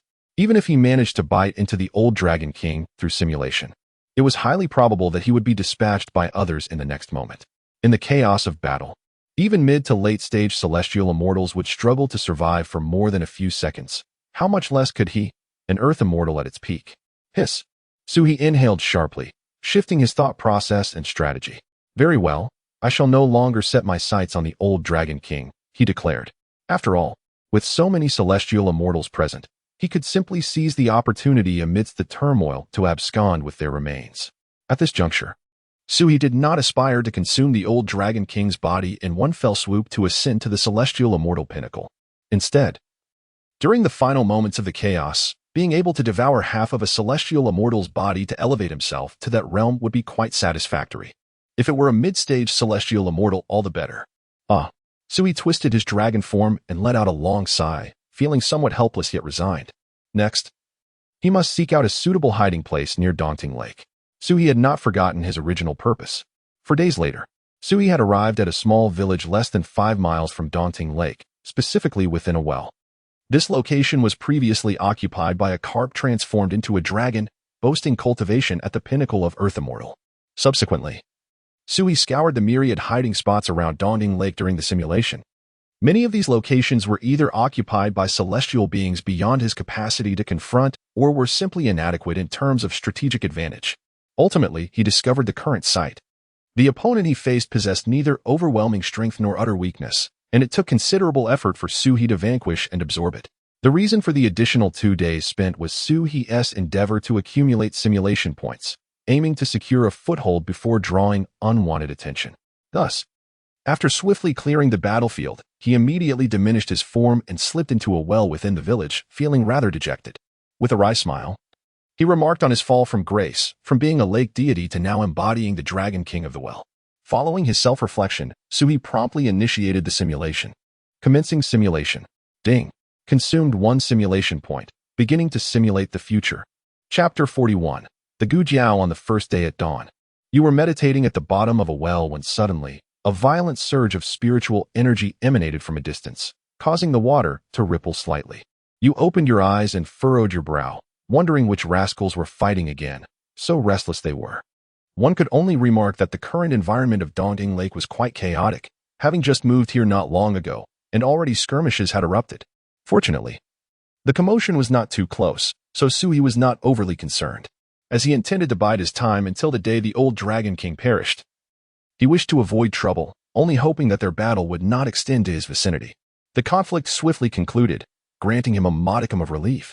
However, half an hour later, another rumble echoed, this time considerably nearer, with fragments of stone tumbling from the well walls. Startled, you lifted your head. A flicker of unease crossing your expression. Why was it drawing closer? You persisted in your concealment, having no intention of venturing out, convincing yourself that as long as you remained patient, they would not pose a threat to you. By midday, the tumult of battle reverberated for a 3rd time. Now within a mere 10 miles, as the intense shock wave caused the well water to churn violently. Restlessness took hold of you. Something felt amiss. It was growing alarmingly closer. Could it be aimed at you? Indeed, Suhi felt a twinge of panic. He had only engaged in battle with the fish transforming into a dragon the previous day, creating enough noise to attract nearby discerning creatures. After a moment of contemplation, he resolved, with a firm determination, that he must venture out to investigate. Concealing his aura, he transformed into a shadow, silently emerging from the well and stealthily advancing towards the source of the disturbance. He flew low, skimming the ground and utilizing the cover of trees and rocks, soon approaching the origin of the commotion. Before him lay a rocky ravine he had previously scouted, where a celestial-level clam demon resided. He had hesitated to engage it. Concealed behind a towering ancient tree, he held his breath and gazed ahead, witnessing a massive gujiao tearing into the corpse of the clam demon. Its feathers glinted with a metallic sheen, and its talons were as sharp as hooks. Peering through his divine vision, he discerned that it was indeed at the late celestial stage. A chill coursed through him as he instinctively recoiled, realizing that this outing might not have been his wisest decision. Just as he contemplated retreating quietly, the gujiao suddenly raised its head, its keen gaze sweeping the surroundings. How audacious, to approach so brazenly. A shiver ran through you, and alarm bells rang in your mind. You turned to flee. But the creature's speed was unfathomable. In an instant, it was upon you, its talons striking like lightning, piercing through your chest. Agonizing pain surged as you glanced down to see the bloodied talons protruding from your torso. With a sickening crack, your heart was crushed, and darkness enveloped you. You were dead. Simulation ended. Upon witnessing this outcome, Sui helplessly rubbed his nose, cursing under his breath. The Gujiao, a fearsome beast from the classic of mountains and seas. Its forepart resembled that of a fish-eagle, while its hindquarters were akin to that of a fish. Well, this is not the most crucial matter. What truly matters is that this individual possesses the cultivation level of a celestial being at the peak stage.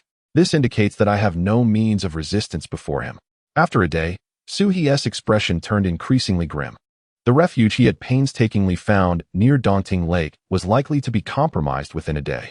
He could not possibly remain in this well any longer. When he had previously eliminated that fish-turned dragon, he had caused quite a commotion, leaving traces from the battle that would undoubtedly be discovered if the other party were to come looking.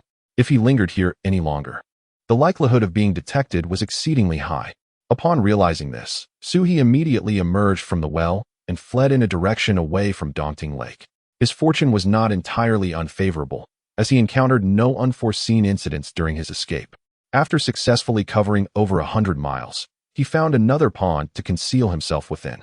Along the way, he also claimed the simulated rewards. There was nothing particularly remarkable about them. After devouring the remains of his own fallen body, his cultivation improved slightly. However, he was still far from breaking through to the celestial being realm. 2 days later, after accumulating enough simulation points, Suhi expressed his intention to return and scout a new location, remarking, "Let us search for the stream where the clam demon was slain." As a celestial being, the territory previously occupied by that clam demon was certainly superior to the well of the fish-turned dragon at the peak of the earthly, immortal realm. Furthermore, since the goose sculpture had eliminated the clam demon, it was highly unlikely to return, allowing Sui to exploit this information gap and remain safely hidden. After formulating his plan, Sui declared, "Commence the simulation." Beep. Consuming 1 simulation point, beginning future simulation. Day 1. You once again set your course towards Daunting Lake. With your utmost caution, you encountered no dangers along the way and successfully arrived at the stream previously inhabited by the celestial being clam demon. Casting a glance at the water's edge, you felt a twinge of regret. The goose sculpture had indeed consumed everything, leaving not even a shell behind. Suhi awkwardly scratched his head. Prior to the simulation, he had harbored the notion of scavenging the remnants for the clam demon, being of the celestial realm, would surely provide more nourishment than the lesser earthbound creatures of the early to mid stages. You did not disturb any of the flora or fauna around, revealing your true form and diving into the stream. The interior space was relatively spacious, allowing you to move freely, unlike the constriction of the well. After a brief exploration, just as you intended to rest, you heard the sounds of a fierce battle emanating from the southeast. Frowning slightly, you initially dismissed it, assuming it was merely 2 unfortunate souls colliding inadvertently. However, before half an hour had passed, the sounds of combat reached your ears once more, drawing closer to your position. A sense of foreboding suddenly washed over you. How strikingly similar this is to the last simulation, Sue pondered, biting her lip. The skirmish swiftly subsided once more. Yet after a mere 10 minutes, the sounds of conflict echoed from the southeast, not far from your location. That must be, Sue contemplated for a moment. There should be a cave over there, the very one previously occupied by the nine-tailed fox, a creature of the early celestial realm. Drawing upon her prior experience, this time she resolved against venturing out to explore, instead concealing her presence within the water's edge. Perhaps it is that same cursed eagle again. It has already cleared the clam demons in this vicinity, so it should not investigate further, Sue reassured herself. Before long, she sensed a formidable presence approaching her direction. Chapter 42. Come and take a seat. You sense a familiar aura. The very same that had vanquished you with a single strike in the previous simulation, the Gujiao. Sui grimaced, is it really it again? Yet, it should be fine. As it had already dispatched the clam demon last time, surely it wouldn't return. No sooner had the thought crossed your mind than the simulation prompt began to change. You feel that ominous presence drawing nearer, and a sense of foreboding washes over you. Despite a flicker of hope, you conceal yourself entirely, convinced that the creature has merely come to quench its thirst before departing. Moments later, you feel a tremor from above. The unmistakable sound of a heavy object colliding with the ground. Fear grips you as you scrutinize the movements above. In the next instant, a colossal head emerges from the water's surface, scanning the surroundings before locking its gaze upon you, your eyes meeting in a tense confrontation. Suhi, brother, there's truly no need for this. I am but a mere earth immortal, while you are a late-stage celestial immortal. Consuming me would hardly elevate your standing. You find yourself ensnared by the creature's talons, as effortlessly as an eagle seizing a snake, dragged from the water and violently cast onto the ground. In the aftermath, Suhi ceases to struggle. The disparity in realms is insurmountable, and even risking his life would yield no success against such an opponent. You have perished. Simulation ended. Sigh. Suhi exhales, having presumed that the creature would not return after dispatching the clam demon. Yet, it is clear that he had been overly optimistic. Fortunately, this was merely a simulation, for such complacency would inevitably lead to dire consequences. What on earth is going on? Suhi fretted. The creature was undoubtedly not targeting him specifically. He could sense that when it descended upon the waterway, it had not locked on to his presence at all. Even as it submerged its head, its actions resembled that of a human wading into a river to catch shrimp or fish, as if merely gambling on fortune. Entirely unaware of his presence, Suhi composed himself to reflect. The last simulation had unfolded similarly. First came the sounds, followed by the encroachment. Those noises were likely indicative of its battles with other demons. After a moment's contemplation, Suhi began to grasp the creature's intentions. Could it be that it was seizing the opportunity to hunt the myriad demons that lingered around Donging Lake? The news of the old Dragon King's impending demise had drawn numerous celestial and earth immortals to the area. These celestial and earth immortals, much like himself, were astute beings, eager to secure advantageous positions in anticipation of the old Dragon King's passing, ready to claim their share of the spoils when the time came. And was this not an opportunity as well? For a peak earth immortal like himself, the multitude of celestial and earth immortals posed a significant threat. However, the Gujiao was a late-stage celestial immortal, arguably the most formidable force among those drawn to this gathering. With so many celestial and earth immortals now surrounding Daunting Lake, how could it possibly let such an opportunity slip away? Nature calls for the opportunity to hunt, to slay those celestial beings. Although their realms may not match his own, even a morsel the size of a mosquito is still sustenance. Consuming enough could indeed enhance his cultivation. With this realization, Suhi began to comprehend the situation. The adversary was in the process of clearing the vicinity of Daunting Lake, eliminating those less powerful than themselves. Thus, even after the bivalve demon had scoured the waters it occupied, it would tirelessly investigate once more, seeking any clever individuals who might have concealed themselves there. Clearly, Suhi was one such clever individual. Is it true that if this continues, I shall be unable to approach Dawning Lake? Suhi lamented. The city was the domain of humanity, while outside, the cursed eagle relentlessly hunted. He found himself unable to draw near the lake at all. Consequently, after traveling such a great distance, he would not only miss the opportunity to claim the remains of the ancient Dragon King, but would also be deprived of even a scrap from the periphery. After much contemplation, Suhi could devise no viable solution. He could only endeavor to locate a territory in the next simulation that the foe might overlook. With a sigh, Suhi expressed his helplessness.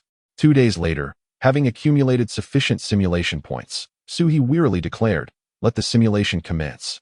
The prowess of a late-stage celestial being was indeed a formidable challenge for him.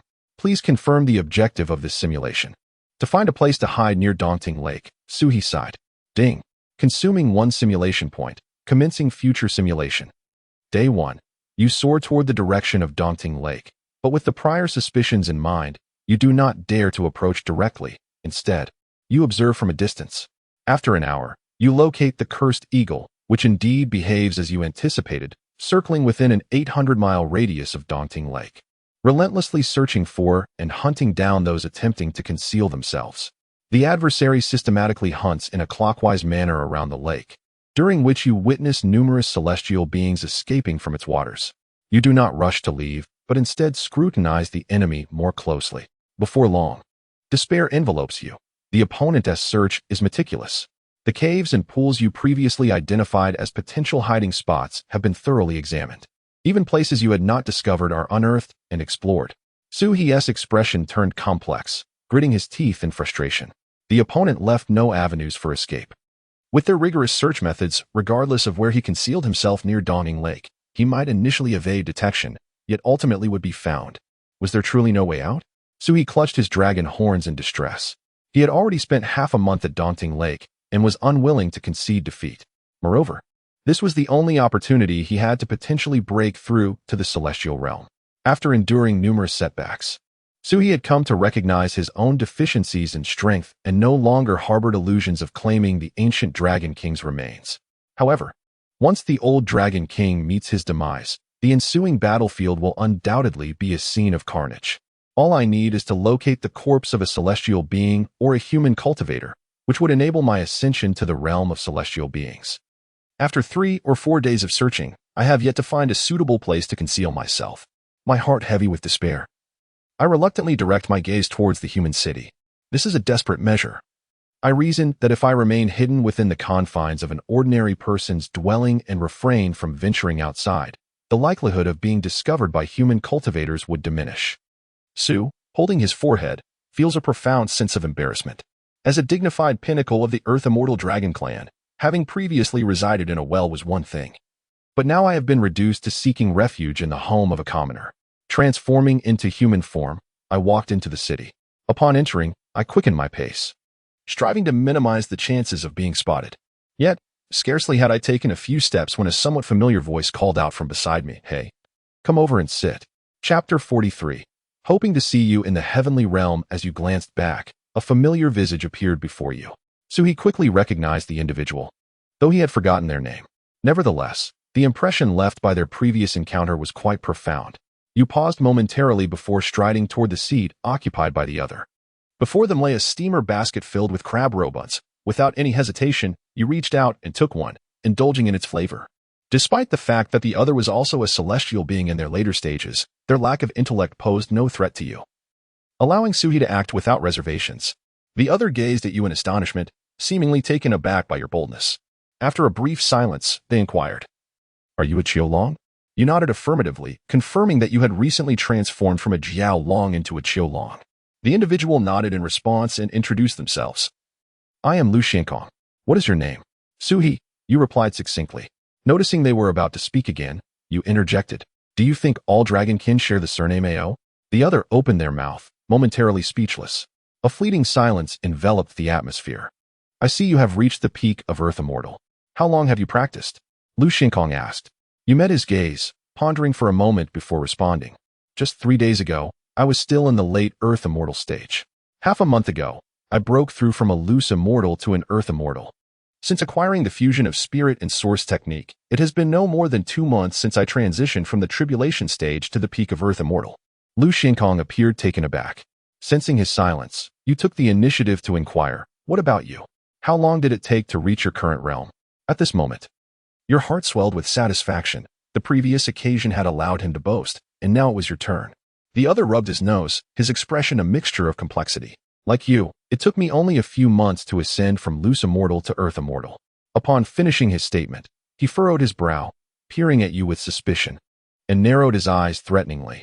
"Are you not afraid I would kill you for speaking to me in such a manner? I am, after all, a celestial being in my later stages." You seized the last crab roe bun from his basket, savoring it as you replied, "So, will you kill me then?" The other paused, shaking his head. "I suppose not. Killing you would be of no benefit to me. I prefer an adversary of equal strength." "Well, then, that's settled," you said, rising to leave. Before departing, you intentionally remarked, "This is the best of times, yet also the worst. I hope to see your figure in the heavenly realm in the future."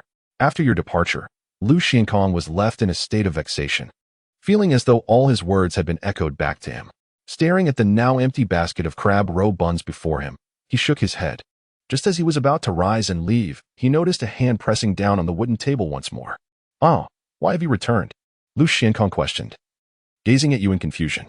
With a playful expression, you gazed at your counterpart for a moment before responding, "You prefer an evenly matched opponent, do you not?"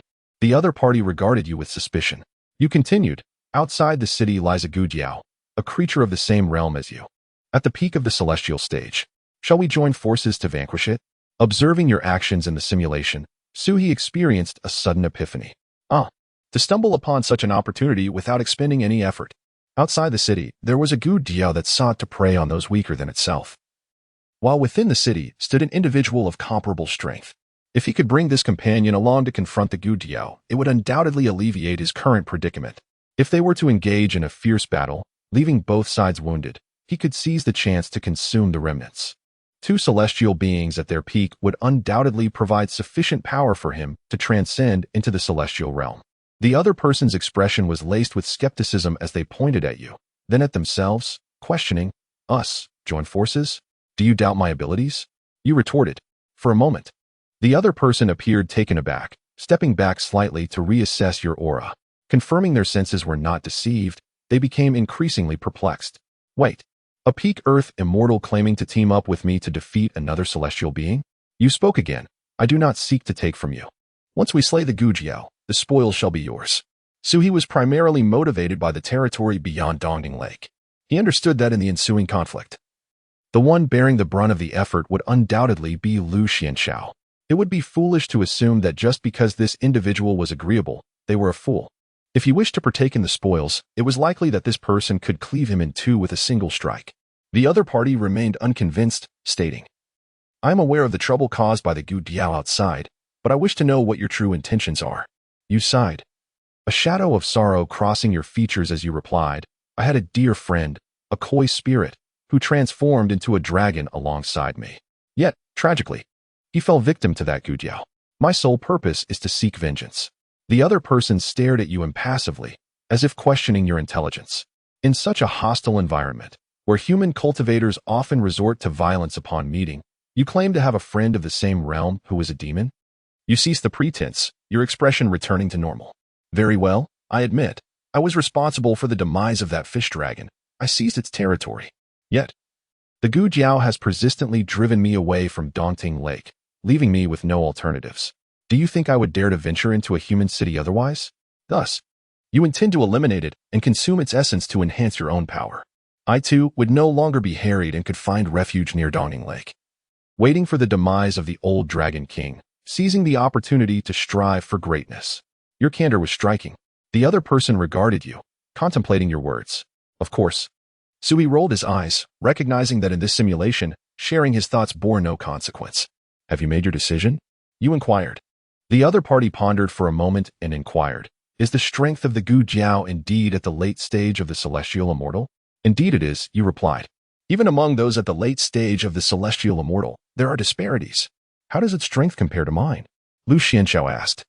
You reflected for a moment before responding. "Though the realms are alike, in my estimation, it is slightly inferior to you." "Is that so?" A glimmer of interest flickered in the other party's eyes. "Absolutely true. How do you discern that its strength is slightly beneath mine?" Lu Xianxiao pressed further. You fell into silence. Outside the simulation, Su, feeling somewhat embarrassed, touched his face. How could he possibly know? The disparity between his strength and that of the Gu Jiao was vast. In the previous two simulations, he had perished upon mere contact with it. How could he ascertain its true power? Yet, he could not voice this. He had to maintain the ruse. Chapter 44, Divine Techniques, Breath-Holding Art Because I Believe in You. You said, "You should acknowledge that in the same realm, few humans or demons can rival my prowess. Do you not possess this confidence?" Upon hearing your words, the other person nodded thoughtfully. "Of course, I do. Did I not mention during our conversation that I lack interest in weaker opponents? My cultivation at the late stage of the celestial realm has been achieved through countless battles." Lu Xiandao regarded himself as a prodigy among the divine beings, and he could not fathom being inferior to the Gu Jiao. However, he was slightly concerned about any hidden tricks the Gu Jiao might possess. "Then it is settled. You approach him, and we shall set forth to eliminate the Gu Jiao. Otherwise, if it devours enough demon immortals, it will grow even stronger, making it far more challenging to confront." As you spoke, you seized the other's hand and exited the city, your excitement palpable. The Gu Jiao, confident in its superior cultivation, did not conceal its presence. It took you less than half an hour to locate the Gu Jiao, which was busy clearing out other demon immortals around Dongting Lake. Upon finding the Gu Jiao, you concealed yourself along with Lu Xiandao. "What are you doing?" Lu Xiandao inquired curiously. "I have observed," you replied. "The Gu Jiao is clearing in a clockwise direction, so we can hide ahead and prepare an ambush. I will take some risks and act as bait. When it attempts to strike me, you can seize the opportunity to eliminate it." After you articulated your plan, you noticed Lu Xiandao looking at you with disdain. "Using underhanded tactics, are we?" You returned his disdainful gaze and argued, What underhanded tactics? This is strategy, do you understand? Forget it, I dislike such schemes. I prefer to confront my opponents head-on, as this reflects true confidence in one's abilities. He had just observed that the Gujiu was indeed not stronger than him, as Su He had stated. After Lu Xiandao finished speaking, he rose to his feet, drew the sword from his waist, and flew directly towards the Gu Jiao in the distance. Seeing this, you immediately fled to a safe distance, concealing your figure to avoid being caught in the fray that might ensue. Once you had hidden away, you found the silence outside prolonged, and curiosity compelled you to peek out cautiously towards the Gu Jiao's location. You noticed that although the two were in a standoff, they had yet to engage in combat. Instead, they appeared to be communicating. Really? Are you two old classmates or something? Su He remarked with a grin. Minutes later, you observed Lu Xiandao sheathing his sword and flying back towards you. As soon as he landed, you stepped forward in confusion. Why did you not fight? He awkwardly rubbed his nose. I found the arguments put forth by the Gu Jiao quite reasonable. You tilted your head in puzzlement. What did it say? Lu Xianxiao contemplated for a moment before responding. It claims to be clearing out some ambushes lurking nearby, waiting for an opportune moment to take advantage. It inquired whether I wished for our major competitors to exhaust themselves in a fierce battle, only to have a nascent celestial or an earth immortal swoop in and reap the benefits. Su's expression turned impassive in an instant. To whom was this pointed? I find its reasoning quite sound, Lu Xianxiao continued. It also stated that if I were to engage in a conflict with it now, wouldn't that lead to unnecessary damage? If their strengths are evenly matched, even if one side ultimately triumphs, they would emerge severely wounded, thereby unwittingly benefiting other potential late-stage celestial competitors who might be lurking. Thus, it is wiser to conserve our strength and wait until the old Dragon King has perished before engaging in a decisive battle. Such reasoning was compelling. He found himself at a loss for a rebuttal. However, what should he do if he did not eliminate it? Upon noticing the change in your expression, the other party grew somewhat embarrassed, then stepped forward to clasp your shoulder, warmly saying, if you wish for me to eliminate it, wouldn't that leave you without a refuge? You looked up at him, perplexed by the meaning behind his words. How about this? Before the old Dragon King meets his end, you shall reside with me, Lu Xianxiao asserted, patting his chest. I guarantee that, at the very least, you shall have no concerns for your life before the old Dragon King passes. Su, is this how the plot unfolds? This was exceedingly unexpected. After pondering for a moment, you finally looked up at him, nodded, and acquiesced. Simulation successful. Huh? Su's head suddenly jerked forward several meters. How had the simulation succeeded so quickly? After much contemplation, he finally realized that his objective for this simulation was to find a hiding place near Daunting Lake. Now, residing in the other party's abode seemed to effectively fulfill that goal? Su tugged at his horn vigorously, though this was not what he had envisioned. How had he so muddledly ended up sharing a residence with the other? Ding. Simulation complete. The host has received the following reward options. Option 1. 7 days of cultivation experience. Option 2. Divine ability, breath retention technique. Upon seeing another divine ability materialize, Su's attention was immediately captured. The divine abilities awarded by the system were among the top 3 rewards. After glancing at the introduction of the breath retention technique, Su understood its purpose. As the name suggests, it allows one to conceal their presence, preventing others from detecting them. He had previously possessed a similar skill, though its effectiveness was not particularly pronounced. For instance, Lu Xianxiao had detected him on 2 occasions, as had that late-stage Earth immortal human cultivator. It could only obscure the presence from less diligent opponents. If someone was suspicious or possessed significantly greater strength, they would still be able to perceive flaws. This extraordinary ability, the breath-concealing technique, proves to be remarkably effective. It allows one to completely suppress their presence, rendering them virtually undetectable unless the opponent possesses extraordinary means or is significantly more powerful.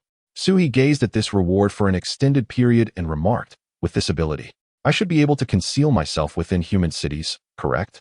Although in the simulation, he ultimately succeeded in finding a hiding place near Daunting Lake. It was alongside Lu Xuanxiao, who is human and possesses the cultivation of a late-stage celestial immortal, an arrangement he finds rather uncomfortable. In his previous life as a human, he was acutely aware of the adage that those not of one's kind harbor differing intentions. What if, one day, the other party suddenly alters their mindset and seeks to eliminate him? He would be left with no means of defense. After a moment of contemplation, Sui suddenly narrowed his eyes, a surge of inexplicable excitement coursing through him. Setting aside the matter of concealment, why not embark on a daring venture? In this simulation, Lu Xuanzio had refrained from engaging with the Gu Jiao, and he found himself unwilling to accept such an outcome. Chapter 45. I am not that kind of dragon. Both of them are formidable beings at the peak of the celestial immortal realm. If, as the Gu Jiao suggested, they were to engage in a mutually destructive battle, allowing him to seize the opportunity, it would indeed be a remarkable gain.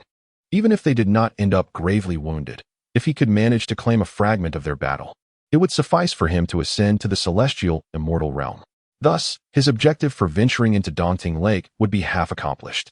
With narrowed eyes, Sui did not dwell on his decision for long and quickly resolved to take action. After all, it was merely a simulation, and there was little to lose by experimenting. 2 days later, he had amassed sufficient simulation points once again. Commencing the simulation, this time, a glimmer of excitement sparkled in Su-Hie's eyes. Ding! Consumed 1 simulation point, beginning to simulate the future. Day 1, you departed from this location, flying towards Daunting Lake. Due to your previous experience tracking Gu Jiao and understanding their intentions, you refrained from following them this time, and instead employed the concealment technique to enter a human city. Day 2, you wandered within the city, eager to test the efficacy of the concealment technique. The results exceeded your expectations. Throughout the entire day of exploration, you encountered numerous human cultivators at the celestial immortal level, even brushing past them, yet none detected your true essence. Upon realizing this, Sui finally felt reassured. It seemed that with the concealment technique at his disposal, he could indeed conceal himself within human cities. This was splendid. Hiding in caves or water pools in the wilderness paled in comparison to the comforts of a human city with provisions aplenty. Day 3, you continued to meander, further assessing the effectiveness of the concealment technique. Having traversed the entire city, you discerned the number of human cultivators present, no fewer than 30 celestial immortals and at least 100 earth immortals. A sharp intake of breath escaped Sui. The numbers were far greater than he had anticipated. Including the demon immortals outside the city, the total was likely to exceed 300. The scene of contention following the demise of the old Dragon King would surely be brutal. At this point, Sui was even more resolute in his intention to scavenge the leftovers of the periphery. Initially, he had entertained a flicker of hope that if he could break through to the initial stage of the celestial immortal realm, he might be able to contest for the old Dragon King's remains. However, it now appeared far more prudent to claim the corpse of a defeated celestial immortal instead. Day 4, you commenced your search for Lu Xianxiao within the city, but it seemed as though he were deliberately evading you. From morning until evening, it was only at a food stall that you finally located him. Had he known to search for him near the food vendors from the outset? Sui lamented in silence. Yet, on the previous 2 occasions when he had encountered Lu, he had also been in the midst of dining. Was he perhaps a glutton? You approached and seated yourself directly across from him. Lu Xianxiao set down his snack, his brow furrowed in confusion. Upon seeing you, his expression shifted dramatically. You sensed a chilling aura of murderous intent emanating from him, but it dissipated almost instantaneously. How intriguing. What trickery is this? You nearly deceived me completely. The other party gazed at you with an expression of keen interest. Have you not concealed anything from him? Sui raised an eyebrow. The introduction to this concealment technique could indeed allow one to evade the scrutiny of adversaries who had not surpassed one's own realm. Now at the pinnacle of Earth Immortals, it would logically be quite challenging for beings not at the peak of celestial immortals to discern one's true capabilities. You two are quite intrigued by me. How did you perceive my aura? You inquired. The other party chuckled. It's a secret of my sect, not to be disclosed. Divine abilities. Sui paused. It seemed he was not the sole possessor of such mystical prowess. You possess quite the audacity. The other assessed you carefully, then asked, what brings you to me? There is a celestial immortal level late-stage Gu Jiao outside, and I wish for you to eliminate it, you stated candidly. Why should I slay it? The other queried, fixing you with a penetrating gaze. You are Lu Xianxiao, correct? You began your cultivation at 10, established your foundation at 11, attained the nascent soul at 13, ascended at 15, and by 18, you had become a loose immortal. Now at 23, you are in the late stage of celestial immortals. After you spoke, you anticipated witnessing a look of shock and confusion on their face. However, the other remained unfazed, narrowing their eyes instead. Have you heard of my reputation? Sui realized he had miscalculated. He had initially intended to feign omniscience, claiming expertise in divination to persuade the other to aid in vanquishing the Gu Jiao. Yet, judging by their demeanor, it seemed those words had been spoken to more than just him. A blatant display of boasting. Indeed, You nodded in acknowledgement. I have also heard that you are only interested in adversaries who surpass you, relishing direct confrontations and disdainful of ambushes. That is indeed the case, the other replied, crossing their arms with a sense of pride. And so I sought you out. The Gu Diao outside possesses strength comparable to yours, being a late-stage celestial immortal. I advised. The old Dragon King has little time left. You would not wish to contend with an additional rival for the Dragon King's corpse amidst the ensuing chaos, would you? It would be far wiser to eliminate it in advance, ensuring lasting peace. Words are but vessels of thought. If the Gu Jiao could be likened to a situation where the clam and the shrimp struggle, allowing the fisherman to profit, then why couldn't he advocate for precautionary measures to avert potential disasters? You raise a valid point, the other nodded, though they queried. What does this have to do with you? Or rather, what benefit do you derive from this? It is currently preying on some miscellaneous fish outside Daunting Lake, causing even Earth Immortals and early-stage Celestial Immortals to refrain from approaching. I have lost my hunting targets. Admittedly, this was all a fabrication by Suhi. He could contend with late-stage Earth Immortals, but early-stage Celestial Immortals were indeed beyond his reach. Should you eliminate it, you would absorb its essence to enhance your own strength. Meanwhile, tranquility would prevail outside, allowing me to continue hunting those demon immortals, thereby augmenting my own power. A mutually beneficial arrangement. Upon hearing your words, the other furrowed their brow in contemplation. After a moment, they lifted their gaze to meet yours. Though I suspect you are attempting to deceive me, I must concede that your arguments possess merit. Eliminating the opponent in advance would indeed diminish my competition. However, let me speak plainly from the outset. The other party rose and warned you, stating that the one who exerts the most effort shall reap the greatest rewards. If I alone were to slay the Gu Jiao, then do not expect to claim even a feather's worth. Given Su He's pinnacle strength in the realm of Earth Immortals, it is certain he cannot exert much force. However, Lu Xiandao fears that he might concoct an excuse to accompany him in slaying the Gu Jiao, seeking a share of the spoils. Thus, it is best to clarify this matter beforehand to avoid any disputes later, as he is not fond of such complications. That is only natural, you replied with a smile. I am not such a dragon. Chapter 46. This habit is unacceptable. It must change. After persuading your companion, you swiftly departed the town, soaring towards the direction of the Gu Jiao. It took only a short while for you to locate the Gu Jiao, which was currently indulging in a feast of a newly slain celestial demon. From a distance, you and Lu Xianxiao concealed yourselves atop a cliff, observing the scene below. Are you going to engage? Lu Xianxiao turned to you and inquired. If you choose not to, do not interfere with my efforts later. Suhi was acutely aware that the term interfere implied that he should not attempt to share in the spoils. Moreover, having experienced the previous simulation, he understood that allowing Lu Xianxiao to approach alone would likely result in him being persuaded to betray his intentions. Casting a glance at him, you queried, do you enjoy conversing with your enemies before battle? Lu Xianxiao regarded you with curiosity. How did you know? He relished that sensation of casually chatting with his adversary, as if engaging in mundane conversation, only to later unleash a tempestuous fury, leaving them half dead, and ultimately sending them on their way amidst their desperate pleas for mercy. This process satisfied a particular aspect of his psyche and emotions. You smiled faintly, then removed the damaged tip of your spear, swiftly launching it towards the Gu Jiao, which was still in the throes of digesting its meal, before Lu Xianxiao could react. This habit is unacceptable. It must change, you declared, accompanied by the explosive roar of the Gu Jiao in the distance. Which scoundrel dares to reveal themselves? Lu Xuanxiao's eyelids flickered as he glanced at you, and then at the enraged Gu Jiao, hesitating to speak. In order to avoid a repeat of the previous ludicrous incident, Suhi certainly could not afford to grant Lu Xianxiao the opportunity to communicate with the Gu Jiao. It was better to strike first, ideally. They would engage in a fierce battle, allowing him to reap the benefits.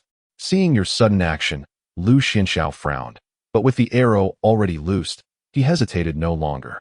In a flash, he transformed into a streak of azure light, dashing toward the Gu Jiao. Infuriated by your spear tip, the Gu Jiao began searching for its assailant. Suddenly, it caught sight of a fierce sword energy hurtling toward it, and with a thunderous roar, it spread its wings, summoning a violent wind to counter the attack. Seeking death, the piercing cry of the Gu Jiao shattered the heavens, its claws sharp as hooks, aiming directly for Lu Xuanxiao's throat. Observing this, you promptly concealed yourself to avoid being caught in the tumult of the battle between two late-stage celestial beings. Lu Xianxiao scoffed coldly. Twisting his sword with a flash of cold light, managing to carve a deep gash on the Gujiao's claw. The creature recoiled in pain, momentarily slowing its assault. And Lu Xianxiao seized the opportunity to advance, his swordplay flowing like water, each strike aimed precisely at the Gujiao's vital points. To your surprise, Sui had expected Lu Xianxiao, being of the same late-stage celestial realm, to be evenly matched with the Gujiao. However, it became evident that after only a few exchanges, the Gujiao was clearly at a disadvantage. No wonder he was so confident. He truly possessed remarkable skill. His swordsmanship was executed with exquisite finesse. Lu Xuanxiao's technique surpassed your expectations. His form danced like a wisp of smoke, the swordlight flickering like lightning.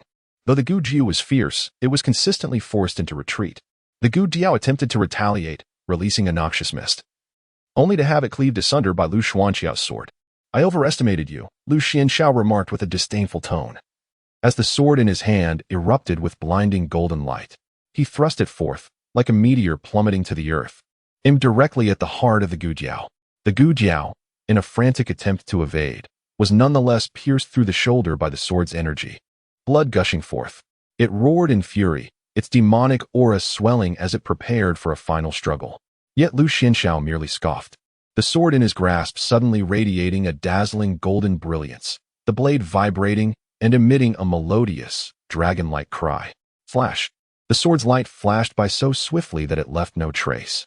The Gujiao's roar abruptly ceased, its movements frozen in midair, its eyes still reflecting disbelief. In the next heartbeat, its head slowly slipped away, the severed neck glistening like a mirror. Blood not even having the chance to spatter before its body collapsed with a thunderous thud. Your pupils constricted, your heart nearly ceasing to beat. That strike was too swift, too lethal, devoid of any unnecessary force. It was merely a direct slash that left the Gujiao, a being at the pinnacle of the celestial realm, with no opportunity to react. Hiss. Sui covered his mouth with his hand. This was rather formidable. They were both at the same pinnacle of the celestial realm, yet Lu Xuanxiao's prowess exceeded his expectations. It was quite possible that the old Dragon King's corpse would indeed fall into his hands. Upon witnessing the demise of the Gujiao, you no longer concealed yourself and soared towards the opponent's position. As you approached, the other party descended from the air, regarding you with an expression of indifference. Slowly stating, as previously agreed, the effort expended dictates the portion of flesh. The words seemed to serve as a warning, cautioning against any ulterior motives. Suhi's sudden attack on the Gujiao had already left him displeased. Now, having just slain the creature, the other party rushed over, and his fondness for Suhi considerably diminished. You nodded, yet your gaze involuntarily drifted towards the lifeless Gujiao, still warm and less than 100 meters away. The other party, sensing your gaze, slightly rotated their wrist, causing the sword's light to flicker across your line of sight. You looked up at Lu Xianxiao, who pressed his lips together, seemingly lost in thought, caught in some form of internal conflict. He appeared to discern your intentions, subtly shifting his stance. Yet the sword's edge revealed even more, as if to say, if you possess the courage, then proceed. Their acquaintance barely exceeded an hour, and trust was minimal. The corpse of a peak celestial realm Gujiao could easily create a rift between them. Simultaneously, Lu Xianxiao was astonished. Did the other not witness his recent strike against the Gujiao? How could he display such a covetous expression before him? Your gaze flitted back and forth between the Gujiao and Lu Xianxiao, and finally, you seemed to deflate, exhaling a sigh as you looked up at Lu Xianxiao. As previously stated, you slay it. The flesh is yours. I shall harbor no ill intentions. I truly am not that kind of dragon. Seeing your response, Lu Xianxiao nodded with slight satisfaction and sheathed the sword he had been holding. At the very moment when Lu Xianyun sheathed his sword, a glimmer of resolve flashed in your eyes. The true form of the dragon suddenly manifested, its golden wings unfurling as it transformed into a fleeting shadow. Lunging towards the head of the Gujiao, Lu Xuanyun's pupils constricted sharply. His right hand had just left the hilt, and he had yet to re-grasp it firmly. You opened your dragon mouth wide, instantly swallowing the Gujiao's head into your belly. After all, it was merely a simulation. Death held no consequence. However, the head of this late-stage celestial demon was a rarity not to be encountered every day. Should you succeed in the transformation by devouring it, a definite breakthrough to the celestial realm awaited you. At that point, with the rewards bestowed upon the conclusion of the simulation, you might even attain the cultivation of the celestial realm in reality. Such an opportunity was not one to be overlooked. Chapter 47. half-step celestial being with a thunderous roar. Lu Xuandao's furious shout coincided with the piercing sound of his sword. A chill ran down your spine as you fully activated the fusion spirit returning source technique, eager to quickly assimilate the overwhelming energy. As your technique surged, you felt a searing torrent rush into your meridians, rapidly enhancing your cultivation. The shrill whistle of the sword slicing through the air reached your ears as it arced from your right shoulder to your left waist, nearly cleaving you in two. You spat blood and collapsed to the ground, your vision clouded by crimson as you glimpsed the grotesque bulge in your abdomen, the head of the Gu Jiao you had consumed. Still not entirely digested, Lu Xiandao landed before you, the tip of his sword pressed against your throat. You once claimed you were not that kind of dragon. With a blood-stained smile, you mumbled as the blade grazed past. I'm sorry, but I do enjoy telling little lies. You died. Simulation complete. As the simulation concluded, Sui felt an inexplicable sense of joy, even unconsciously swaying his body. Humming a little tune, he eagerly glanced at the reward prompt that appeared from the system. Having devoured the head of the Gu Diao and converted a significant portion, he anticipated a reward reflective of an early-stage celestial being. Ding. Simulation complete. The host has obtained the following reward options. Option 1. Half-step celestial being cultivation. You will gain the cultivation level derived from devouring the Gu Diao's head, significantly enhancing your abilities mere steps away from the celestial realm. Option 2. The fragmented head of the Gu Jiao. This is the portion of the Gu Jiao's head that remains undigested in your abdomen, containing residual celestial blood and demonic power, which can aid in cultivation or the forging of magical artifacts. Sui sighed regretfully, realizing he had not broken through to the early stage of a celestial being, merely reaching half-step. Some disappointment washed over him. He had initially believed he would attain early-stage celestial cultivation. However, upon reflection, it seemed the system had not deceived him. While operating the fusion spirit returning source technique to digest the Gu Jiao's head, he had not experienced the sensation of a breakthrough. If only Lu Xiandao had reacted a moment slower, he mused, perhaps he would have attained the celestial realm. Quickly shifting his mindset, so he chose option 1. The second option, with the Gu Jiao's head already mostly digested, would not yield sufficient energy to grant him even half-step celestial cultivation. As Sui made his selection, a torrent of potent spiritual energy erupted from within him, flooding his meridians like a parched riverbed filled with rain. Every inch of his flesh greedily absorbed this power. Half-step celestial being. Sui gazed down at his body, feeling the transformative strength within him, although he had not fully broken through. The current concentration of spiritual energy was already more than 3 times that of a peak earthly being. Now, Sui felt confident. Even without a complete breakthrough to celestial level, he could contend with true celestial beings using the battered spear artifact in his hand. What an opportunity, Sui reflected, recognizing that this journey to Dongting Lake had yet to truly commence. Even before encountering the fall of the old Dragon King, he was on the cusp of breaking through to celestial status. After briefly experiencing the strength within himself, Sui concealed his aura and departed from the location. Upon his recent breakthrough, he had inadvertently leaked some of his energy, and as a prudent dragon, it was only natural for him to leave. Subsequently, Sui spent 4 more days in a newly discovered cave. Once he accumulated 2 simulation points, he immediately took his leave, soaring towards Dongting Lake, the direction of human cities. Continuing to simulate and persuade Lu Xianshao to eliminate the Gu Jiao would yield little benefit. As long as the simulation yielded no progress, he would be unable to receive any rewards from the system. Sui lacked the confidence to seize an opportunity from Lu Xianshao and escape unscathed. Thus he could not afford to squander his simulation points on such endeavors. His focus would remain on the old Dragon King, for that represented his greatest opportunity during this venture. Therefore, Sui resolved to refrain from causing any disturbances and patiently await the demise of the old Dragon King. To be fair, he had not instigated trouble. It was trouble that had sought him out. Had the Gu Jiao not cleared the surrounding area, he would likely still be lingering in the water well. Of course, with the mastery of the concealment technique and having tested it through simulations, Sui was confident that the majority of human cultivators would fail to detect him. He now intended to hide within the human city. As he approached Dongting Lake, Sui once again encountered the Gu Diao hunting an unfortunate demon immortal. The adversary had perished in the simulations, yet in reality, he was very much alive. Thus, Sui merely cast a distant glance before veering off course and entering the city.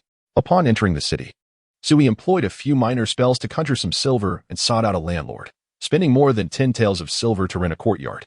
Since he needed to remain hidden, It was imperative that he blend in as naturally as possible. Spending days and nights outdoors, lurking in alleys, would inevitably draw the attention of discerning human cultivators. The process of renting the property was somewhat tedious, consuming a significant portion of the afternoon before it was satisfactorily arranged. After dismissing the landlord, who had intended to recommend servants, Suhi promptly closed all the doors. Though it served little practical purpose, it at least provided a semblance of psychological security. Gazing at the several hundred square meters of the courtyard, Suhi found it difficult not to ponder the fortune it would require to purchase such a residence in his previous life. Shaking his head, he cast aside his distractions, settled onto a stone stool, and began to plan. Now that he had achieved his objective of finding a place to hide, it was time to redirect his focus towards the old Dragon King. Suhi had not forgotten that his relentless simulations aimed to secure a refuge near Donging Lake, primarily to seize the opportunity following the old Dragon King's demise. Although he had attained the cultivation level of a half-step celestial immortal, Suhi's ambitions remained unchanged. He still sought those early to mid-stage human cultivators or demon immortals who would fall in the struggle. In fact, having witnessed Lu Xuanxiao's combat prowess, he felt even more resolute in pursuing this goal. He did not believe that he could snatch sustenance from the other party, and moreover, with Lu Xuanxiao's prowess, he might not even be the strongest among those drawn here. Therefore, it was wiser for him to settle for the scraps left behind. Thus, the objective of the upcoming simulation was to ascertain the precise moment of the old Dragon King's demise, as well as to evaluate whether his hiding place was adequately secure. Su muttered to himself. For the first simulation, Su had no expectations of gaining much. Acquiring some insights into the future would suffice. With such knowledge, he could make necessary adjustments and plans for potential occurrences. After mentally reviewing his strategy, Su finally spoke, commenced the simulation. Ding. Consumed one simulation point. Beginning future simulation. Chapter 48. The Demise of the Old Dragon King. Day 1. You remain secluded, meditating in your courtyard, honing your breath to its utmost refinement. Occasionally, the consciousness of a powerful celestial being sweeps across your abode, yet your breath concealment technique allows you to evade detection effortlessly. Day 2. You continue your concealment. Noting the conspicuous increase in the number of practitioners within the city, whispers occasionally drift from the tea houses and taverns, discussing the disturbances caused by nearby demonic immortals. On the morning of the third day, you are abruptly awakened from slumber, casting your gaze towards Donging Lake, where a hazy mist ascends from the water's surface. Upon closer inspection, you discern that this is not mere fog, but rather the essence of decay, reminiscent of an elderly being nearing its end. Is it truly time to perish? Sui murmurs to himself, surprised by the swiftness of this fate, having anticipated at least another fortnight by the lake. Simultaneously, he feels a flicker of relief. His earlier recklessness in consuming the head of the Gudiao has elevated his cultivation to rival that of the celestial realm, granting him a greater sense of assurance. By the evening of the third day, the essence of decay blankets half the lake, with fish and shrimp surfacing in droves. Day 4. The miasma of death replaces the decay, pervading the entire lake, while the vegetation along the shore withers at a visible pace. You perch atop the city wall, observing the lake's center where enormous bubbles rise, as though a colossal creature beneath the surface is writhing in agony. It seems death is indeed imminent, Suhi remarks. It appears this will all transpire within a few days. That night, at the hour of Z, the dogs of the entire city of Yeyang suddenly erupt into a cacophony of barking. You awaken from your meditation, witnessing the lake outside illuminated by eerie blue phosphorescence, faint echoes of a dragon's roar piercing through the waves. Its voice, ancient yet filled with fury, causes your own dragon scales to bristle. You remain awake throughout the night until dawn breaks. Suddenly, you sense a shift, looking skyward to see a mass of dark clouds gathering.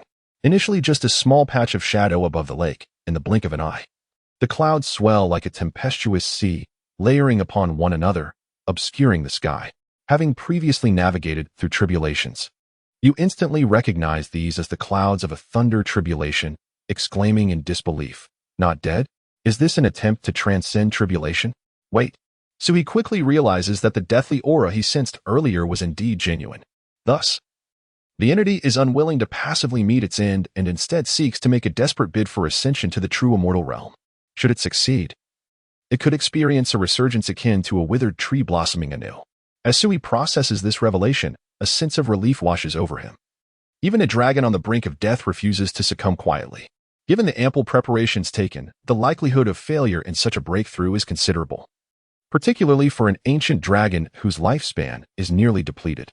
If this final gamble does not receive the favor of the Tao ancestor, survival would be nearly impossible. You quickly comprehend the situation. The entity intends to forcefully attempt a breakthrough to the true immortal realm in its final moments, the weight of uncertainty lifting from your heart. Suddenly, the lake erupts in a towering column of water, as an aged azure dragon, ensnared by the essence of death, bursts forth. Its scales are dull and lifeless, its belly even appearing emaciated, devoid of any vestige of the dragon's former majesty. Sui gazed upon the scene, enveloped in an inexplicable sense of melancholy akin to the sorrow of a rabbit mourning its fallen kin. The dragon. It appears that the dragon prince has manifested his divinity. The citizens of the city surged into the streets, some kneeling in reverence, while others screamed in terror. As the cries of the populace echoed, the first bolt of heavenly thunder descended upon the adversary. The old dragon king raised his head and unleashed his life's essence, the dragon pearl, to counter it. A blinding radiance ensued, and then the pearl was cast away, its fate unknown. With a furrowed brow, Sui noted that the initial thunder tribulation had compelled the use of the dragon pearl, indicating an inability to endure. For their dragon race, the dragon pearl was akin to a trump card, a treasure reserved for dire moments. The adversary's immediate reliance on it signified a lack of confidence in its ability to withstand the heavenly tribulation. The second bolt of thunder swiftly followed, as it swung its tail to shatter the lightning, yet the residual force overturned it, plunging it into the lake and stirring monstrous waves. When the third purple lightning pierced the clouds, the old dragon king struggled to ascend once more, only to be struck, blood raining down like a deluge. The fourth bolt descended without granting a moment's respite, cleaving a horrific gash along its spine, exposing its quivering innards. The fifth bolt, one could scarcely whisper its name, as it seemed destined to conclude this tragic tale. This pillar of lightning was several times thicker than the preceding four, and upon impact, the old dragon king emitted a heart-wrenching wail, its horns shattering at the roots. Its form stiffened momentarily in the air before plummeting like a withered branch towards the lake's surface, the splashes arising tinged with crimson. One could palpably sense the vitality of the old dragon king swiftly waning, while a profound silence enveloped the entirety of Dongting Lake. Thus, the prelude had concluded, and what lay ahead was the true spectacle. Although not within the confines of simulation, Sui felt an involuntary tension begin to mount. The impending struggle for the Dragon King's corpse would undoubtedly be a brutal affair, the intensity of which Sui could scarcely fathom. He retreated into his courtyard, his heart pounding like a drum. He refrained from acting impulsively, for it was well understood that the first to strike would become the target of all. The expanse above Dongting Lake lay shrouded in silence. The lifeless form of the old Dragon King floated serenely at the lake's heart, akin to a ripe fruit beckoning to be plucked. This oppressive stillness endured for 5 minutes, until suddenly, a cerulean figure darted forth from the dense forest bordering the lake, moving with such swiftness that it nearly left a phantom trail in its wake. Upon closer inspection, it revealed itself to be a blue serpent. As Sui activated his heavenly perception, he discerned it was at the pinnacle of the earth immortal realm. Rather than scoffing at this revelation, Sui gasped in astonishment. The creature's speed surpassed even that of his own when utilizing the golden wings by a remarkable 30%. It seemed intent on seizing a share of the spoils. Sui mused, shaking his head in contemplation. Though its velocity was impressive, Sui remained skeptical. The constraints of realm loomed over them. Despite being swifter, it did not necessarily surpass the strength of those at the mid to late stages of the celestial immortal realm. Yet, he understood. These demon immortals were not graced with the same fortune as he to repeatedly simulate and retry. Their current prowess was likely a result of perilous struggles, and thus, faced with such an opportunity, they would not shy away in fear. However, in the next moment, before you could comprehend the situation, a surge of sword energy erupted from the depths of the lake, slicing through the sky like a silver moon. The azure serpent momentarily faltered, subsequently cleaving into two, plummeting into the water, which was instantly stained crimson. Are there yet more formidable foes? Following the trajectory of the sword energy, you beheld a rotund old man clutching a wine jug surging forth from beneath the surface. Upon surfacing, he wasted no time and swiftly darted towards the corpse of the old Dragon King. However, in the next heartbeat, 3 arrows whistled through the air, piercing his throat, heart, and dantian. The old man's eyes widened in shock as his lifeless body crashed into the lake, sending a towering splash into the air. In that fleeting moment, the demise of the azure serpent and the rotund old man seemed to trigger the signal for battle. The lake erupted with countless jets of water as dozens of figures emerged from the shadows, comprising both earthly immortals and celestial beings. Boom. The explosive shockwave overturned half the lake's surface, causing the ground beneath your city to tremble violently. The townsfolk, mistaking it for an impending flood, scattered in panic. Chapter 49. Brother, let us make a living. You fixate intently on the tumultuous surface of the lake, observing as the celestial beings engage in a fierce melee at the heart of the battlefield. The air is suffused with the intertwining energies of sword chi, demonic flames, and thunderous spells. Many warriors are grievously wounded, plummeting to the ground only to be subsequently obliterated by ensuing attacks. In the span of a mere 5 minutes, no earthly immortals remain on the battlefield. Only the formidable celestial beings persist. Yet they continue to rush towards the corpse of the ancient Dragon King, akin to moths drawn to a flame, only to be shredded into fragments in an instant. The lake's surface is now stained crimson with blood, and the floating severed limbs seem to pulse with an alluring aura of spiritual energy. Witnessing this gruesome spectacle, Sui cannot help but swallow hard. The blood and flesh of so many celestial beings is tantalizing, enough to propel him into the later stages of celestial mastery. However, Sui is acutely aware that this is not the opportune moment to engage. Should he enter now, his fate would likely mirror that of any of the celestial beings currently embroiled in battle. Clenching his fists, he strives to suppress the surging desires within him with reason. The number of severed limbs and dismembered arms on the lake's surface continues to multiply, and he observes several exceptionally powerful celestial warriors surviving on the battlefield. Their cultivation levels surging from the initial to the mid-celestial stage, with faint indications of further advancement. Alas, Sui's heart is in turmoil. Akin to 1,000 claws scratching his insides, he feels an overwhelming urge to charge forth. Timing, he repeats to himself, reminding himself of the critical importance of entering at the right moment. With formidable celestial beings like Lu Xiandao yet to join the fray, it is not necessarily advantageous to delay entry. If they enter the battle, he fears he may find himself bereft of even the scraps, as the heaps of flesh on the lake's surface would likely serve as mere sustenance for their recovery. To dare approach would likely result in instant annihilation. Conversely, entering too early would subject him to the merciless meat grinder before him, so he lacks the confidence to survive such an encounter. It is reminiscent of stock trading in a previous life, fearful of entering too soon and getting caught halfway up the mountain, yet anxious that this moment might be the bottom. Just as Sui wrestles with his indecision, a new development unfolds on the battlefield. Out of the corner of his eye, he spots the body of a wolf demon at the initial celestial stage being pushed to the shore by the residual waves of battle. In an instant, 3 peak earthly immortals pounce upon the carcass, 2 of them being obliterated midair by an unforeseen sword chi, while the last successfully snatches the body of the initial celestial wolf demon and makes a hasty retreat. Such occurrences are not isolated, but are occurring sporadically around the battlefield. On the periphery of this gruesome scene, where the celestial beings remain oblivious, earthly immortals occasionally dart from the shadows with remarkable speed, seizing severed celestial limbs before swiftly vanishing. Each has their own strategy, Sui muses.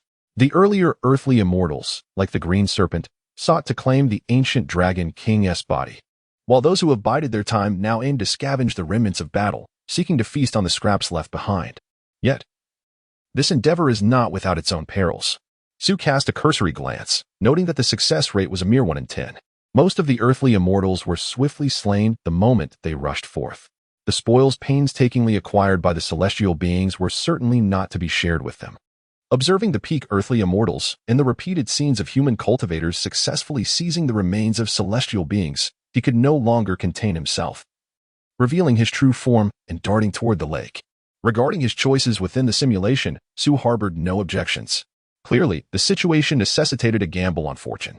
He discerned no favorable moment to enter. Arriving too soon would mean death, while waiting too long would leave him with nothing once Lu Xianshao and the others arrived.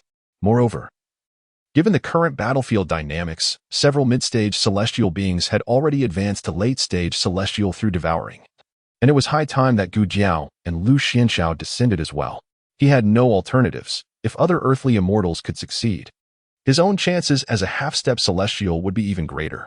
With a powerful flap of his golden wings, he transformed into a streak of golden light, racing toward the remains of a mid-stage celestial being at the lake's edge. The bloodline of the golden-winged Great Pung surged within him, propelling him to nearly 50% greater speed than usual, with sparks flickering from the edges of his feathers as they sliced through the air. However, just as he was about to close in on the remains, a brilliant blade of light suddenly cleaved toward him from an angle. In a panic, he raised his spear to block, resulting in a resounding clang that shattered his grip and left a deep gash on the spear shaft. "You vermin!" The attacking celestial being bellowed, their blades striking with the ferocity of a tempest. Aware that lingering on this battlefield would only serve to his detriment, he had no intention of engaging in prolonged combat. After deflecting the opponent's attack with all his might, he immediately lunged toward the celestial remains that lay tantalizingly close. Just then, a thunderous shout echoed from nearby. "That dragon has something amiss. Do not let him escape." His scales bristled with alarm as he turned to see the 4 celestial beings that had previously been engaged in battle halting their attacks, now collectively focused on him. In the next instant, he found himself ensnared by 5 formidable presences. "Surely you jest," Su lamented in despair, covering his eyes. Following that fierce reprimand, the 4 celestial beings redirected their offensive toward him. Left with no choice, he was drawn into their relentless pursuit. Fortunately, they were not a coordinated group. Upon ensnaring him, they did not simultaneously strike, allowing him to survive for a brief period. "What kind of fortune is this? Must I still meet my demise?" Su howled to the heavens. Minutes later, his dragon form lay in tatters, golden wings shattered, and scales mostly stripped away, revealing mangled flesh and bone. With a resigned sigh, he recognized that there was no escape, and with a savage grin, he crushed the dragon pearl. Boom. He was dead. Simulation concluded. Sighing in resignation, Su rubbed his eyes in exasperation. There was nothing he could do. It was simply misfortune that had drawn the attention of those ruffians. Just a simulation. Just a simulation. Su consoled himself, reflecting that he had never succeeded in a single simulation. After spending some time adjusting his mood, he finally began to organize the intelligence gathered from this simulation. Although the results were less than satisfactory, the amount of information obtained was quite substantial. 5 days hence, the old Dragon King would meet his demise. Su calculated. Aside from the few simulation points he had accumulated, he could acquire 2 more. 3 simulations should suffice. He shook his head, lamenting that it was not 6 days until death, which would have allowed for a few more simulation points. He felt quite dissatisfied with the Dragon King's date of death. Next came the matter of the final acquisition. His previous luck had been abysmal, attracting the attention of 5 celestial beings. Su attributed this misfortune to chance, noting that other Earth immortals had been successful, which indicated that this method was indeed viable. Moreover, he had been somewhat impulsive. Upon reflecting calmly, Su recognized that he had indeed acted with excessive haste during the simulation. Naturally, he did not blame himself entirely. With so many severed celestial limbs before anyone, it was rare for an individual to suppress their inner desires and refrain from acting. In the simulation, the pair of dismembered corpses in the lake's center had all rushed in headlong. Those who remained fortunate to survive were merely lucky, having not yet reached their end. At the gambling table, with such an abundance of chips, there is rarely a gambler who does not succumb to temptation. Thus, he resolved to exercise restraint next time, prioritizing reconnaissance over impulsivity, seeking the optimal entry point, and waiting until the 3rd simulation to attempt again. Chapter 50. Attempting to escape? Ding. Simulation concluded. The host is presented with the following reward options. Option 1. Cultivation experience for the next 5 days. Option 2. The remnants of the early celestial you have slain. Consuming it will allow your cultivation to break through to the early celestial realm. Without hesitation, Sui promptly made his choice, and his cultivation swiftly ascended to the celestial realm.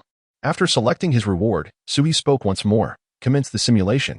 Please confirm the objective of your simulation. To identify the most opportune moment to consume the remnants and subsequently escape. Sui cleverly sought to leverage the system to pinpoint an appropriate entry time.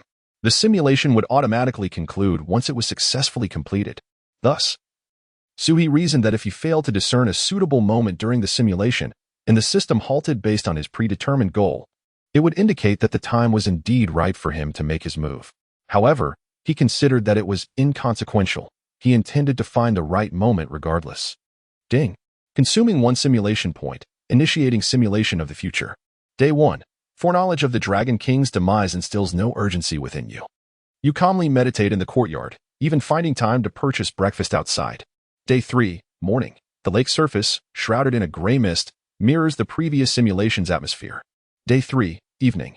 A pall of dusk envelopes half the lake. Fish and shrimp float belly up, and the vegetation along the shore withers. Day 4. A miasma of death hangs over the entire lake. Bubbles continuously rise from the center, faintly echoing the anguished groans of the old Dragon King. Day 5. Dawn. Dark clouds loom overhead as the thunderous tribulation descends.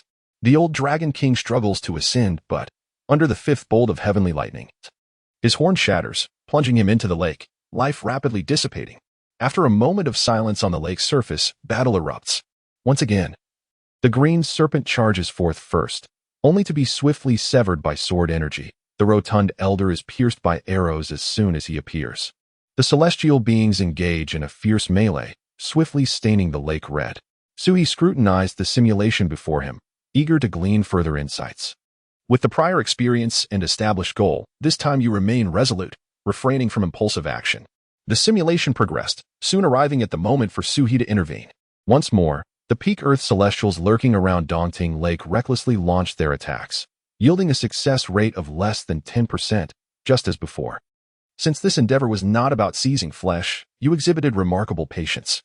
After approximately a quarter of an hour, a few fortunate or powerful mid-celestials had managed to break through to the late stage amidst the chaos. Is it time to act?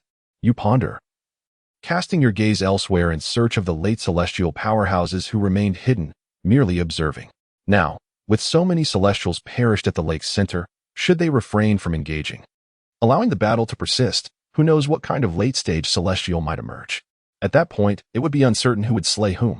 As your words faded, a familiar aura suddenly approached from afar.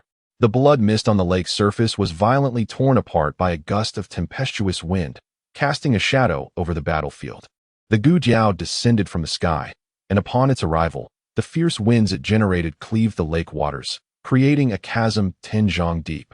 Two early celestial beings engaged in combat were taken by surprise, their screams cut short as their wings were shredded, reducing them to mere fragments. At long last, the Gu Jiao sneered, having waited for this group of insignificant fish to tire themselves out. With its claws, it seized the head of an escaping celestial being. The distinct crack of bone echoing as its talons pierced through, draining the essence of life entirely. The emergence of the Gu Jiao shattered the equilibrium of the battlefield. The few late celestial beings, who had been born from the chaos and were still fighting, exchanged glances and quickly reached a consensus, turning to confront the Gu Jiao. Having just broken through, their power paled in comparison to those who were already established late celestial beings, yet banding together was indeed a wise decision, commented Suhi, noting that he would have acted similarly. Trivial skills, the Gu Jiao snarled, sweeping its claws to unleash 3 streaks of black light that intercepted the assault from the late celestial beings. Impressive strength, Sui mused, leaning back. Although those late celestial beings were newly ascended, they were still genuine late celestial beings. The Gu Jiao's ability to withstand multiple assaults without succumbing spoke volumes of its extraordinary prowess. Suhi squinted in contemplation. Doesn't that mean Lu Xuanxiao's strength must be even greater? With the Gu Jiao's entrance, the late celestial beings who had been lurking in the shadows could no longer contain themselves and rushed into the fray. In less than half a minute, those mid-stage celestial beings, who had been slaughtering on the lake's surface, were extinguished. Observing this, the remaining celestial beings disregarded the contest over the old Dragon King's corpse and employed their escape techniques in a desperate bid for survival. At that moment, a human cultivator clad in gray robes, amidst battling another late celestial being, withdrew one hand to form seals, chanting incantations rapidly. In the next instant, the spiritual energy of heaven and earth surged wildly, manifesting into countless chains that ensnared those celestial beings attempting to flee. You wish to escape? These are the very fuel for their impending battle, and they must not be allowed to slip away. Moreover, should fortune favor the survivor, they would become sustenance. Thus they could not be permitted to escape. Many late celestial beings shared the same sentiment as the gray-robed cultivator, and they acted to forcibly detain those mid-stage celestial beings and demon cultivators seeking to flee. TSK, Sui clicked his tongue, realizing that if they were to act now, the chance would be utterly lost. Earlier, they could have relied on sheer luck, but now, with the late celestial beings intervening, any hope of escape was futile. They should have acted sooner, Sui frowned, as you continued to observe the unfolding battle at the lake's center. A sudden sight caught your attention, A pitch-black demon dragon erupted from the depths, its target not the battling late celestial beings, but rather the corpse of the old Dragon King, floating serenely in the lake's heart. How intriguing, you thought. Su licked his lips, the battlefield now a cacophony of chaos, with everyone consumed by a singular desire to vanquish the enemy before them, having forgotten their original objective, the corpse of the old Dragon King. In this tumult, there was a glimmer of hope for success. However, a fierce flash of sword light suddenly descended, forcing the demon dragon to retreat. Su followed the trajectory of the blade, a smile curving his lips. Ah, was that not his dear brother? At this moment, Lu Xianxiao had also entered the fray, exuding confidence as he wielded his longsword. Its icy gleam formidable. He beckoned to the demon dragon, inviting it to attack him. Although Lu Xianxiao ultimately delivered the final blow, he remained untrustworthy in Su's eyes, leaving Su with no ill feelings towards him. The demon dragon roared in fury, yet dared not confront Lu Xianxiao as brilliance directly, opting instead for a temporary withdrawal. Lu Xianxiao was among the last few to join the ranks of the late-stage celestial immortals, as few others had followed him into battle. At this moment, the intensity of the conflict surpassed Su's expectations, transforming the skies over Dongting Lake into a veritable battlefield of slaughter. The clashes among the late-stage celestial immortals stirred the very fabric of creation, the heavens and earth alike darkening in response. The lake was ravaged by violent spells, revealing its parched bed, which, in the blink of an eye, was quickly replaced by new attacks that carved out enormous chasms thousands of feet deep. In their world, as the principal realm, they possessed sufficient standing, governed by the laws of the heavenly Tao. Had this been any ordinary minor world, such an assembly of celestial immortals engaging in mutual combat would have likely sunk it, shattering its world barrier. Just as Su was thoroughly engrossed, nearly forgetting the purpose of his simulation, a notification from the system abruptly appeared. Simulation failed. Chapter 51. Who is biting my foot? Looking at the abruptly halted simulation screen, Sui found himself engulfed in confusion. What could it be? Blinking, he directed his gaze back to the text on the prompt. Simulation failure? What does that mean? Sui inquired. Throughout his journey, he had encountered only two outcomes: simulation end and simulation success. This notion of simulation failure was entirely new to him. In its literal sense, simulation failure indicates that the objective you set has not been achieved, nor have you received any rewards.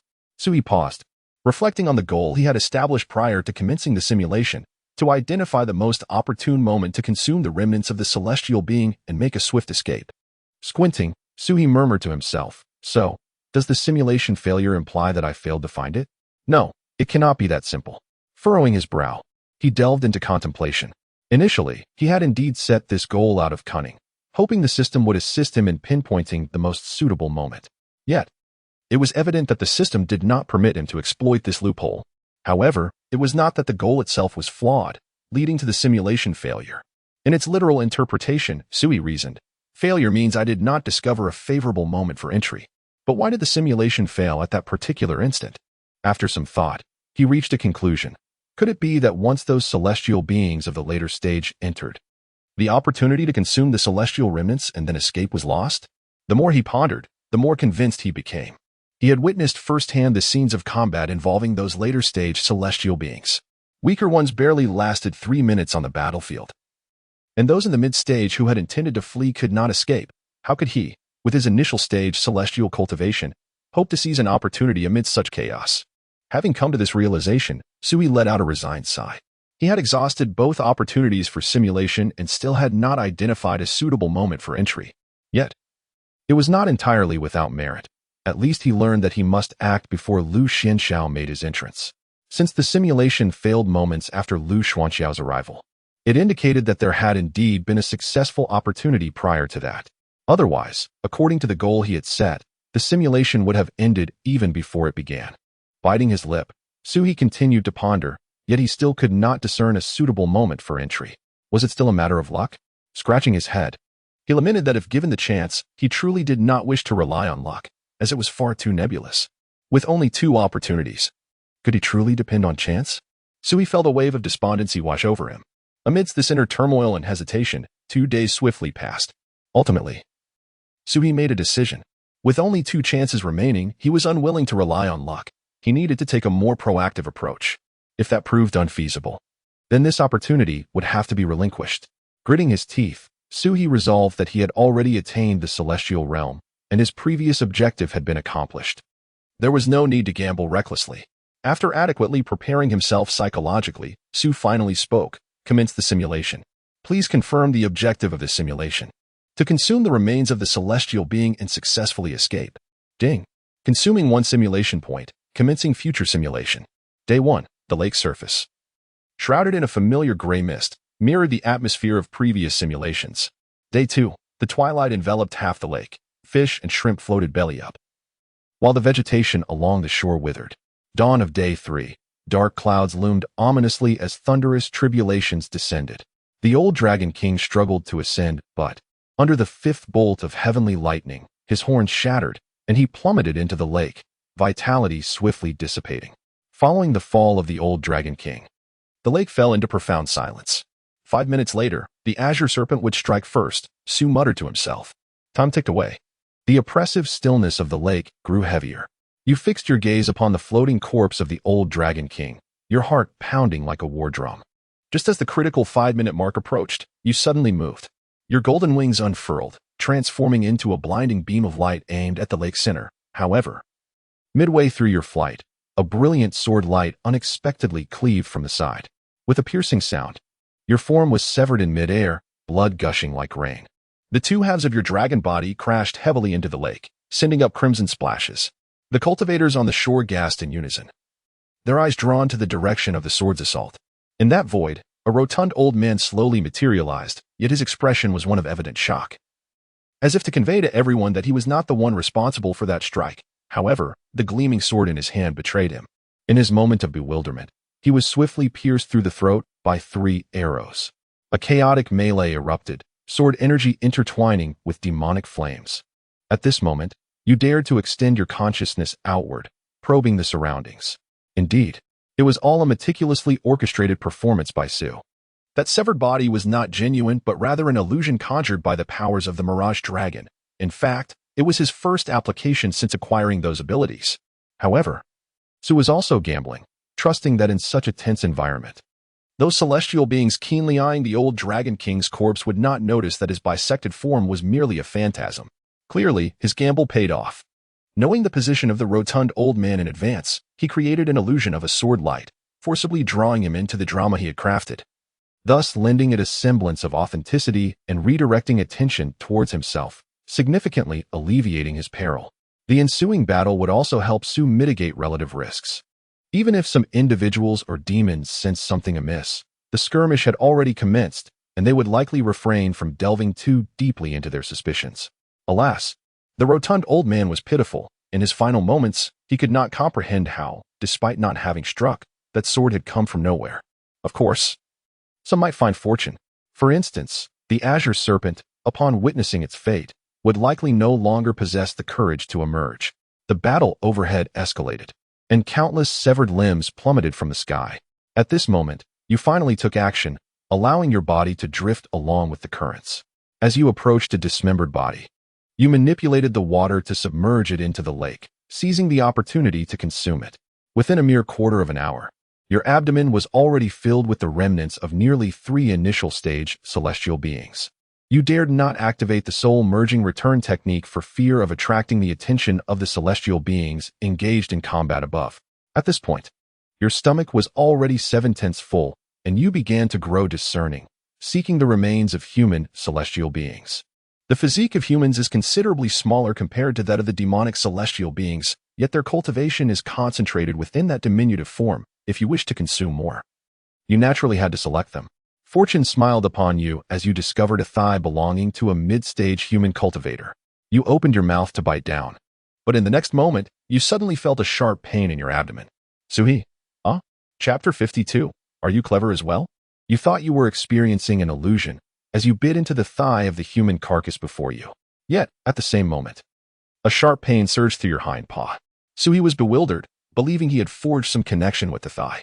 Just as you hesitated, another wave of excruciating pain shot through your hind leg, accompanied by a forced tugging at your claw.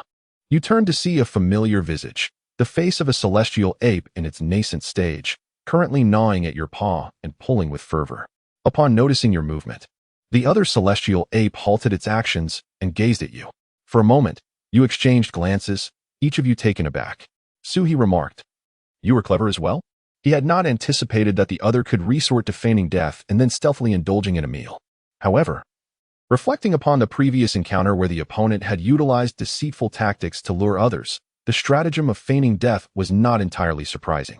Such a cautious being, fearful for its life, would surely not engage in combat with those celestial beings. In the early stages of celestial cultivation, Sui mused to himself. Observing the system's description, there had indeed been some progress in cultivation.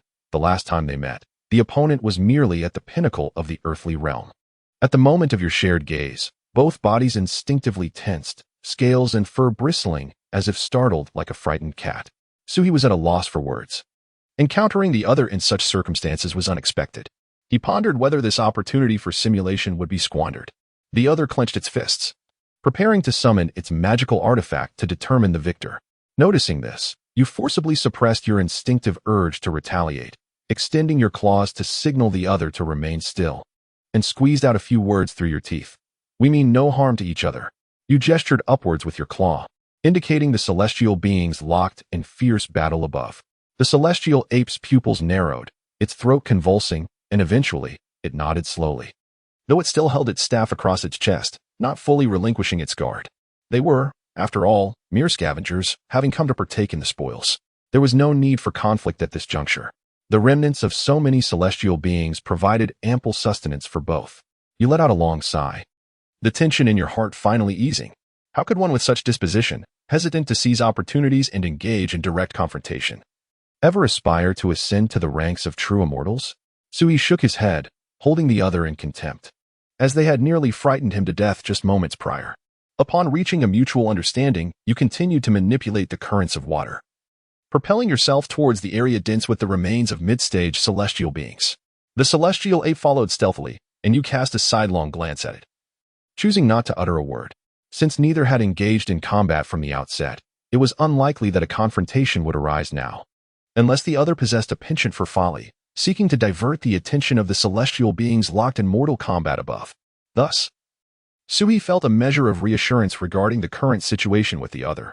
Soon, you beheld a pair of legs belonging to an unknown creature, exuding an aura characteristic of a mid-stage celestial. Instantly, you felt a surge of excitement and glided towards it. Upon noticing your approach, the other entity also drifted towards the mid-stage celestial legs. A flicker of displeasure crossed your eyes, yet the circumstances left you unable to express your anger.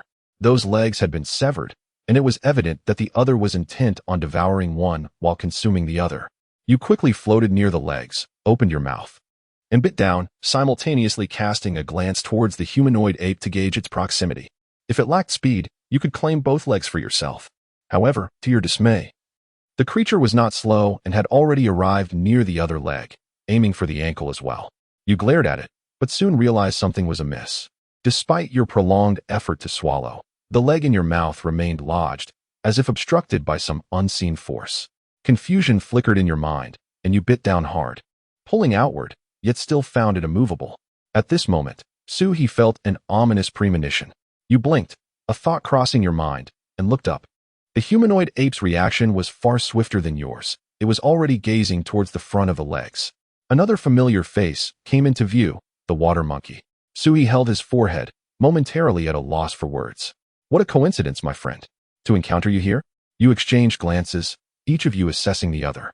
Yet, one could not help but acknowledge the water monkey's audacity.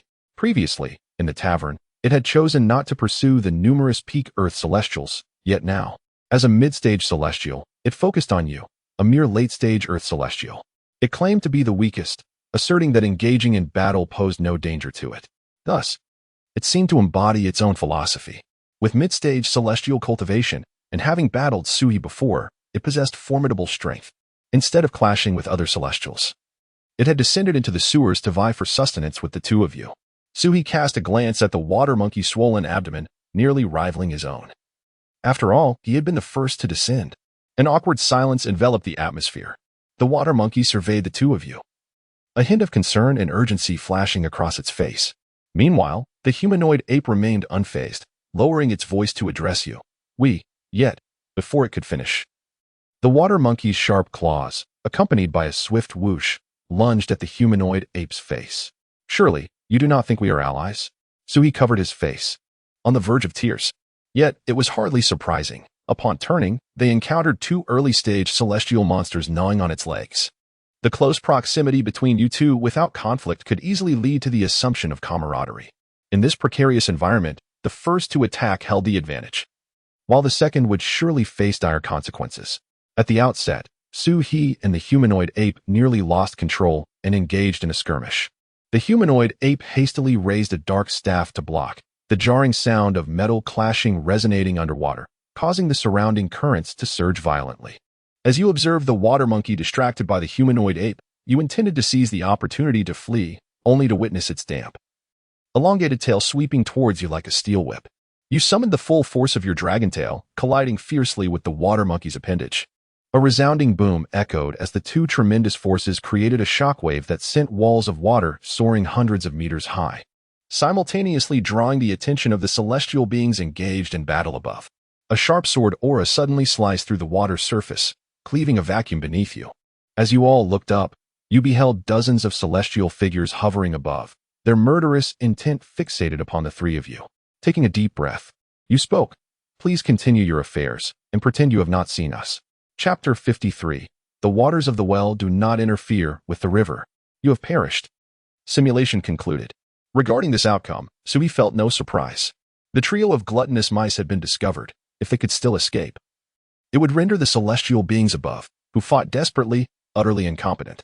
Sighing, Sui reflected on how this unforeseen event had not been within his realm of anticipation.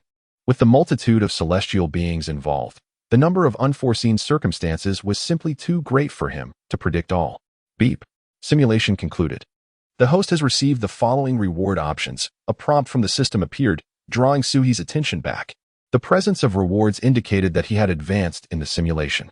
He mused, so, playing dead is indeed a viable strategy, isn't it? Option 1. The battered remains of your corpse, which, when consumed, can slightly enhance your cultivation. Having been eliminated so swiftly, Suhi had not even had the chance to exhaust the remnants within him, leaving his remains still at the early celestial realm. Option 2. The essence of the human-faced ape and the water monkey. You can sense their locations through their essences. Suhi raised an eyebrow. What does this imply? Should I use this reward to evade the two of them?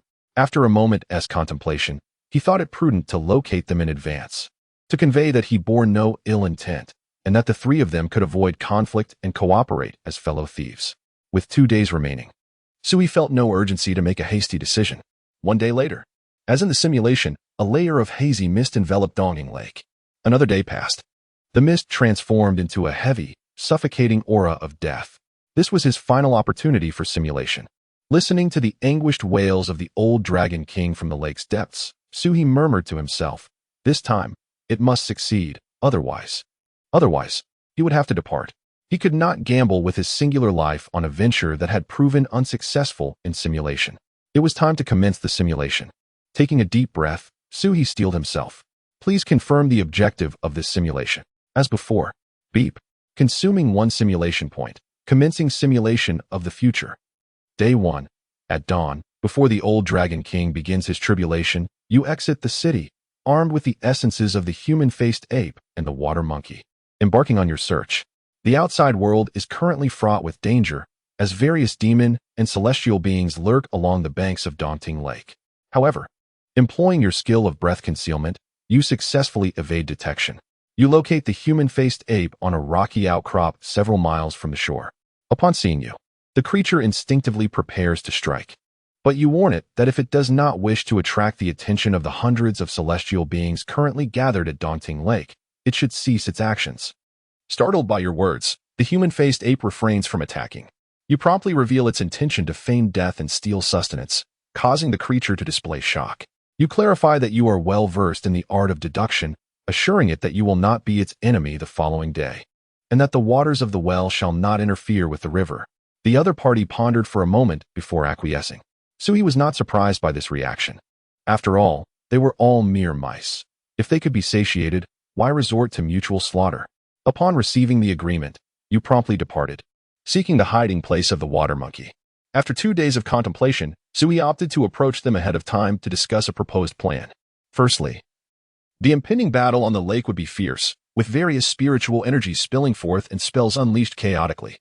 Relying on the two auras from the other party might not suffice to sense them amid such turmoil.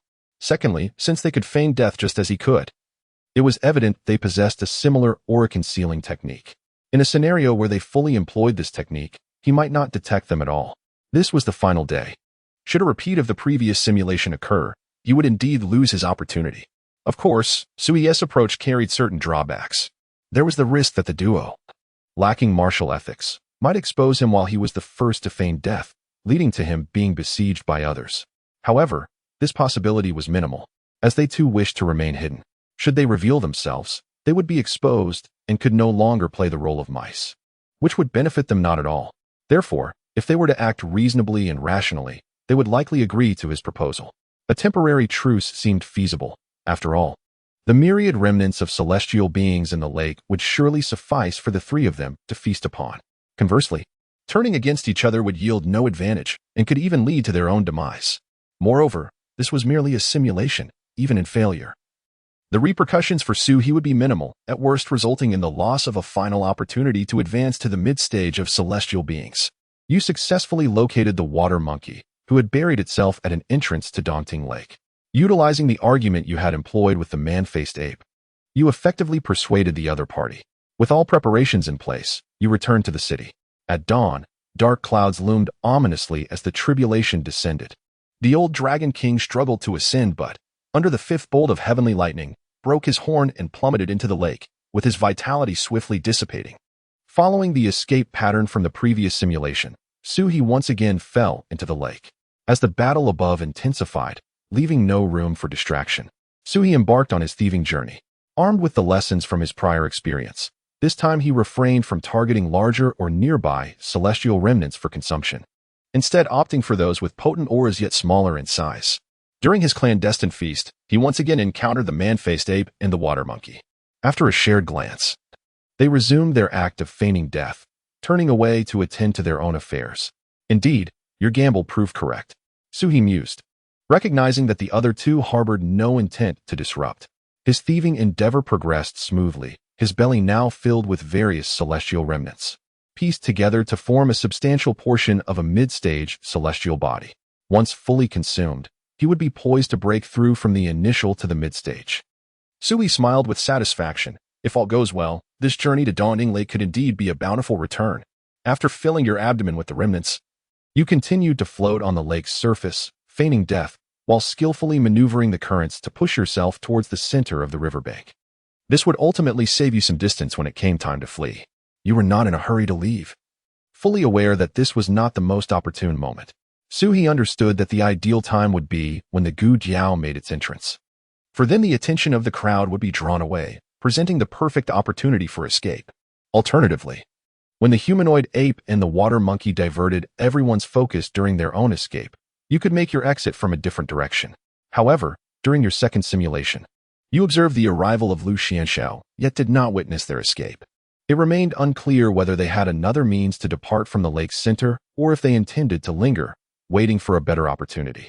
At last, amidst the fierce battle at the lake's center, the presence of the fourth late-stage celestial being descended upon the surface.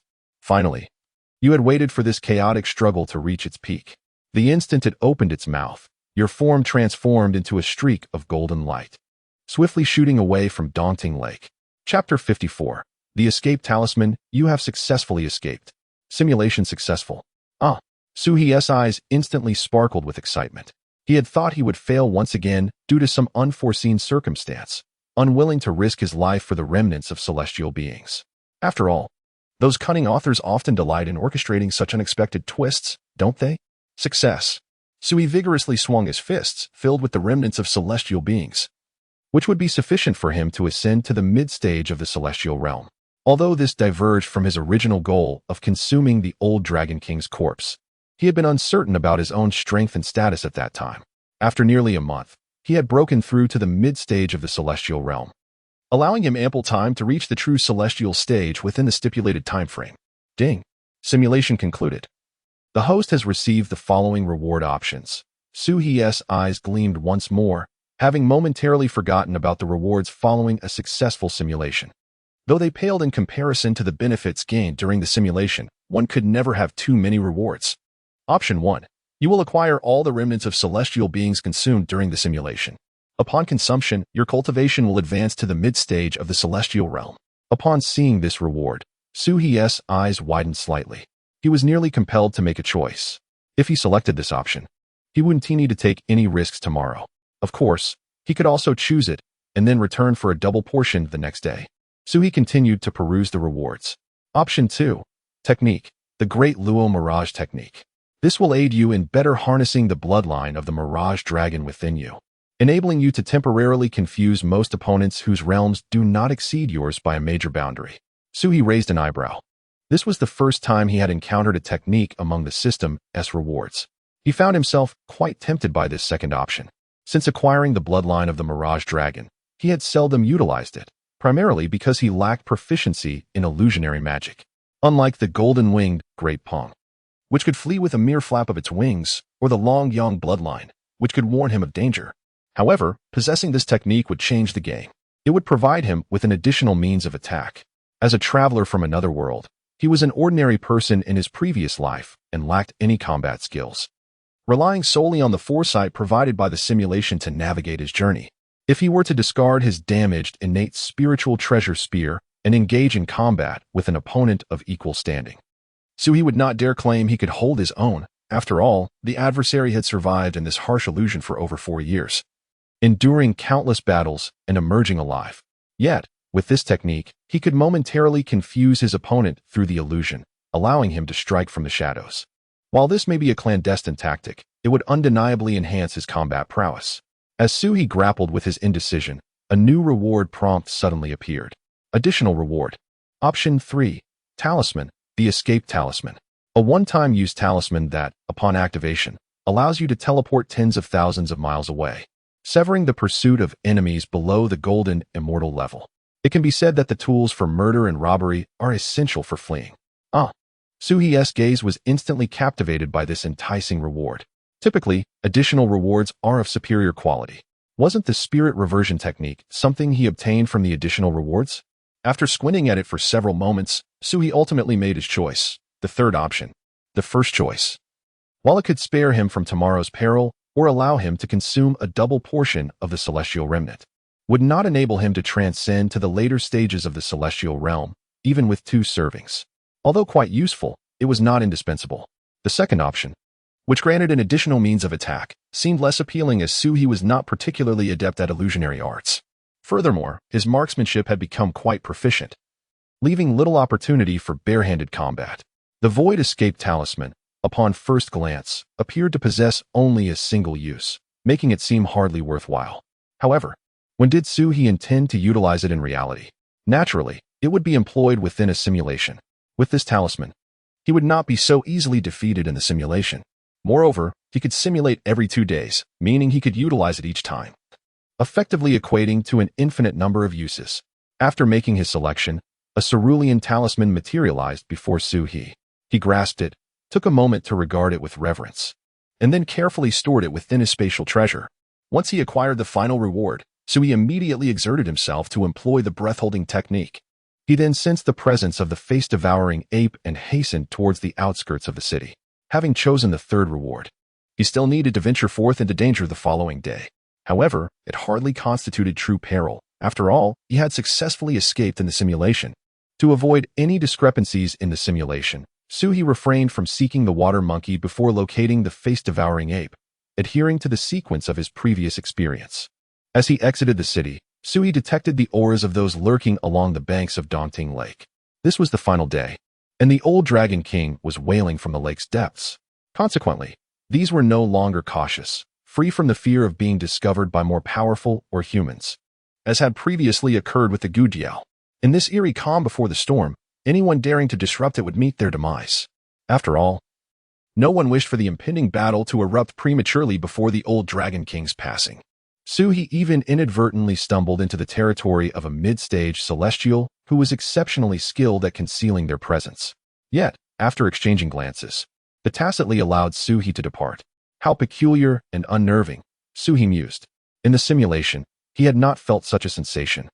but personally traversing the area made the omnipresent feeling of being watched quite unsettling. Guided by the aura, Sui swiftly located the mountain crag where the face-devouring ape was concealed. It was a cave hidden amidst a desolate cliff, remarkably discreet. Had it not been for the presence of the creature's aura, Sui might have never discovered it. Upon locating the hideout of the other party, Sui maintained a state of concealment, securing the long spear he had previously wielded for protection, and then proceeded towards the cavern. In their simulations, no disputes or conflicts had arisen between the two, which left Sui feeling quite at ease. Approaching the entrance of the cave, he intended to create a sound to announce their presence, hoping to prevent the occupant from becoming startled and inadvertently drawing the attention of other celestial beings. Suddenly, a voice resonated from within the cave. Since one had arrived, why linger outside in hiding? Chapter 55. What? You wish to befriend me? Sui was taken aback. Throughout this journey, he had employed his concealment technique at full power to evade detection, so how had the other party perceived his presence? However, it soon dawned on Sui that the other party was merely attempting to deceive him. Cursing inwardly, he decided to bide his time outside the entrance instead of rushing in. After approximately 15 minutes, Sui's furrowed brow finally relaxed. Calling out every minute and a half was indeed a measure of caution. Boredom had driven him to discern the other's rhythm. Once he grasped the pattern, he ceased his concealment and entered just before the other was about to speak again. Since he was present, why linger outside? Why are you hiding out here? Sui inquired. At the moment his voice echoed, the man-faced ape within the cave shuddered, swiftly brandishing its staff and adopting a defensive stance as it regarded Sui. Do not be alarmed, Sui said, gesturing downward with his hand. There are people everywhere outside. Are you truly certain you wish to engage me in combat? Just like in the simulation, the man-faced ape recognized that initiating a battle would attract the attention of the other celestial beings overhead, leading to their swift demise. Yet, it maintained its guard against Sui, pointing its staff at him and warily demanding, Who are you? What do you want here? The ability of the intruder to silently approach his hiding place indicated a skill set beyond his comprehension, compelling him to proceed with caution. I am Sui, a dragon of the deep, he declared, spreading his arms to convey his lack of malevolence as he approached. As for my purpose here, that depends on what you intend to do tomorrow. The man-faced ape's pupils constricted, yet it remained silent. You plan to feign death. And while those celestial beings engage in battle above, you will sneak below to gorge yourself, correct? Sui remarked, wearing an expression that suggested he had seen through the creature's intentions. The grotesque visage of the man-faced ape, resembling a human face, twitched involuntarily, beads of sweat forming on its brow. You speak nonsense. Its voice rose sharply, the creature visibly tense, its throat constricting as it grappled with the revelation that its secret plan had been uncovered. Hush. Sui placed a finger to his lips, then gestured toward the outside. Keep your voice down. It wouldn't be wise to attract the attention of the other demons and celestial beings. The man-faced ape finally grasped the situation, covering its mouth, though the hair on the back of its neck remained bristled. Observing its reaction, Sui felt a sense of satisfaction. The thrill of feigning superiority was exhilarating, almost addictive. Do not fret, Sui reassured, once again pressing his hand down in a calming gesture. Our objectives align. Upon hearing this, the tension in the man-faced ape's expression eased slightly. I am well versed in the art of divination, Sui continued. I have foreseen that tomorrow, as we partake in the remnants of corpses in the lake, we may cross paths and engage in a fierce conflict, drawing the attention of those celestial beings above and ultimately leading to our demise. Thus, I came to remind you, lest you react impulsively upon seeing me. The ears of the man-faced ape twitched slightly, and its taut shoulder muscles relaxed somewhat, yet the stick it held remained poised for an immediate strike. The method of deduction? It murmured, its voice still tinged with a lingering hoarseness, though it had grown more steady than before. Sui chuckled lightly. Why don't I share with you that trick you often employ to deceive your pursuers? That maneuver has surely claimed many lives, has it not? The nostrils of the man-faced ape flared as it fixed its gaze on Sui, a hint of wariness creeping into its eyes. Such a method of deduction is indeed terrifying. To have one's entire information and intentions deduced without even revealing one's face is a formidable capability. If it wished to harm him, he would have perished long ago, wouldn't he? A smile played upon Sui's lips, realizing that the other party had begun to trust him. If you dare to play any tricks, I assure you, your demise shall be most unpleasant, the man-faced ape warned, striving to maintain its dignity. Rest assured, our goals are aligned. Sui shrugged. Survival necessitates cooperation, does it not? At this, The man-faced ape's bristled fur finally settled. Once the explanation was concluded, a brief silence enveloped them, creating an awkward atmosphere.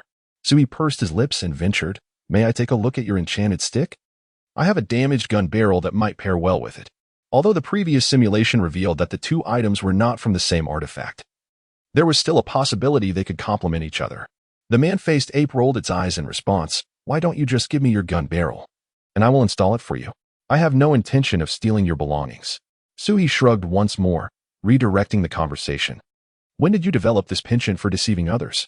Since arriving in this world, he had yet to engage in meaningful conversation with anyone. Of course, Lu Xianxiao did not count.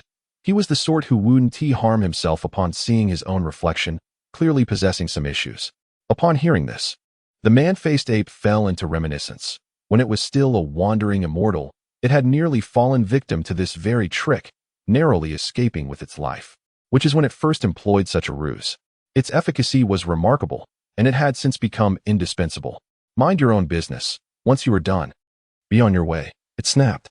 Sui nodded but did not leave immediately, continuing, "Over these past few years, living in a world where it's either you die or I live, what has it felt like?" To be honest, Sui, having experienced less than a few months of this, felt somewhat exhausted.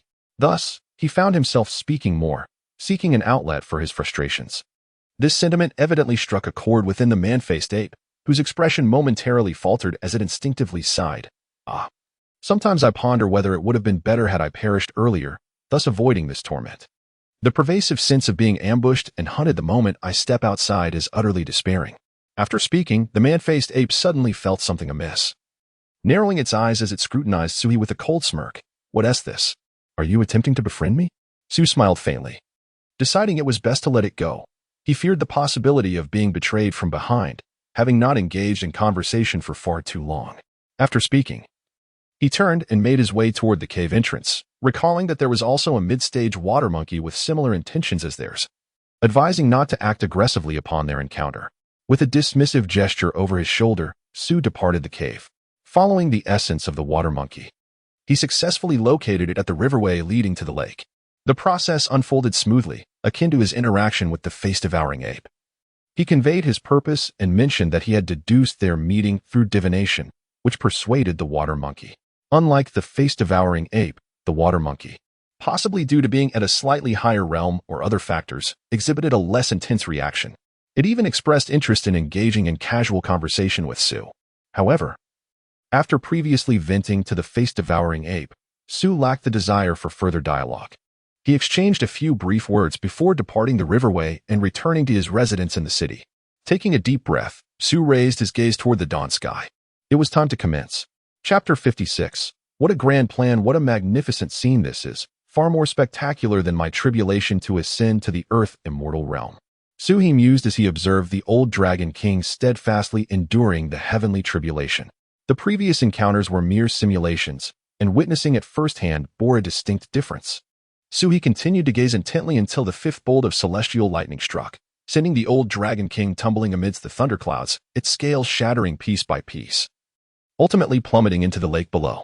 Recognizing that it was his moment to make an entrance, Suhi began to count down in his mind. He intended to surge forth after approximately 4 minutes and 50 seconds. As time elapsed, Suhi took a deep breath. The golden wings on his back trembled slightly before transforming into a streak of golden light that shot toward the old Dragon King's lifeless form. Truth be told, as he soared over Dongding Lake, feeling the myriad of gazes fixed upon him, Suhi instinctively felt a twinge of nervousness. However, recalling the success of his simulations and the addition of a life-saving escape talisman, he gradually relaxed. Subsequently, as in his simulations, Suhi invoked the Shindong's divine power, conjuring an illusion of himself being severed by sword energy before plunging into the lake. The battle soon erupted. Suhi did not hasten to take action. It was only when the combatants above transformed into formidable earth immortals that he began to navigate through the water currents. Similar to his previous simulation, Suhi deliberately targeted the higher cultivation remnants, consuming those with abundant energy. Once he had filled half his belly, he sensed a presence. Lifting his gaze to see the water monkey and the human-faced ape not far from him, the three exchanged glances and nodded slightly in acknowledgement before returning to their respective tasks. In a battlefield where an earth immortal perished every few seconds, this moment of camaraderie was a rare sight. Due to the extensive simulations, Suhi consumed swiftly and soon satisfied his hunger. Yet, with the fierce battle raging above, he refrained from employing the spirit integration and source reversion technique to absorb energy. Had he done so amidst the abundance of corpses, it would have sufficed to propel him into the late Earth immortal stage. Sui mused, casting a sidelong glance at the ongoing battle. It seems a late-stage Earth immortal has already emerged. With a few more, the Gu Jiao will likely intervene. At that point, it would be his prime opportunity to escape. While contemplating, he noticed the water monkey and human-faced ape had also finished their share, their bodies filled to capacity. Perhaps due to their prior conversation regarding his ability to perform divination, they now approached him to avoid being caught in the fray above. Suhi, observing this, was unperturbed. The absence of danger during his simulations indicated that their actions would not adversely affect him. As he waited, perhaps buoyed by the discovery of an escape route, Suhi felt considerably more at ease. Noting that the battle above was still ongoing, he estimated it would be some time before another late-stage Earth immortal emerged. Turning to the water monkey and human-faced ape, he transmitted a message. Have you all contemplated how to make your exit? Given your knack for deduction, why not speculate on how we might depart? The voice of the faceless ape, devoid of any kindness, echoed through the air. Brother Tsiulong, spoke the water monkey, exhibiting considerably more politeness than its counterpart. Your inquiry suggests that you must have devised a means of retreat.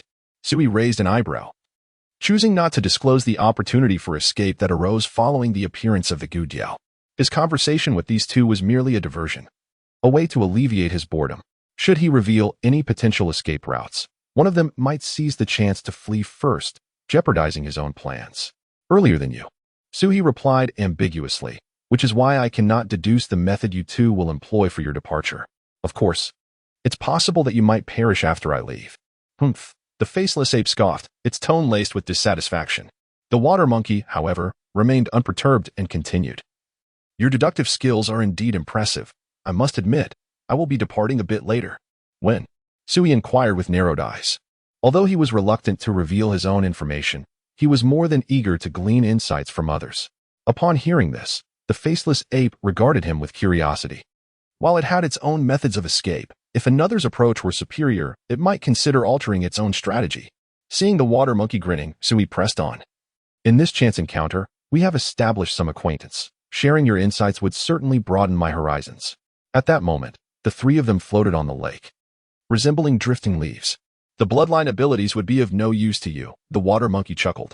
It was no fool to reveal one of its trump cards. Upon hearing this, both the faceless ape and Suhi exchanged glances, a flicker of disappointment passing between them. A means of escape? Suhi continued to probe. The water monkey kept its silence, maintaining a cheerful demeanor. However, its reaction suggested that Suhi was on the right track, contemplating his void escape talisman. Suhi narrowed his eyes and ventured. Could it be related to the principles of space? At this utterance, he noticed the water monkey's pupils constrict suddenly, though it quickly regained its composure. Sui silently acknowledged this revelation. Sensing the growing wariness from the water monkey, he decided to refrain from further questioning. Yet, it was the previously silent faceless ape that spoke next. The principles of space, you say? Then why have you not yet made your departure? Indeed. Sui turned his gaze back to the water monkey. If it felt confident in its ability to escape, then its powers were likely akin to his void escape talisman, enabling it to shift itself away. Even if it could only traverse a few hundred miles, that would suffice for it to flee the battlefield of Daunting Lake. As both Suhi and the faceless ape fixed their attention on the water monkey, the latter began to squirm under their scrutiny but remained silent, closing its eyes in feigned indifference. Suhi, witnessing this, felt at a loss. If the creature was unwilling to speak, he could not force the issue. Do not claim that he was incapable of defeating his opponent. Even if he were, the current environment and circumstances would render him unable to take action. However, just as Sui continued to estimate how long it would be before the Gu Jiao made its entrance, the face ape spoke once more. Your pretense of playing dead among us is not merely about these remnants of flesh, is it? Upon hearing this, Sui nearly rose from the surface of the lake in astonishment. The face ape now fixed its gaze intently upon him, asserting that the remnants within your belly are merely an appetizer, while the lifeless body of the ancient Dragon King is your ultimate objective. At the pinnacle of the mid-stage celestial immortal, consuming those reserves inside you would suffice to propel you into the late-stage celestial immortal. At that juncture, All you need do is seize any part of the ancient Dragon King's remains from your equally advanced adversaries to awaken your bloodline's divine abilities and extricate yourself, correct? What a splendid plan indeed. Chapter 57. Truly insane. Upon the conclusion of the human-faced ape's words, the water monkey's eyes snapped open, a glimmer of cold light flickering within its pupils. It did not attempt to defend itself, but rather, with its mouth full of sharp, tiny teeth, retorted, "Why do you presume such things about me, brother ape? Is this truly what you believe? If not, why would you entertain such thoughts?" The human-faced ape let out a cold laugh, stating, "I lack your capabilities. When the opportune moment arises, I shall take my leave." While the two exchanged barbs, Sui pondered deeply. He cast a fleeting glance at the water monkey, furrowing his brow as he studied it. Previously, this creature had pursued him, a late-stage earth immortal, solely for its own safety. Now, it was engaging in stealthy antics alongside him. Would a being so cautious truly dare to seize the corpse of the old Dragon King? Soon, Sui found himself dismissing this notion. No, if it had been that vigilant all along, it likely would not have cultivated to the mid-stage of celestial immortal. It was more probable that it was typically very careful, but could be ruthless when faced with opportunity. Of course, this was of no concern to him. Observing that the number of late-stage celestial immortals on the battlefield had reached 4, Sui focused his mind. He planned to bring forth the Goo Eagle and exploit the situation to make his escape. Just as he concentrated on the myriad of energies in the air, his body suddenly stiffened. A thought flashed into his mind, rapidly spreading thereafter. The system's reward of the Void Escape Talisman. Sui's claws trembled involuntarily, creating ripples in the water. Was this meant for my future simulations? After enduring numerous simulations, Sui had garnered some understanding of the system's rewards. They typically proved useful at critical moments. For instance, the spirit unification technique had undoubtedly saved him from an early demise at the hands of the Mirage Dragon. Similarly, the replica of the spearhead had enabled him to contend with that robed cultivator. Thus, was the additional reward of the Void Escape Talisman intended for his future simulations? Or perhaps, Sui turned his gaze toward the water monkey. Or could it be that if he continued to feign death and lay low, he might have the chance to acquire the old Dragon King's corpse? Once this thought entered his mind, it began to spiral uncontrollably. Calm down, Sui urged himself internally, striving for rationality. However, that thought persisted, swirling relentlessly in his mind. Analyze it. Sui forced himself to regain composure. If I follow the course of events as in the simulations, I am certain I can escape successfully, thus preserving the use of the Void Escape Talisman for future simulations. Yet, if I remain here, it is highly probable that once those late-stage celestial immortals engage, I will find myself unable to flee, ultimately lacking the strength to claim the old Dragon King's corpse, leading to the waste of the talisman and a hasty retreat. This seemed a rational analysis. Yet Sui overturned it in the next moment. However, Sui licked his lips. What if I truly obtained the old Dragon King's corpse? That would be the pinnacle of celestial immortal power. Desires incessantly burgeoned within his heart, and Sui could sense he was teetering on the brink of losing control. Yet, he found himself unwilling to rein in the burgeoning cravings, yearning instead for their continued expansion. The escape talisman, even if utilized in the simulation, could afford him a fleeting chance at survival. But what significance did that hold? No matter how far he fled, failure to accomplish the simulation's objectives would inevitably lead the system to deem it a failure, he mused to himself. It was evident he was engaged in a self-convincing dialogue. At that moment, it felt as though two inner voices were at war within his mind, one urging him toward the most prudent choice, while the other relentlessly assaulted it, exclaiming, "Take a risk. A bicycle could become a motorcycle." As Sui grappled with his turmoil, an all-too-familiar presence descended upon the lake's surface. Time was of the essence, and the moment for him to make a decision had arrived. His heart raced violently within his chest, the aura of the Goo Eagle hovering like a sword above him, compelling him to act. Damn it, Sui cursed, uncertain whether he was condemning the system or lamenting the ill-timed demise of the old Dragon King, which had deprived him of another simulation opportunity, leaving him cornered into making a choice. Furrowing his brow, he turned to observe the water monkey and the man-faced ape lying beside him, ultimately fixating on the water monkey. This typically cautious creature was now poised to take a gamble. With the escape talisman as his lifeline, could he truly afford to be a coward? The celestial beings engaged in fierce combat above had no second chances at simulation. Yet, despite that, they charged forward unflinchingly, driven by the desire for a solitary opportunity. In contrast, Here he was, wrestling with the prospect of the talisman's depletion. Reflecting on this, Suhi felt a twinge of disdain toward himself. Nevertheless, he resolved to take action. Brother Ape. Suhi suddenly transmitted telepathically. The man-faced ape, startled, turned to glance at him. When the goo eagle descends, that will be our prime chance to escape. You must trust me and run, Suhi urged. He aimed to sever his own retreat, eliminating any lingering doubts. Upon hearing this, the man-faced ape's face was etched with skepticism. Are you truly so benevolent? Surely, you seek to have me draw fire so you may flee? Believe it or not, Suhi replied nonchalantly. This is the moment I have deduced for a successful escape. You are fortunate, it is now yours. Then why don't you leave? The man-faced ape thought, harboring disbelief in Suhi's intentions, with his gaze fixed on the goo eagle plummeting from above. Suhi calmly responded, after heeding the water monkey's advice, I have changed my mind. I intend to remain and seize the old Dragon King's corpse. You wouldn't want to stay as well, would you? Subsequently, before falling silent, Suhi added, I told you, believe it or not, the goo eagle is descending. The man-faced ape's pupils constricted sharply, its throat tightening. It scrutinized Suhi's serene visage, seeking insight. When it discerned nothing, it turned its gaze skyward to the approaching goo eagle. Truly, madness had taken hold. Its claws involuntarily dug into the flesh of its palm.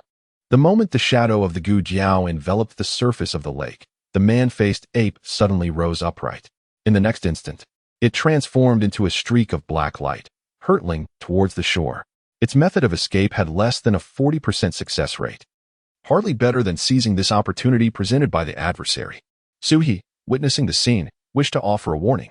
However, this was not the opportune moment. Only after the goo jiao had eliminated a mid-stage celestial immortal could an escape be guaranteed. Fortunately, the goo jiao had successfully diverted the attention of everyone present, allowing the man-faced ape to make its escape. With a sigh, Suhi gazed at the retreating figure, feeling an inexplicable sense of relief. It was not out of concern for the other, but rather a resignation to the absence of choices, compelling him to stay and take his chances. Chapter 58. Wishing you success. The gaze of the water monkey shifted away from the fleeing humanoid ape, and with a somewhat complex expression, it turned towards Suhi. You truly intend to stay? Suhi took a deep breath. Although he had personally squandered the chance for escape, an overwhelming sense of exhilaration surged within him, as if his soul had been reborn.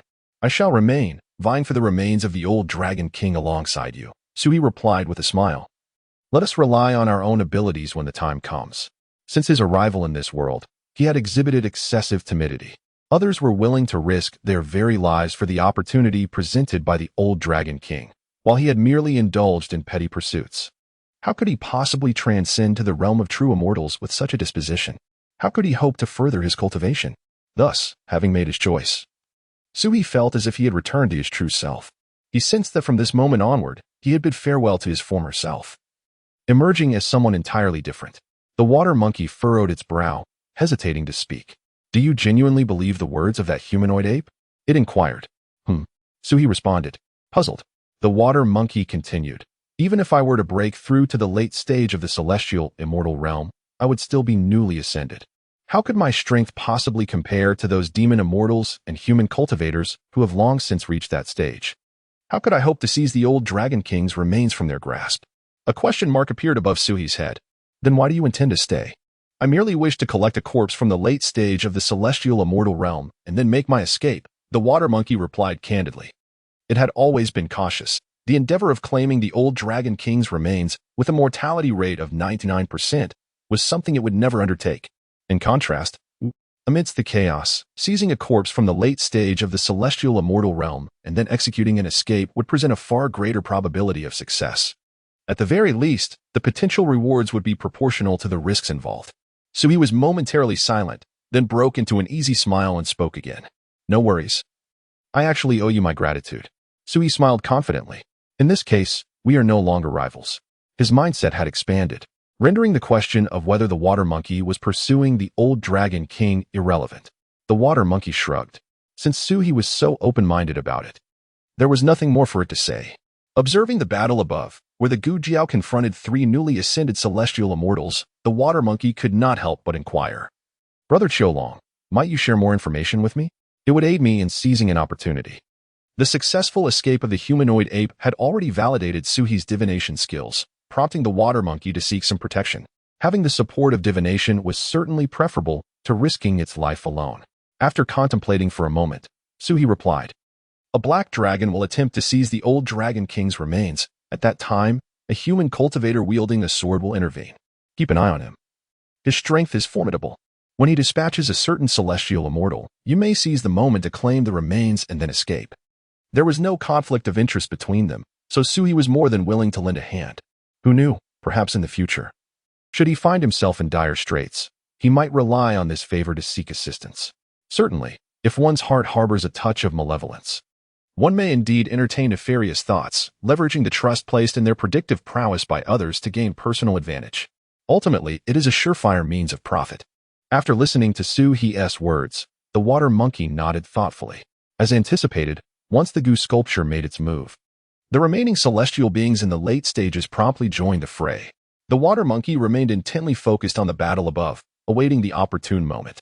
Soon enough, as Suhi had predicted, a dark-scaled demonic dragon surged forth from the lake's depths, its claws tearing through the surface as it lunged towards the corpse of the old Dragon King.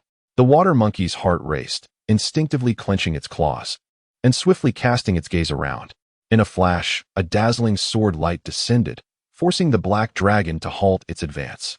Unable to suppress its astonishment, the water monkey glanced at Suhi, marveling at the impressive degree of foresight displayed. The black dragon, aware of the mounting ire from the remaining celestials, let out a furious roar. With a sweeping tail, it conjured towering waves, plunging back into the depths as it charged once more towards the old Dragon King's remains. Yet, before it could reach halfway, it was driven back to the surface by Lu Xuanxiao's sword light. "Dare to impede me again," the black dragon growled, its voice a chilling rasp. "I shall ensure your demise." Its scales bristled, and dark lightning crackled across its body, a manifestation of its innate divine ability. The Nine Nether Thunder. Such a power could compel even the pinnacle of celestial beings to retreat. Unperturbed, Lu Xuanxiao maintained his composure, forming seals with his left hand while his right hand sword erupted with radiant azure light. The clash of black lightning and azure sword energy unleashed a shockwave that carved a vast depression into the lake's surface. As the brilliance faded, Lu Xuanxiao stood resolute, his robes billowing, while the black dragon bore a gaping wound the size of a bowl in its chest, its blood raining down. "Still formidable," Suhi remarked, impressed. In a swift motion, Lu Xuanxiao advanced again, the sword's tip radiating blinding light as it pierced the black dragoness throat.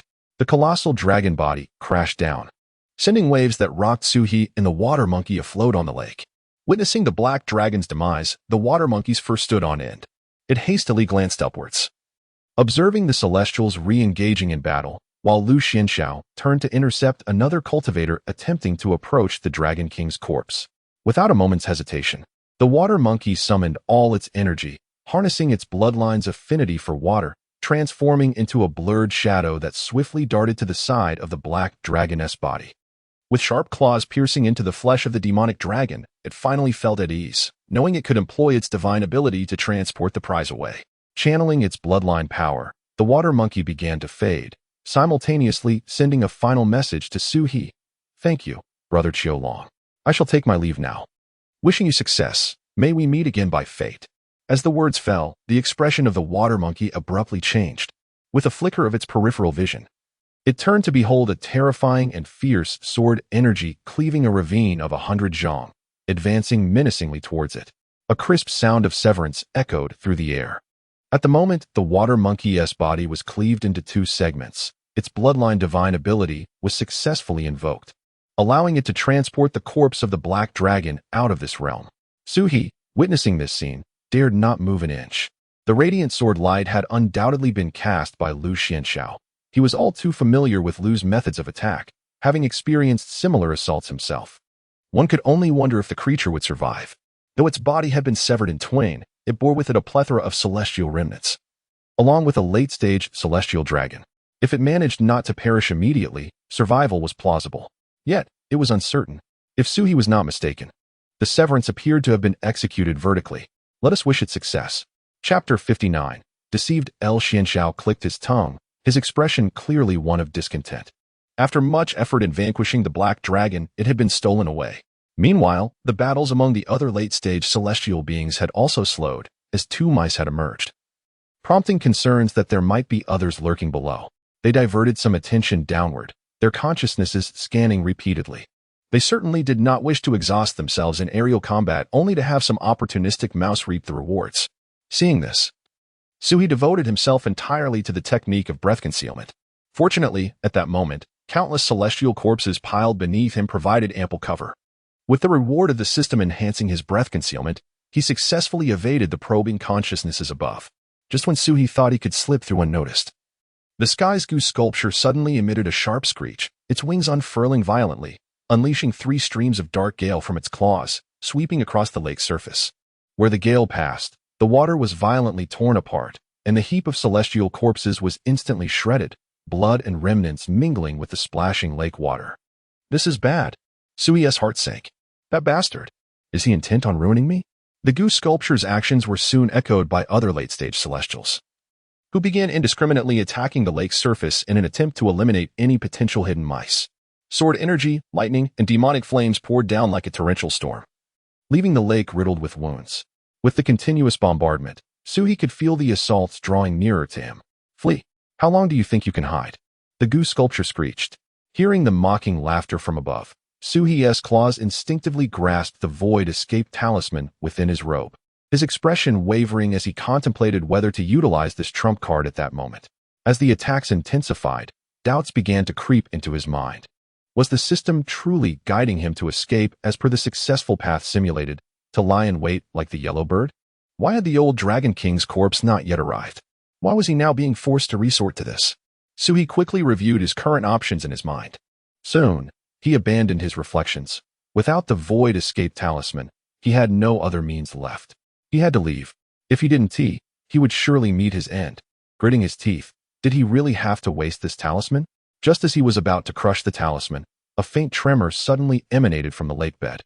Suhi immediately released his grip, a glimmer of light flashing in his eyes. I knew it. There is always a way out. The commotion did not go unnoticed by the late-stage celestials above, who ceased their actions and turned their attention to the lake bed. The disturbance grew more pronounced, and then a dazzling golden light burst forth from the water, akin to the rising sun. Suhi, puzzled, furrowed his brow and peered intently. After a brief moment of astonishment, he recognized the object through his bloodline. A dragon pearl? Where did this dragon pearl come from? After a fleeting moment of confusion, Suhi quickly regained his composure. Before the old Dragon King faced the tribulation, the dragon pearl was struck and sent flying. Su licked his lips, his mind momentarily blank. In the next instant, an overwhelming aura surged forth like a tidal wave, enveloping the entire Dongding Lake. What is happening? The Goo Eagle abruptly folded its wings, its crimson pupils contracting sharply. It had been observing that aura for quite some time. How could it not be familiar? Was that not the essence of the old Dragon King who perished during the tribulation? Yet just moments ago, they had clearly witnessed the old Dragon King being struck down by lightning. Lu Xiandao, however, remained remarkably composed, with his sword crossed over his chest. The sword tassel moved with an unseen breeze. He licked his lips and gazed at the corpse of the old Dragon King, which was stirring the surface of the lake, creating countless ripples. He had been deceived. Before arriving, he had suspected that the old Dragon King was orchestrating a scheme. After all, it was too coincidental for a being at the pinnacle of celestial immortality to meet their end at that moment. However, upon witnessing the Dragon King struck down by the lightning, and his aura completely dissipated, his doubts had been thoroughly dispelled. Crack, crack, an unsettling sound of bones grinding emanated from the old Dragon King's corpse. Suddenly, the corpse convulsed, arching its back, while a thunderous heartbeat resonated from its decaying abdomen, and the formerly dull scales flickered with an eerie azure glow. Possession? The gray-robed cultivator exclaimed in astonishment, the chains in his hands clattering. They thought it was yet another clever individual seizing the opportunity to possess the old Dragon King's body. No, Su shook his head. If it were a possession, the entity would not be able to control the Dragon Pearl so swiftly. It required the bloodline of the Dragon Clan to activate. The entity would need to ensure their soul and body were in harmony before harnessing its power. The path of the undead, Lu Xiandao murmured softly. His words captured everyone's attention. They understood the concept of the undead. Failing to transcend during tribulation meant becoming a corpse immortal, which was a form of the undead. So was the old Dragon King seeking life through death? Not only the path of the undead, but also the path of corpses. Another human cultivator spoke up. affirming that the body had been refined into a corpse puppet. The previous failure during the tribulation had been his physical form. His soul still survived, and, taking advantage of their prior battle, he had reclaimed his body. This would not only preserve his original strength but might even enhance the physical robustness. However, this would deplete the potential of the physical form. The crowd exchanged exasperated glances. Their goal was to break through to the true immortal realm before the deadline arrived. Potential? Surviving was what truly mattered. Meanwhile, amidst the discussions, the goo eagle, which had stealthily blended into the crowd, suddenly flapped its wings with vigor and transformed into a shadowy figure darting away. Its speed was so swift that it left behind a trail of darkness. In such a dire moment, who had the luxury to linger in conversation? The old Dragon King was a formidable being at the pinnacle of celestial immortality. Once he revived, they would be no match for him. At present, fleeing was the only prudent choice. However, just as it had escaped several miles, the surface of the lake erupted into towering waves, and a curtain of water surged upward like a chasm, forcefully severing the goo eagle's retreat. "Are you so eager to flee?" The voice of the old Dragon King resonated, as if the lake itself had awakened, transforming from a curtain of water into a flowing stream that swiftly ensnared the goo eagle. With a fierce tug, it yanked the creature from the sky, crashing it onto the surface of the lake. Panic flashed across the goo eagle's visage. At that moment, the old Dragon King's tightly shut eyes finally opened. As it unveiled its murky gaze, it swept over the onlookers, emitting a raspy laugh from its throat, while its foul dragon saliva dripped onto the lake, corroding the surface into swirling black mist. Simultaneously, before the astonished crowd, the old Dragon King's form transformed into a torrent of water, submerging into the depths of the lake. When it re-emerged, it was beside the goo eagle. Raising its dragon claw, it casually pressed down upon the creature's spine. Crack! The sound of shattering bones resonated clearly, and the goo eagle's pupils dilated in terror as blood gushed from its 7 orifices. An oppressive silence enveloped the scene. Everyone has arrived. After effortlessly dispatching the goo eagle, the old Dragon King slowly lifted its grotesque head, its decayed whiskers writhing like venomous serpents. "Since you have come." The old Dragon King bared its gaping maw, revealing uneven fangs, its rotting tongue slithering through its jagged teeth. "None shall depart." With these words, a suffocating pressure surged like a tsunami, engulfing the entirety of Daunting Lake, as if they were instantaneously trapped within. It had taken an extensive period to orchestrate this moment. The old Dragon King's voice echoed, now distant, now near, imbued with an eerie resonance.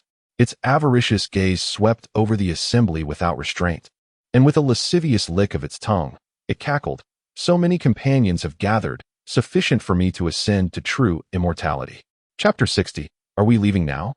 Observing the old Dragon King, whose decayed form radiated an aura of death as it effortlessly dispatched the goo eagle, Suhi, despite his previous naivety, began to grasp the gravity of the situation. It dawned on him that he may have misinterpreted the system's intentions. The system likely did not intend for him to remain, especially now that the old Dragon King had been resurrected. His 10 lives would be no match for its wrath. In light of this realization, Suhi dared not reveal his presence, even suppressing his heartbeat to the brink of cessation. He manipulated the currents of water to propel himself toward the shore. Although he could have directly employed the Void Escape Talisman, he hesitated, yearning to attempt an escape unaided. If all else failed, he could always resort to this last resort. He could not bear the thought of squandering it. The very idea of self-destruction gnawed at him. It would be fine. With so many late-stage Celestials present, along with numerous remnants of Celestials to obscure him, surely he would remain unnoticed, Suhi reassured himself. However, in the next instant, the water beneath him surged violently. An invisible current ensnared his body, thrusting him abruptly from the water's surface, leaving him suspended in midair. "Are we leaving now?" The old Dragon King swallowed the last morsel of the goo eagle and then turned its gaze toward Suhi, its voice grating like nails on a chalkboard. Daunting Lake was its territory. Thus, it had detected the 3 rodents lurking on the water's surface from the very beginning. Yet, with only 2 early-stage Celestials and 1 mid-stage Celestial, it had not deemed them a significant threat. However, as the others fled, leaving only a solitary early-stage Celestial daring to remain and attempt to seize its remains, such audacity compelled its attention. Suddenly thrust from the water, Suhi's body stiffened, and from the corner of his eye, he caught sight of dozens of piercing gazes directed at him. He managed a dry chuckle, feeling embarrassed to meet the eyes of the late-stage celestials. Each of these celestials wore peculiar expressions, bemused by the audacity of a mere early-stage celestial who had dared to hide until now. Yet soon enough, their focus shifted back to the old Dragon King. The presence of a thieving rodent had become secondary. The paramount concern was the old Dragon King itself. If they failed to eliminate this threat, they would be the next to perish. Suhi wisely retreated to the side, his fingers grasping the void escape talisman tightly. Should any unforeseen circumstances arise, he would shatter the talisman and flee. Above Daunting Lake, dark clouds loomed ominously, and flashes of lightning flickered. The 10 or so late-stage celestials hovered in the air, exchanging knowing glances before strategically dispersing to encircle the old Dragon King. After all, it was merely a peak-stage celestial. With their numbers, they should easily overpower it if they attacked collectively. Conversely, should they scatter like the Gujiao, they risked being picked off one by one. Gentlemen, let us refrain from attacking for the moment. We must unite our efforts. Otherwise, none shall escape unscathed. A gray-robed cultivator bellowed, the clanking of chains resonating in his grip as he initiated the first strike. Countless chains erupted from his sleeves, coiling around the old Dragon King like venomous serpents. The other cultivators, witnessing this, hastily summoned their magical treasures, unleashing a deluge of sword chi, lightning, and demonic flames that fell like torrential rain. As the collective assault commenced, Sui quickly distanced himself from the battlefield, though he dared not stray too far, lest he suffer the same fate as Gujiao. In the face of their onslaught, the old Dragon King let out a derisive snort. His decaying tail swept across the surface of the lake, summoning towering waves that formed a watery barrier, intercepting the majority of the attacks. Some stray strikes penetrated the curtain of water, but upon reaching his body, they felt as though they were piercing through long-dead flesh, inflicting minimal harm on the Dragon King. Is this all you can muster? The Dragon King roared, and the dragon pearl suddenly transformed into a streak of golden light, hurtling towards the crowd like a falling star. A cultivator at the late stage of the celestial realm found himself unfortunate enough to be targeted. He hastily summoned his protective treasure, but in the blink of an eye, the dragon pearl crashed down, shattering his spiritual light and sending him hurtling back 100 yards, blood spewing from his mouth. Several physically formidable demon immortals, witnessing the ineffectiveness of their attacks, surged forward to strike at the Dragon King's vital points. A tiger demon roared as it lunged, claws aimed at the Dragon King's eyes, only to be seized by the wrist and flung violently into the lake, creating a towering column of water. Simultaneously, the Dragon Pearl returned with even greater speed, striking the assailants back and forcing the remaining 2 demon immortals to retreat. In that instant, the old Dragon King single-handedly battled more than 10 late-stage celestial cultivators, seemingly gaining the upper hand. While the clash ensued, Suhi's attention shifted to Lu Xianxiao, who remained unmoved, observing the fray with his sword in hand. The other late-stage celestials held no objections. They had witnessed Lu Xianxiao's prowess, which surpassed their own, and it was likely he was merely biding his time for the opportune moment to strike. As the battle unfolded, several late-stage celestial cultivators sensed the dire situation, their eyes betraying thoughts of retreat. Among them, a gray-robed elder was the first to succumb to his instincts.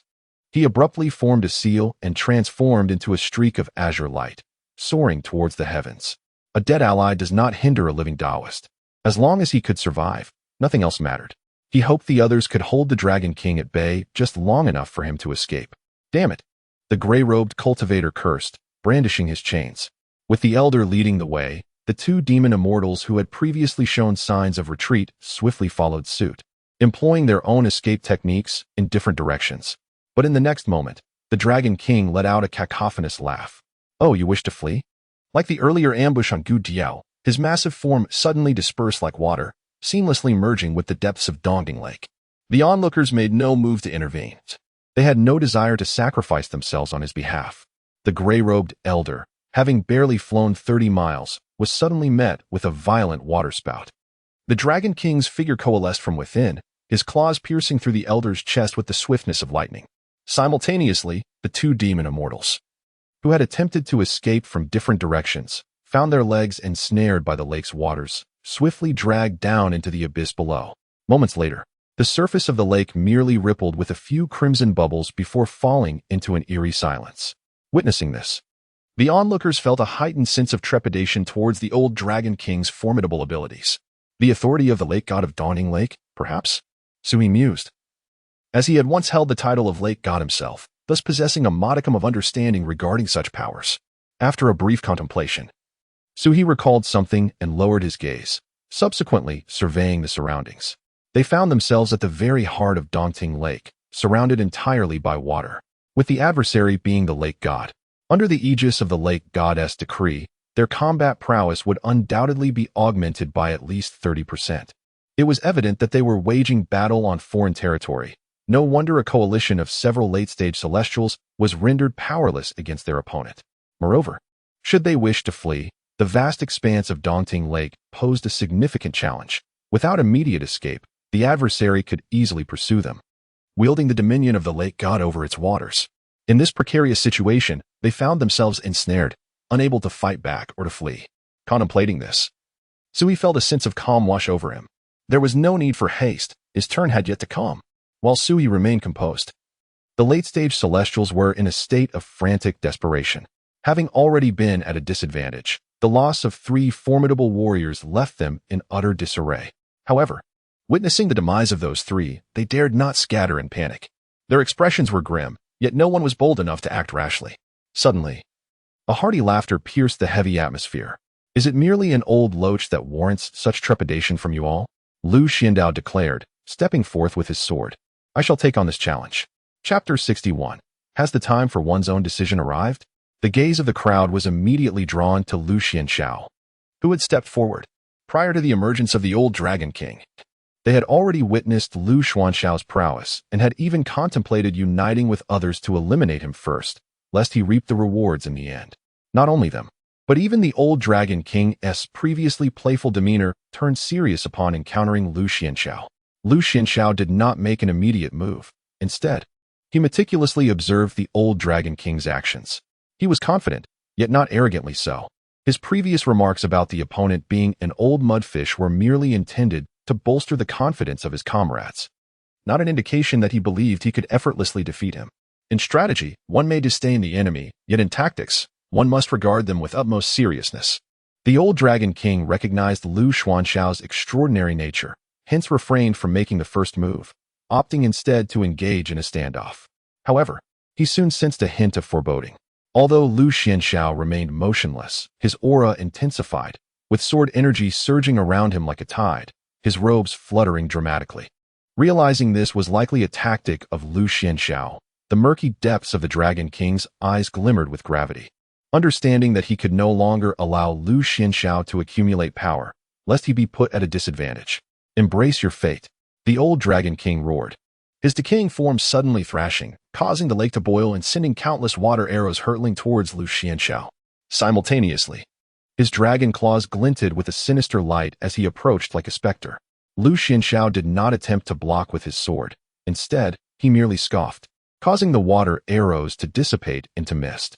Subsequently, with a deft twist of his sword, the sword energy surged forth like a rainbow, accurately meeting the old Dragon King's claws. The resounding clash of metal reverberated across the lake's surface as the moment of impact erupted in a dazzling brilliance.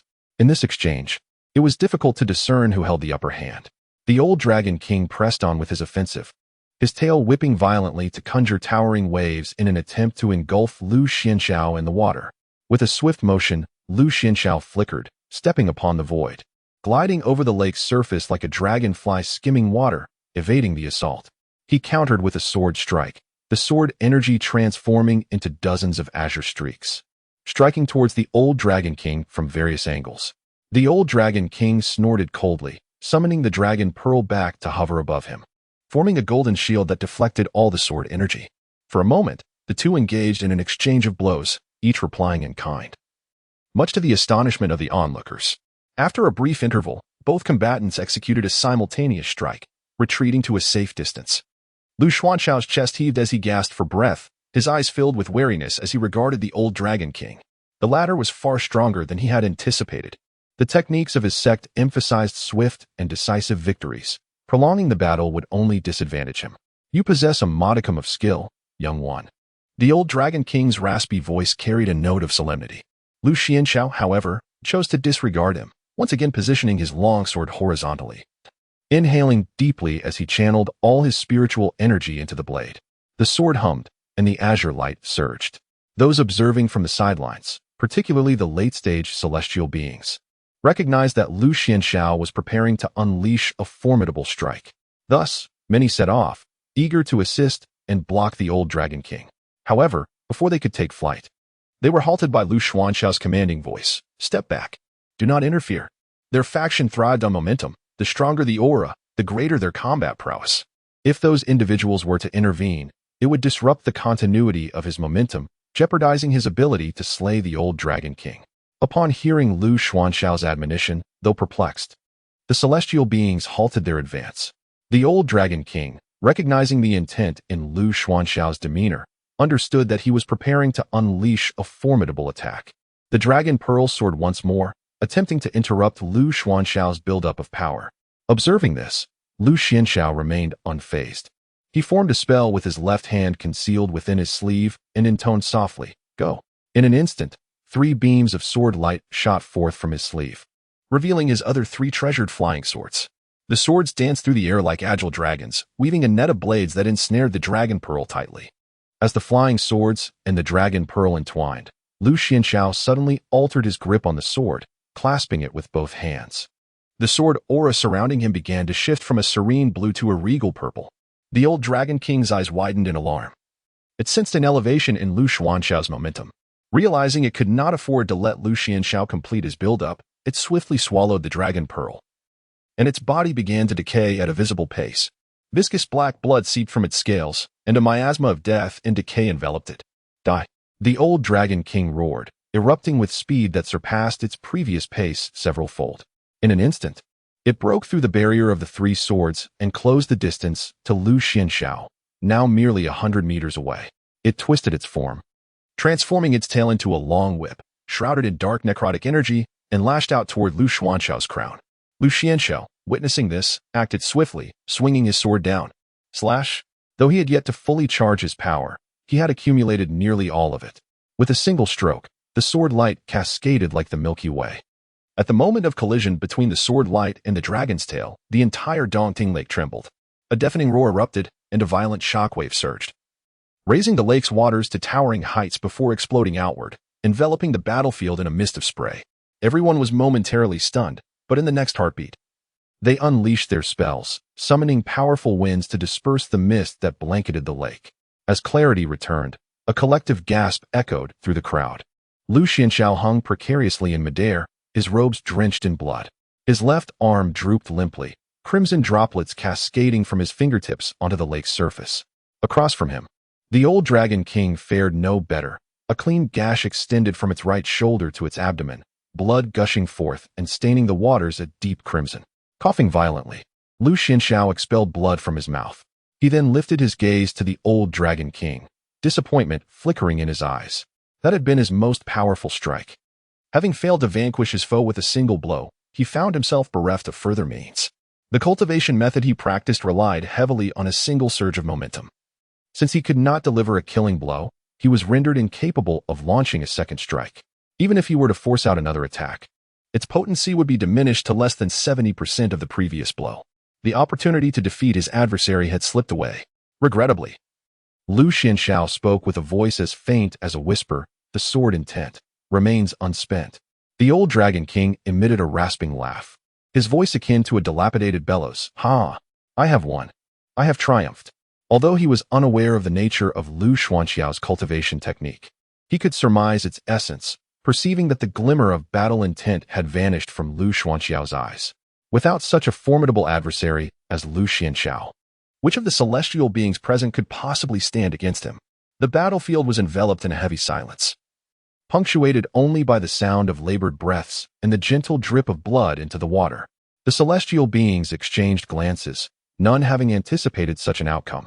Lu Xianxiao had evidently lost the strength to continue the fight, while the old Dragon King, despite his seemingly horrific injuries, possessed the fusion spirit returning origin technique, enabling him to effortlessly eliminate a celestial being and absorb their essence to restore his own vitality. Even if he could not achieve that, the numerous celestial remnants scattered across the lake's surface provided ample opportunity, By merely withstanding their attacks and assimilating a portion of their energies, he could mend his wounds. As expected, upon realizing that Lu Xianxiao could no longer launch an offensive, the old Dragon King immediately turned his head, seeking the half of his body that Lu Xianxiao had severed, intending to reattach it. Much of his combat prowess resided within his physical form, and being without it was not an option. Observing his movements, the other celestial beings swiftly activated their divine senses in search of the missing half. Determined to thwart his recovery and seize the opportunity to counterattack, Lu Xianxiao was a celestial being of the late stage, as were they. His defeat did not equate to their surrender or an acceptance of their doom. The substantial portion of the body was not difficult to locate, and soon they discovered its position, perfectly situated between them, neither favoring the old Dragon King nor themselves. Meanwhile, Suhi felt as though he had arrived at a crossroads in life. He gazed at the half of the old Dragon King's body, radiating the aura of a peak celestial being, less than 50 meters away, lost in contemplation. He had intended to keep his distance to avoid being swept up in the conflict. Was it now time for him to make a choice? Chapter 62. If you have the ability, come and kill me. Suhi gazed intently at the severed dragon body, feeling a dryness in his throat.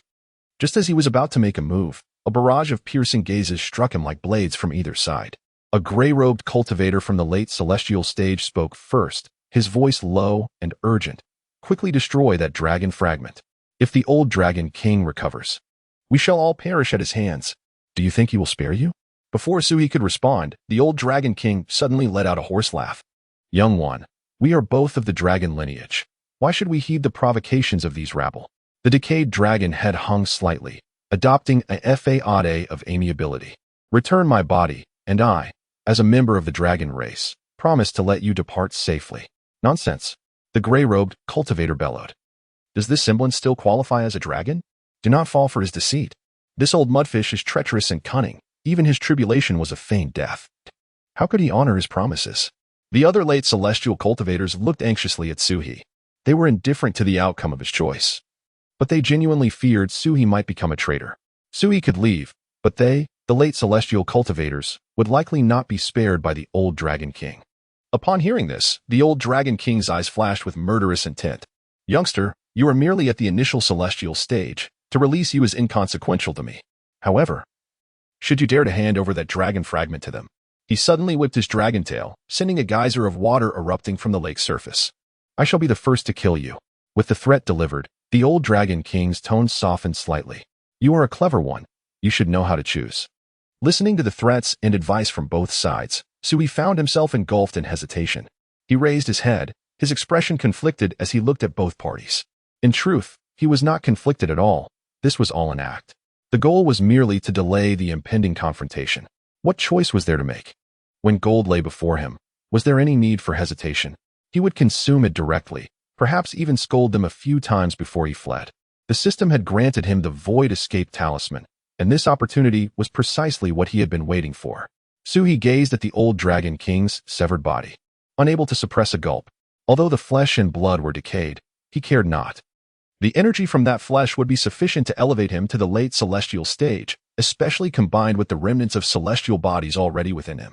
As for the old Dragon King's threats, Suhi dismissed them as mere whispers in the wind. With the Void Escape Talisman, he could evade the pursuit of any below the golden immortal level. If they had the ability, they could chase him down. He would not resist at all, allowing them to kill him without a fight. No longer hesitating, Suhi unleashed his spiritual energy, activating the spirit fusion and source return technique.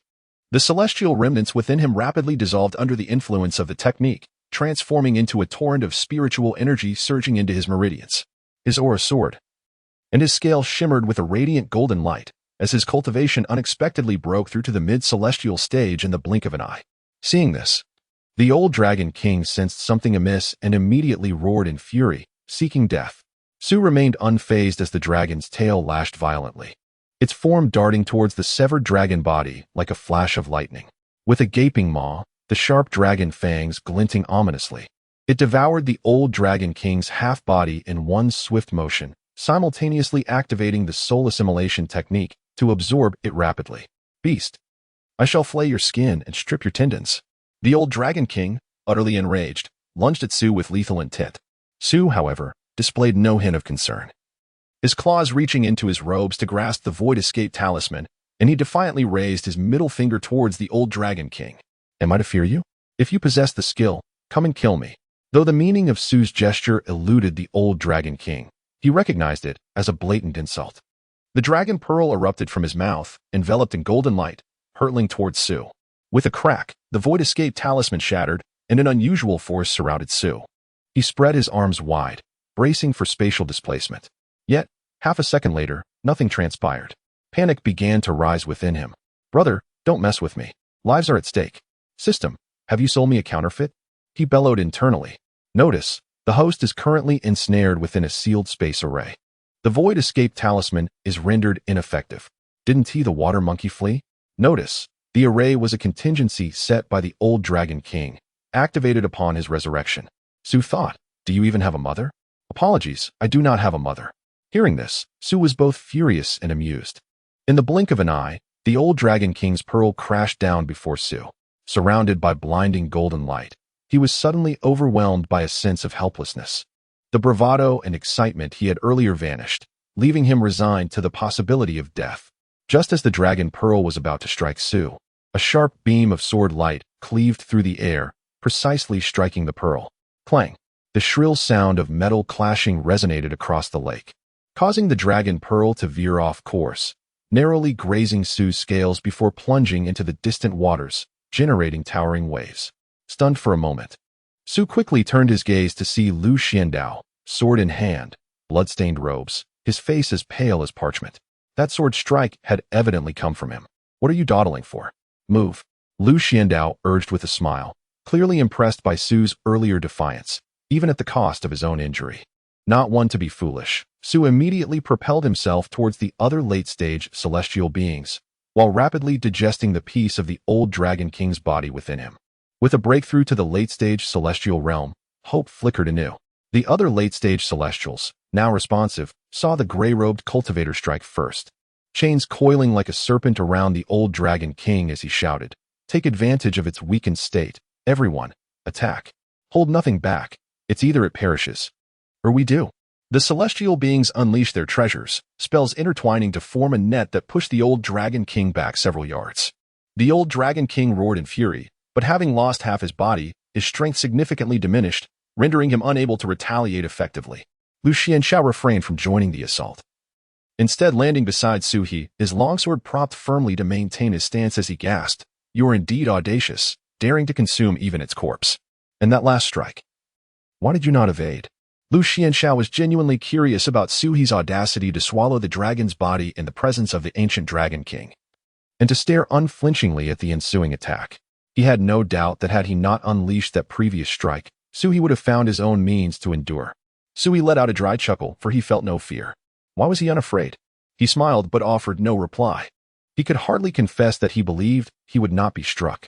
While the celestial beings of the late stage were preoccupied with the Dragon King, Su He had already fully digested and absorbed the severed limb, allowing his cultivation to ascend from the mid to late stage of the celestial realm. Now, what should he do? Su He licked his lips, gazing at the chaos unfolding in the distance, feeling genuinely perplexed. Chapter 63. Do you really think I am incapable? Su He gazed at the ongoing battle, inhaling deeply as he retrieved a spear from his spatial treasure, preparing to charge forth. He could not simply stand idly by, doing nothing. He had no other choice but to fight for a glimmer of hope. However, just as he was about to make his move, he was halted by Lu Xianxiao beside him. "Wait," Lu Xianxiao cautioned. "What is it?" Su He queried, puzzled. "Do not intervene. Although the old Dragon King is injured, collectively they are still no match for him. You have just offended the old Dragon King. If you approach now, he will undoubtedly seek your life first," Lu Xianxiao warned. Su He blinked, somewhat incredulous. "How can you be so certain they are not opponents?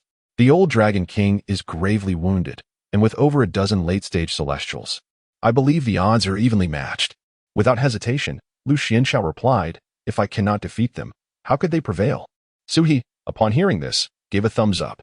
"That is a sound and well-reasoned deduction.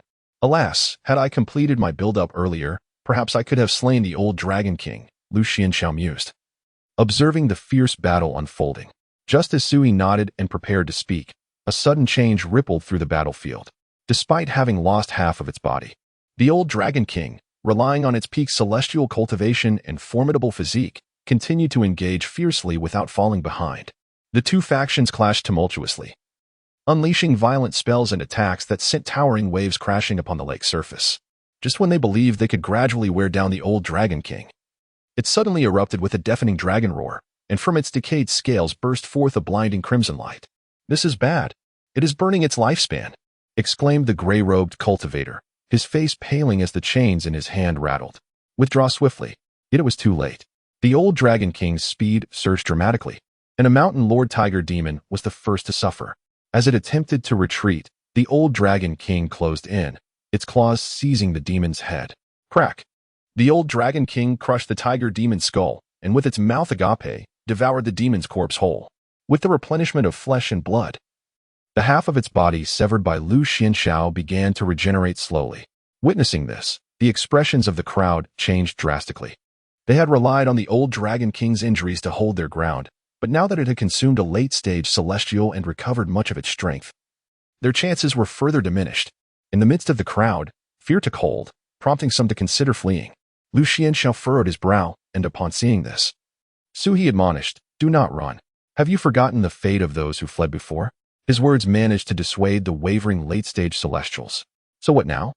The gray-robed cultivator shouted, genuinely desperate as he turned to Suhi, who had only recently been a mere early-stage celestial. Suhi scanned the surroundings and shouted, "Fight while retreating. The old Dragon King can appear anywhere on the surface of Dongting Lake due to the divine position of the lake god. If we scatter now, we are merely offering ourselves as sacrifices. In our pursuit of escape, we must retreat while engaging in battle, prioritizing our survival and shifting the battlefield to the shore." Suhi called out, "At that moment, each shall rely on their own skills to flee." The late-stage celestial beings, not lacking in intellect, quickly discerned the feasibility of this plan upon hearing Suhi's words. Although success would hinge on fortune, it was certainly preferable to languishing in a slow death. Moreover, with Suhi in her midst, the old Dragon King would undoubtedly prioritize hunting him down, thus granting the rest of us a precious window of time to escape. Upon hearing Suhi's strategy, the murky eyes of the old Dragon King seemed ready to ignite with fury. "This fellow, I shall ensure he cannot escape or perish." Witnessing the old Dragon King's reaction, the others grew increasingly convinced of the plan's effectiveness. They swiftly formed a formation, fighting while retreating.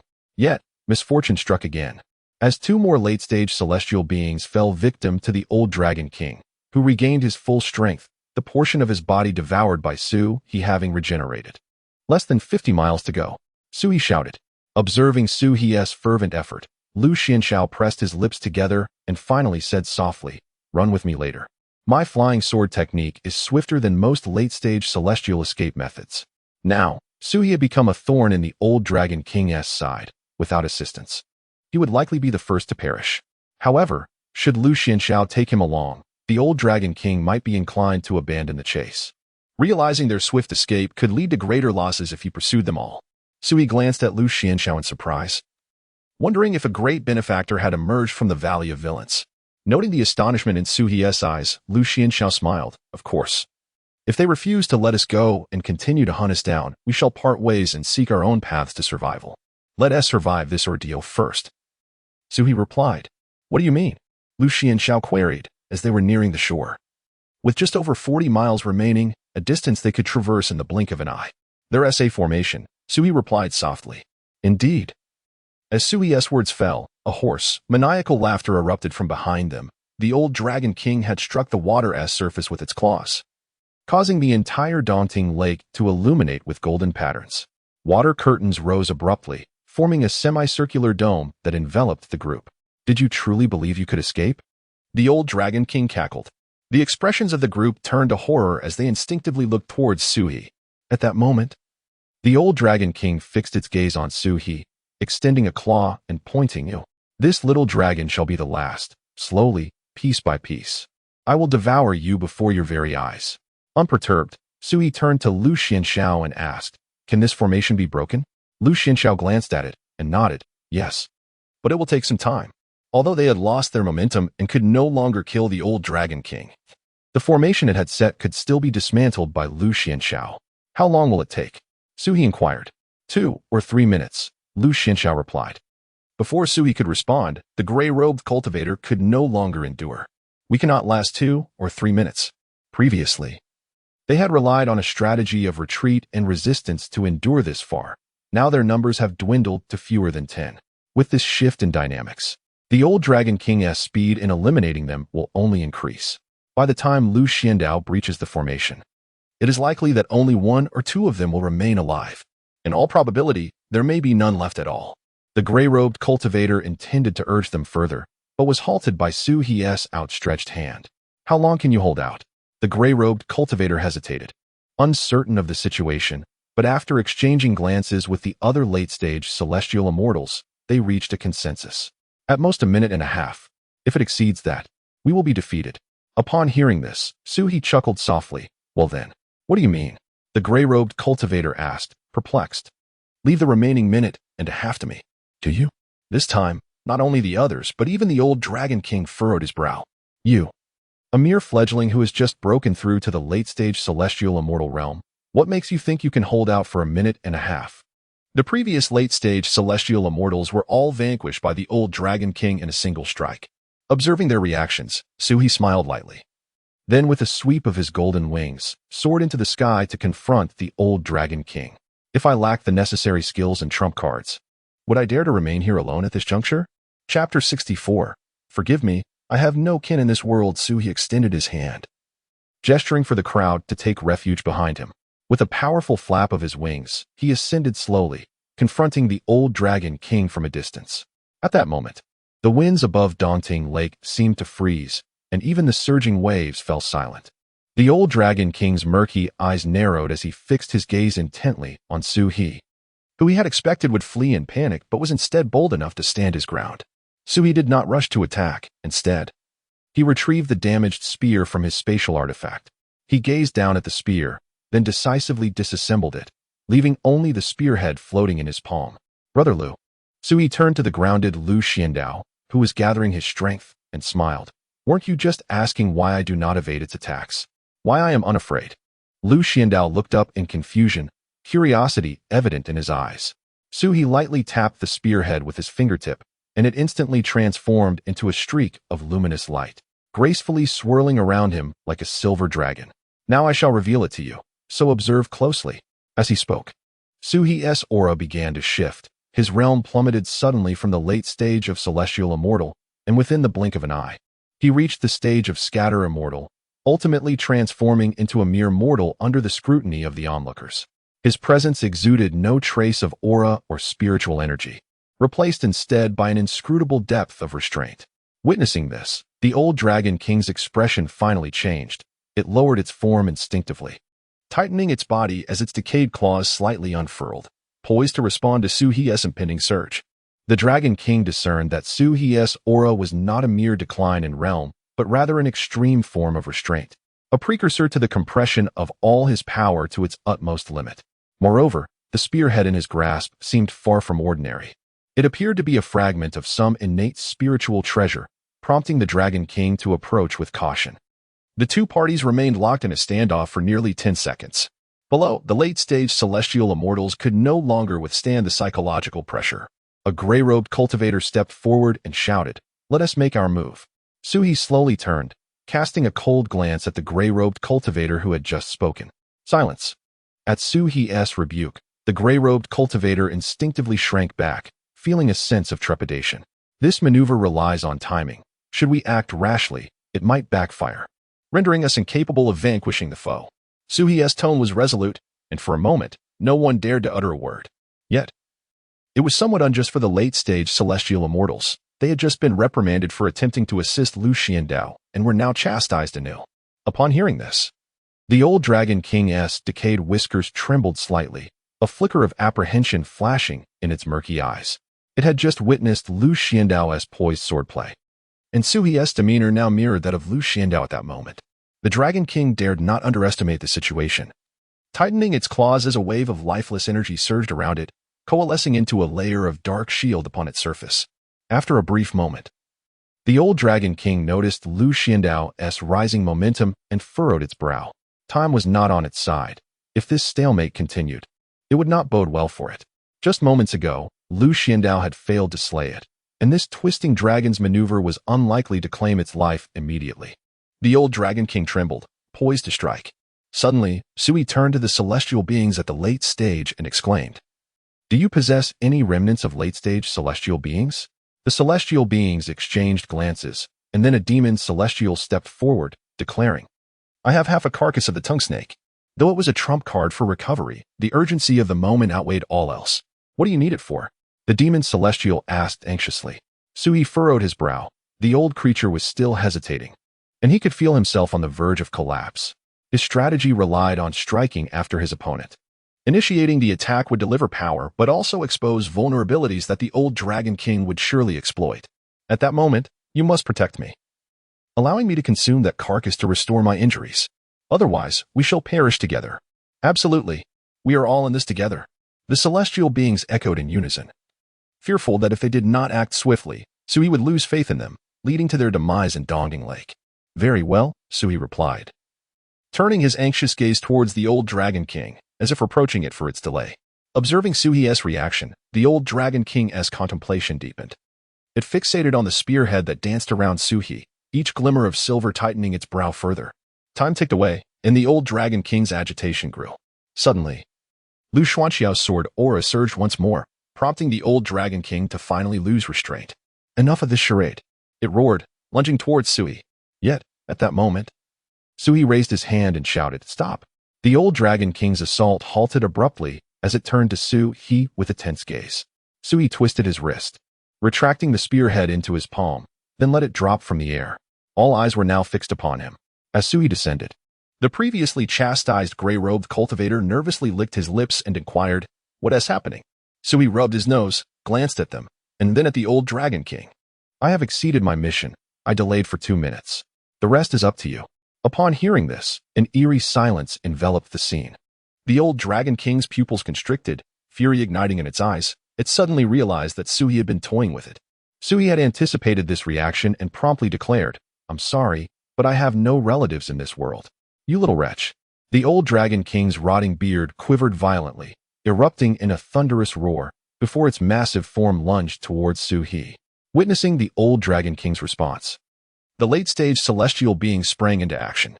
"Block it," the gray-robed cultivator commanded, as chains ensnared the dragon's claws. The other late-stage celestials joined in, deploying various techniques to momentarily halt the old Dragon King's assault.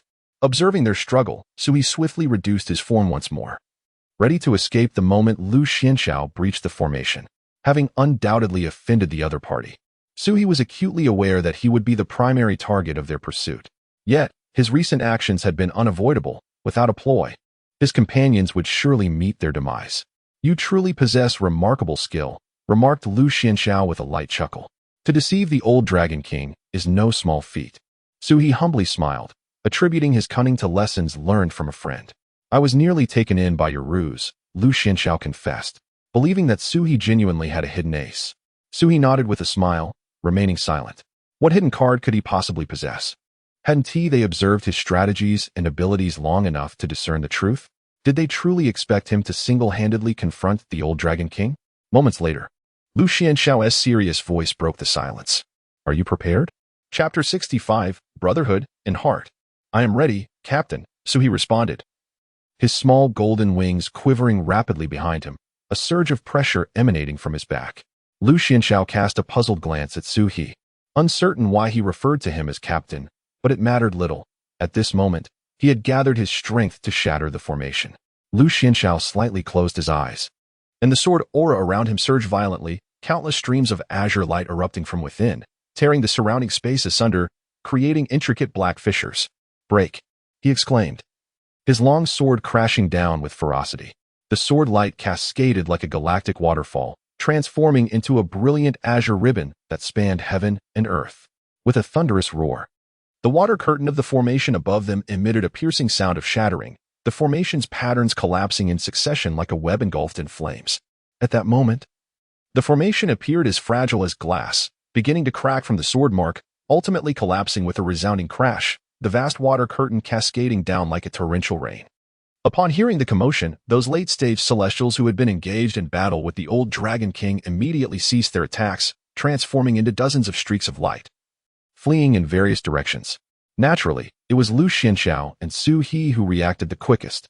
With Lu Xuanxiao's warning, the moment the opponent's sword aura struck, Sui dashed forward.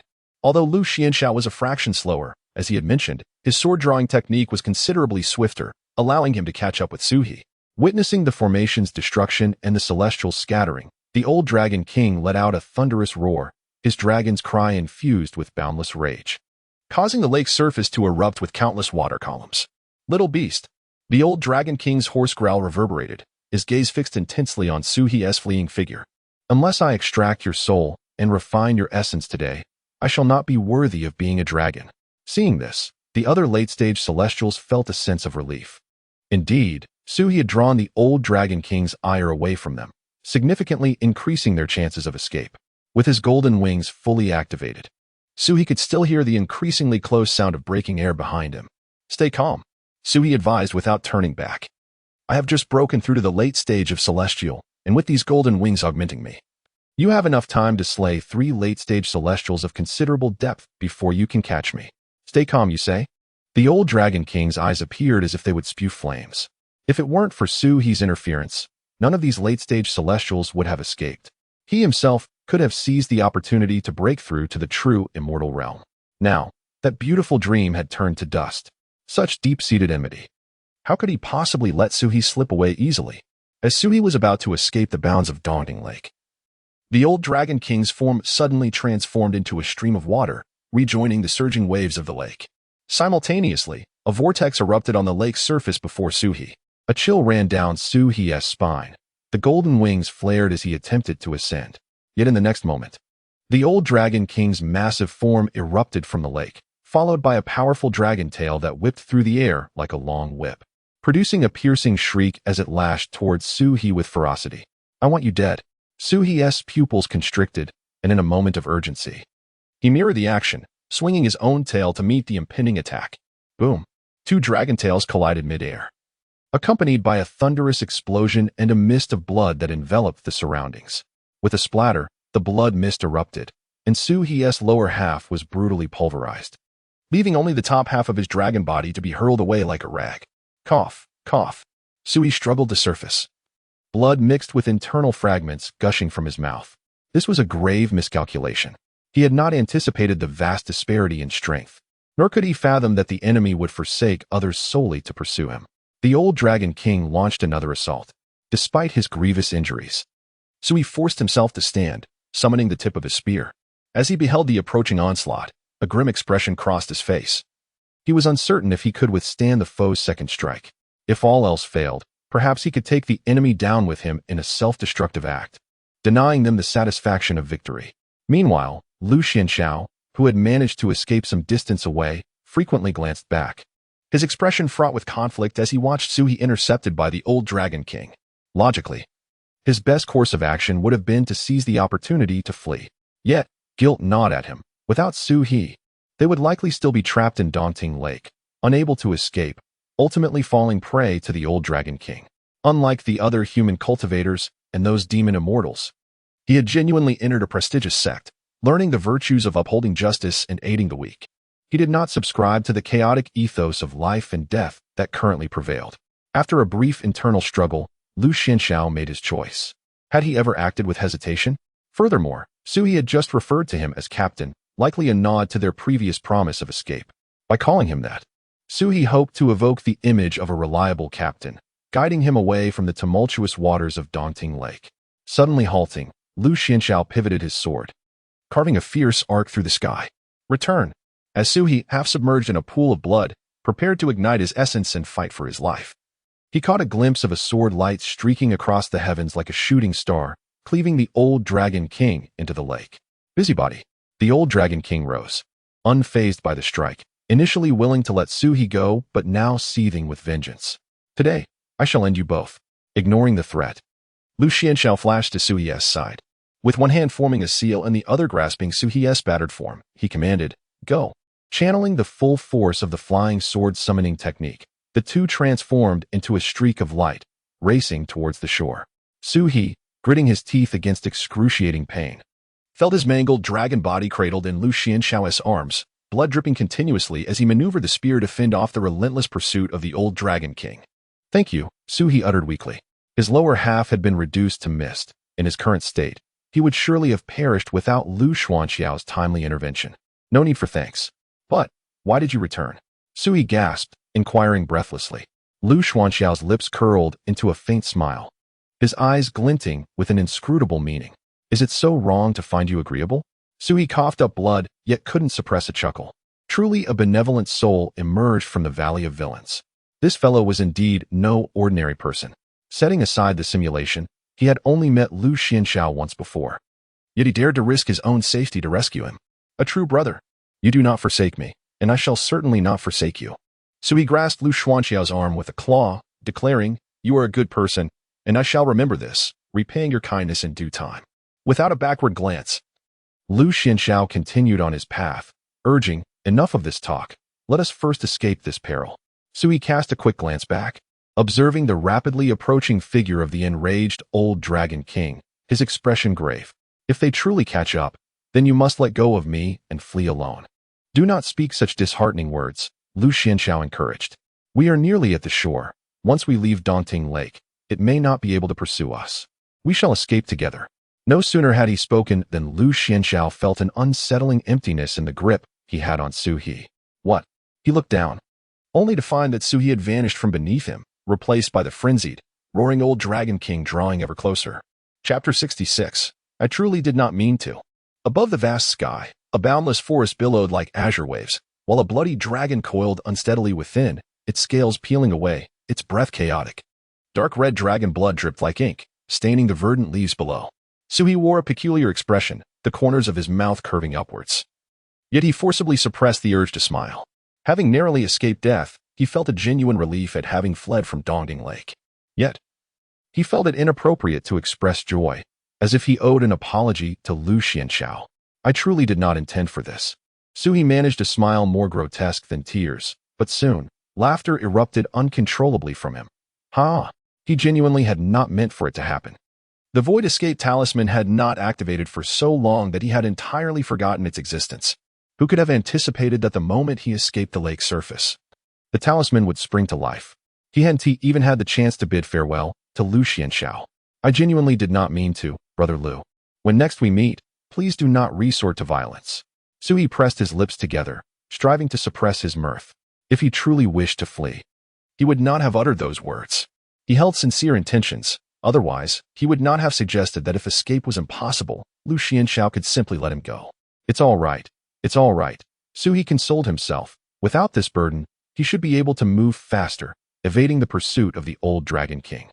At this moment, he had no choice but to find solace in such thoughts, for he was unaware of his own location and could not return to rescue Lu Xianxiao. First and foremost, he needed to preserve his own life. So he immediately stifled his aura. The dragon's blood ceased to flow, and he forcefully cauterized the wounds on his scales with a burst of dragon flame, gritting his teeth in pain. Yet he dared not delay. Fearing that some celestial being might be drawn by the scent of blood, he was gravely injured, and should he encounter a heavenly immortal, the consequences would be dire. Once he completed his makeshift treatment, Suhi shrank down to the width of an arm and plunged deep into the dense forest. Navigating through layers of shadows cast by trees, he eventually discovered a secluded stream, drifting downstream for several hours until he found refuge in a hidden underground cavern. Exhausted, Suhi collapsed onto a cold stone slab, having lost a portion of his tail. He prioritized stopping the bleeding to prevent further deterioration of his condition. His body had been shattered by the old Dragon King, and with no other flesh to replenish himself, it was imperative to stabilize his injuries and survive. More than 10 hours later, 2 days have passed. Congratulations to the host for gaining a point of simulation points. Upon hearing the system's notification, Suhi finally opened his tightly shut eyes. This was what he had been waiting for. Although he had managed to suppress his injuries, they were severe enough to cause his realm to plummet from the late stage of a celestial immortal to the mid-stage. Of course, this was only temporary. As long as he consumed several early or mid-stage celestial immortals, he could restore his injuries and regain his previous cultivation. He would no longer have to endure the arduous task of seeking out late-stage celestial immortals for a duel. However, now, as a gravely wounded mid-stage celestial immortal, he dared not venture out to hunt recklessly. In such a state, It would be akin to a child carrying gold through a marketplace. Do not speak of whether it might attract other mid-stage celestial beings. Even some early-stage celestial beings would likely be unable to resist the urge to take action upon encountering this. Fortunately, I can rely on the rewards from simulation to linger here until my injuries are fully healed. Let us commence the simulation. Please confirm the target for this simulation. Having learned from my previous experience with the mysterious tortoise, Suhi would not allow the system to deceive him again. Search the vicinity for celestial beings that could aid in my recovery, devour them to heal, then assess the surroundings and gather information. Ding. Consumed 1 simulation point. Initiating future simulation. Day 1. You employ the techniques of breath concealment and soul departure to explore the area for potential demon immortals or human cultivators. After several days of effort, you ascertain that you are currently situated in the heart of Sichuan and Chongqing. Additionally, you confirm the presence of some demon immortals nearby. 1. A shadow charm at the pinnacle of earthly immortals, located less than 100 miles away, and another. An injured early-stage celestial thunder beast lurking in the swamp. Thankfully, upon realizing this, Suhi felt a measure of relief. To break through to true immortality. Both humans and demons are scouring the land for any possible opportunities. He was concerned that there might be no substantial demon immortals nearby, or that only lowly scattered celestial beings existed, for even if he were to devour them, it would provide little assistance in healing his injuries. Day 4. You decide to target the weakest shadow charm first. The shadow charm, a rare creature formed from the shadows of places rich in energy, generally cannot cultivate to become immortal. Its current existence as an earthly immortal is likely a boon from the current environment, though it could also be a curse. Under the cover of night, you stealthily approach the graveyard where the shadow charm resides. The opponent proves no match for you. After devouring it, you find yourself slightly rejuvenated. The primary objective remains the injured early-stage thunder beast. Suhi intended to consume the shadow charm merely to increase his chances of success. Day 5. You take up position at the swamp's edge, employing the illusion of the Shinlong to conjure a miraculous healing herb. The thunder beast falls for your ruse. And as it peeks out, you swiftly pierce its skull with your spear, watching it struggle on the ground. With your newfound experience, you ensure its complete demise by penetrating its head, heart, and meridians with your spear before finally revealing yourself and swallowing it whole. This devouring restores your dragon tail completely, stabilizing your cultivation at mid-stage celestial. An early-stage celestial being is simply inadequate. Suhi mused aloud as he observed the simulation. His form had returned, yet his cultivation had not fully recovered to the later stage. 2 more mid-stage celestial beings should suffice. With the backing of my spear and my inherent late-stage celestial prowess, I should manage without issue. In the following 2 days, you scour the vicinity but find no additional celestial beings. This aligned with Suhi's expectations. Celestial beings represent the pinnacle of combat power in this world, and it is unlikely that he would encounter many at once. Day 7. Just as you prepare to leave this place in search of further opportunities, you suddenly sense 2 waves of late-stage celestial pressure sweeping from the north. You have come to realize that in your current injured state, you are no match for them, and thus, you restrain your aura, allowing your opponent to escape unscathed. On the 8th day, even stranger occurrences unfolded as 5 mid-stage celestial beings hurriedly ventured northward. Seizing the opportunity, you eliminated a solitary mid-stage human cultivator among them. However, you failed to extract any valuable information from your adversary before they self-destructed, and you swiftly dealt with them. After consuming their essence, your injuries were substantially healed. On the 9th day, unable to contain your curiosity, you trailed yet another group of celestial beings heading north. After flying 300 miles, you suddenly beheld the heavens and earth in disarray, revealing an ancient stone gate soaring into the clouds before you. The simulation was successful. Ding. The simulation has concluded. And the host is presented with the following reward options. Option 1. You will receive the 3 targets you eliminated during the simulation. Upon consumption, your cultivation will be restored significantly. Option 2. Basic information about the Xianyuan ruins. You will acquire essential details regarding the ruins discovered during the simulation. Gazing at the second option, Su narrowed his eyes, a playful expression gracing his features. Could it be that this was yet another trap devised by some nefarious individual to deceive and ensnare the unwary? Chapter 67. I am as agile as a monkey, having traversed this world for such an extended period and endured countless beatings. Suhi now felt as spry as a monkey. The old Dragon King had even been willing to transform his own physical form into a corpse puppet, merely to feign death and deceive them into entering, leading to their demise. He had nearly fallen victim to the scheme himself, and now found himself confronted with yet another relic. It was hard not to ponder whether this was yet another trap designed by someone to lure the unsuspecting into peril. In this celestial realm, even an Earth immortal enjoys a lifespan of 100,000 years. Where could all these relics and secret realms possibly come from? Suhi mused. After contemplating the two options before him for a moment, he inquired, what does the partial information in the second option entail? It allows the host to ascertain the location of the relic and its internal design, enabling the host to surpass other competitors and reach the core area of the relic more swiftly. Sui narrowed his eyes. So, the truth remains elusive? He clicked his tongue and declared, I choose the first option. At this moment, he was gravely injured, and restoring his body was of utmost importance. Without any cultivation to rely upon in such a world, he felt a genuine sense of unease. The second option, while potentially leading him astray, indeed suggested the existence of a relic. If he missed this opportunity, he might not be able to outpace others and seize the treasures hidden within. However, he had simulations at his disposal. 10 days were ample time to simulate 5 times. He had managed to escape from the old Dragon King's grasp thrice. If he failed to procure the treasures from the relic after 5 attempts, it would be better for him to perish.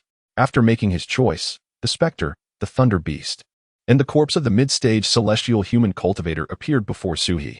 He consumed the 3 corpses and activated the spirit fusion reversion technique. Soon, he felt a warm current spreading from his lower abdomen throughout his body, while his shattered tail began to visibly regenerate.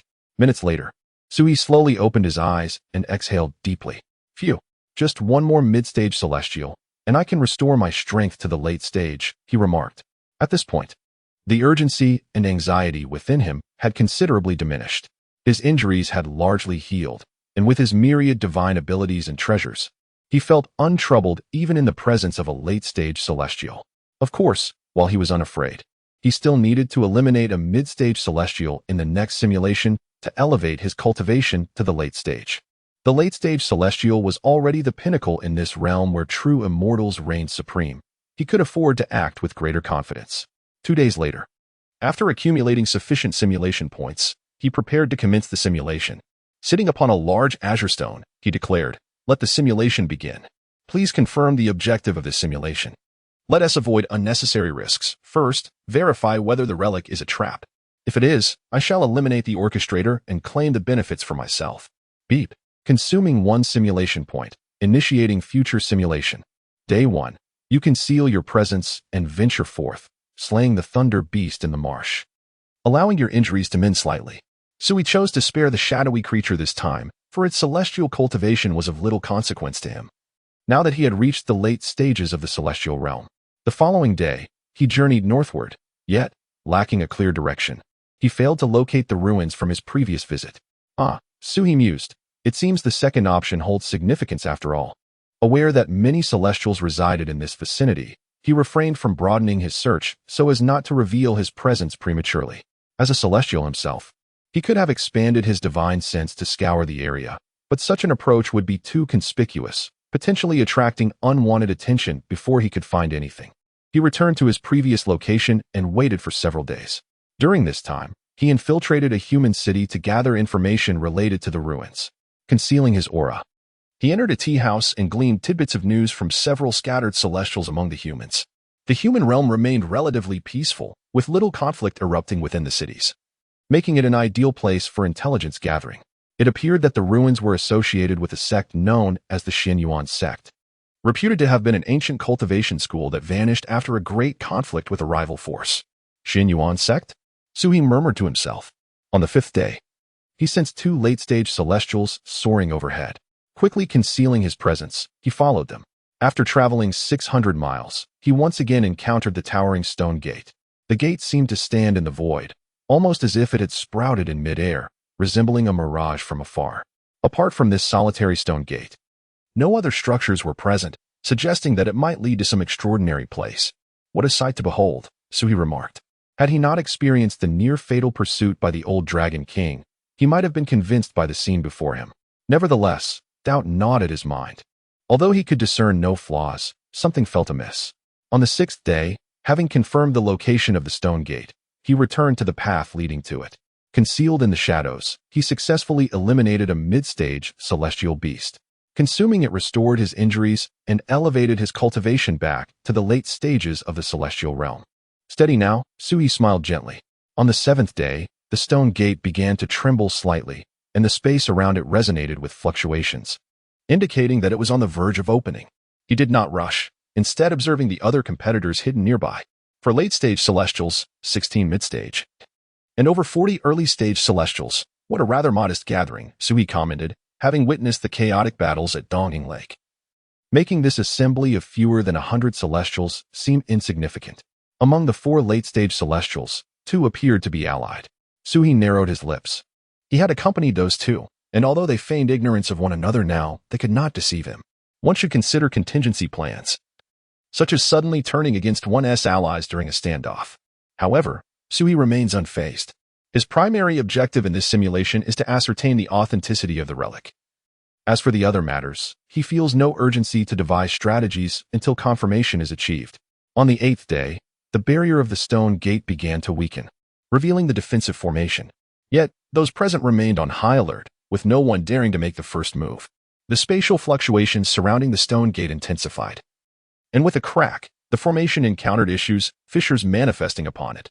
At last, someone could no longer restrain themselves.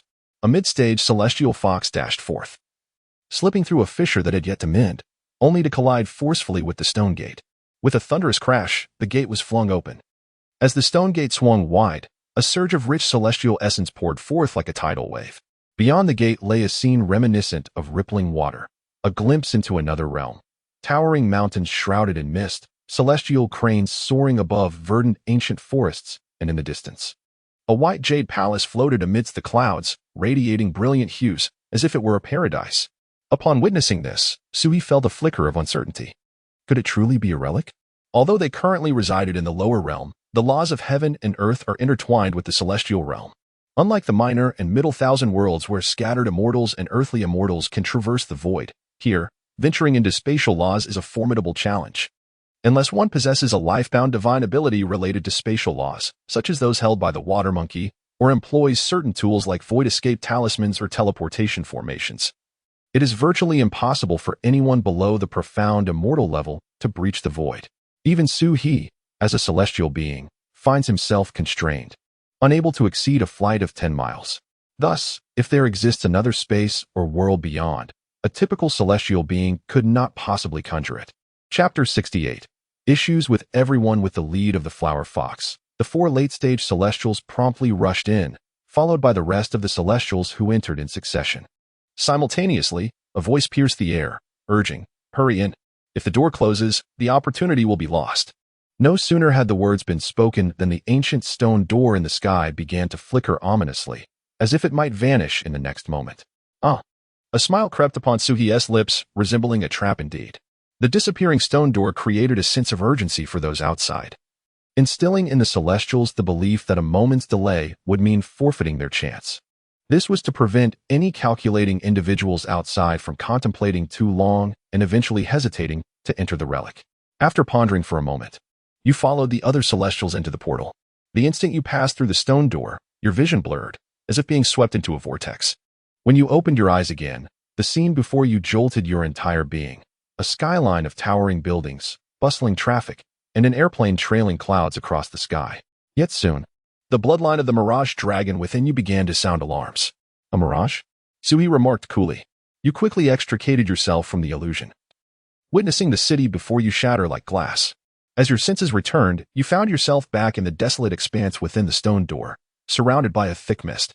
Dozens of celestials stood frozen in place, their expressions a mix of obsession and terror. The illusion was not particularly strong, and soon others began to break free from the mirage, awakening to reality. You followed them out of the illusion, only to find that the original group of over 60 had dwindled to 50. A mere illusion had claimed the lives of more than 10 early-stage celestials. Sui mused. Is this a method of continuous attrition? However, it made sense. If the hidden hand possessed the power to eliminate them all, they would have revealed themselves upon their entrance. Much like the old Dragon King of Daunting Lake. These late-stage celestials lacked the strength to resist. Thus, it could be inferred that if there was indeed a hidden hand, their strength was likely not beyond the late-stage celestial realm. The thought excited Su-He, who licked his lips in anticipation. Being of the same caliber as the late-stage celestials, it would not be impossible for him to seize their spoils. His gaze then turned to the 4 late-stage celestials within the group. It was conceivable that they could be mingling among them. One was a 9-tailed fox demoness, another cloaked in black, obscuring their identity, while the remaining 2 were human cultivators he had previously seen arriving alongside them. Upon exiting the illusion, the vista before you suddenly opened up. In the barren plain stood a fractured stone tablet, upon which faded characters could barely be discerned, Xian Yuan sect. Scattered across the plain were the skeletal remains of human cultivators, their bones stark against the landscape, some still frozen in battle poses, clearly having endured fierce combat before their demise. Amidst the bones lay numerous broken celestial artifacts, strewn about carelessly. What a grand spectacle! Su smacked his lips, pondering the implications of whether this relic was meticulously designed by someone. It would indeed require considerable skill to acquire such a plethora of celestial artifacts. He squinted, contemplating that it might not be a product of human design, but rather an authentic relic. Soon, the collective gaze of those present was drawn to a radiant, fractured sword blade on the battlefield. Fragments of spiritual treasures? You mutter to yourself. The scene rapidly spiraled into chaos as the mid-stage celestial cultivators, their eyes ablaze with fervor, heaved heavy breaths. Someone shouted, "Seize it!" And like famished wolves, dozens of figures lunged forward. Witnessing the relentless scramble for the spiritual treasure fragments stirred a flicker of desire within you. It was no wonder Su felt this way. Possessing 2 fragments himself, he understood the significant advantages they conferred at equivalent levels of cultivation. If 2 individuals were evenly matched, the one wielding a fragment would likely dominate the encounter. Despite this inner tumult, you restrained your impulses, aware of the simulation's objective, and chose not to unveil your capabilities, instead surveying your surroundings. Among the 4 late-stage celestial beings, the 9-tailed fox demon joined the fray, while the other 3 remained motionless. It was difficult to discern their intentions. Su furrowed his brow. The 3 who refrained from engaging seemed to facilitate the celestial cultivators in their mutual strife, depleting each other's strength. Conversely, the 9-tailed fox's involvement could be interpreted as a strategic move to safeguard her enticing artifacts from being snatched away. The confrontation concluded swiftly, with the fractured sword blade falling into the possession of the 9-tailed fox. During the skirmish, 3 mid-stage celestial beings perished alongside 9 early-stage ones. Another 10 or so had fallen, leaving approximately 40 in their group. Although this appeared to be an inevitable occurrence in the exploration of relics, Su, harboring suspicions of a hidden agenda, felt that the artifacts had been deliberately placed to incite their mutual annihilation. Once she secured the spiritual treasure fragments, the 9-tailed fox cast a wary glance at you all before soaring deeper into the relic. You concealed yourself within the throng, trailing after her. The celestial beings seemed well acquainted with this place, all heading in the same direction. As you progressed, you broke through various barriers within the relic, while some early-stage celestial beings diverged from the group to seek fortunes elsewhere. However, Su did not follow suit. The early-stage cultivators' withdrawal was likely due to their fear of competing with the mid-stage adversaries. His purpose in following this group was clear. They were headed deeper into the relic, seemingly convinced of the treasures that awaited. Before long, you arrived at a place suffused with the rich fragrance of spiritual herbs. Looking down, you beheld a medicinal garden, at the center of which stood a towering ancient tree. Its trunk twisted like a coiling dragon, branches adorned with glistening droplets, and atop its crown hung a fist-sized crimson fruit, its surface shimmering with golden patterns, emanating a pulse of spiritual energy that was both exhilarating and daunting. "The 10,000-year crimson fruit," exclaimed a black-robed cultivator among the celestial beings, his voice filled with awe. Consuming one could equate to 10,000 years of arduous cultivation. After countless years of diligent cultivation, one could attain a breakthrough from the mid-stage to the late stage of the celestial realm. Even someone like Su-He, who is already in the late stage, would find immense benefits from absorbing such power, albeit not directly reaching the pinnacle. As soon as these words were uttered, several figures transformed into streaks of light and surged toward the ancient tree. At the forefront, a stooped elder flung out 9 copper coins from his sleeve, which expanded in the wind and coalesced into a chain that ensnared his competitors nearby. The other celestials were not to be underestimated. Among them was a six-winged crimson-scaled python that unleashed a noxious mist toward the copper coins. A female cultivator amongst the celestials flicked her fingers, releasing a wisp of ethereal blue flame that detonated upon contact with the toxic fog, forcing everyone to retreat in unison. In the midst of the chaos, intricate patterns suddenly illuminated the ground of the medicinal garden, and dozens of golden beams erupted from the earth, enveloping all celestials in proximity to the ancient tree. A novice celestial, unable to evade in time, was swept by a beam, causing his right arm to instantly turn to bone, the affliction swiftly spreading throughout his body, leading to his immediate demise. Witnessing this, you turned to regard the black-robed cultivator who had initially spoken, noticing that he remained stationary, showing no intention of intervening. How loudly he proclaimed, as if fearful that others might remain oblivious to the treasure at hand. Suhi mused, pondering the gravity of the situation. As the nine-tailed fox had vanished to some obscure corner after acquiring fragments of the spiritual treasure. Now, with this black-robed specter inciting the greed of the crowd, yet refraining from action, it was difficult for Suhi not to suspect him as the puppeteer orchestrating these events from the shadows. Chapter 69. I don't recall inviting you, did I? As the deadly formation in the medicinal garden suddenly illuminated, the celestial beings retreated in unison, and the previously chaotic battlefield fell into an eerie silence. All eyes were fixed warily on the towering ancient tree and the alluring crimson fruit atop its crown. After a brief pause, a mid-stage celestial practitioner shouted, "Break the formation." He raised his hand to summon a bronze hammer, striking fiercely at the ground's array patterns. Observing this, others quickly unleashed their abilities, either invoking magical artifacts or chanting incantations in an attempt to dismantle the formation. You blended into the crowd, pretentiously casting a few spells. Yet your focus remained steadfastly fixed on the three late-stage celestial beings. The figure clad in black robes stood aloof, seemingly indifferent to the unfolding contest. While the two human practitioners exchanged furtive glances, their magical artifacts trembling in anticipation of action. Indeed, something was amiss, Suhi mused with a cold smile. Amidst the relentless assaults, the formation emitted a sharp crack, revealing a fissure. A joyous early-stage celestial practitioner in gray robes transformed into a streak of light, darting towards the ancient tree, exclaiming, "The crimson fruit is mine." In the next instant, he was met with a barrage of concentrated attacks from the other practitioners. Sword lights and spells bombarded him from all directions, and he was obliterated before a scream could escape his lips. The scene once again fell into a stalemate, as everyone remained on guard, hesitant to advance recklessly. Just as tensions escalated, the ground suddenly split open, and a gray shadow shot forth like lightning, heading straight for the top of the ancient tree. Upon closer inspection, you realized it was the flower raccoon that had previously breached the stone door, having stealthily burrowed underground to await its opportunity. The flower raccoon devoured the crimson fruit, erupting in a blinding red light as its aura surged, abruptly breaking through from mid-stage to late-stage celestial.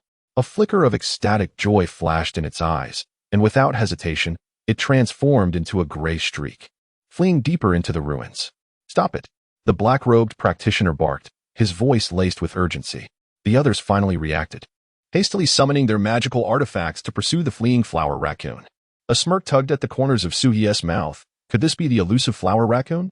He found himself suspicious of everyone at this moment. However, the black-robed figure's frantic demeanor was telling. It was only natural to be flustered after losing a prized item used for setting a trap. You mingled within the pursuing crowd, chasing after it. After breaking through to late-stage celestial, the flower raccoon's speed increased significantly, allowing it to swiftly outpace the others. Following its aura, you traversed dozens of miles until suddenly, a grand black stone hall emerged ahead. The doors stood wide open, and at the threshold lay the lifeless body of the flower raccoon, its fur withered like dried leather. Its eye sockets hollow as if drained of all vitality by some unseen force. Even more chilling was the sight of the previously vanished nine-tailed fox demon, now lying dead beside it, its 9 snowy tails rigid as if turned to sticks. Dead. Suhi bit his lip. He had only just doubted their fate, and now they had met such a swift demise. As Su turned to face the remaining 3 individuals, he pondered the possibility that among them lay the hidden mastermind. It could only be one of these 3. Just as he glanced away, he faintly overheard the black-robed cultivator murmuring something about a legacy.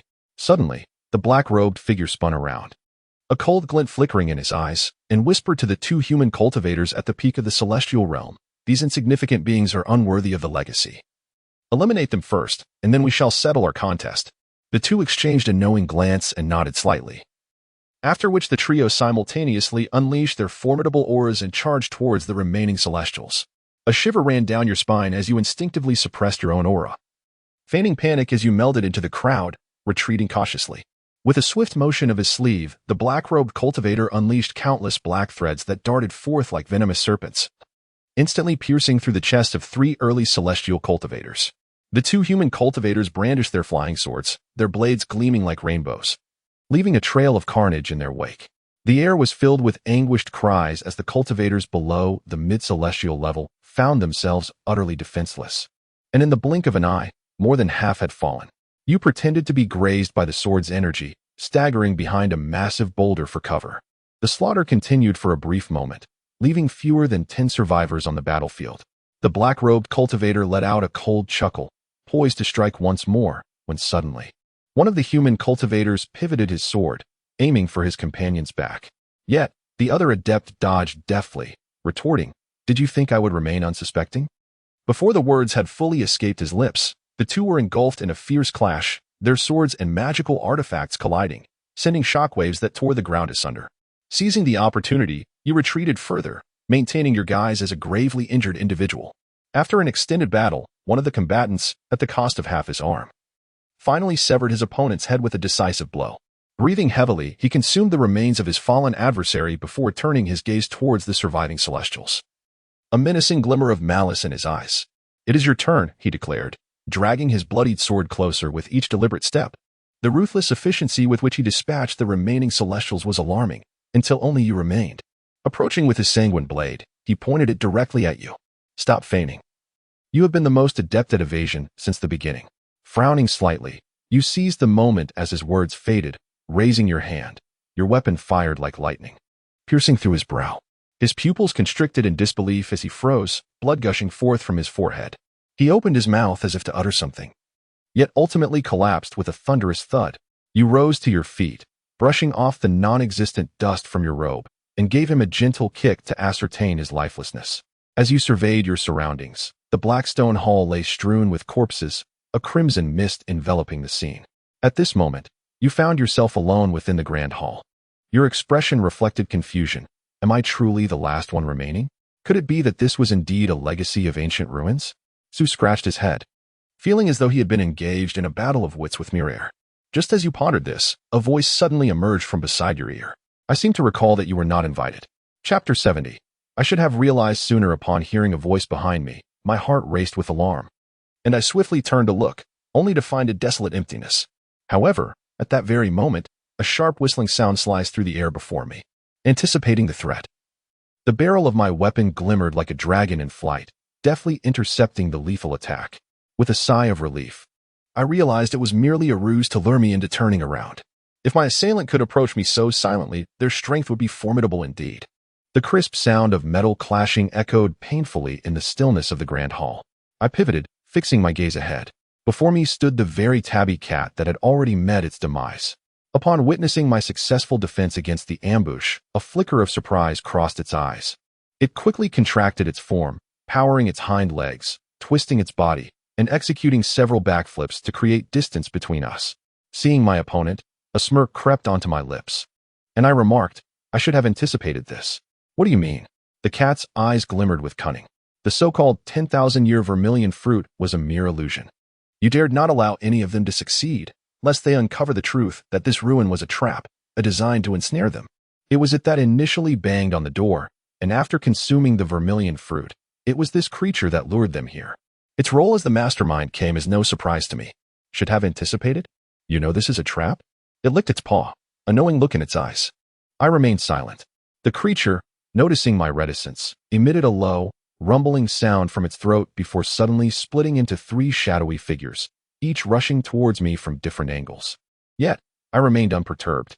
With a flick of my dragon tail, I utilized the formidable strength of my draconic form to counter the assault.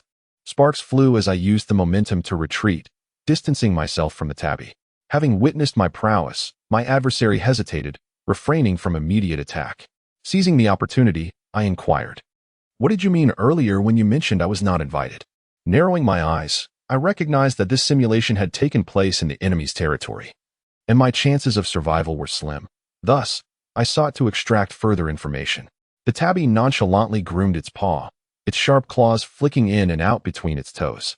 It cast a glance in my direction, stating, "Everyone here is someone I deliberately lured by leaking information, except for you, who seems to have come from an unknown source." A jolt of realization coursed through me.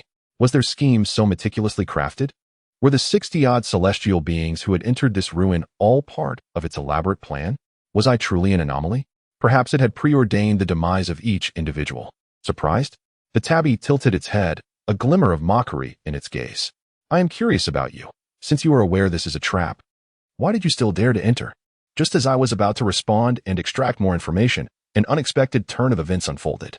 I suddenly felt weightless, the gravity beneath my feet abruptly shifting. My body was uncontrollably hurled skyward, as if cast aloft by an invisible hand. You hastily flapped your golden wings, attempting to acclimate your body to the sudden shift in gravity, only for it to invert once more in the next moment. The flower cat, seemingly unaffected, raised its paw, and the remnants of a sword spirit beside the corpse of the nine-tailed fox flew into its grasp. With a swift turn of the blade, a crimson sword energy sliced through the air toward you. You barely managed to evade, but the uncontrollable gravity delayed your movements, causing the sword energy to graze your side, shattering your dragon scales and spilling blood. "What the hell?" Su cursed inwardly. He had anticipated his inability to prevail in the opponent's domain, but he had not expected to be so utterly passive. You took control of your spear, preparing to retaliate. The flower cat lifted a paw, and the ground suddenly illuminated with intricate formations, countless golden threads weaving into a net that enveloped the entire space.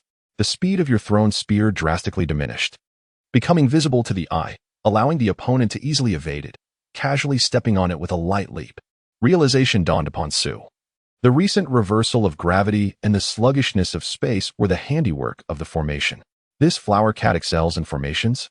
Su mused. Indeed, since entering this ruin, every obstacle encountered had been related to formations.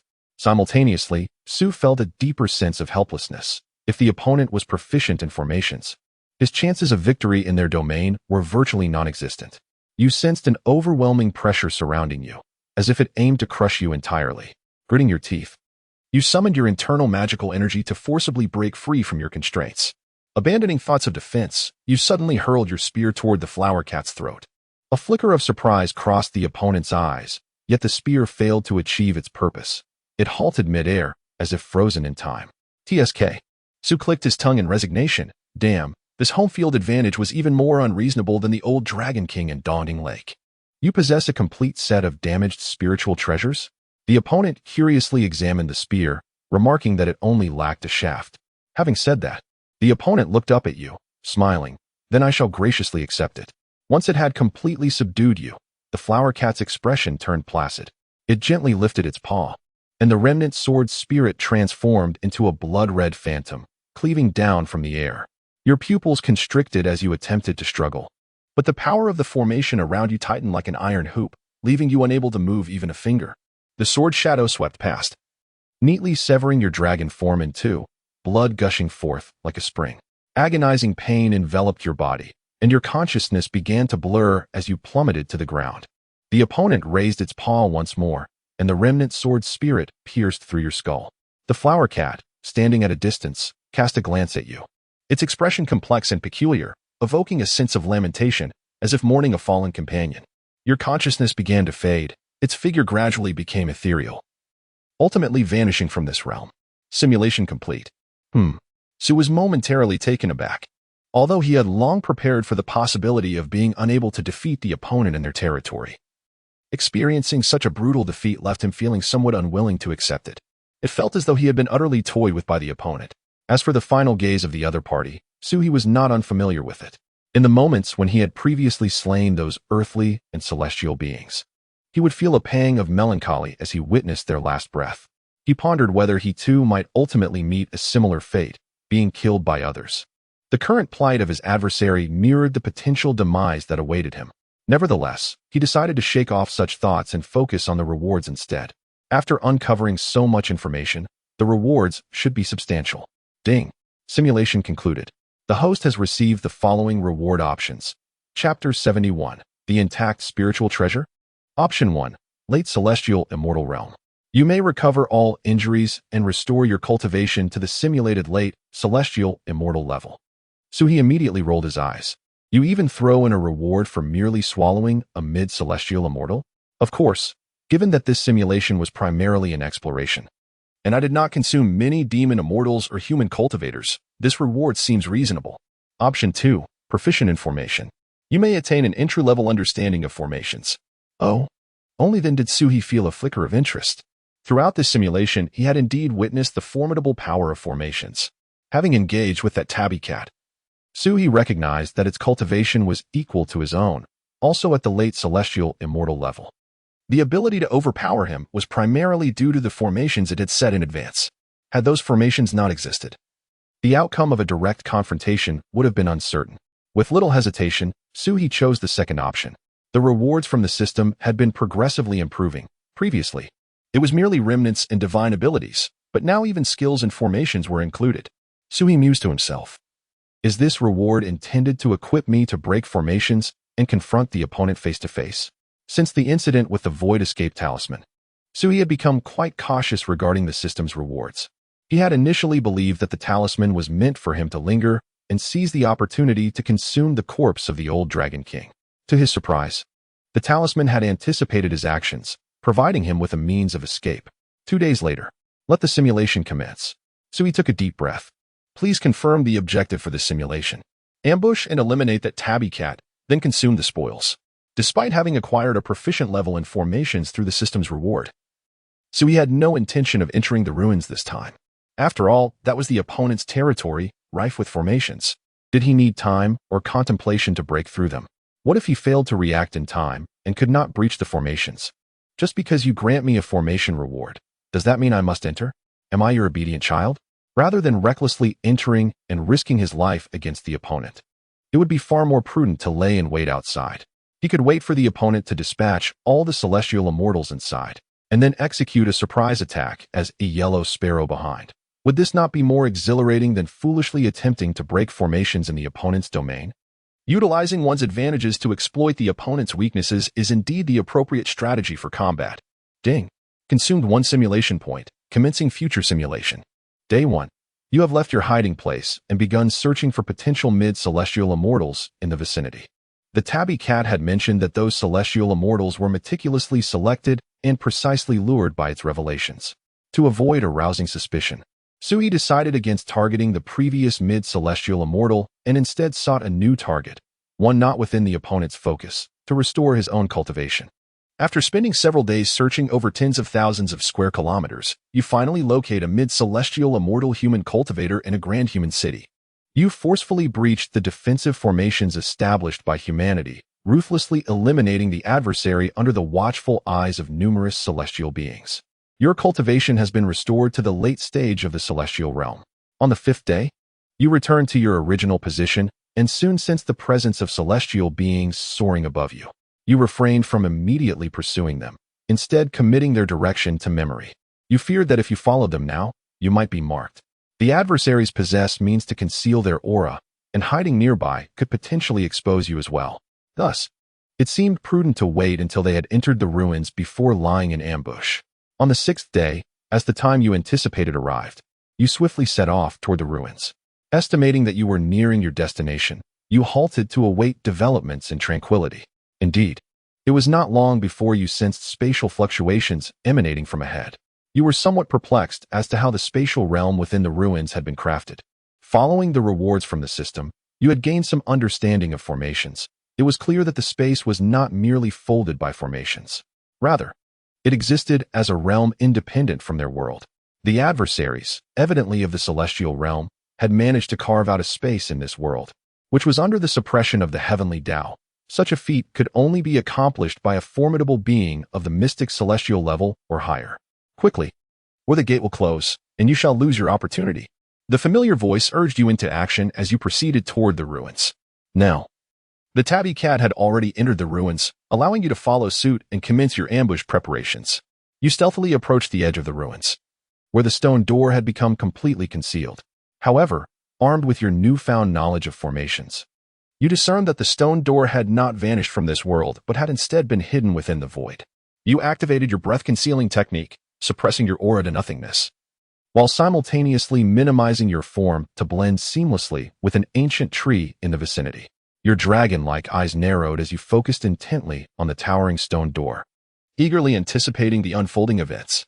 Hours passed, and suddenly the space before the stone door rippled, akin to a water surface shattered by a stone. The figure of the tabby cat leaped forth from within the door, slightly unsteady upon landing.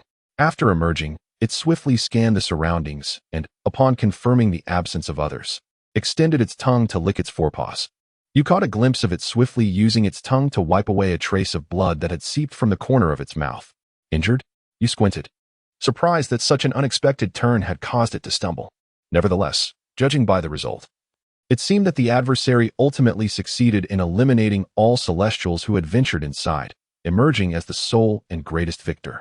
As the flower spirit cautiously surveyed its surroundings, it abruptly raised its right paw and struck the air. A rift tore open as if parting a curtain. You once again passed through the stone gate and beheld the scenes and vistas within the ruins. With the continuous tremors of the space, the imagery within the void gradually diminished, ultimately transforming into a jade bowl that spun and darted away. Sensing the ethereal fluctuations emanating from the jade bowl, your pupils constricted. An intact spiritual treasure? A surge of realization washed over Sue.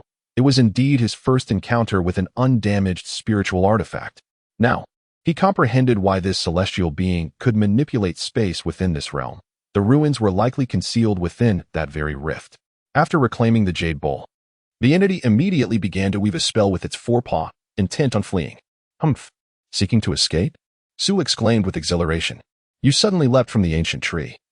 Snapping your dragon whip, and the spearhead ensnared by your tail shot forth like a bolt of black lightning, rending the air.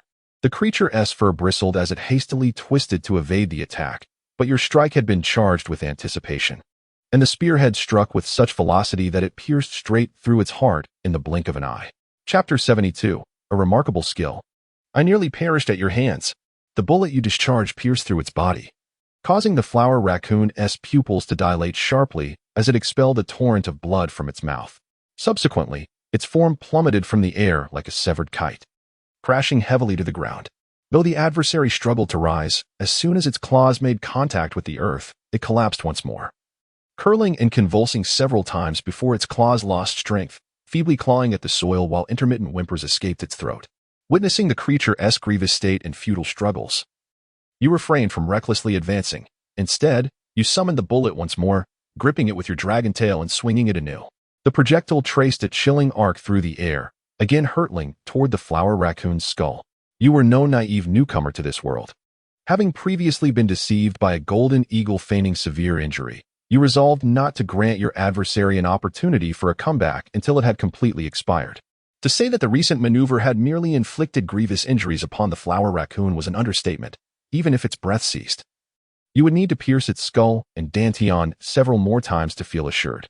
The sound of the bullet penetrating the cranial bone was distinctly audible. However, in the next instant, the flower raccoon's form twisted and dissipated like foam, leaving only a few strands of gray fur to drift down. You momentarily paused, only to be suddenly met with a playful voice whispering close to your ear, accompanied by warm breath. How cautious you are. Despite my grievous state, lying on the ground without the power to retaliate, you still maintain such a distance to deliver a finishing blow. Are you not afraid I might escape? Upon seeing the words materialize in the simulation, you sighed in resignation. Your scales bristled as you abruptly turned your head.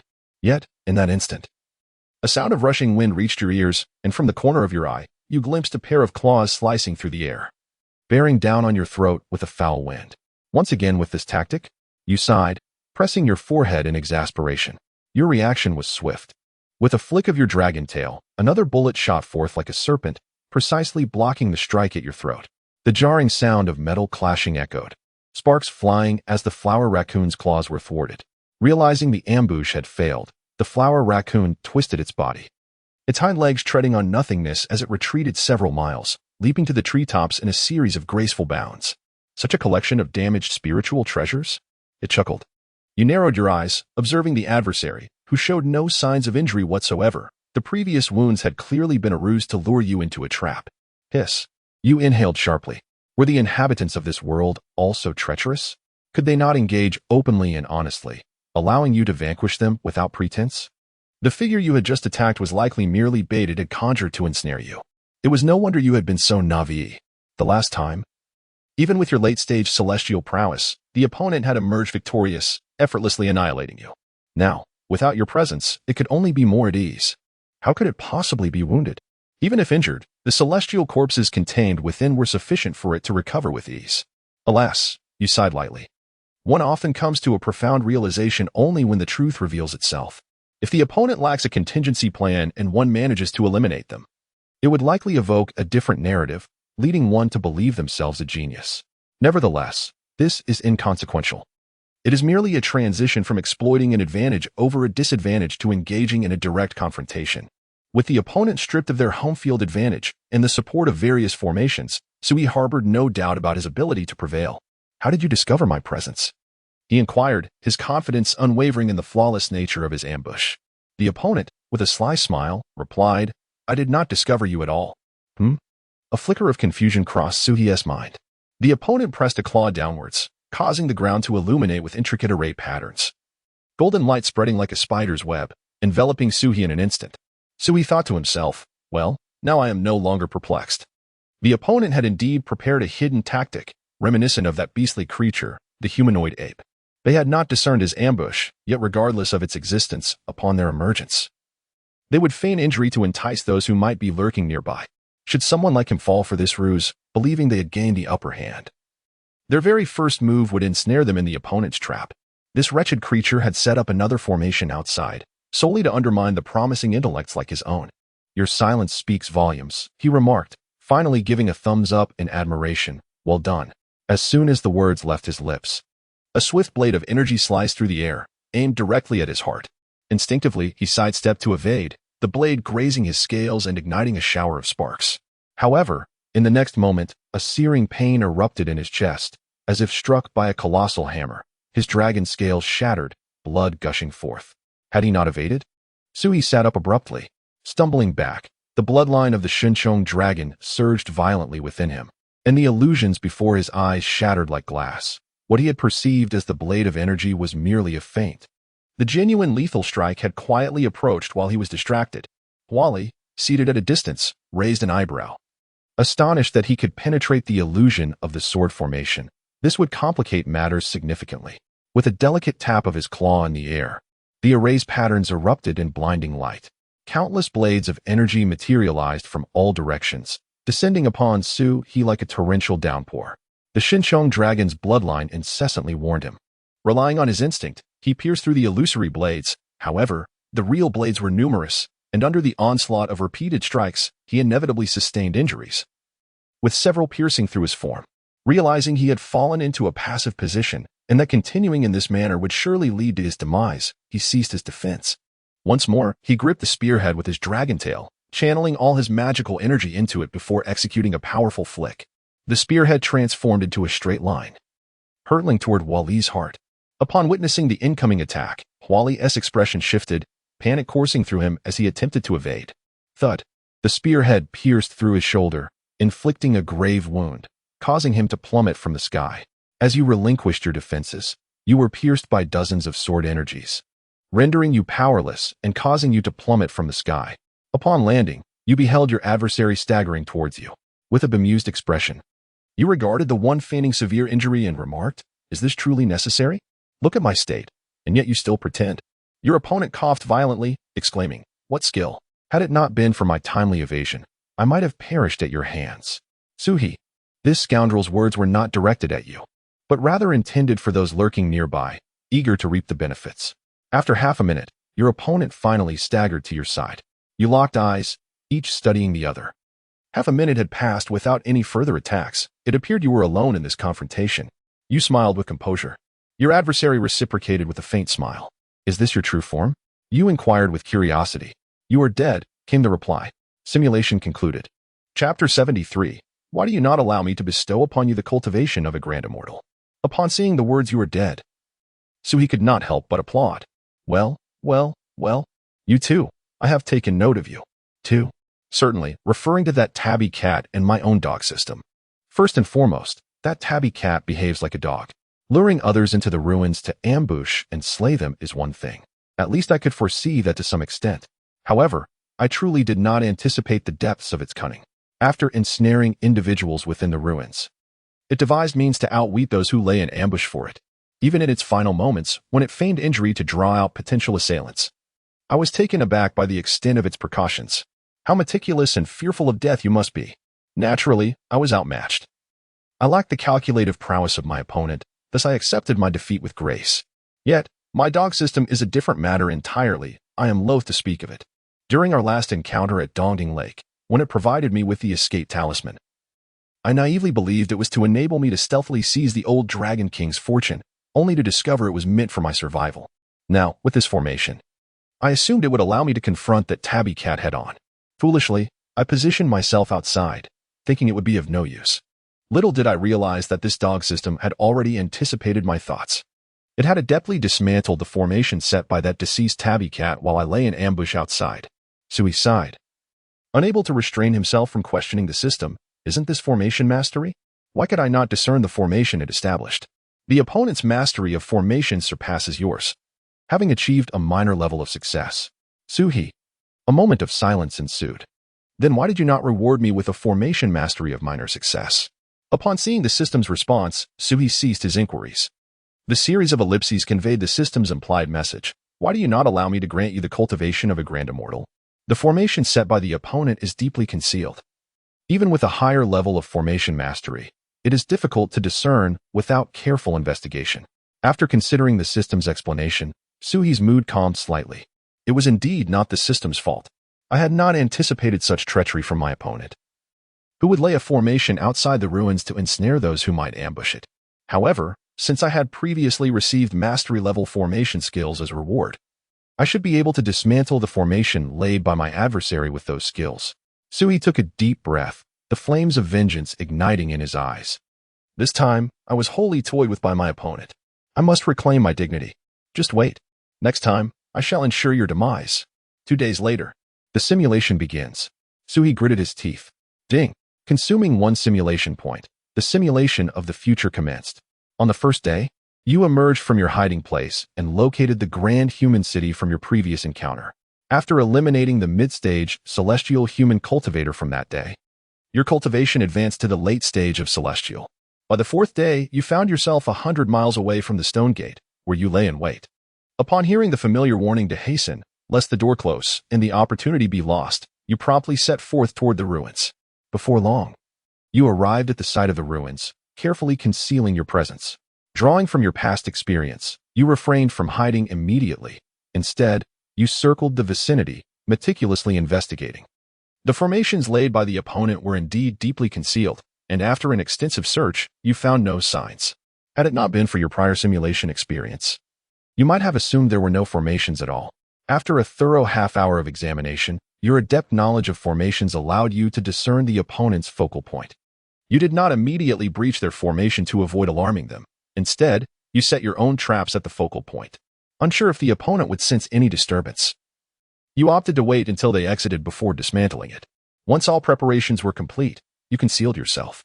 Approximately 2 hours later, a ripple in space reappeared at the stone gate. The gate manifested, and Huali leapt forth, landing somewhat unsteadily as if injured. Cautiously scanning the surroundings, they intended to feign injury and tend to their wounds when you made your move. Without a hint of disguise, you revealed your true form, soaring from the ancient tree. Huali's eyes widened in astonishment at your forthrightness, but they quickly masked their surprise, feigning panic as they retreated a few steps, exclaiming, "How despicable to lay such a trap for me! What a disgrace to the path of cultivation!" Before their words faded, they blurred, transforming into a gray shadow and hastily fleeing into the distance. You did not pursue. Rather, a cold smile crept across your face as you flicked your dragon tail, sending the spearhead shooting like black lightning toward an empty space to the left. Having learned from the previous encounter, you maintained the operation of the Shenong bloodline and the activation of your divine eye. Thus, when the opponent emerged from the Jade Bowl, you discerned their true form. At the moment of their exit, they had concealed themselves using the illusion of the formation. The gray shadow you had witnessed fleeing was merely a fabrication of their illusion. With a dull thud, the spearhead pierced the air, and in an instant, Huali's true form was forced to materialize, the distant gray shadow dissolving into nothingness. Stumbling from their hidden state, they fell, the spearhead having pierced through their shoulder, blood dripping from their fur. He stared in disbelief, his eyes wide open. How did you know I was hiding here? You remained expressionless. A hint of sarcasm flickering in your eyes. Such theatrics lose their charm after a mere 2 performances. Upon hearing your words, a smile crept across his lips, and his previously unsteady figure regained its composure, the conspicuous blood vanishing without a trace. You possess remarkable skills, he remarked, observing you with an amused expression, devoid of any trace of concern. You are quite the strategist yourself, you replied with a cheerful tone. Is this truly strategy? He responded with a light chuckle.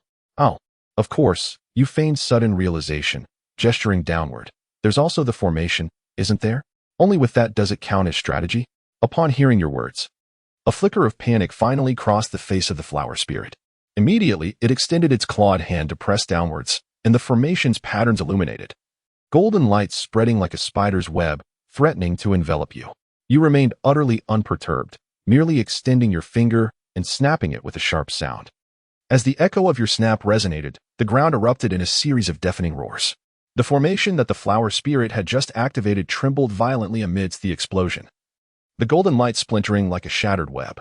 The flames below danced like a frenzied crimson serpent, casting flickering shadows across your profile, your eyes shimmering with fiery brilliance. You regarded the panicked flower spirit before you and broke into a grin. Do you like it? Surprised, are we? Chapter 74. I truly lack the mood to argue with you, it is simply exhilarating. Sui now feels every cell in his body pulsating with joy. This sensation is utterly marvelous. The thrill of exposing the opponent's hidden cards and then relishing in the display of superiority is unparalleled. Sui is so enraptured that his gaze begins to blur with delight. No wonder Lu Xianxiao relished engaging in casual banter with adversaries before combat, only to leave them half dead, relishing their despair as they departed this world. It turns out that such an air of superiority is indeed intoxicating. You think you possess numerous hidden tricks, don't you? Sui grinned slyly. I refuse to believe that your tricks can surpass mine. Upon witnessing the destruction of his carefully laid formation, Hua Li's expression morphed into one of disbelief, as if he could scarcely accept the obliteration of his handiwork. Observing the adversary's disarray only heightened Suhi's exhilaration. In prior encounters, Hua Li had exuded an air of nonchalance, as though everything was under his control. Now, witnessing Hua Li's flustered demeanor, which was completely unexpected, how could Sui not feel a surge of excitement? In essence, it could be summed up in a single phrase. Today is your day to face the music. Did you really think your formation was so well hidden that I would never uncover it? Sui provocatively taunted. Indeed, had it not been for the previous simulation, he would have remained oblivious to the intricacies of Hua Li's formation. As Hua Li gazed at him, his eyes brimmed with curiosity. Do you wish to know? Sui chuckled. Before Hua Li could utter a word, Sui swiftly grasped the spearhead that had been gliding by his side, launching it directly towards Hua Li's face with a swift motion. Hua Li performed a backward somersault, narrowly avoiding the spearhead that grazed the tip of his nose, severing a few delicate whiskers in its wake. He then executed several backflips to distance himself, raising his head to glare at Sui. A low growl emanating from his throat, his eyes filled with resentment. Yes, that is the very look. Who was it that pretended to be oblivious last time? I didn't notice, did I? Now, guess how I discovered your formation. Haha. Sui felt a tinge of madness creeping in, but he dismissed it. He was simply too exhilarated. You see, your tail thrashes in the air, drawing the spearhead back. What is this? You deliberately slowed your speech, feigning pity as you shook your head. Without those formations, do you lack the courage for a fair confrontation now?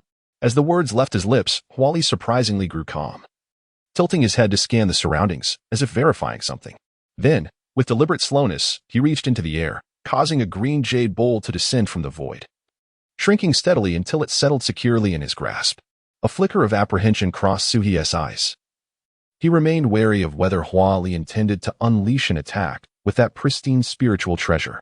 However, in the next moment, he observed Hua Li tuck the jade bowl away, his expression returning to one of indifference as he regarded Sui.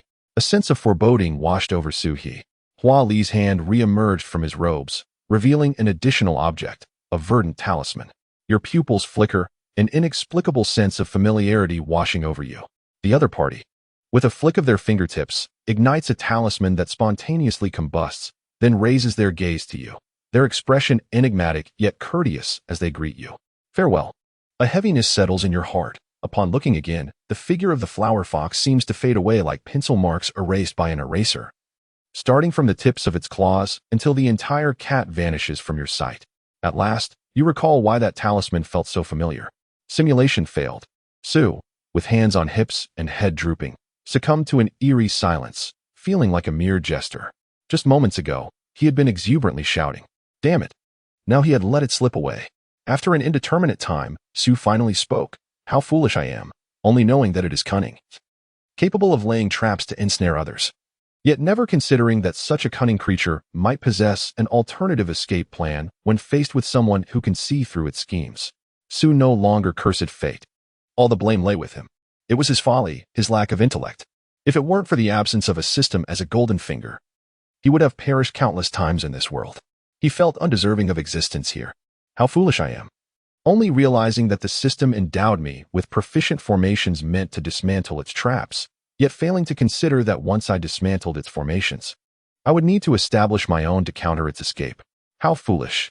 2 days later, Sue's mood had shifted to a state of tranquility, reminiscent of a practiced ascetic. The fiery vengeance from the previous simulation had dissipated from his eyes. "Let us commence the simulation," Sue stated with an unvarying tone. Day 1. You emerged from your hiding place, locating the previous human metropolis. After eliminating the mid-stage celestial human cultivator, your cultivation level was restored to the late celestial stage.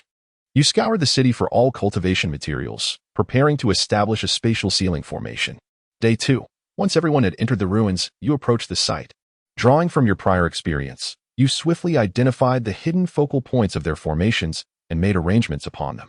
Upon completing your setup, you did not linger, retreating to a broader area to commence the establishment of the spatial ceiling formation. Moreover, in addition to the spatial ceiling formation, you devised numerous offensive formations to enhance your strategies and home field advantage. The spatial ceiling formation was not overly complex, as the celestial laws of this world were already heavily restrictive. Thus, with a slight manipulation of the spatial principles to amplify the suppression and sever connections with the external space, all means of movement within this realm would become ineffective. Hadn't that ancient Dragon King done just that? The coverage could extend as vast as the surface of Daunting Lake. After completing all of this, you had no intention of concealing yourself, instead choosing to sit down directly.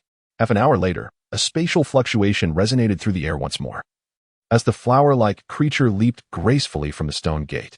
Initially, the creature intended to maintain its facade of injury, yet the moment it emerged, its gaze was irresistibly drawn to your figure seated below.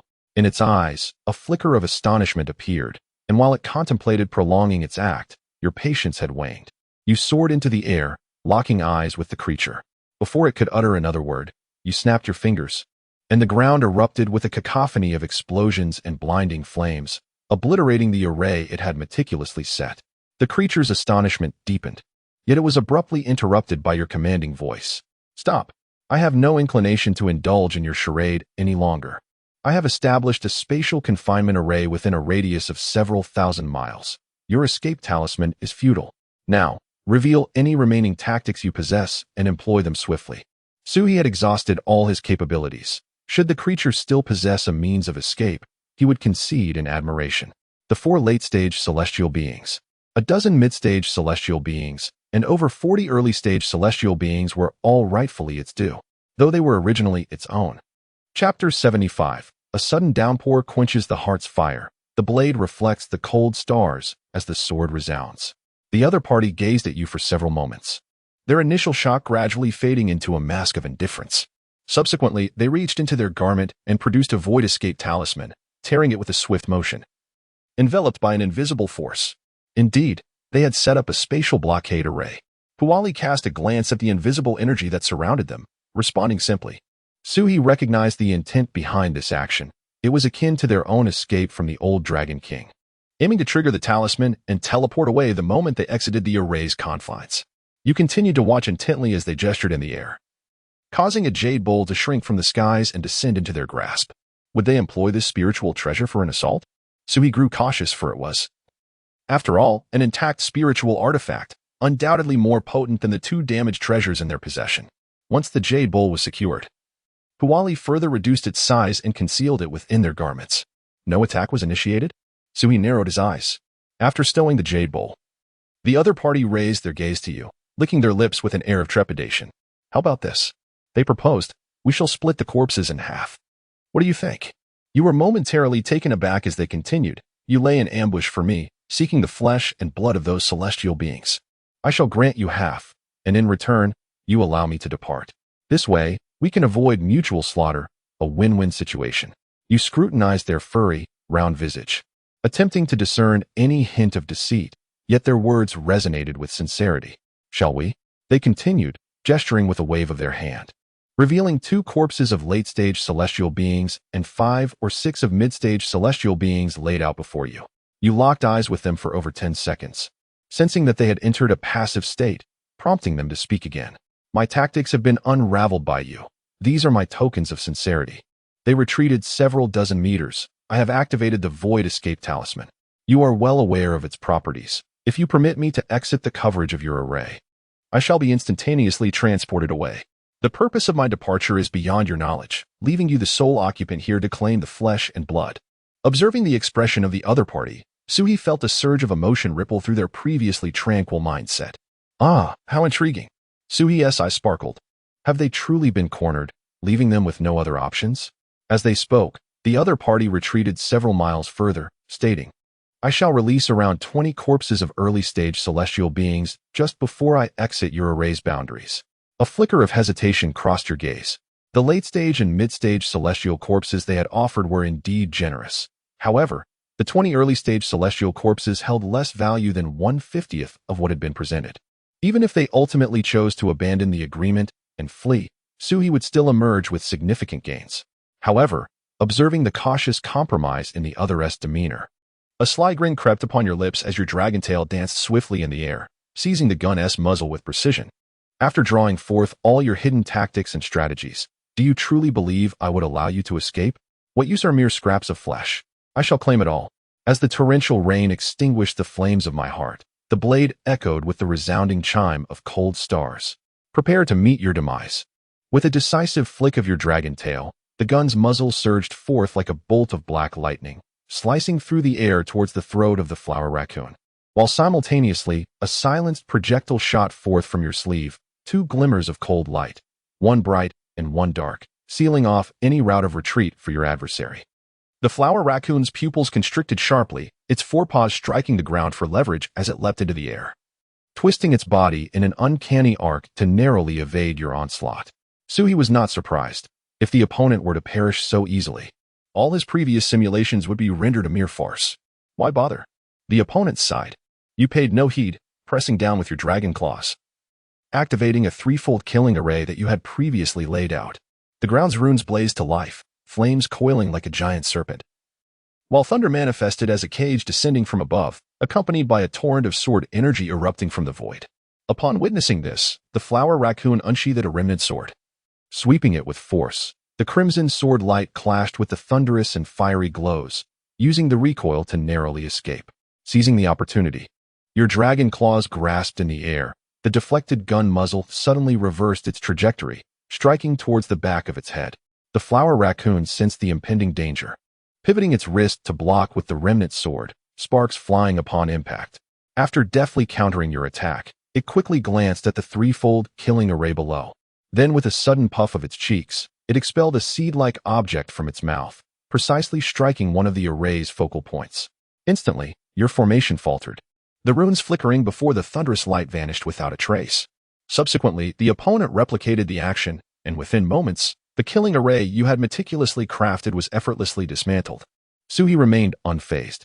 The system had previously indicated that the opponent's mastery of formations was merely modest, slightly surpassing his own, and given the limited hours available, what formidable array could they possibly devise? Thus, its dismantling was hardly unexpected. The reason for his initial setup was not to eliminate the opponent, but rather to seek retribution for the earlier trickery, as well as to create further complications for them. Once the adversary had dismantled your killing array, you recalled the gun muzzle and the projectile, locking eyes from a distance. Now that these troublesome formations have been dispensed with, it is time to truly showcase our skills. A grin spread across your face as your dragon tail excitedly swayed. In truth, this marked Sui's first genuine confrontation. Previously, the opponent had toyed with him using those formations and techniques. Now, stripped of such crutches, Sui was determined to reveal the harsh realities of this world to the flower raccoon. The flower raccoon regarded you warily, its eyes brimming with apprehension, continuously searching for a way to escape rather than engage in a direct confrontation.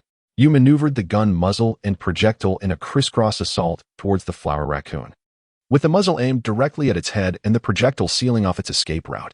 However, the figure of the flower fox was as elusive as smoke. With each of your attacks, it could astonishingly twist in midair, leveraging its agility to soar beyond the range of your strikes. After deftly evading your onslaught, it did not retaliate, but instead darted towards the edge of your spatial barrier, desperately seeking an escape from this place. TSK, Su clicked his tongue. Choosing to evade rather than engage, I hold you in contempt.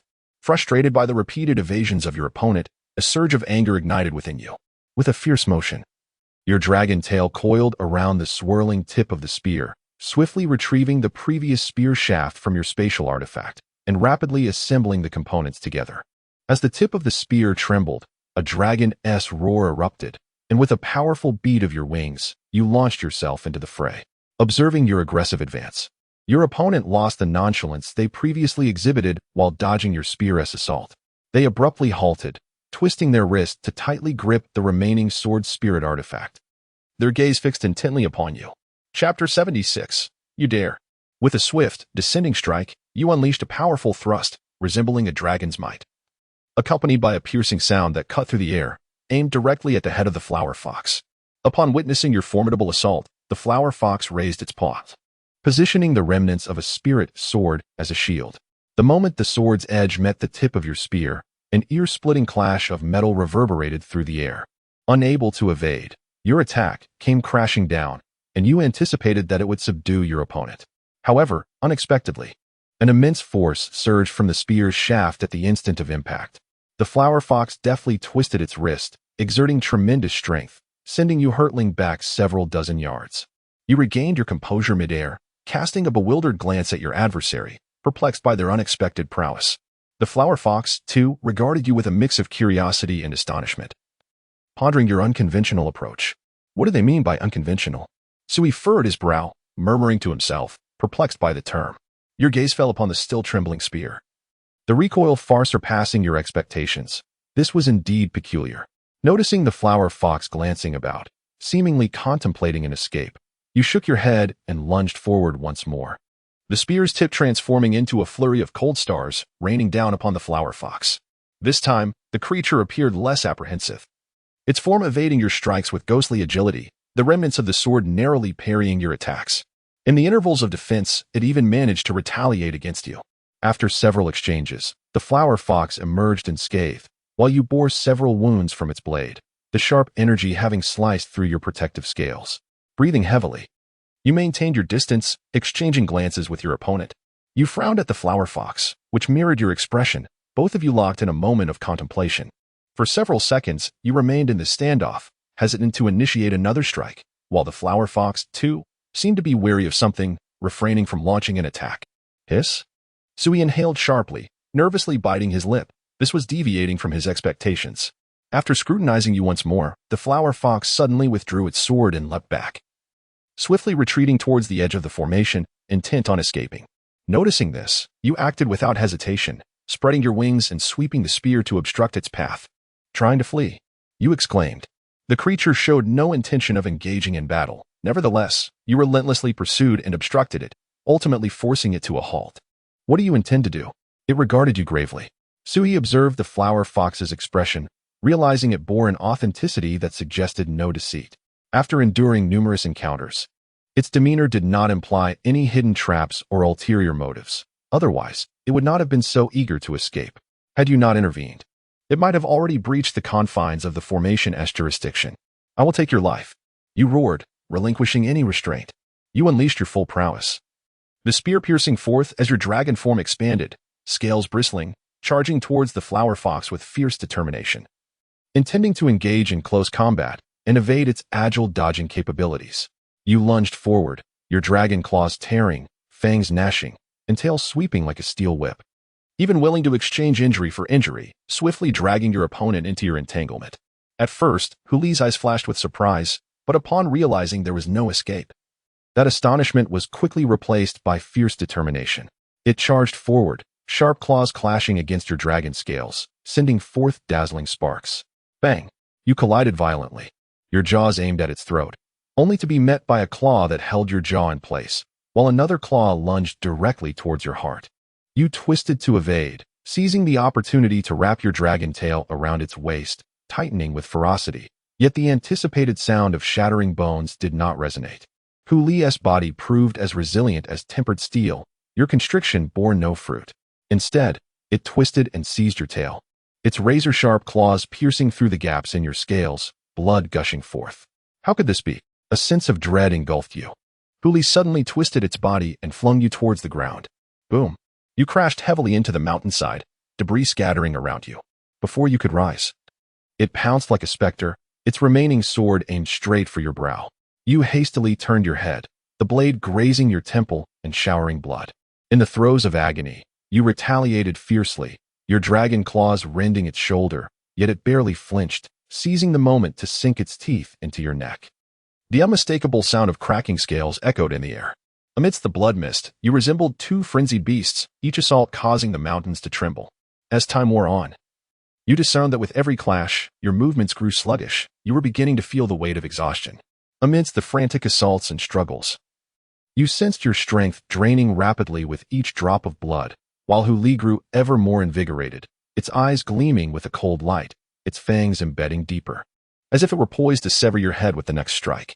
Upon witnessing your near demise, it abruptly halted its assault, deftly leaping backward with a series of flips, creating distance between you.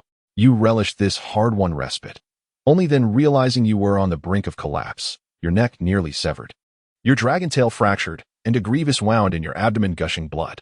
Though Huli bore its own wounds, it remained steadfast and composed. The creature regarded you with a look of puzzlement, and finally, with a flick of its hand, the bloodied sword returned to its grasp, the blade shimmering ominously. The sword descended like a blood moon, and in that instant, you met your demise. Simulation concluded. Within the cavern, After much contemplation, Sui finally accepted this reality. He fell silent for a moment. Despite being alone in this place, an awkward atmosphere lingered in the air. Subsequently, he extended a claw to scratch his head, reminiscent of a puzzled expression. Not my friend. With your formidable strength, why did you flee? You left me thinking I could contend with you. Indeed, halfway through the battle, Sui had already sensed the disparity in their powers. The opponent's strength is by no means negligible, at least on par with Lu Xianxiao, although they share the same realm. The combat prowess of the adversary far surpasses that of an ordinary late-stage celestial. It seems I have taken too much for granted, believing that shattering all of the opponent's tactics and contingencies would suffice to vanquish them. I never considered that the tabby cat's power might surpass my own. However, I had indeed never engaged in a genuine confrontation with them. The previous encounters were mere demonstrations of their superiority, effortlessly annihilating me through the advantages of their formations. Thus, I erroneously assumed they were simply a practitioner reliant on formations, even contemplating how to teach them a lesson once those formations were dismantled. Yet, this time in the simulation, the tables have turned, and it is they who are imparting lessons to me. Why did I presume that their reliance on formations indicated weakness? Sui, in distress, clutched his dragon mane and writhed on the ground, exclaiming in frustration, Curse you, Sword Shoming. Do you even deserve their life? After a day of painful struggles, Sui ultimately decided to venture out to attend to matters. He returned to the human city where he had previously dispatched a mid-stage celestial, restoring his own strength to late-stage celestial in reality. Subsequently, he flew northward, seeking a concealed location several hundred miles away from the ruins to hide himself once more. After another passage of time, he had accumulated sufficient simulation points. Let the simulation commence, Sui thought, his emotions and expression a tapestry of complexity. Outmaneuvered and outmatched. This was his final opportunity. Failure would leave him with no recourse. Ding. Consumed one simulation point, initiating future simulation. Chapter 77. How about this? If I eliminate you, all those celestial beings will be mine? Simulation successful. Ding. Simulation successful. The host receives the following reward options. Phew. Sui let out a sigh of relief. There remained only one final opportunity, and he had managed to seize it. Option 1. Method of prediction. The host can utilize this method to forecast future fortunes and misfortunes. Option 2. Void escape talisman. A one-time talisman that, when activated, allows the user to relocate thousands of miles away, effectively severing the pursuit of enemies below the golden immortal level. Suhi's eyes flickered momentarily. The method of prediction? Could he perhaps combine it with the system's simulation, conducting a preliminary forecast before initiating the simulation to identify potential issues and unforeseen events? This way, he could avoid those unexpected circumstances and prevent the wastage of a valuable simulation opportunity, just like this simulation involving the tabby cat. Had he known beforehand about its formation and the presence of the void escape talisman, he might not have triumphed. But at least he would not have squandered 1 or 2 simulation chances. System, can this method of prediction foresee the challenges and surprises I may encounter in the future? Suhi inquired excitedly. No, it can only predict general fortunes and misfortunes. Suhi's smile faded. What use is that? If it predicts misfortune, wouldn't he simply simulate to gather information? If it predicts fortune, would he dare to simulate and risk his life? It can make you appear quite professional in the eyes of others. Suhi, are you jesting with me? Second option, Suhi responded, recognizing that at least in reality, he could rely on this to escape from unexpected situations. After securing the void escape talisman awarded by the system, Suhi estimated the time and set off towards the relics. Upon arrival, as he had anticipated, the celestial beings had indeed entered the relics. He had not chosen to expose them during the simulation nor allied with them to attack the tabby cat, as it would not have benefited him greatly. Additionally, the enemy's formation had yet to be breached, and he was still on their turf. Even if he managed to eliminate the tabby cat, it would lead to a chaotic melee. In such a tumult, he could hardly expect to gain much, with the best outcome being the casual devouring of a celestial being before making his escape. Humming a tune, Suhi skillfully left a contingency plan within the formation laid by the tabby cat. Following the previous simulation, he established a spatial blockade around the perimeter and set up a triple-layered killing array at the stone gate. Thanks to the successful simulation, he felt considerably more relaxed while executing these tasks, as long as he refrained from being overly greedy, like during the incident at Daunting Lake, and did not act outside the bounds of the simulation. He was assured he would not meet his demise. With all arrangements complete, Suhi settled into a meditative position, awaiting developments. Half an hour later, a wave of spatial energy rippled through the air, and the tabby cat leaped forth. Encountering the opponent in reality for the first time, Suhi felt a twinge of novelty. The adversary appeared shocked, but before they could continue, Suhi interrupted. Enough.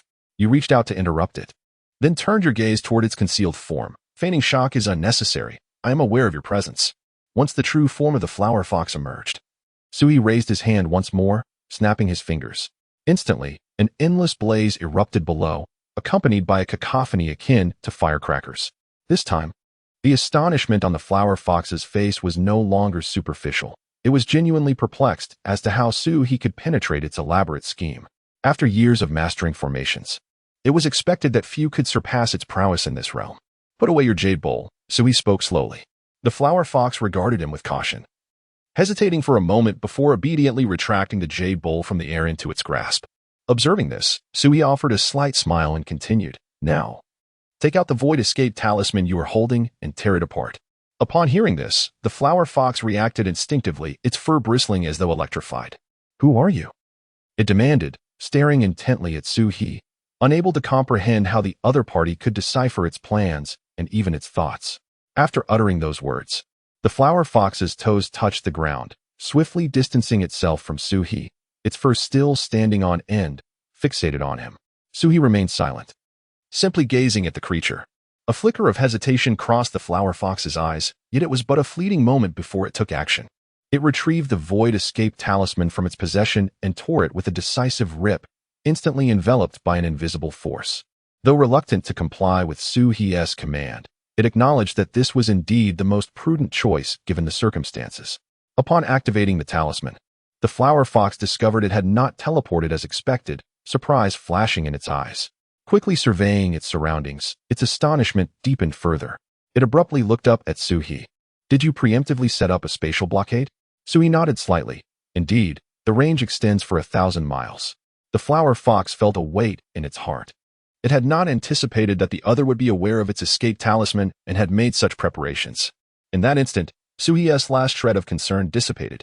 The talisman was already activated, placing him in a position of control.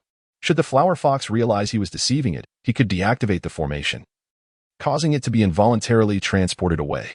Thousands of miles away, by the time it returns, it may not even know where to find itself. What do you intend to do?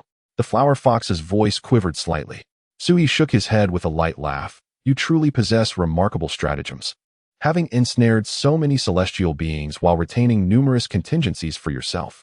If it were anyone but me, they would likely be powerless against you. Upon hearing Sui's words, the flower fox's pupils trembled in shock. How could he possibly see through all its arrangements? After uttering that statement, Sui ceased speaking, adopting a demeanor of calm indifference as he fixated on the creature. The two remained in a silent gaze for several seconds. At last, the flower fox could no longer endure and, with a sincere tone, retracted the remnants of the sword's spirit from its claws, saying, "Let us share the spoils. I shall grant you half of the celestial corpses within. What do you think?" Sui remained silent. After a few moments, the flower fox waved its hand, and, just as before, 2 corpses of late-stage celestial beings, along with 5 or 6 corpses of mid-stage celestial beings, were neatly arranged before him. Shall we proceed? The flower fox inquired nervously, licking its lips while cautiously stepping back. Sui narrowed his eyes and replied, "You may not have contributed, but your efforts are acknowledged. A 60-40 split will suffice, with me taking the larger share. Moreover, hand over all the early-stage celestial corpses, and you may depart. In such circumstances, one ought to adopt a firm stance. Yielding would only signal weakness." Agreed. The flower fox replied decisively. With that, it soared into the air, seemingly intent on flying towards the edge of the formation. "Halt," Sui commanded. "What now?" The flower fox turned, its fur bristling instinctively. "Where are the early-stage celestial corpses?" "I will provide them once I reach the edge of the formation," it answered. "Deliver them now," Sui stated coolly. A flicker of hesitation crossed the flower fox's eyes, prompting Sui to suggest, or perhaps this, "I could eliminate you, and then all those celestial corpses would belong to me?" Chapter 78. The Feast. The Feast. Sui distinctly observed that upon uttering these words, the opponent's pupils abruptly constricted. Without hesitation, he summoned the gun, allowing it to hover around him. Upon witnessing the emergence of his artifact, the expression of the flowered raccoon shifted once more. It promptly gestured for calm and spoke, "All right, I shall comply." With that, it waved its hand, and over 40 corpses of early celestial beings accumulated into a small mound between them. A glint of satisfaction flickered in Sui's eyes as he smirked. Begone. His assertiveness ensured that the other would not doubt the authenticity of his resolve. Indeed, after his humiliating proclamation, the flowered raccoon expressed no dissent, increasing its speed as it soared towards the perimeter of the formation. In the blink of an eye, it reached the edge of the array. It then paused, glancing back at Sui. He paid it no heed, for in the simulations, the opponent had exhibited a similar demeanor, seemingly reluctant. Moreover, having activated the Void Escape talisman, even if it wished to remain, deactivating the formation would leave it no choice but to depart. Ultimately, no unforeseen events transpired. After casting one last glance at him, the flowered raccoon leaped beyond the confines of the array. At that instant, akin to their previous encounter at Daunting Lake, it was swiftly transported away, vanishing from this realm. Witnessing its disappearance, Sui could no longer maintain his facade. Woohoo! The feast! The feast! Overcome with joy, he hummed a merry tune as he hurried towards the corpses of the mid to late celestial beings that the opponent had previously released. After securing them in his spatial artifact, he swiftly soared towards the remaining early celestial corpses. Although in the simulation he had ultimately succeeded in acquiring these bodies, the tangible acquisition in reality imparted an entirely different sensation. Taking a deep breath, Sui felt relieved that the final simulation had borne fruit. Otherwise, all those prior attempts would have been in vain. During the previous simulation, when he realized that he was no match for the flowered raccoon, he felt a surge of panic. Nevertheless, driven by the notion of taking a gamble, he made one last attempt through an unconventional approach. In the last simulation, he discerned that the shock and fear reflected in the opponent's eyes upon seeing his dismantling of its contingency plans were genuine. If the roles were reversed, Sui mused, should he suddenly find himself cornered by an early celestial being, let alone a late one, with all his tactics preemptively countered, he would surely think, damn it, this fellow is not to be trifled with. If I don't flee now, I shall meet my demise.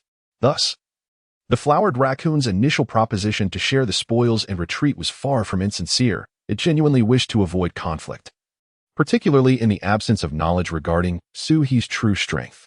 During the previous simulation, Suhi had clashed with his opponent and received the dismissive remark of being unorthodox. Ultimately, he was vanquished by the other party. Thus, this time, Suhi had no intention of showcasing his prowess. The essence of fear lies in the unknown. He aimed to intimidate his adversary, instilling sheer terror. Moreover, his stance was resolute. Sharing half? Absolutely not. It had to be a 60-40 split, with him claiming the larger share. Although the labor was performed by the other, who would dare contest him? Should they resist, he would not hesitate to take action. He urged them to consider carefully. If a confrontation ensued, it would not be easily resolved. Indeed, Suhi's predictions proved accurate. In the final simulation, he effectively frightened off his opponent, securing the majority of the spoils. After meticulously gathering the corpses, Suhi cast a glance around, too apathetic to dismantle the materials of the array strewn about. Choosing a direction, he transformed into a streak of light and sped away. At this moment, even a single corpse from the early celestial stage was far more valuable than the array materials below. After all, he had worked hard to attain his current status. He could not afford to squander time retrieving those materials. What if others arrived during his absence? After flying over 1,000 miles, Suhi's racing heart finally calmed. The numerous corpses combined could yield the equivalent of 3 or 4 late-stage celestial bodies. Excitement bubbled within him. His own late-stage celestial cultivation had been achieved by consuming the remnants of the old Dragon King, marking his recent breakthrough into the late stage. Now, by devouring these celestial corpses, he could swiftly elevate his strength to a mid-tier level. With the addition of the damaged spiritual treasures he possessed, he would not claim invincibility among those in the late celestial stage, but he would certainly be beyond the reach of ordinary opponents within that realm. However, he resolved to retain half of a late-stage celestial body. He mused that after experiencing the shattering of his physical form and the subsequent decline in his realm, he had come to appreciate the importance of accumulating resources, a matter of equal significance to enhancing his cultivation. Although death might lead to serving as someone else's gain, if he managed to escape, that half a body could restore him to his peak condition, preventing him from feeling the trepidation he had experienced over the past 10 days. Then there was that tabby cat. Suhi couldn't help but remember its figure. It truly possessed formidable skills. Had it encountered anyone other than him, they likely would have been unable to contend with it. Calculating the situation in the ruins, coupled with the concealed array's post-exit and the evasion talismans, along with his own formidable strength as a stabilizing factor, he had deployed a fourfold strategy. The likelihood of someone being able to see through it all and break through was scarcely more than 1 in 100,000. It was merely his fortune that he had encountered it. Otherwise, even a peak celestial like the old Dragon King would have been ineffective. That fellow was exceedingly cautious. So he shook his head in admiration. With such cunning, after the calamity, a position among the celestial ranks would undoubtedly await it. By then, they would no longer be adversaries, and he would relish the opportunity to mock it. Reflecting on the other's meticulousness, Suhi suddenly felt that he had been rather careless in his own endeavors, leaving no contingency plans in place. Upon this realization, Su and Sha halted their steps. A sense of unease suddenly gripped Su. Considering how cautious the other party was, having been eliminated by his own hands, it was entirely plausible that within this sinister realm, there lurked individuals lying in wait to ambush him. However, his simulation points had been entirely expended, leaving him incapable of further simulations to ascertain his safety. An idea sparked within him as he licked his lips and called out, "No need to hide. I've discovered your presence. Step forward." After a brief silence, Su continued, "Would it not be more dignified to reveal yourself? Must I resort to force to drag you out?" Upon uttering these words, the surroundings plunged back into silence. A modicum of relief washed over Su as he mused internally. I knew it. The truly sinister are but a minority. The majority possess hearts as benevolent as my own. Just as he contemplated resuming his actions, a round of applause erupted from behind him. Clap, clap, clap. Indeed, it was as he suspected. The voice that followed sent a jolt through Su's heart, causing it to skip a beat. Goodness, there truly was someone there. How terrifying. Had he known, he would have refrained from inquiring. That applause nearly frightened Su to death. Striving to maintain his composure, he turned toward the source of the sound, and a familiar face emerged before him. Chapter 79. Damn, I'm feeling somewhat drawn in gazing at the furry visage before him. So he couldn't help but laugh in exasperation. Well, it seems I have misjudged. This is not merely a fourth-tier backup, but a fifth. With a deft motion, Suhi slipped his hand into his sleeve, grasping the Void Escape talisman, ever prepared to activate it and extricate himself from this predicament. Fortuitously, during the last simulation, he had chosen the Void Escape talisman. Had he opted for that ostentatious method of deduction, he would surely be in dire straits now. Observing his opponent, Suhi felt little trepidation. He had already distanced himself by 1,000 miles, making it implausible for the adversary to have set up any formations to seal this space in advance. Should he fail to intimidate his foe, he would have no choice but to expend the recently acquired talisman and flee. However, one matter perplexed Suhi. Despite being teleported away to a distance of at least 10,000 miles, how had his opponent managed to locate him so swiftly? Yet it was not entirely unfathomable. In this world, each individual possesses their own hidden strengths. The water monkey wields spatial powers, he himself has a system, and his adversary surely possesses other trump cards that could facilitate their convergence. Well, here we meet again, Suhi remarked, feigning ease. The flower fox did not rush to attack, but instead spread its arms wide, signaling a lack of hostile intent. Indeed, as anticipated, the adversary reiterated this sentiment. A flicker of confusion crossed Suhi's eyes. Indeed? What does that mean? Before he could decipher this, the flower fox elucidated further. You possess the art of deduction. Do you not? Upon hearing this, Suhi's expression subtly shifted, a reaction that the flower fox perceived as confirmation of its suspicions. The flower fox's eyes sparkled with excitement as it grinned. I did not summon you. You arrived of your own accord. This was not particularly surprising. Sometimes, news spreads widely, attracting numerous outsiders. You can see through the traps I've set, and it is no wonder you remain uninvolved. As many have previously doubted the opportunities presented by relics and chose to ambush me from the periphery. However, it is curious that you could penetrate the formation I laid outside, which detonated upon your emergence. Moreover, how did you know I possessed a Void Escape talisman? As the flower fox spoke, it scrutinized Suhi from head to toe. Under its gaze, Suhi felt a surge of tension. After some contemplation, only one possibility arose. You are adept at the art of deduction. The flower fox raised an eyebrow, its eyes gleaming with admiration, and not merely proficient. Suhi licked his lips. It was indeed an astute observation. Had the adversary been aware of the existence of systems, they would have accurately guessed his capabilities. His simulations of the future bore a striking resemblance to the art of deduction. Now, Suhi had no intention of capitulating easily. He summoned forth the tip of his spear, preparing to intimidate his opponent and discern its effectiveness. After all, the flower fox had yet to engage him in combat, and success was not out of the question. You are no match for me, the flower fox declared, twisting its neck to fix its gaze upon Suhi, confidence radiating from its tone. On what grounds do you assert that? Suhi felt a flutter of unease. At that moment, fear gripped me, and my mind faltered. Li responded, if you could defeat me, you wouldn't have let me go. Suhi chuckled, damn it, is your guess so accurate? I merely hesitate to pay any price. Suhi still feigned calmness.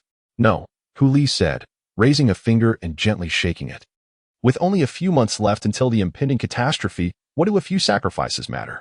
If we fail to ascend to true immortality, we shall perish. You have deduced my plans and strategies so thoroughly yet still chose to let me go. Either you cannot defeat me, or our strengths are evenly matched, making the outcome uncertain. Upon uttering these words, Suhi felt compelled to applaud. Impressive. You should dwell in such a world, forever ensnared in this wretched existence. A life filled with scheming and treachery, always fearing the sky, might collapse upon you. You damned cat. Suhi lost his composure. Ah, yes, Suhi responded, then promptly produced the space-shifting talisman from his sleeve. You guessed correctly, but now I must take my leave. This is our final farewell. Disgusting, truly disgusting. Suhi felt that if he lingered any longer, he would be ensnared by Li's machinations. Thus, even at the cost of wasting a space-shifting talisman, he resolved to depart. Wait, Li called out, her voice tinged with urgency. Observing her reaction, Suhi relaxed slightly. Her tension indicated she lacked the means to counter his talisman. Once activated, the likelihood of her catching up was slim. What more do you wish to say? Suhi pinched the talisman between his fingers. Li hurriedly spoke. I did not approach you to demand the celestial corpses, nor to cause you trouble. Oh. Suhi regarded her with intrigue. I couldn't care less. The items are in my possession. If you desire them back, you shan't receive them. Then what do you seek from me? Friendship? That phrase struck a familiar chord. Not quite. Li responded, now at ease since Suhi had not departed. What is it then? Collaboration, Huli uttered succinctly. This time, it was Suhi who was taken aback. Collaboration? Indeed, Huli affirmed with a nod. You are aware of my endeavors. What endeavors? Suhi's expression was one of naive clarity. Huli replied, creating relics, setting traps for deception. Her current cultivation was predicated upon this very expertise. Oh, Suhi finally understood, realizing she was referring to this matter. My schemes require considerable time, ranging from several months to a year at least. Furthermore, the more individuals involved, the less control I have over the entire situation. Huli gazed at Suhi, her tone earnest. With only a few months remaining until the celestial court announces the impending doom, if we do not encounter any fortuitous opportunities, we may only reach the pinnacle of celestial beings, unable to ascend to true immortality. Suhi nodded gently, acknowledging her words in his heart. The magnitude of this breakthrough is incomparable to that of lesser realms. Previously, he ascended from a scattered immortal to an earthly immortal, a feat made possible only by the fortuitous encounter with the tide of spiritual energy. Otherwise, such an opportunity would have eluded him entirely. His subsequent advancement to the celestial immortal realm was similarly achieved through the cunning manipulation of Lu Xiankong, compelling him to toil, thus attaining a half-step into the celestial immortal tier. Yet now, he finds himself at the latter stages of celestial immortality, where the pinnacle of combat prowess in this world resides. Even if he were to seek out Lu Xiankong again, the latter could no longer offer his labor.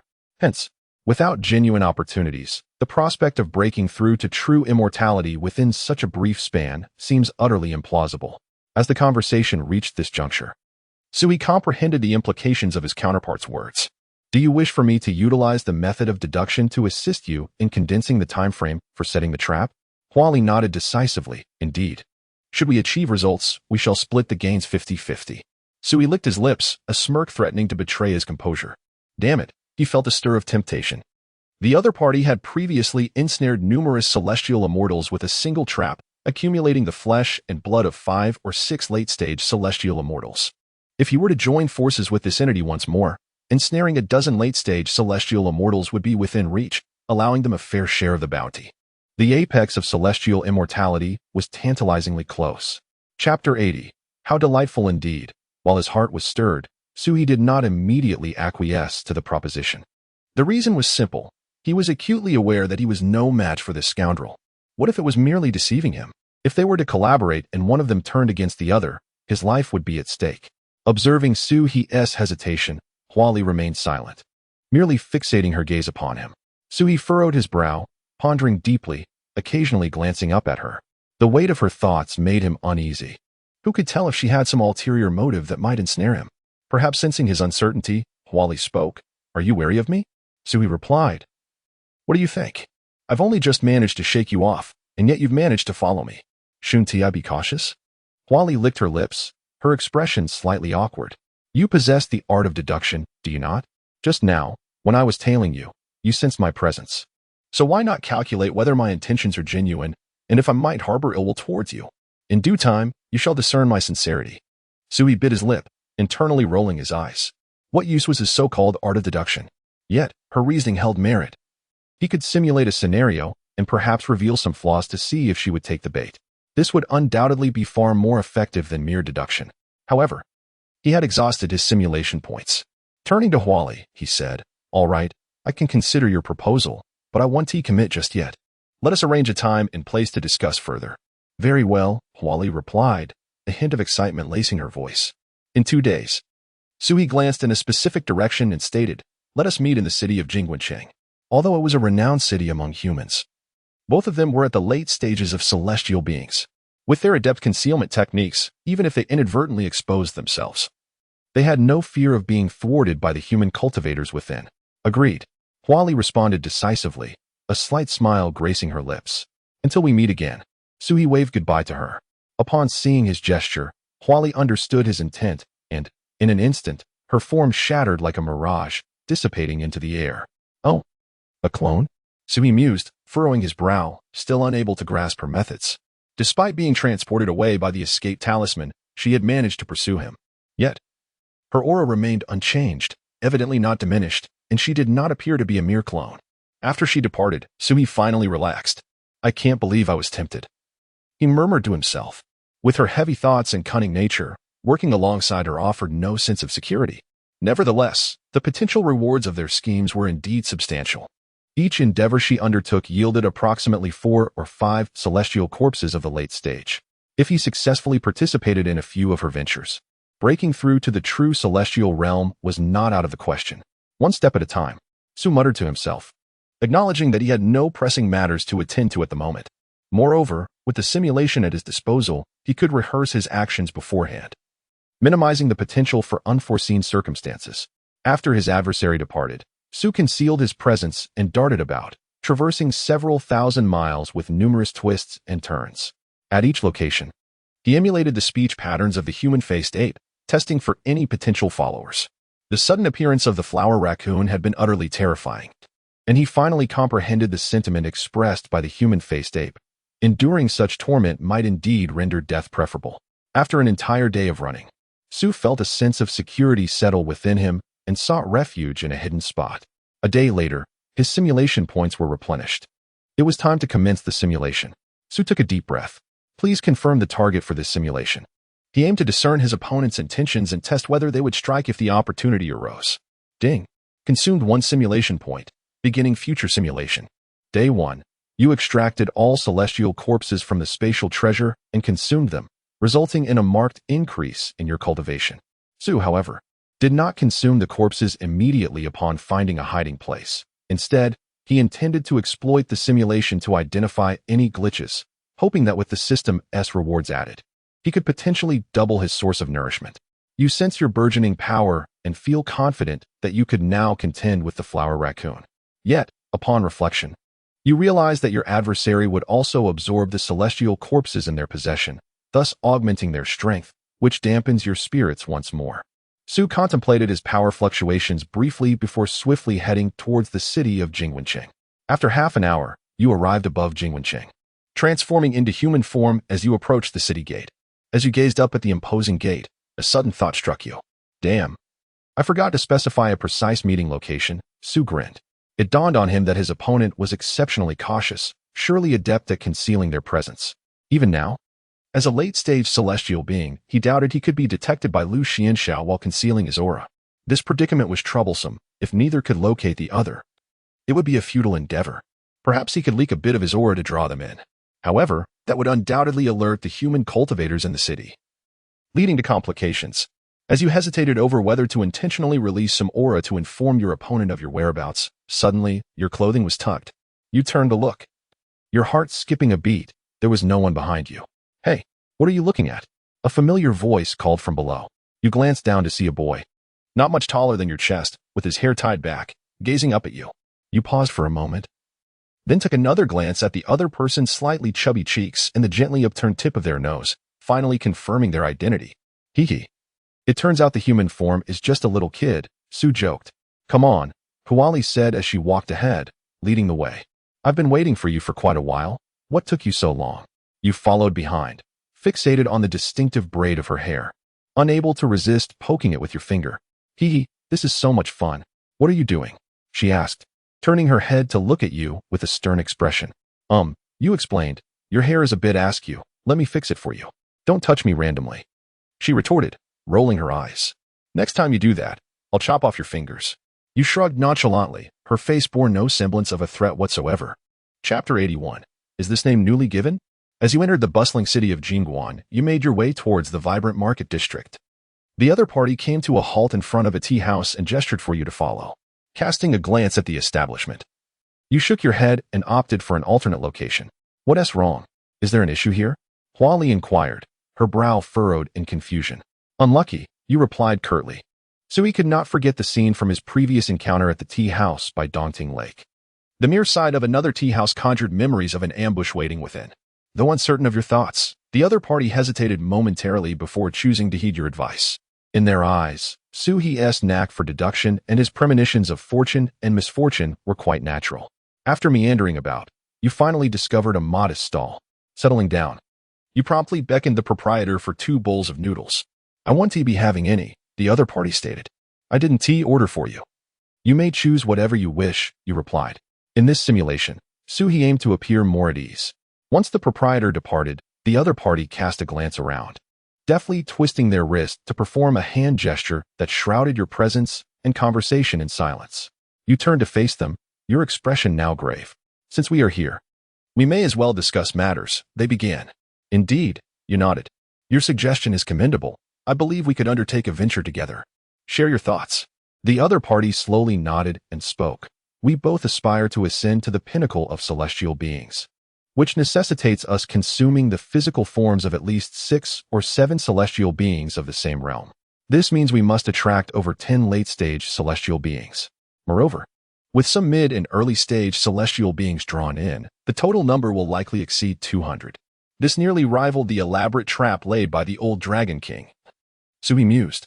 The old Dragon King possessed the strength of a peak celestial being, capable of overpowering those late in their stage.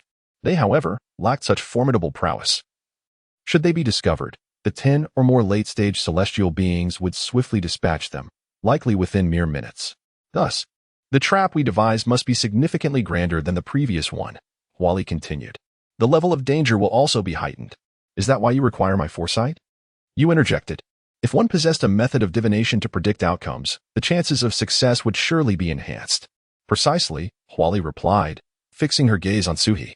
Your abilities can ensure that I am the one to reap the rewards, while you, too, shall benefit from the opportunities one provide. It is a mutually advantageous collaboration. Just as you were about to respond, the proprietor returned with the prepared noodles, interrupting your conversation. You expressed your gratitude and then nudged one of the bowls towards Wally. Indeed, a collaborative venture, you mused. Since we are to work together, how about a self-introduction?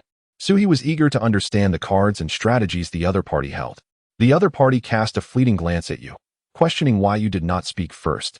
Suhi, possessing a formidable dragon-like presence and at the pinnacle of celestial cultivation, excelled in the art of divination. The other person shifted awkwardly before responding. As you observed last time, my original form is that of a tabby cat, skilled in the formation arts. What else? You inquired. The name? Just call me Li Hua. The individual paused momentarily. Is that a name you just recently adopted? Is there an issue with it? None at all, but why not Li Hua? It would suit you better. I couldn't think of it at the moment. Such honesty was rather refreshing. Observing the other person's uncooperative demeanor, you refrained from revealing that the name Li Hua is commonly chosen by human females.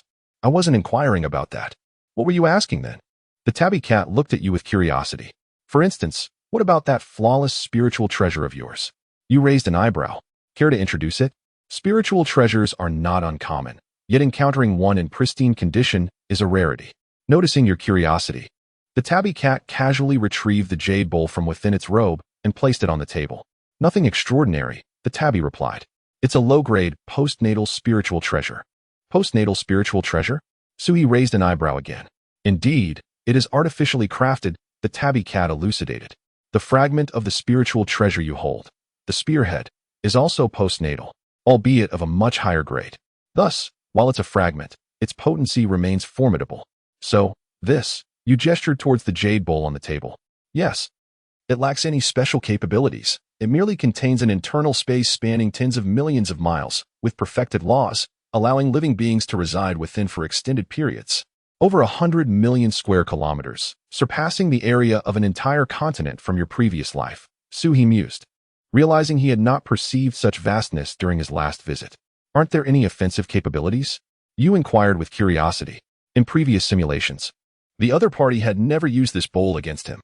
The tabby cat shook its head and returned the jade bowl to its concealment. No. It merely provides an enclosed space and can accelerate the flow of time. Aside from that, it serves no extraordinary purpose. I primarily use this item to masquerade as a relic, deceiving those who would fall into the trap, the tabby cat continued to explain. After all, if one were to set up a relic externally, it would be easily discernible. Sui nodded in agreement. Indeed. Had he not been duped by the ancient Dragon King and encountered another spatial dimension in the void, he might have been led to believe that a relic truly existed within. What a pity, you shook your head in lamentation. Such a pristine spiritual treasure with so little utility. Sui could scarcely fathom the extent of his power should he possess an unblemished spiritual spear. The magnitude of his prowess would multiply exponentially, and he would be utterly formidable. Noticing your reaction, the tabby cat let out a cold, mocking laugh. What a pity. You say? You looked at the other person in confusion. The other party continued. This item was casually created by a certain notable figure for amusement. It serves its purpose adequately. Observing their reaction, you sensed an underlying story and curiously inquired, amusement? For what purpose? For keeping fish, replied Huali, her expression unyielding. This thing is merely a fish tank. As Sue recalled the appearance of the recently seen jade bowl, it indeed resembled a fish tank.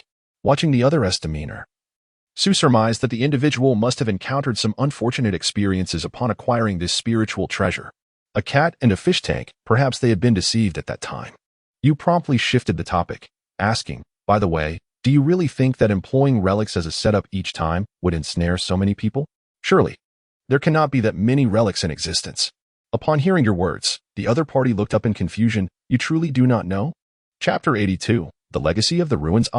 There truly exists a secret. Sui felt intrigued. What? You inquired curiously. The other party cast a skeptical glance at you. How did you come by that fragment of the spiritual treasure? I obtained it by slaying an earth immortal, you replied candidly. Since this was merely a simulation, Sui felt no apprehension about revealing any information. Huali furrowed his brow and inquired again. How long has it been since your breakthrough to the celestial immortal stage? You pondered for a moment before responding. About 10 days? The other party appeared momentarily taken aback and continued. I did not mean how long it has been since your advancement to the late celestial immortal stage, but rather how long it has been since you ascended to the celestial immortal realm. During your last encounter, it had discerned that Suhi's late celestial immortal stage was rather unstable, indicating a recent breakthrough. Recalling the timeline, Sui replied, it's the same. I just broke through to the early celestial immortal stage, and after a few hours, I advanced to the late stage. Huali fell silent. The other party was momentarily speechless. Huali truly did not wish to utter anything further. It had taken nearly 1 to 2 years, fraught with various unforeseen events and dangers, to ascend from the early to the current late stage, nearly losing its life in the process. Hearing Suhi's words made it difficult for Huali to find inner equilibrium. Damn, had I known, I would have eliminated him last time. It was petty of it to be unable to tolerate someone possessing such extraordinary fortune. After a pause, Huali remarked, no wonder you are unaware. It turns out you have taken the rugged path. Rugged path?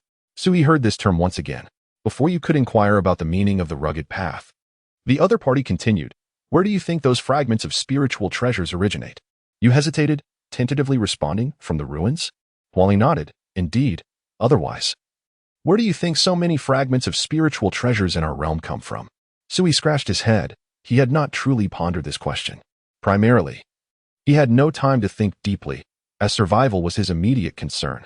After all, he had only traversed into this world for 2 to 3 months. Although I cannot fathom the exact reasons, our realm is indeed home to numerous ruins, tombs, and other secret realms, housing plenty of medicinal pills, magical treasures, and other valuables. Of course, the most precious aspect is not these items, but the legacies contained within. Sui perked up during his initial simulation within the ruins. He had heard the figure in the black robe behind him mention the term legacy. It seemed that Huali had designed the ruins to use this legacy as a selling point to attract those celestial immortals. What is the purpose of the legacy? You pressed on. Huali shrugged. I am not exactly certain. I have never obtained one myself, but I have been fortunate enough to witness someone who did. What happened? Their power surged dramatically, and their cultivation directly ascended to the pinnacle of the true immortal stage. The other party smiled, yet the expression held an enigmatic quality. Sui inhaled sharply, his eyes gleaming with excitement. If I could acquire that, would it not mean a direct ascent to the heavenly court? The prowess of a peak celestial immortal could very well allow one to serve as a captain of the security detail in the heavenly realm. Yet, one cannot indulge in such fantasies lightly. The other party interjected, dispelling your daydreams. Such relics of inheritance are exceedingly rare. Even if they exist, those who venture to seize them are invariably peak celestial immortals, no fewer than 20 or 30 in number. Do you truly believe you can outmatch them? You fell into silence.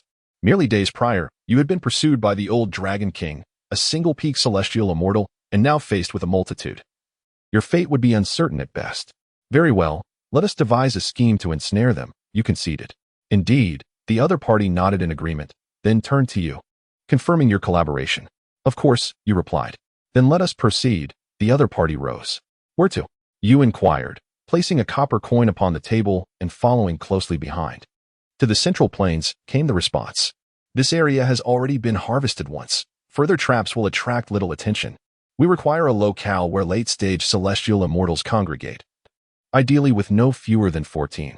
Suhi raised an eyebrow, realizing that the other party had meticulously orchestrated this plan even before your arrival. More specifically, where? Zhongzhou. The reply came. Zhong. You echoed. Simulation successful. Ding. The simulation was a success. And the host has received the following reward options. Option 1. 1 day's worth of cultivation experience. You shall gain cultivation experience for the following day. Option 2. 1 replica of a jade bowl. You will receive a flawless low-grade spiritual treasure, usable only 3 times. Suhi raised an eyebrow. Although the simulation indicated that the item held limited utility, it was nonetheless a complete spiritual treasure, and acquiring it would not be in vain. After securing the replicated item from the system's rewards, Suhi began to ponder aloud. The simulation had succeeded.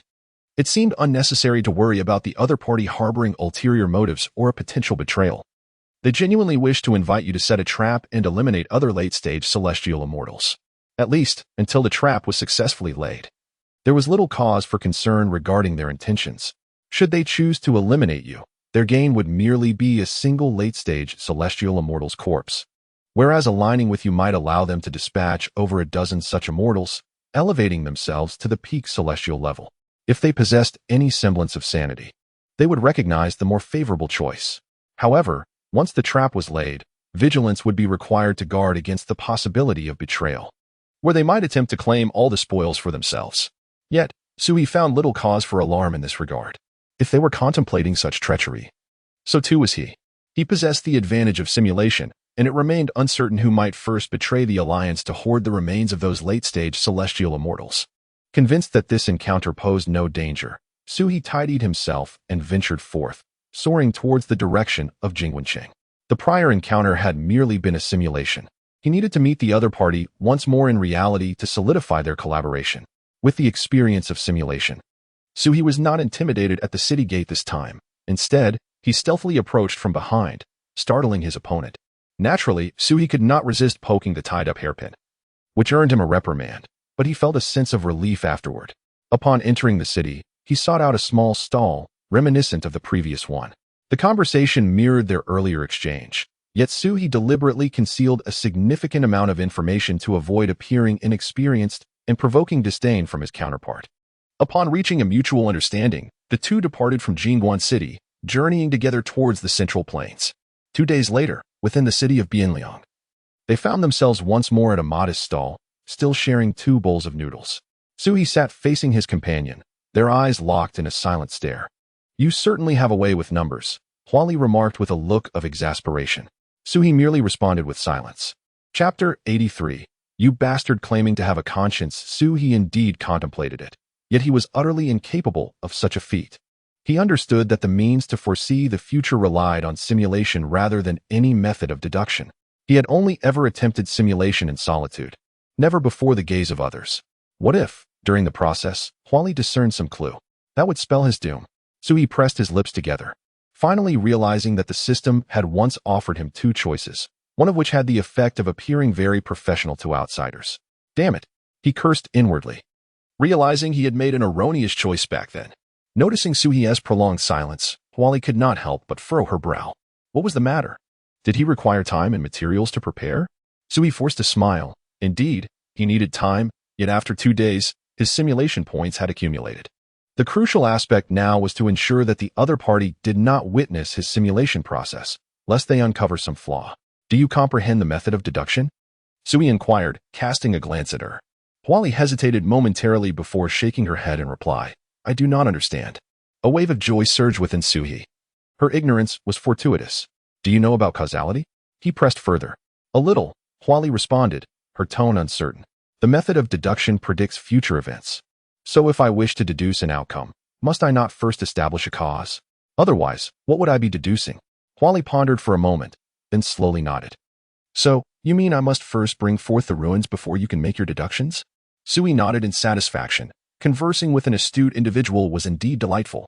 There was no need for him to fabricate arguments. She could deduce logical consistency herself. That's about right, though it need not be overly detailed. A mere beginning and a general idea of how to proceed will suffice. How long will it take you to create the ruins? Sui asked. Not long at all. The fish tank can accelerate time. It won't take more than a day or two, Huali reflected. However, the subsequent dissemination of information and the confirmation of personnel will require some effort. Do not worry about the latter. Just focus on constructing the ruins. Huali nodded, then rose and walked towards the city gate. Are you not going to eat first? Sui queried as he stood. Work is paramount. Tossing a few copper coins onto the table, Sui followed her. Half an hour later, at a waterfall pool hundreds of miles away, Huali sat cross-legged upon a large boulder, while Sui manifested in his dragon form, reclining in the pool and observing Huali as she diligently perused ancient tomes. What are you doing? Sui inquired with curiosity, having expected her to commence construction immediately. He was taken aback to find her immersed in study, without lifting her head. Huali replied, I am searching for sects that existed in ancient or primordial times, but have since perished, or for renowned yet vanished practitioners. What purpose does this serve? Sui asked. What do you think? The flower-like figure raised her head in silence, gazing over. If you are to deceive people into coming here, you ought to fabricate a more credible origin for the relics. Wouldn't it be more enticing to mention sects or powerful figures from ancient times? That would undoubtedly lend greater persuasion. Might you show some respect for the celestial beings we lured here? They too have paid the price of their lives. Sui remarked. You, scoundrel, speak as if you possess a conscience. Noting that the other party had entered a work mode, Sui felt disinclined to frolic in the pond, transforming into human form and moving beside the blue stone. Yet, after merely a few glances, he felt dizzy and disoriented. Clearly, he was ill-suited for such preliminary preparatory work. Is this not feasible? The Taoist of the Celestial Gate, a true immortal from ancient times, last seen tens of thousands of years ago, likely perished. Could we not use his tomb as a lure? Sui proposed. Moreover, he was a mid-stage true immortal. The legacies left behind would suffice to attract late-stage celestial beings. With a sidelong glance, the flower-like figure immediately shook her head. No, that individual is notoriously ruthless. Even if a tomb remains, it is likely to be occupied by someone who has seized control of the deceased's body. Thus, even if the news spreads, few would dare to come. Sui bit his lip, pondering the intricacies involved. Subsequently, he suggested several other potential figures, all of which were dismissed by the flower-like figure. As Sui continued to intrude, her frustration grew, and she cast him an exasperated look. Typically, there are 6 types of relics. First, those whose lifespans have reached their end, seeking someone to inherit their teachings. Such relics are rare, as one seldom encounters an immortal who has simply passed away of old age. Hence, this type will not be considered. Sui touched his face, recalling how close he had come to witnessing one. The second type involves those who died abruptly, having unwittingly offended an enemy or encountered a foe who gravely injured them, leading to a hasty demise in some secluded location. These relics are the most valuable. The third type is tombs, as I previously mentioned. They are either occupied by those who have seized control over the deceased or are constructed to prevent disturbance after death, laden with deadly traps. Few would willingly venture into such places. The fourth type consists of original dwellings, where the owner met an untimely end while engaged in affairs outside, leaving behind their former abode. This can be advantageous, yet cultivators typically carry their precious treasures with them, hence such original dwellings harbor little wealth. Thus, I would not choose this unless necessary. If I did, it would be for figures of considerable stature, such as those at the mysterious or golden immortal levels, as even the slightest remnants from them would suffice to satiate our celestial beings. The fifth type pertains to obliterated sects, which, for various reasons, have come under siege by hostile forces, ultimately leading to their mutual destruction. These relics often contain considerable treasures. Lastly, there are trial grounds, established by great figures to test their successors, akin to a form of amusement. Such techniques are far too advanced for me to replicate. Those celestial beings would easily discern their authenticity as a fabrication. Sui listened intently, nodding in agreement. Indeed, there is much wisdom in this. The other party is truly adept at orchestrating this perilous endeavor. Having spoken, Huali fixed her gaze on Sui, who remained by her side, and said with exasperation, "Leave the matter of the ruins to me. You may return to your leisurely pursuits by the water." Sui, harboring disdain within, retorted silently, "I shan't partake in such trivialities. I shall take my leave." "Where to?" Huali inquired, closing the ancient tome in her hands and rising to her feet. "I am famished. I shall return to the city for a meal, Suhi replied, turning his back and gesturing dismissively. Since she had her own affairs to attend to, he took the opportunity to seek a secluded spot for his simulation. Observing that Suhi had no intention of fleeing, Huali felt reassured enough to sit back down.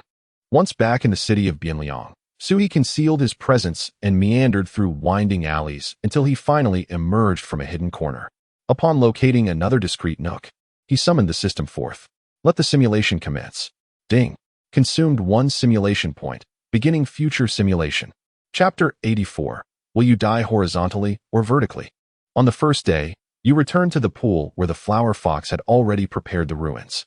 Designating a rather obscure human cultivator known as the true immortal Qinglan as the master of the relic. However, it reassured you not to worry. As long as the news was disseminated, individuals would naturally seek further information, believing it more firmly if they discovered it themselves. In the following days, the other party provided you with methods to discreetly spread the news regarding the existence of the ruins. For instance, they suggested creating false ancient texts and treasure maps to leak to scattered immortals and earth immortals, leading them to be eliminated by other celestial beings, thus allowing the news to spread organically. Alternatively, one could infiltrate the black market of human cities, feigning the sale of information while actually spreading rumors. After disclosing all the strategies they had devised, the other party sought a location to set up hidden formations to guard against particularly astute individuals. Over the next few days, you diligently followed their guidance, progressively disseminating the information.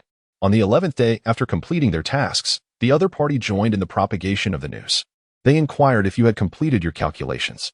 Given the limited time, they were unable to accurately assess each late-stage celestial being. Should the individuals who arrived exceed their control, it would spell disaster. You nodded affirmatively, confidently assuring them that there were merely 13 late-stage celestial beings, alongside the early-stage celestial beings, just enough to be divided among you. Upon hearing your words, the other party felt a sense of relief and continued their preparations. On the 23rd day, the flower fox began manipulating the spatial fluctuations of the jade platform, which were sensed by the nearby celestial beings in Bianliang City, though under the flower fox's control. The fluctuations were fleeting.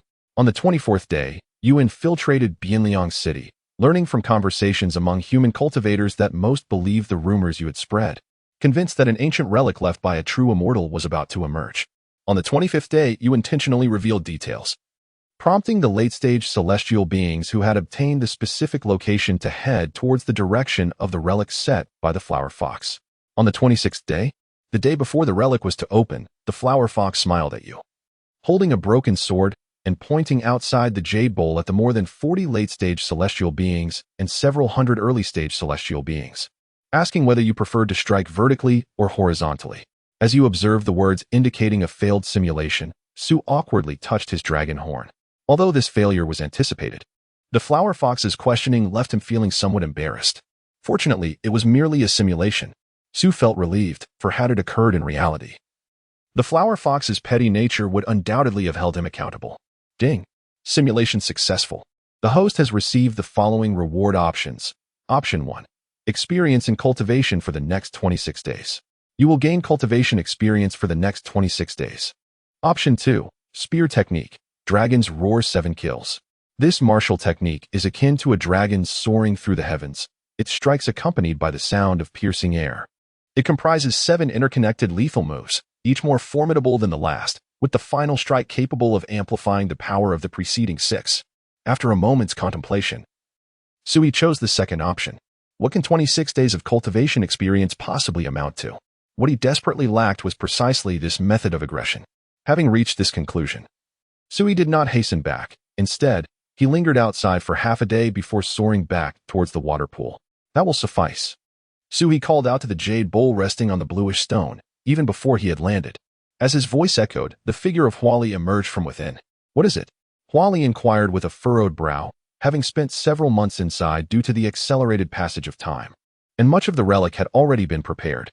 I had a sensation while eating noodles and deduced a few things, Suhi replied, spinning a tail. Huali raised an eyebrow in curiosity. You intend to use the Qingshanjinren as bait, don't you? To bolster the credibility of his deductions. Suhi divulged some details from his simulations. Indeed, Huali's eyes sparkled with a mix of envy and admiration for Suhi's method of deduction. Suhi shook his head. That won't do. This person won't suffice? Wally exclaimed urgently. No, Sui continued to shake his head. This location is unsuitable. If we set a trap here, we would attract over 40 celestial beings at the peak of their powers, and our capabilities would be utterly inadequate to handle them. In truth, we could barely manage 5 or 6. Drawing in a dozen would be intended to expend most of their strength within the Jade Bull's relic. The remaining astute individuals and those who slip through the cracks would be dealt with personally. But if over 40 show up, once they enter the relic, the formation set by Huali would likely be shattered. At that point, if they manage to flee quickly, they may escape. If they are even a moment too slow and are discovered by those celestial beings, there would be nothing left of them. Upon finishing, Suhi anticipated Huali would be disheartened, yet the latter's expression remained remarkably calm. After beckoning to reclaim the Jade Bowl, he gestured towards Suhi. Then let us proceed, seeking another location. Fortunately, we haven't wasted much time. In the subsequent days, Suhi and Huali traversed various regions incessantly. However, the outcomes were far from satisfactory. Remote areas had too few celestial beings, while bustling locations were overwhelmed. When they finally encountered a place that seemed just right, it lacked any notable figures, and the relics they discovered gave the impression of traps designed to ensnare them. Ultimately, those hiding outside outnumbered those within the relic itself. Suhi even attempted to persuade Huali to adopt the meticulous invitation method they had previously employed. However, this was met with refusal, as it was deemed too time-consuming. They could complete a single endeavor and reach the pinnacle of celestial beings before the gates of heaven closed. Moreover, it was precisely because time was running out that they sought Suhi. To waste more time setting up traps would be less effective than eliminating Suhi, thereby immediately acquiring another celestial being's flesh and blood. Have you returned after your feast? Huli inquired, observing Suhi descending from the sky. What is your assessment? Is this place suitable for our endeavors? Suhi, having frequently ventured outside during simulations, could not help but notice Huli's growing impatience, although it refrained from probing further, accepting it as a secret that must remain undisclosed during Suhi's strategic assessments. Suhi shook his head. The information had been erroneous. The legendary four-clawed true dragon of the celestial realm had been slain by the Su-Nti sect, leaving no remnants of a burial site. And hardly any celestial beings had been lured here. A sigh escaped Huli, its patience wearing thin after numerous attempts. Suhi, too, felt the weight of frustration. Despite the varied locales and distinct experiences of each simulation, the system remained unyielding, failing to recognize any progress. Besides the initial technique acquired, he had received no further rewards. What now? Suhi arched an eyebrow at Huli. Do we continue? Perhaps change the bait or seek a different location? He had squandered nearly 10 days on this endeavor with no tangible gains, and his resolve was faltering. Should hope remain elusive, he would have to seek refuge elsewhere, relying on simulation points to explore and achieve more substantial results. Huli furrowed its brow, gazing intently at Suhi. Let us proceed. There is one final location to explore. Really? Suhi detected a shift in Huli's tone. Where are we headed? You shall find out upon arrival, Huli replied, gesturing as it retrieved the jade bottle and soared into the sky, heading southward. Chapter 85. The most crucial element between dragons and cats is trust. He gazed down at the quaint county town below. Huali nodded. This was once the capital of the Shang dynasty. Chaoga? Suhi inquired. Indeed, Huali affirmed. Continuing, I laid out some clues here long ago, intending to set a trap to break through to the true immortal realm. I never anticipated I would need to utilize them so soon. Suhi extended his consciousness downward, contemplating the historical significance of the Chaoga ruins from the Shang dynasty during the Fengshan era. It was entirely plausible that some true immortals and mystical immortals had left behind remnants of their abodes. I had previously fabricated false tokens and spread rumors regarding the ruins, which would save considerable time. Huali turned to Suhi and said, This time, let us make several attempts here. Suhi smacked his lips in agreement. If the number of celestial beings arriving aligns, I can continue the simulations until we achieve success. The greatest fear in this arrangement was an overwhelming number of participants. It was akin to the first simulation in Bianliang City when over 40 celestial beings appeared simultaneously. They were simply unmanageable, rendering all his attempts futile. It should be feasible. Huali responded. I invested considerable effort into this. Then you may begin your preparations. Suhi gestured around, suggesting a leisurely exploration. Return to me once you have derived the results. Huali paid him no mind. A day later, Huali lounged with her legs crossed. eagerly awaiting Su-hee's return. He presented her with a packaged serving of noodles. How did it go? Huali glanced at the noodles and set them aside. The numbers are nearly right, but we didn't reach 14 or 15. There are 11 late-stage celestial beings. Huali nodded. It appears that among those I had previously monitored, a few were eliminated, resulting in some items being lost or damaged. She then turned her gaze to Su-hee. Can we proceed? Su-hee affirmed, let us do it. With 11 late-stage celestial beings, combined with those in the early stages, they had sufficient strength for both to ascend to the pinnacle of the celestial realm. 2 days later, there is someone proficient in formations inside. They discerned the trap you set outside to lure them. Shall we preemptively eliminate them? No need to alarm them, Su-hee replied. I'll simply put more effort into concealing the formation. Another 2 days passed. Still not effective? Huali expressed her fatigue. Didn't you say that hiding the formation was sufficient? Su-hee couldn't help but curse. They figured it out again. They haven't even entered the ruins. We wasted another simulation opportunity.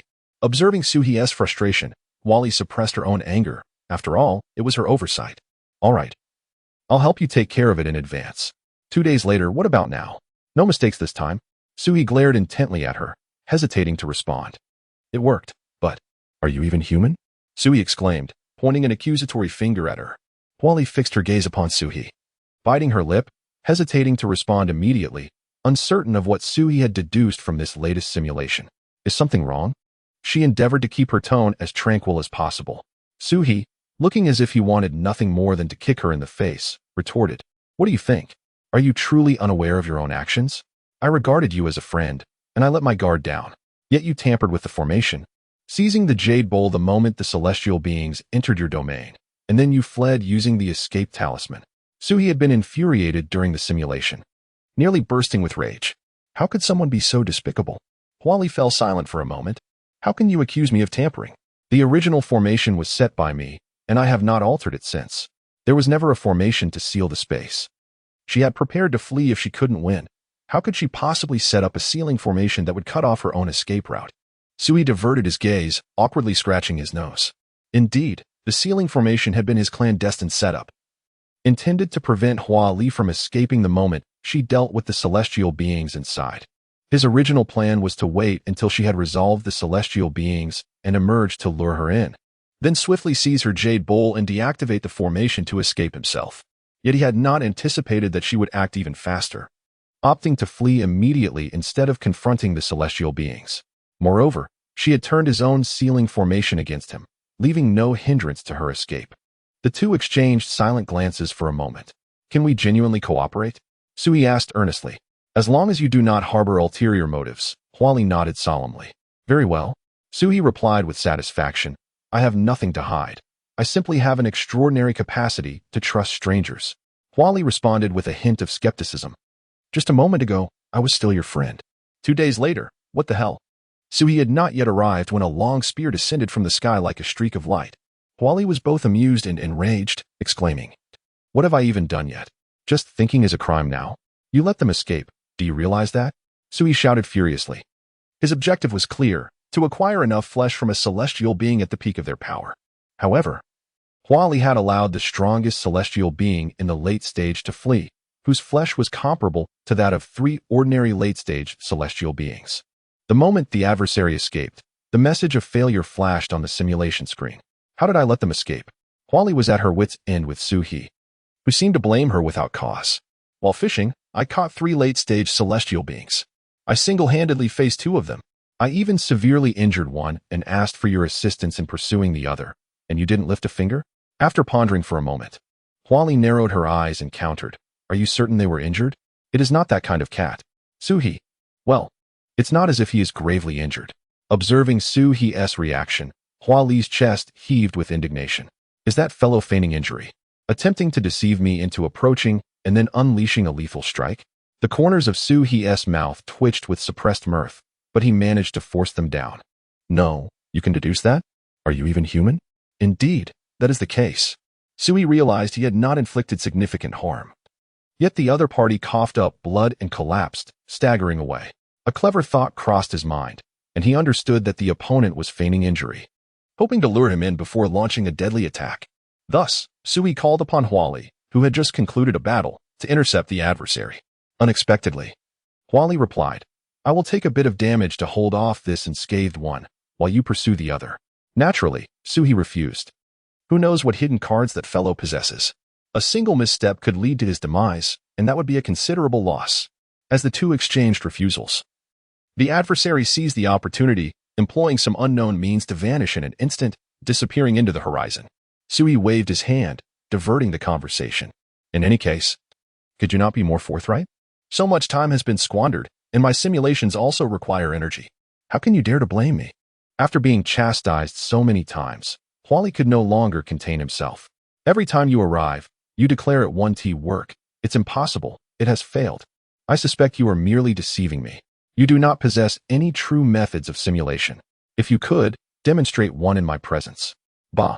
Suhi spat out a mouthful of dragon-s saliva, exclaiming, my sex ultimate technique is not for a knave like you to behold.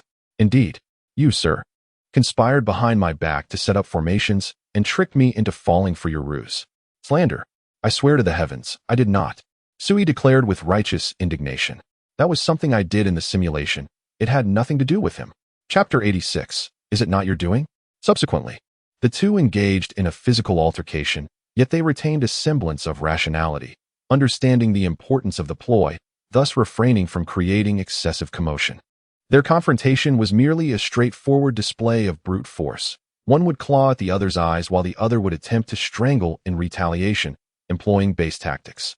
After a quarter of an hour, both bore numerous bruises. Having fought to a standstill, their tempers had cooled significantly.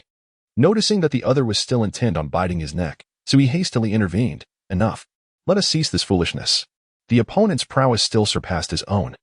Continuing would only lead to his detriment. Huali cast a penetrating glance at Suhi before retracting his exposed fangs. However, still irked, he seized Suhi's tail and flung him away. Once separated, they each retrieved some flesh from their respective spatial treasures and consumed it, channeling the merging spirit and returning to source technique, which instantaneously healed their injuries. We both have our issues, do we not? Suhi asserted, attempting to broker peace. Huali shot him a disdainful look but chose not to respond. Suhi continued, truly, we ought not squander this opportunity any further. If it were not for you. Sensing the sharpness of the other's gaze, he quickly fell silent. Had we not been at odds, we would have succeeded long ago. The most precious thing in this world is trust. Suhi pressed on, next time, let us be forthright with one another, avoid mutual schemes, eliminate those celestial beings. Share the spoils, and part ways amicably, shall we? Huali scratched his face with his claw and regarded Suhi. According to your recent simulations, it seems the one harboring selfish intentions has been you. Suhi retorted, and you would dare claim you lack such thoughts? Huali averted his gaze from Suhi, feigning busyness as he scanned the surroundings. No, then neither do I. The only remaining issue is that elusive celestial being in the late stages, correct? Indeed, Suhi nodded. Very well, return to your simulations. As you suggested, let us engage in a genuine collaboration this time, divide the spoils, and then part ways. Suhi gestured, retrieving the spear embedded in the ground, preparing to ascend into the air. How long will this take? Huali inquired. Uncertain, depending on the complexity of the matter. Suhi replied. He could not afford to reveal his vulnerabilities, which he could only simulate every 2 days. Hence, during these simulations, he had disrupted the timeline. Sometimes taking a day and at other times 2 or 3. Understood, Huali grunted. They sought a secluded location 1,000 miles away. Suhi concealed himself within and called out several times, I have discovered you, and once he confirmed the absence of pursuers. He finally felt secure enough to summon the system. Commence the simulation. Please confirm the target for this simulation. Upon seeing the system's prompt, Suhi could not help but reminisce about his recent skirmish with Huali. One cannot truly know another without a conflict. After their encounter, Suhi felt that their relationship had significantly deepened, thus acquiring flesh potent enough to transcend the peak of celestial beings. If the opportunity arises, one would monopolize it and then withdraw safely. No, do not misunderstand. The objective has transformed. Previously, the aim was to consume it entirely. Now it has shifted to a conditional consumption, contingent upon opportunity. This consideration is quite generous, especially given the recent encounter that lacked prior acquaintance. Moreover, having painstakingly earned the trust of the other party, how could one squander it? That deceased tabby cat is certainly not Lu Xianxiao. Were it Lu Xianxiao, Suhi would indeed be willing to divide equally. Ding. Consumed 1 simulation point, commencing future simulation. Day 1. You return to find the tabby cat, informing it of the entirety of subsequent simulated events, and it nods repeatedly, deep in thought, as this is merely a simulation. Sui harbors no fear of information leakage. The other party is intrigued by how he possesses such detailed knowledge. Day 2. You both begin to devise a detailed plan regarding subsequent matters. The tabby cat leaps gracefully from within the stone gate, still feigning severe injury. At the moment of its appearance, the 3 celestial beings lying in ambush swiftly reveal themselves, yet upon doing so, they find themselves in a stalemate. One is a human female cultivator, accompanied by 2 demon immortals, a crane demon and a green lion. The one who escaped last time is indeed that crane demon, which at this moment still conceals its true strength, pretending to be an ordinary peaked celestial being. The parties exchange tense glances, unprepared for the revelation that others possess the acumen to discern this as a trap, and they resume their vigil. You no longer conceal your presence, soaring forth, casting a glance at them before pointing at the tabby cat and exclaiming, "Let us eliminate it first. Then we shall settle matters." The 3 adversaries exchange glances, acquiescing to your proposal. In such circumstances, it is prudent to eliminate the orchestrator of the trap before proceeding, for who knows if it possesses any hidden contingencies. Once it is dealt with, the rest can rely on their own capabilities. The 4 of you join forces to attack the injured tabby cat. In a brief skirmish, the green lion chuckles derisively, remarking on the cat's pretense of injury. However, does it matter? With all 4 of us attacking, how much can it withstand? Before the green lion can finish its sentence, your spear pierces through its skull. The body of the adversary crashes heavily to the ground, causing the earth to tremble, and the human female cultivator gazes at you in horror, retreating as she says, "Fellow cultivator, is it truly necessary to act so hastily?" As her words leave her lips, the tabby cat produces a concealed remnant sword treasure, charging towards the crane demon without a backward glance, exclaiming, "I will hold this one off. You hurry and deal with that human." According to Suhi's insights, it is uncertain how formidable the crane demon's strength is. Thus, after some deliberation, it is decided that the slightly stronger tabby cat will restrain the opponent while Suhi eliminates the other peak celestial being, after which they can join forces to dispatch the crane demon. This approach seems far more prudent. Upon uttering this, the 2 adversaries exchange glances, comprehending the situation at hand. Beast. The human female cultivator curses. "Thank you for the compliment." In less than a quarter of an hour, you swiftly dispatch the human female cultivator, then turn to join forces with Huli in attacking the crane demon. Although the opponent possessed considerable strength, you had clearly overestimated the situation. Their trump card was merely a top-tier celestial artifact. Within mere minutes, under the combined onslaught of you and Huli, the adversary met their demise. Following their death, Huli turned to you, her gaze imbued with a hint of inquiry. You shook your head with a cold smirk, exclaiming a few words. "Are you still waiting to act like a cunning bird?" Having discerned your intentions, I noted the absence of other celestial beings, which allowed me to fully relax. Concurrently, Huli's expression towards you transformed, displaying a hint of amusement. "Is it accomplished?" So he blinked, though soon the glimmer of joy in her eyes was replaced by regret, lamenting the lost opportunity to claim it all for herself. After eliminating all foes, Huli regarded you, and you returned her gaze before both of you focused on the jade bowl suspended in midair. This was a precaution taken by Sui to prevent the opponent from seizing the bowl and fleeing, thus imposing a restriction on Huli upon emerging. She was not to immediately collect the jade bowl. After all, the corpse of the formidable celestial lay within. If she were to act as she had previously, collecting it and subsequently dispatching the 3 late-stage celestials before making an escape, it would result in significant loss. "Have you divided it?" You inquired tentatively. "Of course. It was agreed upon from the outset," came the response. "Then pour out the corpses contained within. I have noted their quantity, so do not attempt to conceal anything."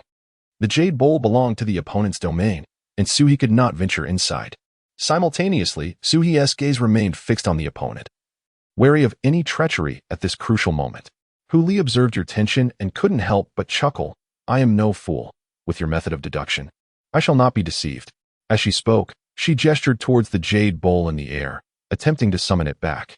At that moment, however, the space surrounding the jade bowl abruptly transformed, fissures emerging outward from its center. You widened your eyes, staring at Huli. You are not being forthright. But after your outburst, you too noticed the astonishment reflected on Huli's face. "Is this your doing?" the opponent inquired, brow furrowed. Chapter 87. What to do? Are you saying that a pinnacle celestial being has infiltrated the ruins? Puwali tossed the noodles that Suhi had brought into the creek. After spending so much time together, did you not notice my aversion to noodles? At that moment, I thought you were up to some mischief. Suhi scratched his head, feeling that bringing them was already a generous gesture, yet you still complain. Puwali took a deep breath, leaned against a sizable rock, and sat down. Suhi recognized the frustration in her demeanor and refrained from interrupting. When he encountered it in the simulation, his feelings mirrored hers precisely. Damn it. Just when we were about to succeed, a pinnacle celestial being has entered the ruins. Puwali mechanically poked her head with her paw, seemingly contemplating a solution. Yet her thoughts were in utter disarray. A pinnacle celestial being? How do we confront that? You're not trying to deceive me, are you? Puwali couldn't help but turn her head to ask. She found it hard to trust Suhi, as he harbored too many schemes and possessed a knack for foreseeing the future, making her wary of him. If you think I'm lying, I'll leave right now. You won't have to deal with those 3 late-stage celestial beings lurking outside either. Once they emerge, they will tear apart the escape talisman and flee with your fish tank. I'm genuinely curious to see your expression when you open the fish tank and a pinnacle celestial being emerges. Upon hearing Suhi's words and tone, Puwali was convinced to a considerable extent. She hugged her head, pondering for a long time before inevitably turning back to Suhi. What is next? What else have you foreseen? Suhi, disheartened, transformed into his dragon form and lay by the creek, feeling the cool water flow past him, which somewhat alleviated his mood. Do you wish to hear the good news or the bad news? Suhi gazed up at the sky. Good news? Puwali licked her lips in anticipation. The good news is, although your fish tank was casually crafted by a formidable individual, it is imbued with numerous restrictions. The opponent miscalculated, and the pinnacle celestial being's cultivation cannot break free. The fluctuations emanating from that jade bowl startled both of us, yet ultimately, nothing transpired. Their cultivation level is insufficient to rupture the space and return to this realm. After speaking, Suhi turned to look at the crouched Puwali. Do you want to hear the bad news? Puwali sighed multiple times, remaining silent for a long while. Although she had anticipated this, she eventually spoke. Go on. Suhi turned back, continuing to gaze at the azure sky. The bad news is that while he cannot escape, he can consume the corpses of those early-stage celestial beings inside. And we still dare not open the fish tank to confront him. Huh. Although she had foreseen this outcome, Puwali still scoffed upon hearing it. After a prolonged silence, she exclaimed, Where on earth did a pinnacle celestial being come from? Puwali could not restrain herself from sitting up and cursing. How would I know? Suhi shrugged. Now, they found themselves in a predicament.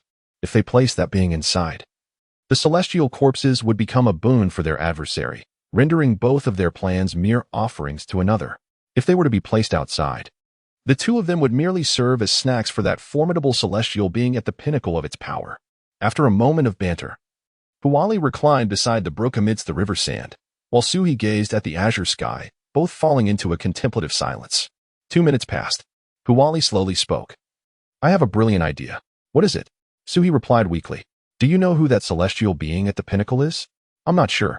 When they found themselves in a dilemma, the system's notification of a simulation failure popped up, preventing Suhi from entering. Of course. Even when he thought there was a chance, he dared not proceed. Can you deduce who it is? That shouldn't be a problem. Puwali's tone remained calm, as if discussing something trivial. You identify who the opponent is, and when we truly set our plan in motion, you find a way to keep it at bay. Oh, although curious, Suhi still appeared listless. Then I'll consume those 10 celestial beings at the later stage, attain the pinnacle, and emerge to assist you in eliminating the opponent. I won't touch the corpse. It will be yours. Heh. Suhi forced a smile. You're quite amusing. Why not let me break through to the pinnacle and then help you? The first thing he would do upon breaking through would be to tear apart the escape talisman and flee. Am I to remain once I've reached the pinnacle? Having achieved my goal, why would I linger, still unsteady in my newfound power, to assist you against an unknown celestial being? What if I perish? Wouldn't that be a tremendous loss? Even a kind-hearted dragon like him thought this way. Suhi could hardly imagine the audacity of that cunning raccoon.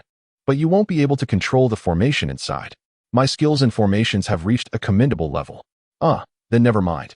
I suddenly feel this isn't a good idea. Heh. Silence enveloped them for another half-minute. What should we do? Puwali inquired. What should we do? Suhi echoed. What should we do? What should we do? What to do? What to do? The two continued to repeat this exchange for 10 minutes. They had finally identified a position that seemed perfect, with the number of celestial beings at the later stage aligning precisely with their requirements. Yet, how had a celestial being at the pinnacle managed to infiltrate? This was well beyond their control. Do you know who it is now? Huali, losing his previous sharpness, asked slowly. A rat spirit, not particularly strong. Not particularly strong? Indeed, together we could withstand its attacks for 5 minutes. Compared to the old Dragon King, it was indeed not too formidable. That's quite reassuring. It gives us time to pen a farewell letter. Indeed. 3 days later. What about this time? Were we able to deceive them? Huali asked, a glimmer of hope in his eyes. Upon discovering the identity of the other party, they conducted a thorough screening of the potential celestial beings who might arrive, aiming to filter out any information regarding the relics. Suhi, having lost all hope and resigned to a state of lethargy, realized that the individual in question was not informed through the channels of information we disseminated. Rather, it seemed they had followed others along the way, remaining inextricably linked to the flow of information. Huali remained silent for a considerable time before taking a deep breath and exhaling softly. Well, if it truly cannot be helped, then so be it. Just let it go. Suhi, regaining a semblance of spirit, turned to her. He had invested nearly a month in this endeavor, accumulating over 10 simulation opportunities. To simply abandon it like this would render his efforts futile. What else can we do? Failure is a common occurrence. Huali adjusted her mindset. Have you never failed? It's all a part of the process. We shall think of another solution. Suhi implored, let us brainstorm some more. Indeed, he had never experienced failure before. Huali rose, observing the struggling Suhi. Think it over. If you conceive of a good idea, do let me know. Suhi bit his lip, devoid of any viable solutions. Huali stood there, arms crossed, watching Suhi for over 10 minutes. Upon seeing him at a loss for words, she reluctantly managed a faint smile. Very well, let it be. Perhaps we shall meet again by fate. After a brief pause, Huali continued. I hope it is in the heavenly realm. As Huali prepared to depart, Suhi quickly called out, wait, I have a plan. You may be able to let it go, but I cannot. I consider every penny I leave uncollected as a loss, having squandered so many simulation opportunities. The sunk cost is far too great for me to abandon. Chapter 88. One Person, 14. Have you come up with a solution? Huali turned to look back. Yes, I have conceived a splendid idea, Su replied with a nod. Then, please share it. Huali stood with her arms crossed, gazing intently at Su. 5 minutes passed in silence. Huali, you haven't actually thought of anything, have you? Su blinked and revealed a sincere smile. Soon. Just give me a little more time. Sigh. Huali exhaled, reluctant to concede defeat, yet recognizing the futility of prolonging the endeavor. A month had already slipped away, and there was no sense in further delay. In the past, it took her half a year, even a year, to set up traps that ultimately failed. Thus, having only wasted a month was relatively fortunate. With merely 2 months remaining, any further hesitation would leave them with no opportunities at all. Just as Huali was about to take flight, Su spoke again. I have thought of something. I have thought of something. Huali regarded him with skepticism, suspecting he was merely trying to keep her there. Su licked his lips and replied, at most, we could waste an additional 4 or 5 days. Shall we give it a try? You must first reveal your plan. Su paused, recalling that the target had entered the ruins, hadn't it? Could we devise a way to keep it outside? Precisely, that is why I asked you to intercept it outside, while I break through to the pinnacle of the celestial realm and then assist you. That is not a viable idea.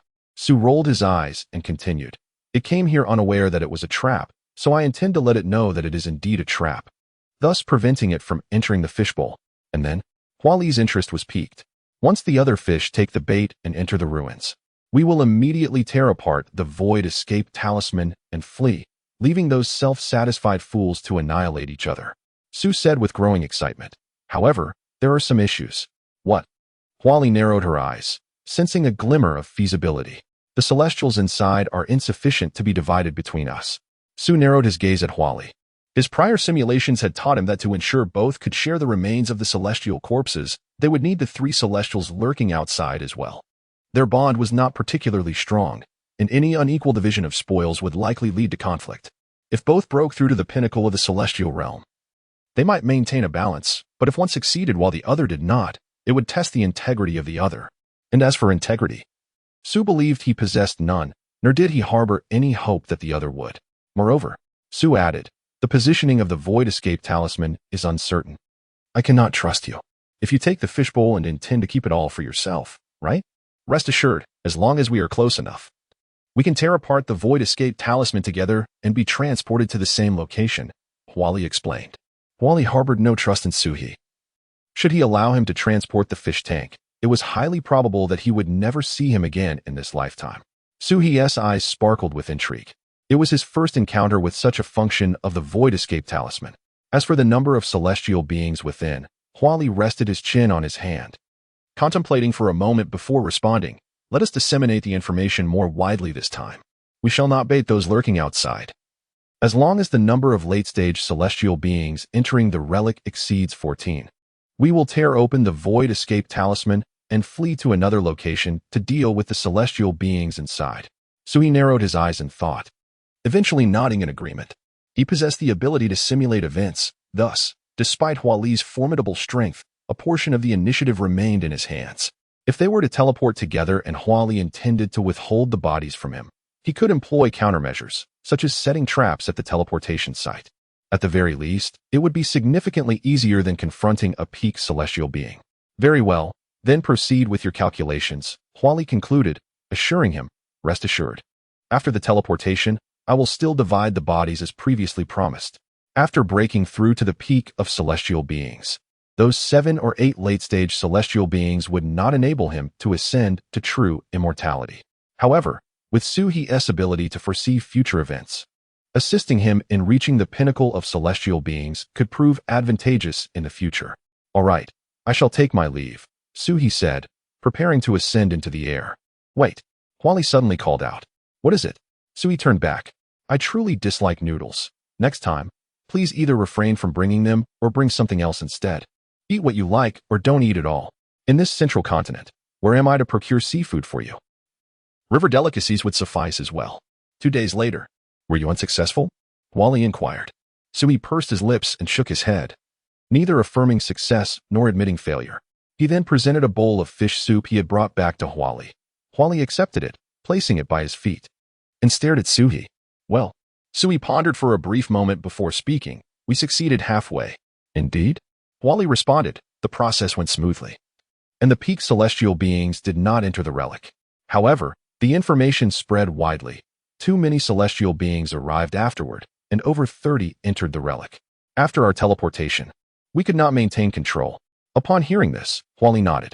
The setup in the Emerald Bowl could only incite a little over 10 late-stage celestial beings to turn against each other. Sometimes, unforeseen circumstances would leave 3 or 4 alive, requiring him to intervene personally.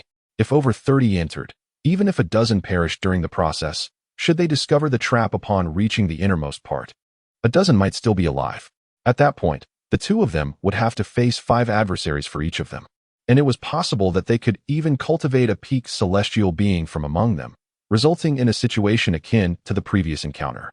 Nevertheless, after hearing the report, a glimmer of excitement flickered in Huali's eyes. This method might indeed be feasible. With slight adjustments to the spread of information, they could keep the numbers around 15 or 16. Indeed, Su nodded, believing that with a few more attempts, success was within reach. All right, go ahead and continue your calculations, he urged. Hualu settled down cross-legged, picking up a bowl of fish soup, a smile finally gracing her face. After more than a month of effort, it seemed that their labor had not been in vain. However, despite his words, Su showed no intention of departing. What is the matter? Hualu inquired, a look of confusion crossing her features. Su pressed his lips together, directing his gaze towards Hualu. I have conceived a new idea. Hualu scratched her face, wary that it might be an ill-fated notion. I think. Su began slowly. Why not be a bit more ambitious? After all, achieving the pinnacle of celestial beings in just over a month hardly seemed greedy. Hualu regarded Su, a twinge of anxiety stirring within her, unsure of his intentions. After a brief pause, Su continued, I believe that if we were to take on 14 or 15 late-stage celestial beings to share amongst ourselves, the profit would be minimal. What then constitutes a profit? Hualu narrowed her eyes at Su, eager to hear what audacious proposal he might unveil. Raising a finger, Su declared, we double it. If each person handles 14 or 15 late-stage celestial beings, that sounds far more reasonable. Chapter 89. If everyone is clever, then no one is truly wise. What are you planning? Hu Li gazed at Suhi before her, a sense of inexplicable unease stirring within her. He possessed the ability to foresee the future. She, however, did not. Throughout her life, she had tread carefully, aware that taking reckless risks was not her forte. I intend. As the thought of her aspirations emerged, Suhi excitedly licked his lips, deciding to abandon the notion of setting a trap for relics. In his simulations, he had witnessed over 30 celestial beings drawn to the relics, igniting within him the desire to gamble on a small scale for a grand reward. Just like the previous incident at Daunting Lake, he could no longer restrain himself. What shall we consume? Clever individuals, Suhi replied. Those clever individuals lurking outside. You must be foolish. We cannot contend with those at the pinnacle of celestial beings, Hu Li remarked, her expression one of disbelief. Is it not precisely the presence of an additional peaked celestial being that has rendered them so cautious? What does one peaked celestial being signify? Suhi scoffed, suggesting that by the time it unfolded, there might be more than 10 peaked celestial beings present. What are you scheming? Hu Li felt a genuine pang of anxiety. Are you aware of the old Dragon King of Daunting Lake? Suhi inquired. Hu Li nodded. Their proximity to Daunting Lake was not great, and having frequented human cities, she had heard rumors from that region. The old Dragon King faked his death, ensnaring those celestial beings who coveted his remains. Indeed, Suhi acknowledged, recalling that event. He envisioned a grand melee akin to the previous one. I plan to use the relic as a bait, he explained. Bait? Hu Li regarded Suhi with curiosity. Yes, Suhi replied with a smile, a scheme so transparent that one could discern its deceit with a moment's contemplation. Upon hearing this, Hu Li narrowed her eyes, her mind racing to connect the dots of Suhi's earlier words, beginning to grasp his intentions. Your target is those clever individuals lurking outside, she queried, raising an eyebrow. Indeed, Suhi responded. Now it hinges on whether you are willing to part with your fishbowl. Hu Li chuckled. Exchanging a fishbowl for the remains of over 30 celestial beings at their peak was undoubtedly worthwhile. Pray, share your plan, she urged. Suhi casually snapped a twig, drawing in the sand. If they are all clever, then no one is truly wise, he proclaimed. Since they aspire to be the mantis stalking the cicada while remaining oblivious to the oriole behind, let them play their part, while we assume the role of the hunters who devour the oriole. As he drew, Suhi continued, I intend to spread the news as far and wide as possible, ideally attracting all celestial beings in the vicinity. And then we shall make the relic appear sufficiently fabricated, allowing them to realize it is a trap? Hu Li interjected. Precisely. Suhi said, excitement glimmering in his eyes. This is the crux. Once they recognize it as a ruse, they will refrain from entering the relic and instead lie in wait outside. With a greater number of observers, can you imagine what will transpire? Suhi asked with a smile. It is akin to a powder keg, ready to explode with the slightest provocation. Huali revealed a smile. Should anyone strike first, the entire arena would descend into chaos, and even the pinnacle of celestial beings would likely perish within. Indeed, Suhi snapped his fingers. However, Huali soon recognized a flaw in their plan. We are not secure either. In the end, only the peak celestial beings will remain, and the two of us cannot contend with them. Who said we must engage them? Suhi responded, simultaneously sketching a formation in the air. Huali's eyes brightened as she grasped the concept. Are you suggesting we preemptively establish a space transfer formation? Suhi nodded, inspired by the incident when Huali had breached his formation and escaped. Precisely. Why should we fight them when there is no profit to be gained from the last copper coin? Huali's excitement escalated.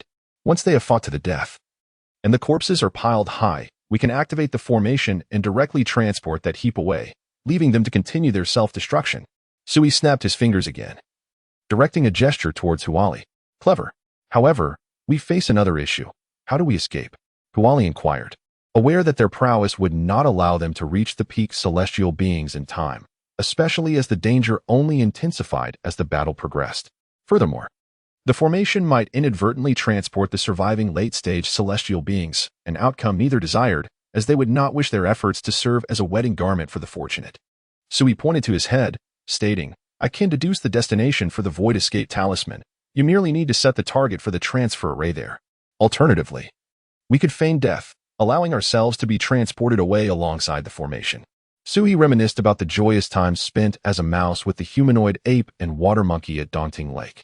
Recognizing that a solution had been found, Huali grinned. In that case, it is worth a gamble.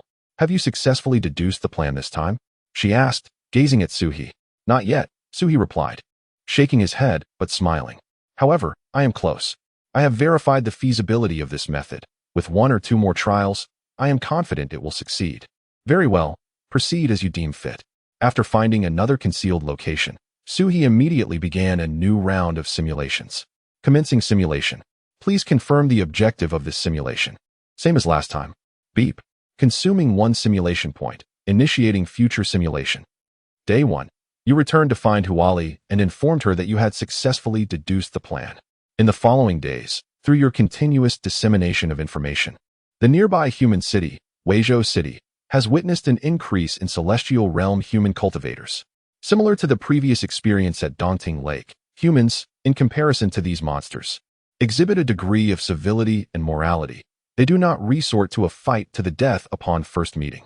At least in cities inhabited by mortals, a semblance of peace can be maintained. You infiltrate the city, beginning to gather information on the rumors circulating within. As anticipated, among these individuals, many have already discerned that this is a trap and have begun to prepare their countermeasures, lurking in ambush for those who orchestrated the scheme.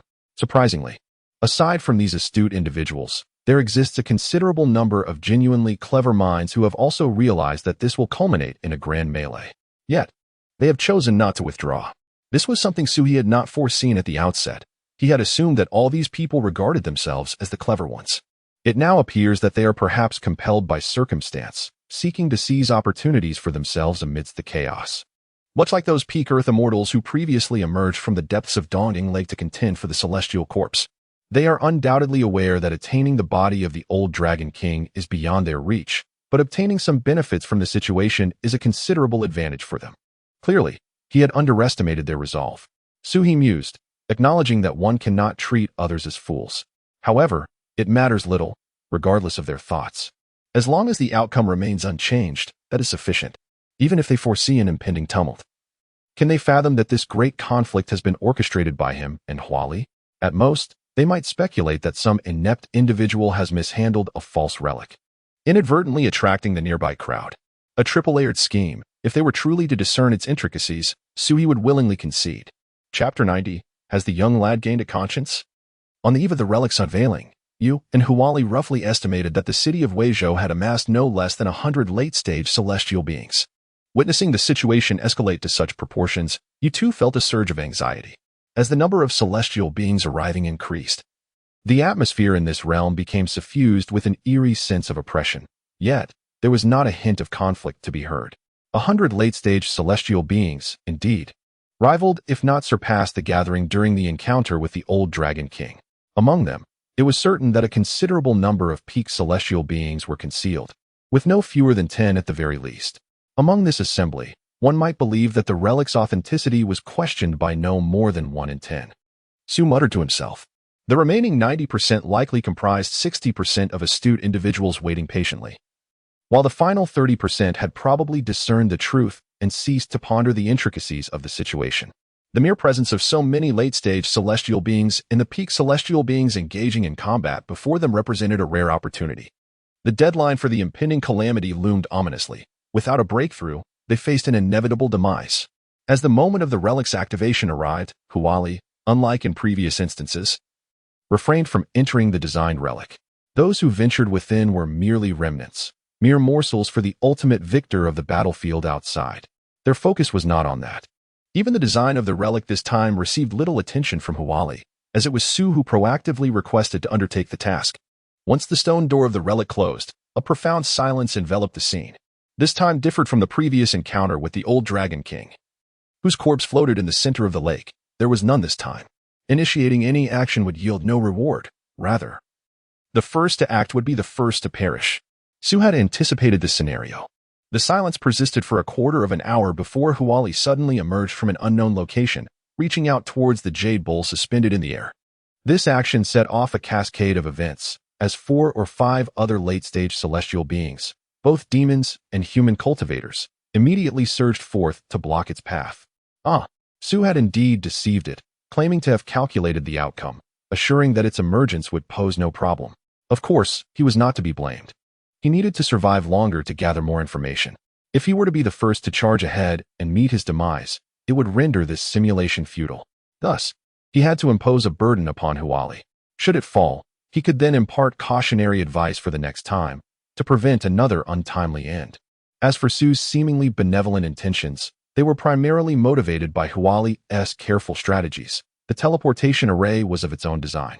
If it were to perish amidst the chaos, Su's efforts would be rendered utterly in vain. In less than half an hour, the open ground outside the relic had already witnessed the lifeless forms of a dozen late-stage celestial beings, while Huali had successfully feigned death and blended in among them.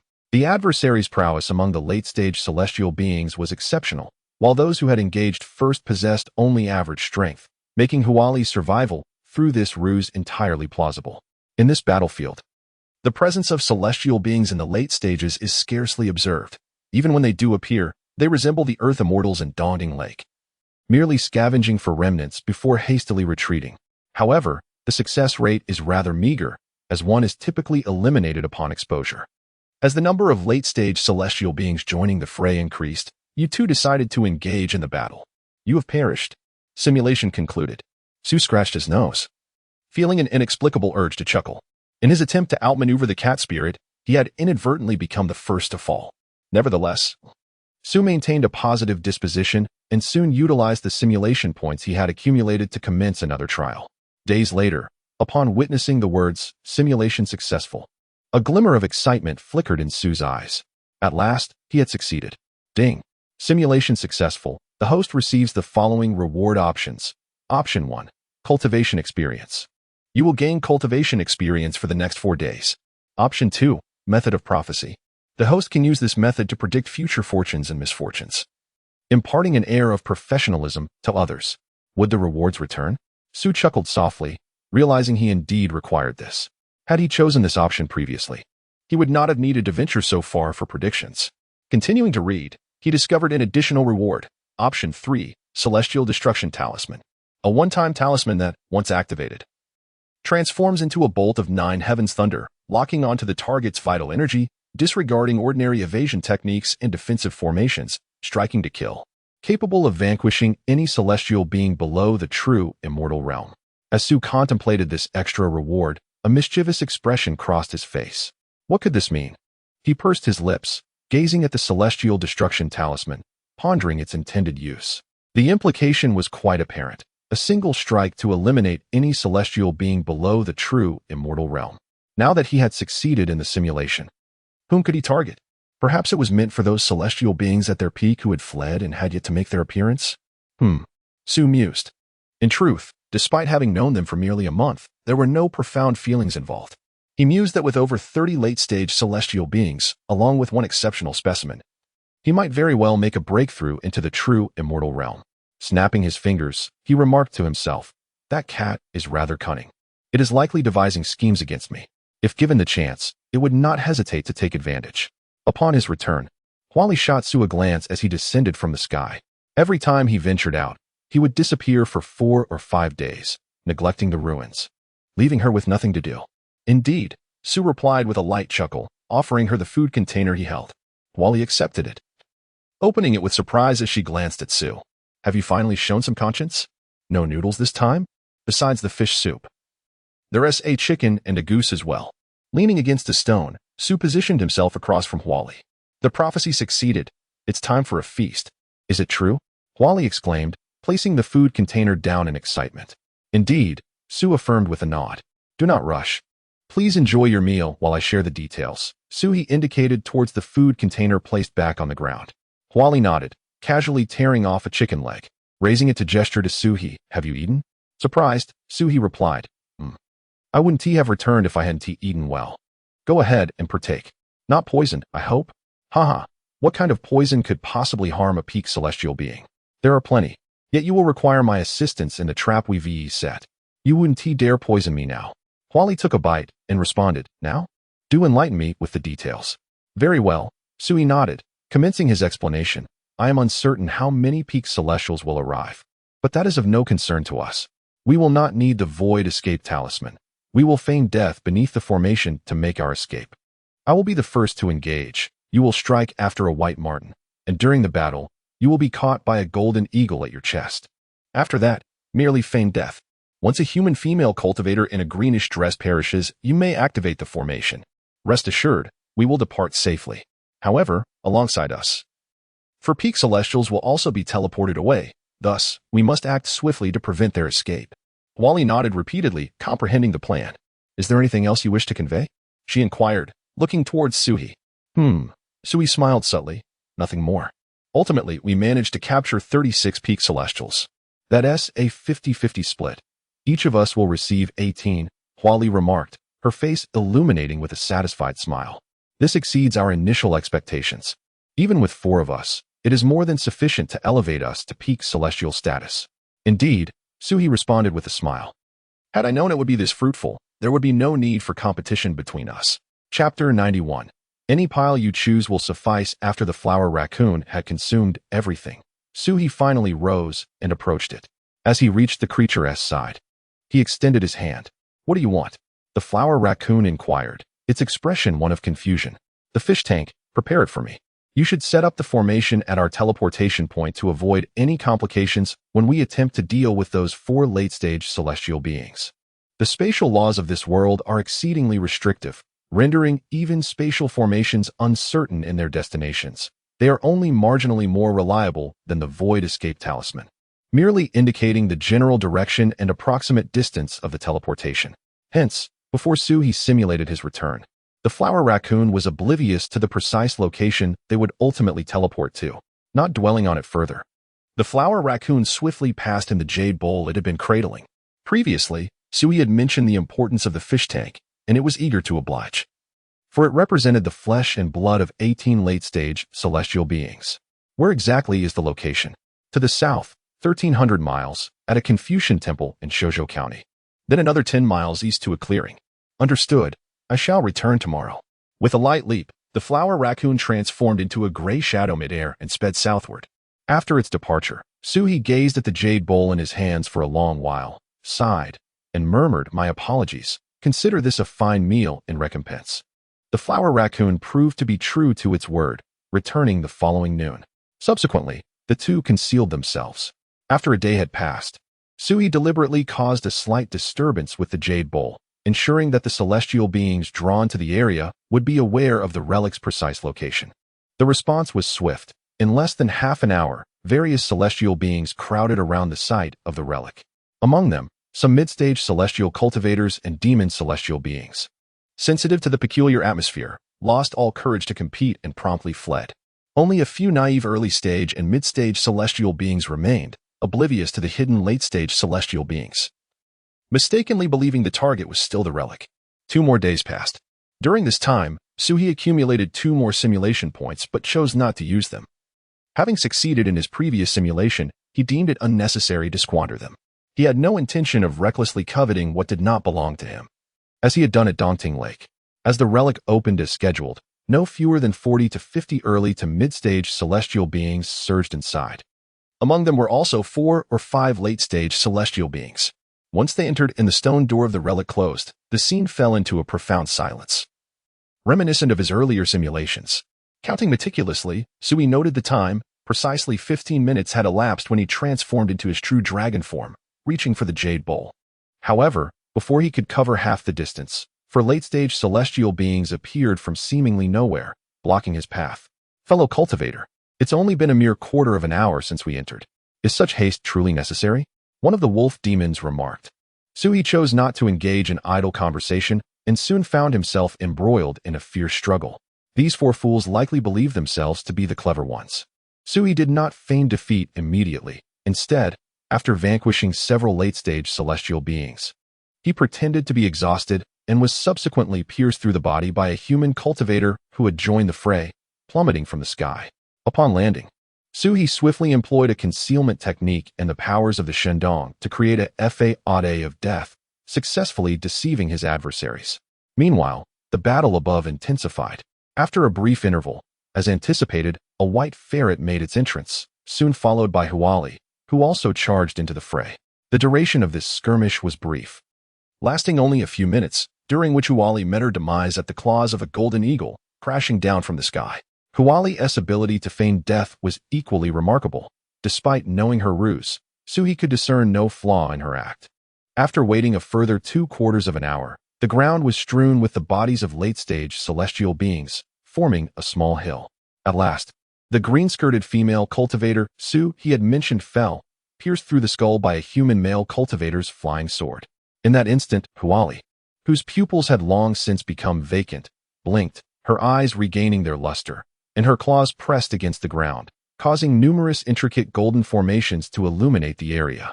This sudden shift astounded all those still engaged in battle, including those late-stage and peak celestial beings lingering on the periphery, awaiting the opportune moment to enter the fray. However, in an instant, some adept in formation techniques recognized the situation and shouted, "Spatial transfer formation. Someone seeks to reap the benefits." Yet, their reaction came too late. Before they could converge, the formation had already activated, and a blinding white light surged forth. By the time they turned their gaze back to the battlefield, the mountain of corpses below had vanished without a trace. In Shosho County, the 4 late-stage celestial beings who had failed to escape trembled with fear upon finding themselves in an unfamiliar environment. Their greed swiftly dissipated, replaced by terror, and they ceased their fighting, immediately attempting to employ escape techniques. However, before they could move, a square barrier of light enclosed them within. Swift resolution was needed. Suhi pushed aside the corpses weighing upon him and emerged from the pile. Huali was even more decisive. Before Suhi had finished speaking, she launched an attack on the nearest demon celestial. The two of them, in perfect harmony, each engaged 2 foes. Huali, being swifter, dispatched her adversaries in just over 8 minutes, while Suhi required a couple of extra minutes to eliminate his 2 late-stage celestial beings. With a dragon's maw, he consumed the head of the last celestial he had slain, ingesting it to recuperate from his battle wounds. Only then did Suhi speak. These 2 were stronger. Hence my delay of 2 minutes. Huali fixed her gaze upon Suhi, pointing at the demon celestial's corpse he carried, retorting, "You've devoured a head. Count that as yours." "Such a miserly calculation," Suhi scoffed. "Very well." The flower fox lowered its gaze to the piles of celestial flesh strewn upon the ground. Now was the time to distribute the spoils. Before Suhi could respond, the flower fox extended its claws, slicing through the air to divide the celestial flesh into 2 heaps. "I shall divide. You may choose," it declared, looking up at Suhi. "Feel free to select either pile." Suhi glanced at the flower fox and then at the flesh below. With a wave of his hand, he swiftly gathered the heap nearest to him into his spatial treasure. Observing this, the flower fox promptly collected the remaining half. After such a prolonged period of anticipation, the long-sought treasures were finally secured, and a smile broke upon the flower fox's face. It then turned to Suhi, pointing at the severed body of the late-stage celestial being he still held, saying, "Consider this a gift for you. Had it not been for your assistance in devising the plan, I would not have acquired so many late-stage celestial corpses." Suhi examined the headless body of the demon celestial he had gnawed upon, realizing that the flower fox had not included this in its earlier division of the flesh. With a snap of its fingers, the flower fox deactivated the surrounding light barrier, casting a final glance at Suhi before departing. "Farewell," it said. "Wait," Suhi called out, halting the flower fox's departure. Chapter 92.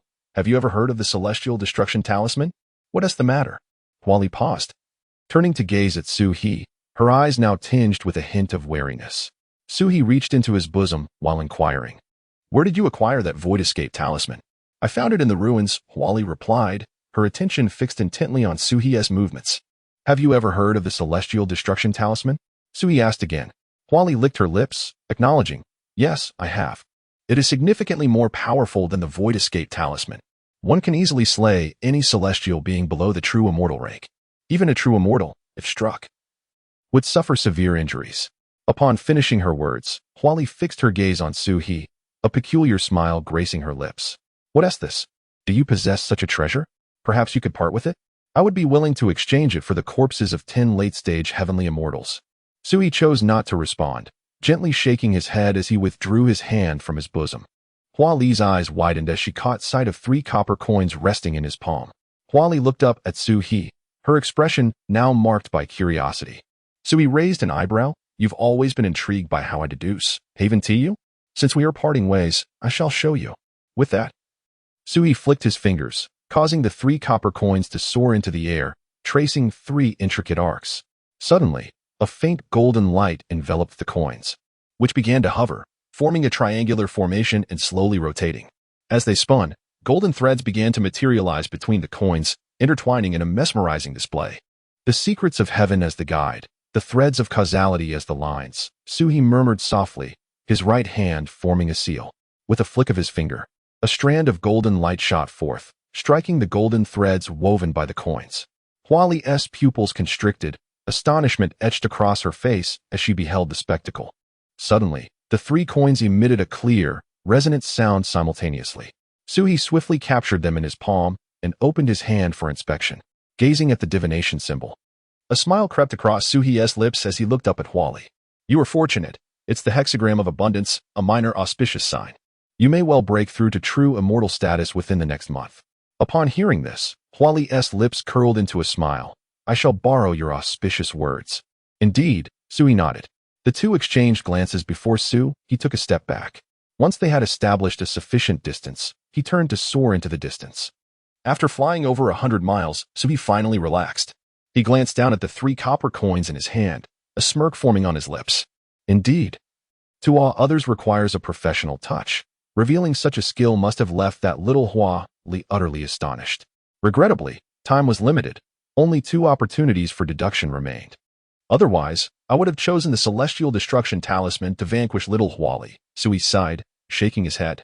Yet soon, a smile reappeared on his face as he retrieved the jade bowl from his bosom. Indeed, he had deceived Huali, claiming she should part with this jade bowl, when in reality, the one left behind was merely a replica obtained previously. The authentic one was safely in his possession. I truly am delightfully wicked. Suhi chuckled to himself. Meanwhile, after watching Suhi's figure vanish entirely from sight, Huali finally regained her senses. She squinted her eyes and murmured to herself, to think he refrained from taking action. I expected he would seize the opportunity to monopolize all the gains. With a shrug, Huali concluded that it was of no consequence since no action was taken. As she spoke, she waved in the direction where Suhi had departed.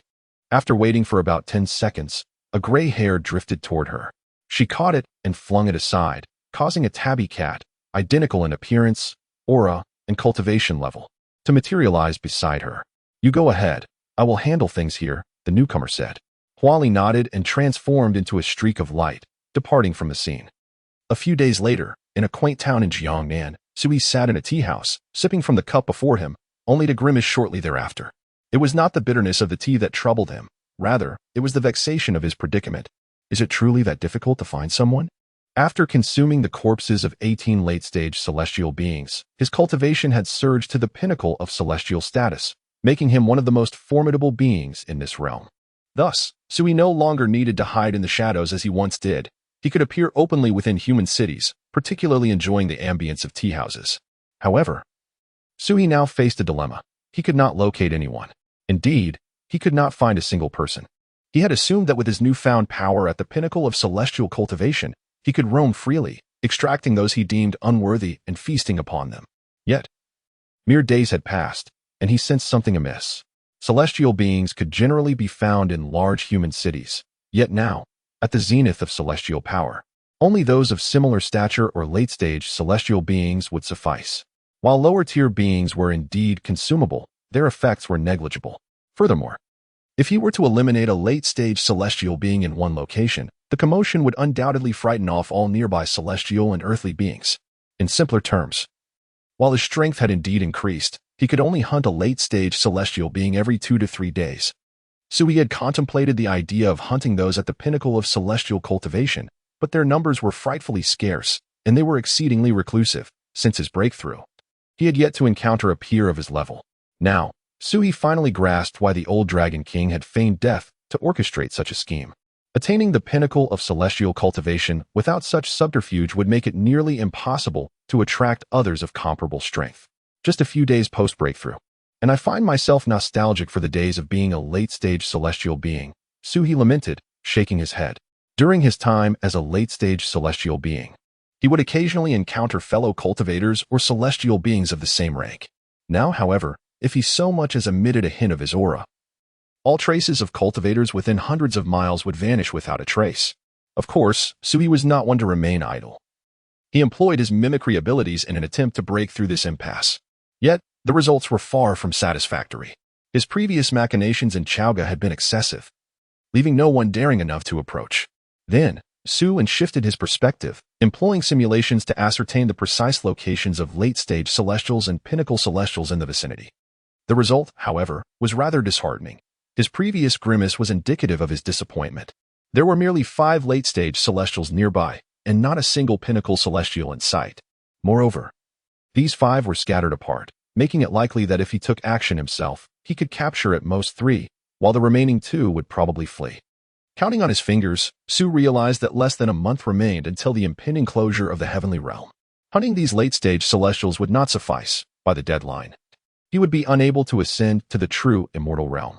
A sharp intake of breath escaped him as he pondered this predicament. Had he known it would come to this, he should have persuaded that Flower Fox to stay with him during the previous encounter. He took another sip of tea, recalling that in the end, 2 true immortals had indeed emerged from that conflict. He decided to continue simulating, his goal being to locate a pinnacle celestial, eliminate it, and then retreat safely.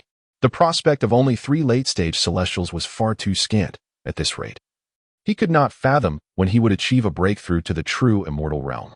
Yet, even if he were to find a pinnacle celestial, those who could reach such heights in this environment would surely not be trifled with, and dealing with them would undoubtedly be far from easy.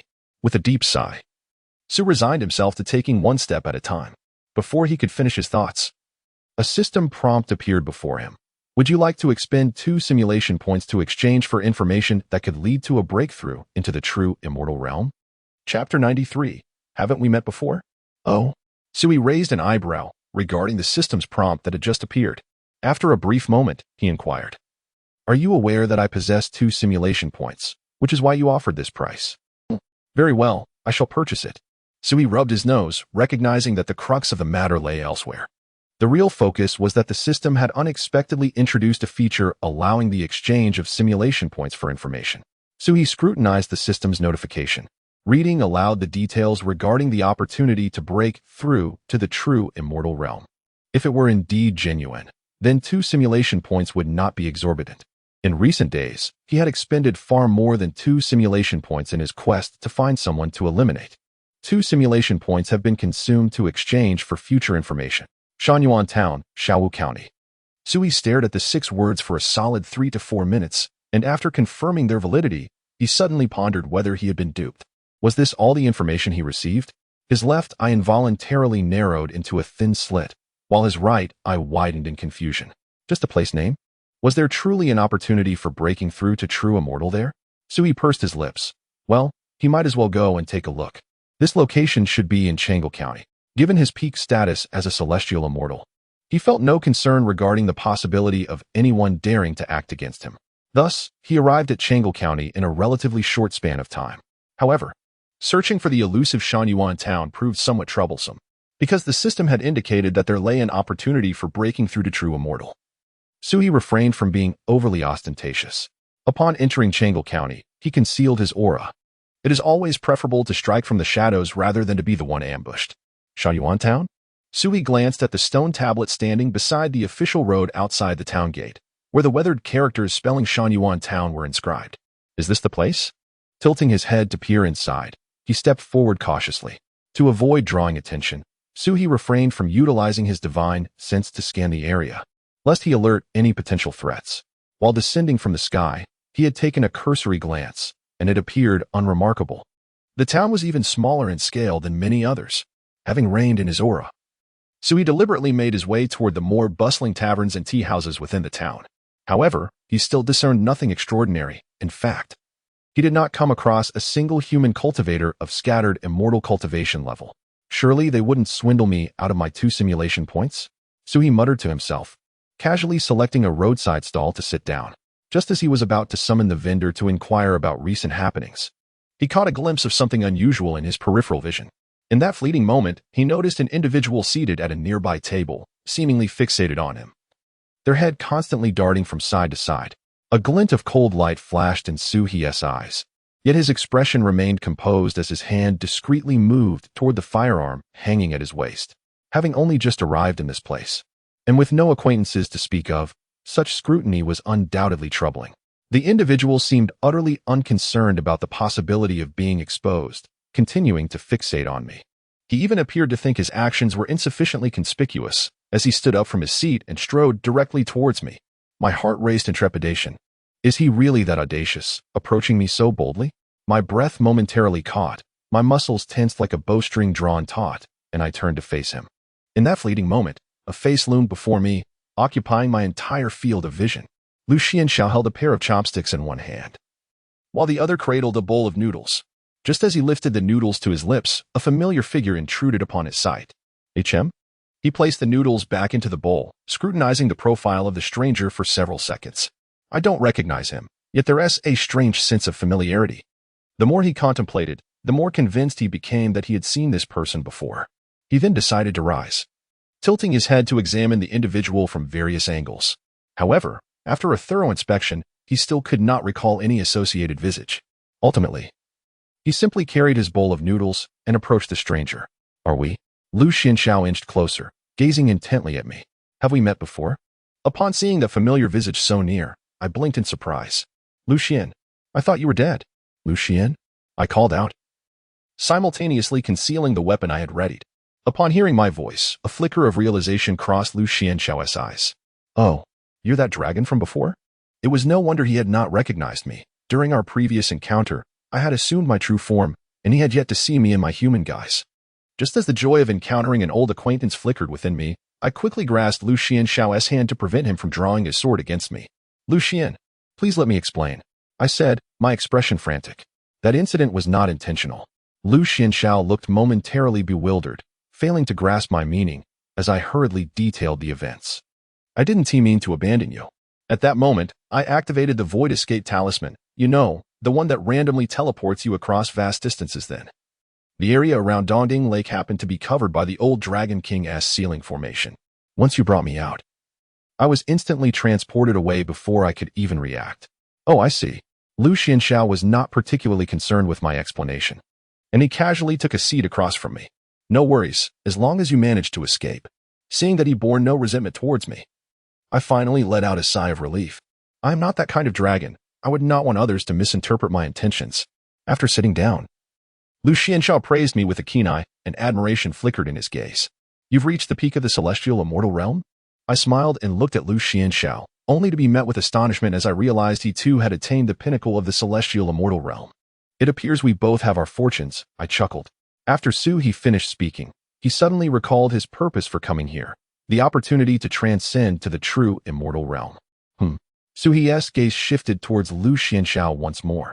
Could it be that this opportunity for breaking through was somehow linked to him? He blinked and was about to inquire, but Lu Xianxiao preempted him. What brings you here? He pondered briefly and replied candidly. With the deadline for the Heavenly Court approaching, I thought I might seek out further opportunities to see if I could break through to true immortal. Lu Xianxiao nodded, taking a bite of his noodles before lifting his head to respond. I am in the same predicament. As the deadline draws near, instability reigns across the mortal realm. Have you heard? Over in Zhangzhou, some beast has set a trap. Fortunately, you weren't there. Otherwise, who knows if you would have survived until the end. It's said that over 100 late-stage celestials perished, along with more than 10 peak-stage celestials. The devastation there was far worse than what we faced at Daunting Lake. He rubbed his nose and chuckled awkwardly. Indeed, I'm glad I wasn't there. How should he respond? He certainly could not divulge that the beast in question was himself. So, your purpose for coming here is also to seek that opportunity? He took the initiative, having received information from the system. Yet he was unaware of what this opportunity entailed and could only glean it from Lu Xianxiao's words. Chapter 94, Another Legacy Inheritance? Yes, Lu Xianxiao nodded, revealing that he too had come in search of that inheritance. Upon hearing the term inheritance, He narrowed his eyes. Ever since he began working with Huali, he had become acutely sensitive to words associated with relics and secret realms. Lu Xianxiao noticed the change in He's expression and chuckled. Do you also believe this could be a deception? As time drew nearer, those desperate to seize opportunities became increasingly unscrupulous. Trust among individuals had eroded. They had to remain vigilant. Really? He raised an eyebrow. How did you come to know this? I extracted this information from a peaked celestial immortal. Lu Xianxiao casually slurped his noodles. He touched his face, incredulous. Is it truly that easy? Throughout my journey, I have exhausted every means and have yet to succeed in a single inquiry. You too came here for this inheritance. Do you possess any knowledge about it? Lu Xianxiao placed his empty bowl on the table and looked up with interest. He pondered for a moment before responding. I have a slight understanding. Inside, there appears to be a treasure of spiritual artifact grade, and, upon receiving the inheritance, one's cultivation could directly ascend to the peak of the true immortal realm. Peak true immortal? Is that true? Lu Xuanxiao's eyes sparkled with excitement. I heard it from someone else, Sui shrugged, noting that this information had originally been relayed to him by Huali. The mention of Huali sparked a flicker of doubt in Sui's mind. It had claimed to have witnessed someone receiving the inheritance and directly breaking through to the peak of the true immortal realm. How then did it manage to escape? Could it be that at that time, it was merely at the earth immortal level and was disregarded by others? Seeing the immense potential of this opportunity, Lu Xianxiao grew animated, lifting the bowl to his lips for a few more sips of soup. Wiping the corner of his mouth with his sleeve, he promptly rose and declared, "Let us go and see whether this inheritance relic is genuine." Sui retrieved several copper coins from his pocket to settle the bill, then quickly followed suit. He had no knowledge of the location, and Lu Xuanxiao's guidance was fortuitous. A few minutes later, atop a peak situated 100 miles from Sanyuan town, Sui and Lu Xianxiao stood suspended in the air, surveying the mountains below. "This is the place." Lu Xianxiao pointed toward the mountain peak beneath them. Sui focused his gaze, scrutinizing the scene. At first glance, the peak appeared no different from any ordinary mountain, yet to one well-versed in formations, there were faint, elusive patterns resembling serpentine coils entwined around the mountain, appearing and disappearing intermittently. "Well, have you discerned anything?" Lu Xianxiao inquired, glancing sideways. Sui gently shook his head, unable to make a determination just yet. This mountain peak was undoubtedly peculiar, but he remained uncertain whether it harbored genuine inheritance or if it was merely a trap set by some rogue. Though the system had indicated that this was an opportunity to break through to the true immortal realm. He recalled that the last scheme he and Huali devised had also produced 2 individuals at the true immortal level. Lu Xiandao nodded, indicating that there was no issue. The formation had already shown signs of loosening, and it was likely only a matter of days before the truth would be revealed. "No need," Sui interjected. "I possess a method of deduction. I can ascertain everything upon my return." "Oh?" A glimmer of intrigue flashed in Lu Xuandao's eyes, and a slight smile graced his lips. "You have such a skill?"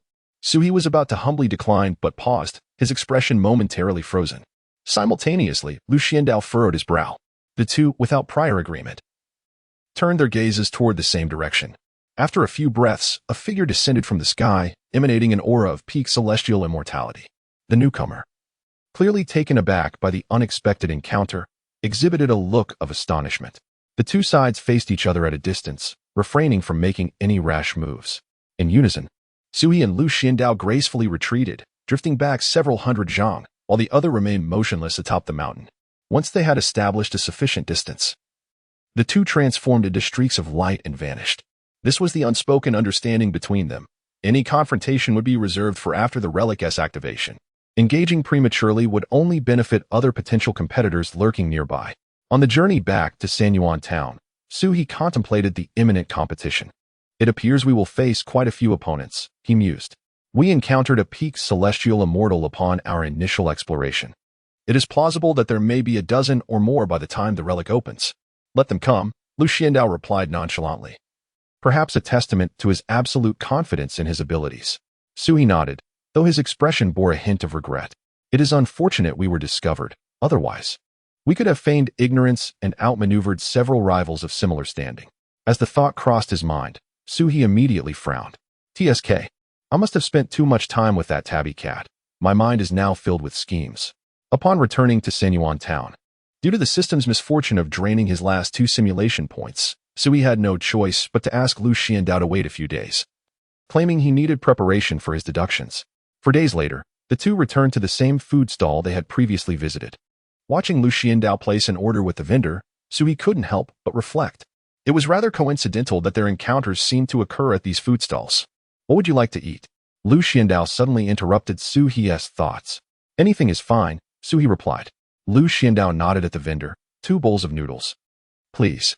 Then, turning to Sui with a sheepish smile, he added, "Being from the north, I'm not quite accustomed to the rice here. I prefer noodles." "Thankfully, there are noodle dishes available." Sui blinked and seized the opportunity to respond. "I once knew a friend who particularly disliked noodles." "To each their own," Lu Xiandao remarked, picking up a pair of chopsticks to wipe them clean before offering them to Sui. "Are you prepared now?" he inquired. Sui nodded. retrieving 3 copper coins from his pocket. He had previously chosen the seemingly formidable method of deduction rewarded by the system. Thus, he no longer needed to stealthily practice outside as he had done when he was with Huali. As for whether others could perceive his simulations, Sui had already experimented with that. The last time he had eliminated a late-stage celestial being, he had simulated the process right before their eyes, and the opponent had failed to notice anything amiss. Therefore, under the veil of the deduction technique, Sui could simulate with complete assurance. Gazing at the copper coin in his hand, which he had refined using the forging techniques embedded within the system's rewarded deduction method, he acknowledged that while it may not qualify as a supreme celestial artifact, it was certainly adequate for an ordinary celestial tool. Upon infusing it with spiritual energy, the copper coin ascended into the air, its surface shimmering with golden light, revealing its extraordinary nature. At that moment, Sui silently commanded, "Commence simulation." A prompt from the system immediately appeared. "Please confirm the target of this simulation."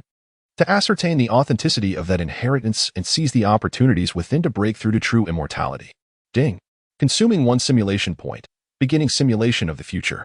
Chapter 95. Still at the pinnacle of celestial immortality? What a pitiful display on the first day. You conveyed to Lu Xiandao that the secrets of destiny must not be revealed, and then you both departed from Sanyuan town, soaring towards the direction of the mountain peak. You were not alone in your thoughts, many shared your sentiments. Upon your arrival, before you could find a suitable hiding place, you beheld over a dozen figures suspended in midair, all of which were at the pinnacle of celestial immortality. How curious, you thought, previously encountering none. And now they all emerged in a cluster. Sui silently cursed within, his brow furrowing. Observing those celestial immortals who had already claimed their respective positions, you two chose a spot and waited with Lu Xiandao. 3 days passed, and the array atop the mountain began to exhibit signs of stagnation, the flowing patterns flickering intermittently, as though on the verge of collapse. At that moment, the celestial immortals, like sharks sensing blood, converged here, their numbers swelling to over 20. So many, you mused, narrowing your eyes. The last time with Huali, only about 10 celestial immortals had been drawn to the trap. During these past few days of gathering intel, you had inquired in detail with Lu Xiandao about the process of the inheritance, seeking to ascertain whether this was indeed a trap. You learned that the celestial immortals eliminated by Lu Xiandao had also heard of this from others. It seemed the mountain peak had emerged during the last surge of spiritual energy due to tectonic shifts, revealing itself to the world. The array above rendered both earth and celestial immortals incapable of breaching it, thus anyone passing by would discover this place. It had stood here for nearly half a year, and word of it had spread extensively, inevitably reaching the ears of Lu Xiandao and the other celestial immortals. Perhaps there is truth to it, you contemplated, your gaze shifting towards the mountain peak below, your heart rate subtly quickening. On the 5th day, within the core area of the mountain, the number of celestial immortals had surpassed 40. The combined pressure intertwined, disrupting the spiritual energy within a 100-mile radius. On the periphery, over 100 late-stage celestial immortals observed from a distance, hesitant to approach. Such a spectacle, Sui thought, as he swallowed hard. With so many present, not counting those below vying for the inheritance, a conflict could easily summon 4 or 5 true immortals. It must be the allure of fate that drew them here. Ordinarily, one would scarcely glimpse a shadow, yet now they flocked in droves. Suddenly, you sensed a familiar and chilling aura.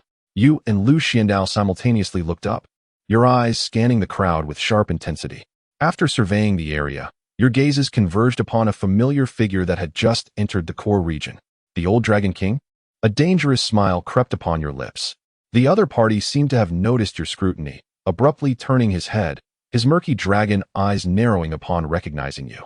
Almost ablaze with fury, Sui understood well the source of his anger. Had it not been for his interference last time, the opponent's feigned death scheme would likely have succeeded.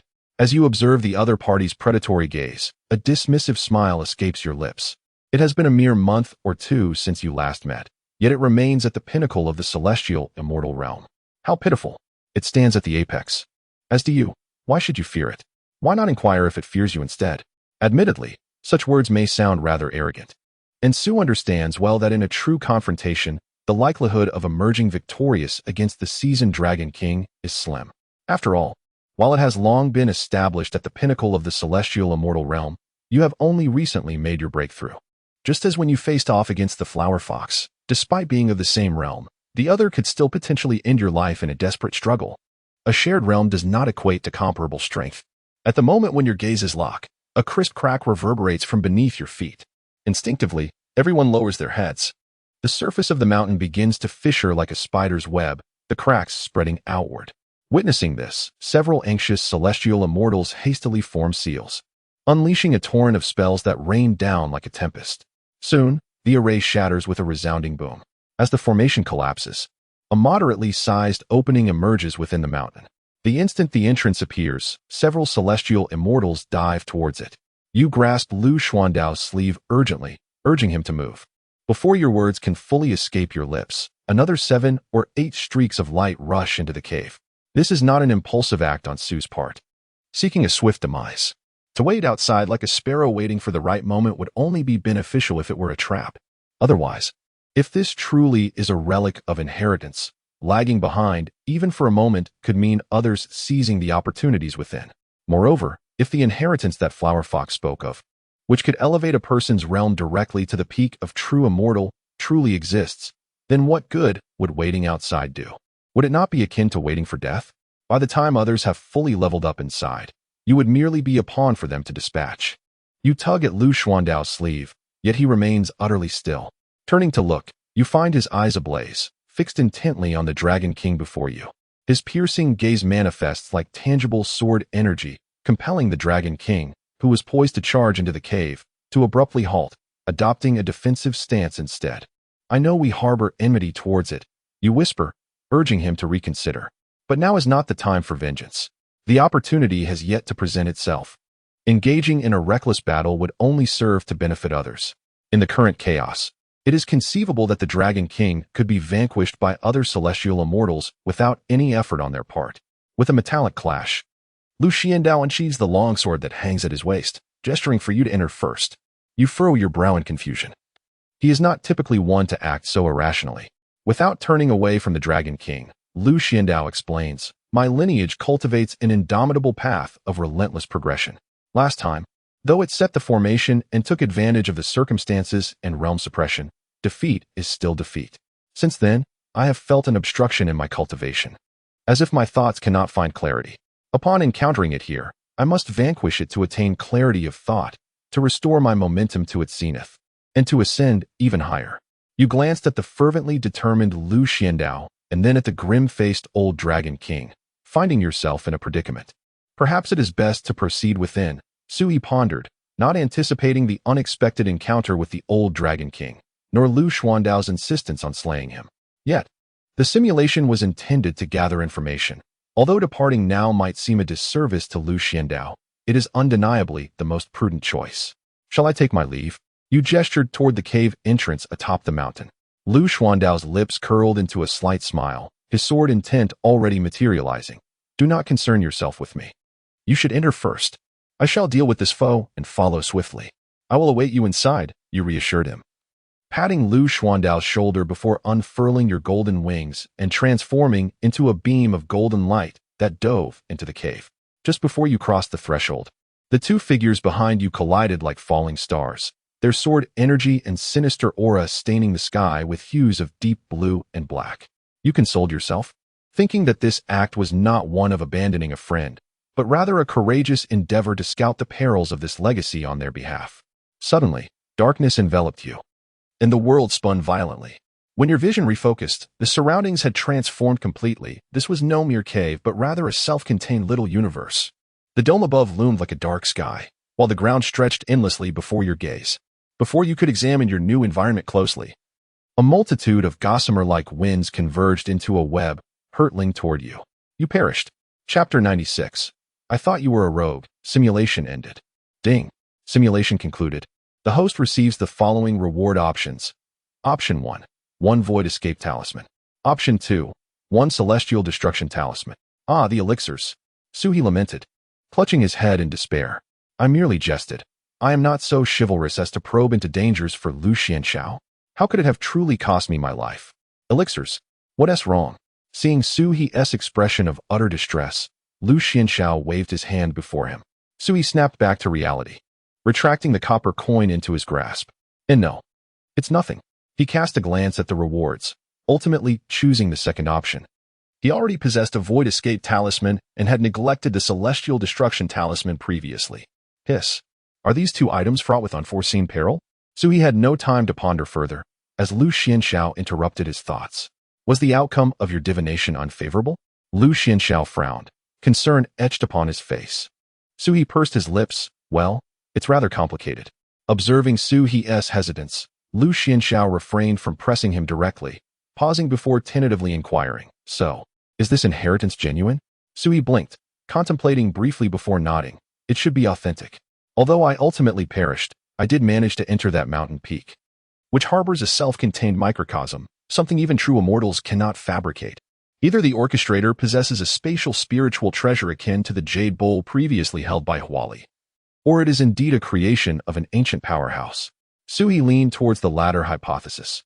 Firstly, intact spiritual treasures are exceedingly rare, and spatial treasures even more so. Furthermore, behind that entrance lay a formidable gale formation, which overwhelmed him in mere seconds, leading to his demise. Such a feat is beyond the capability of an ordinary celestial immortal. The array set by Huali required his personal involvement to execute effectively.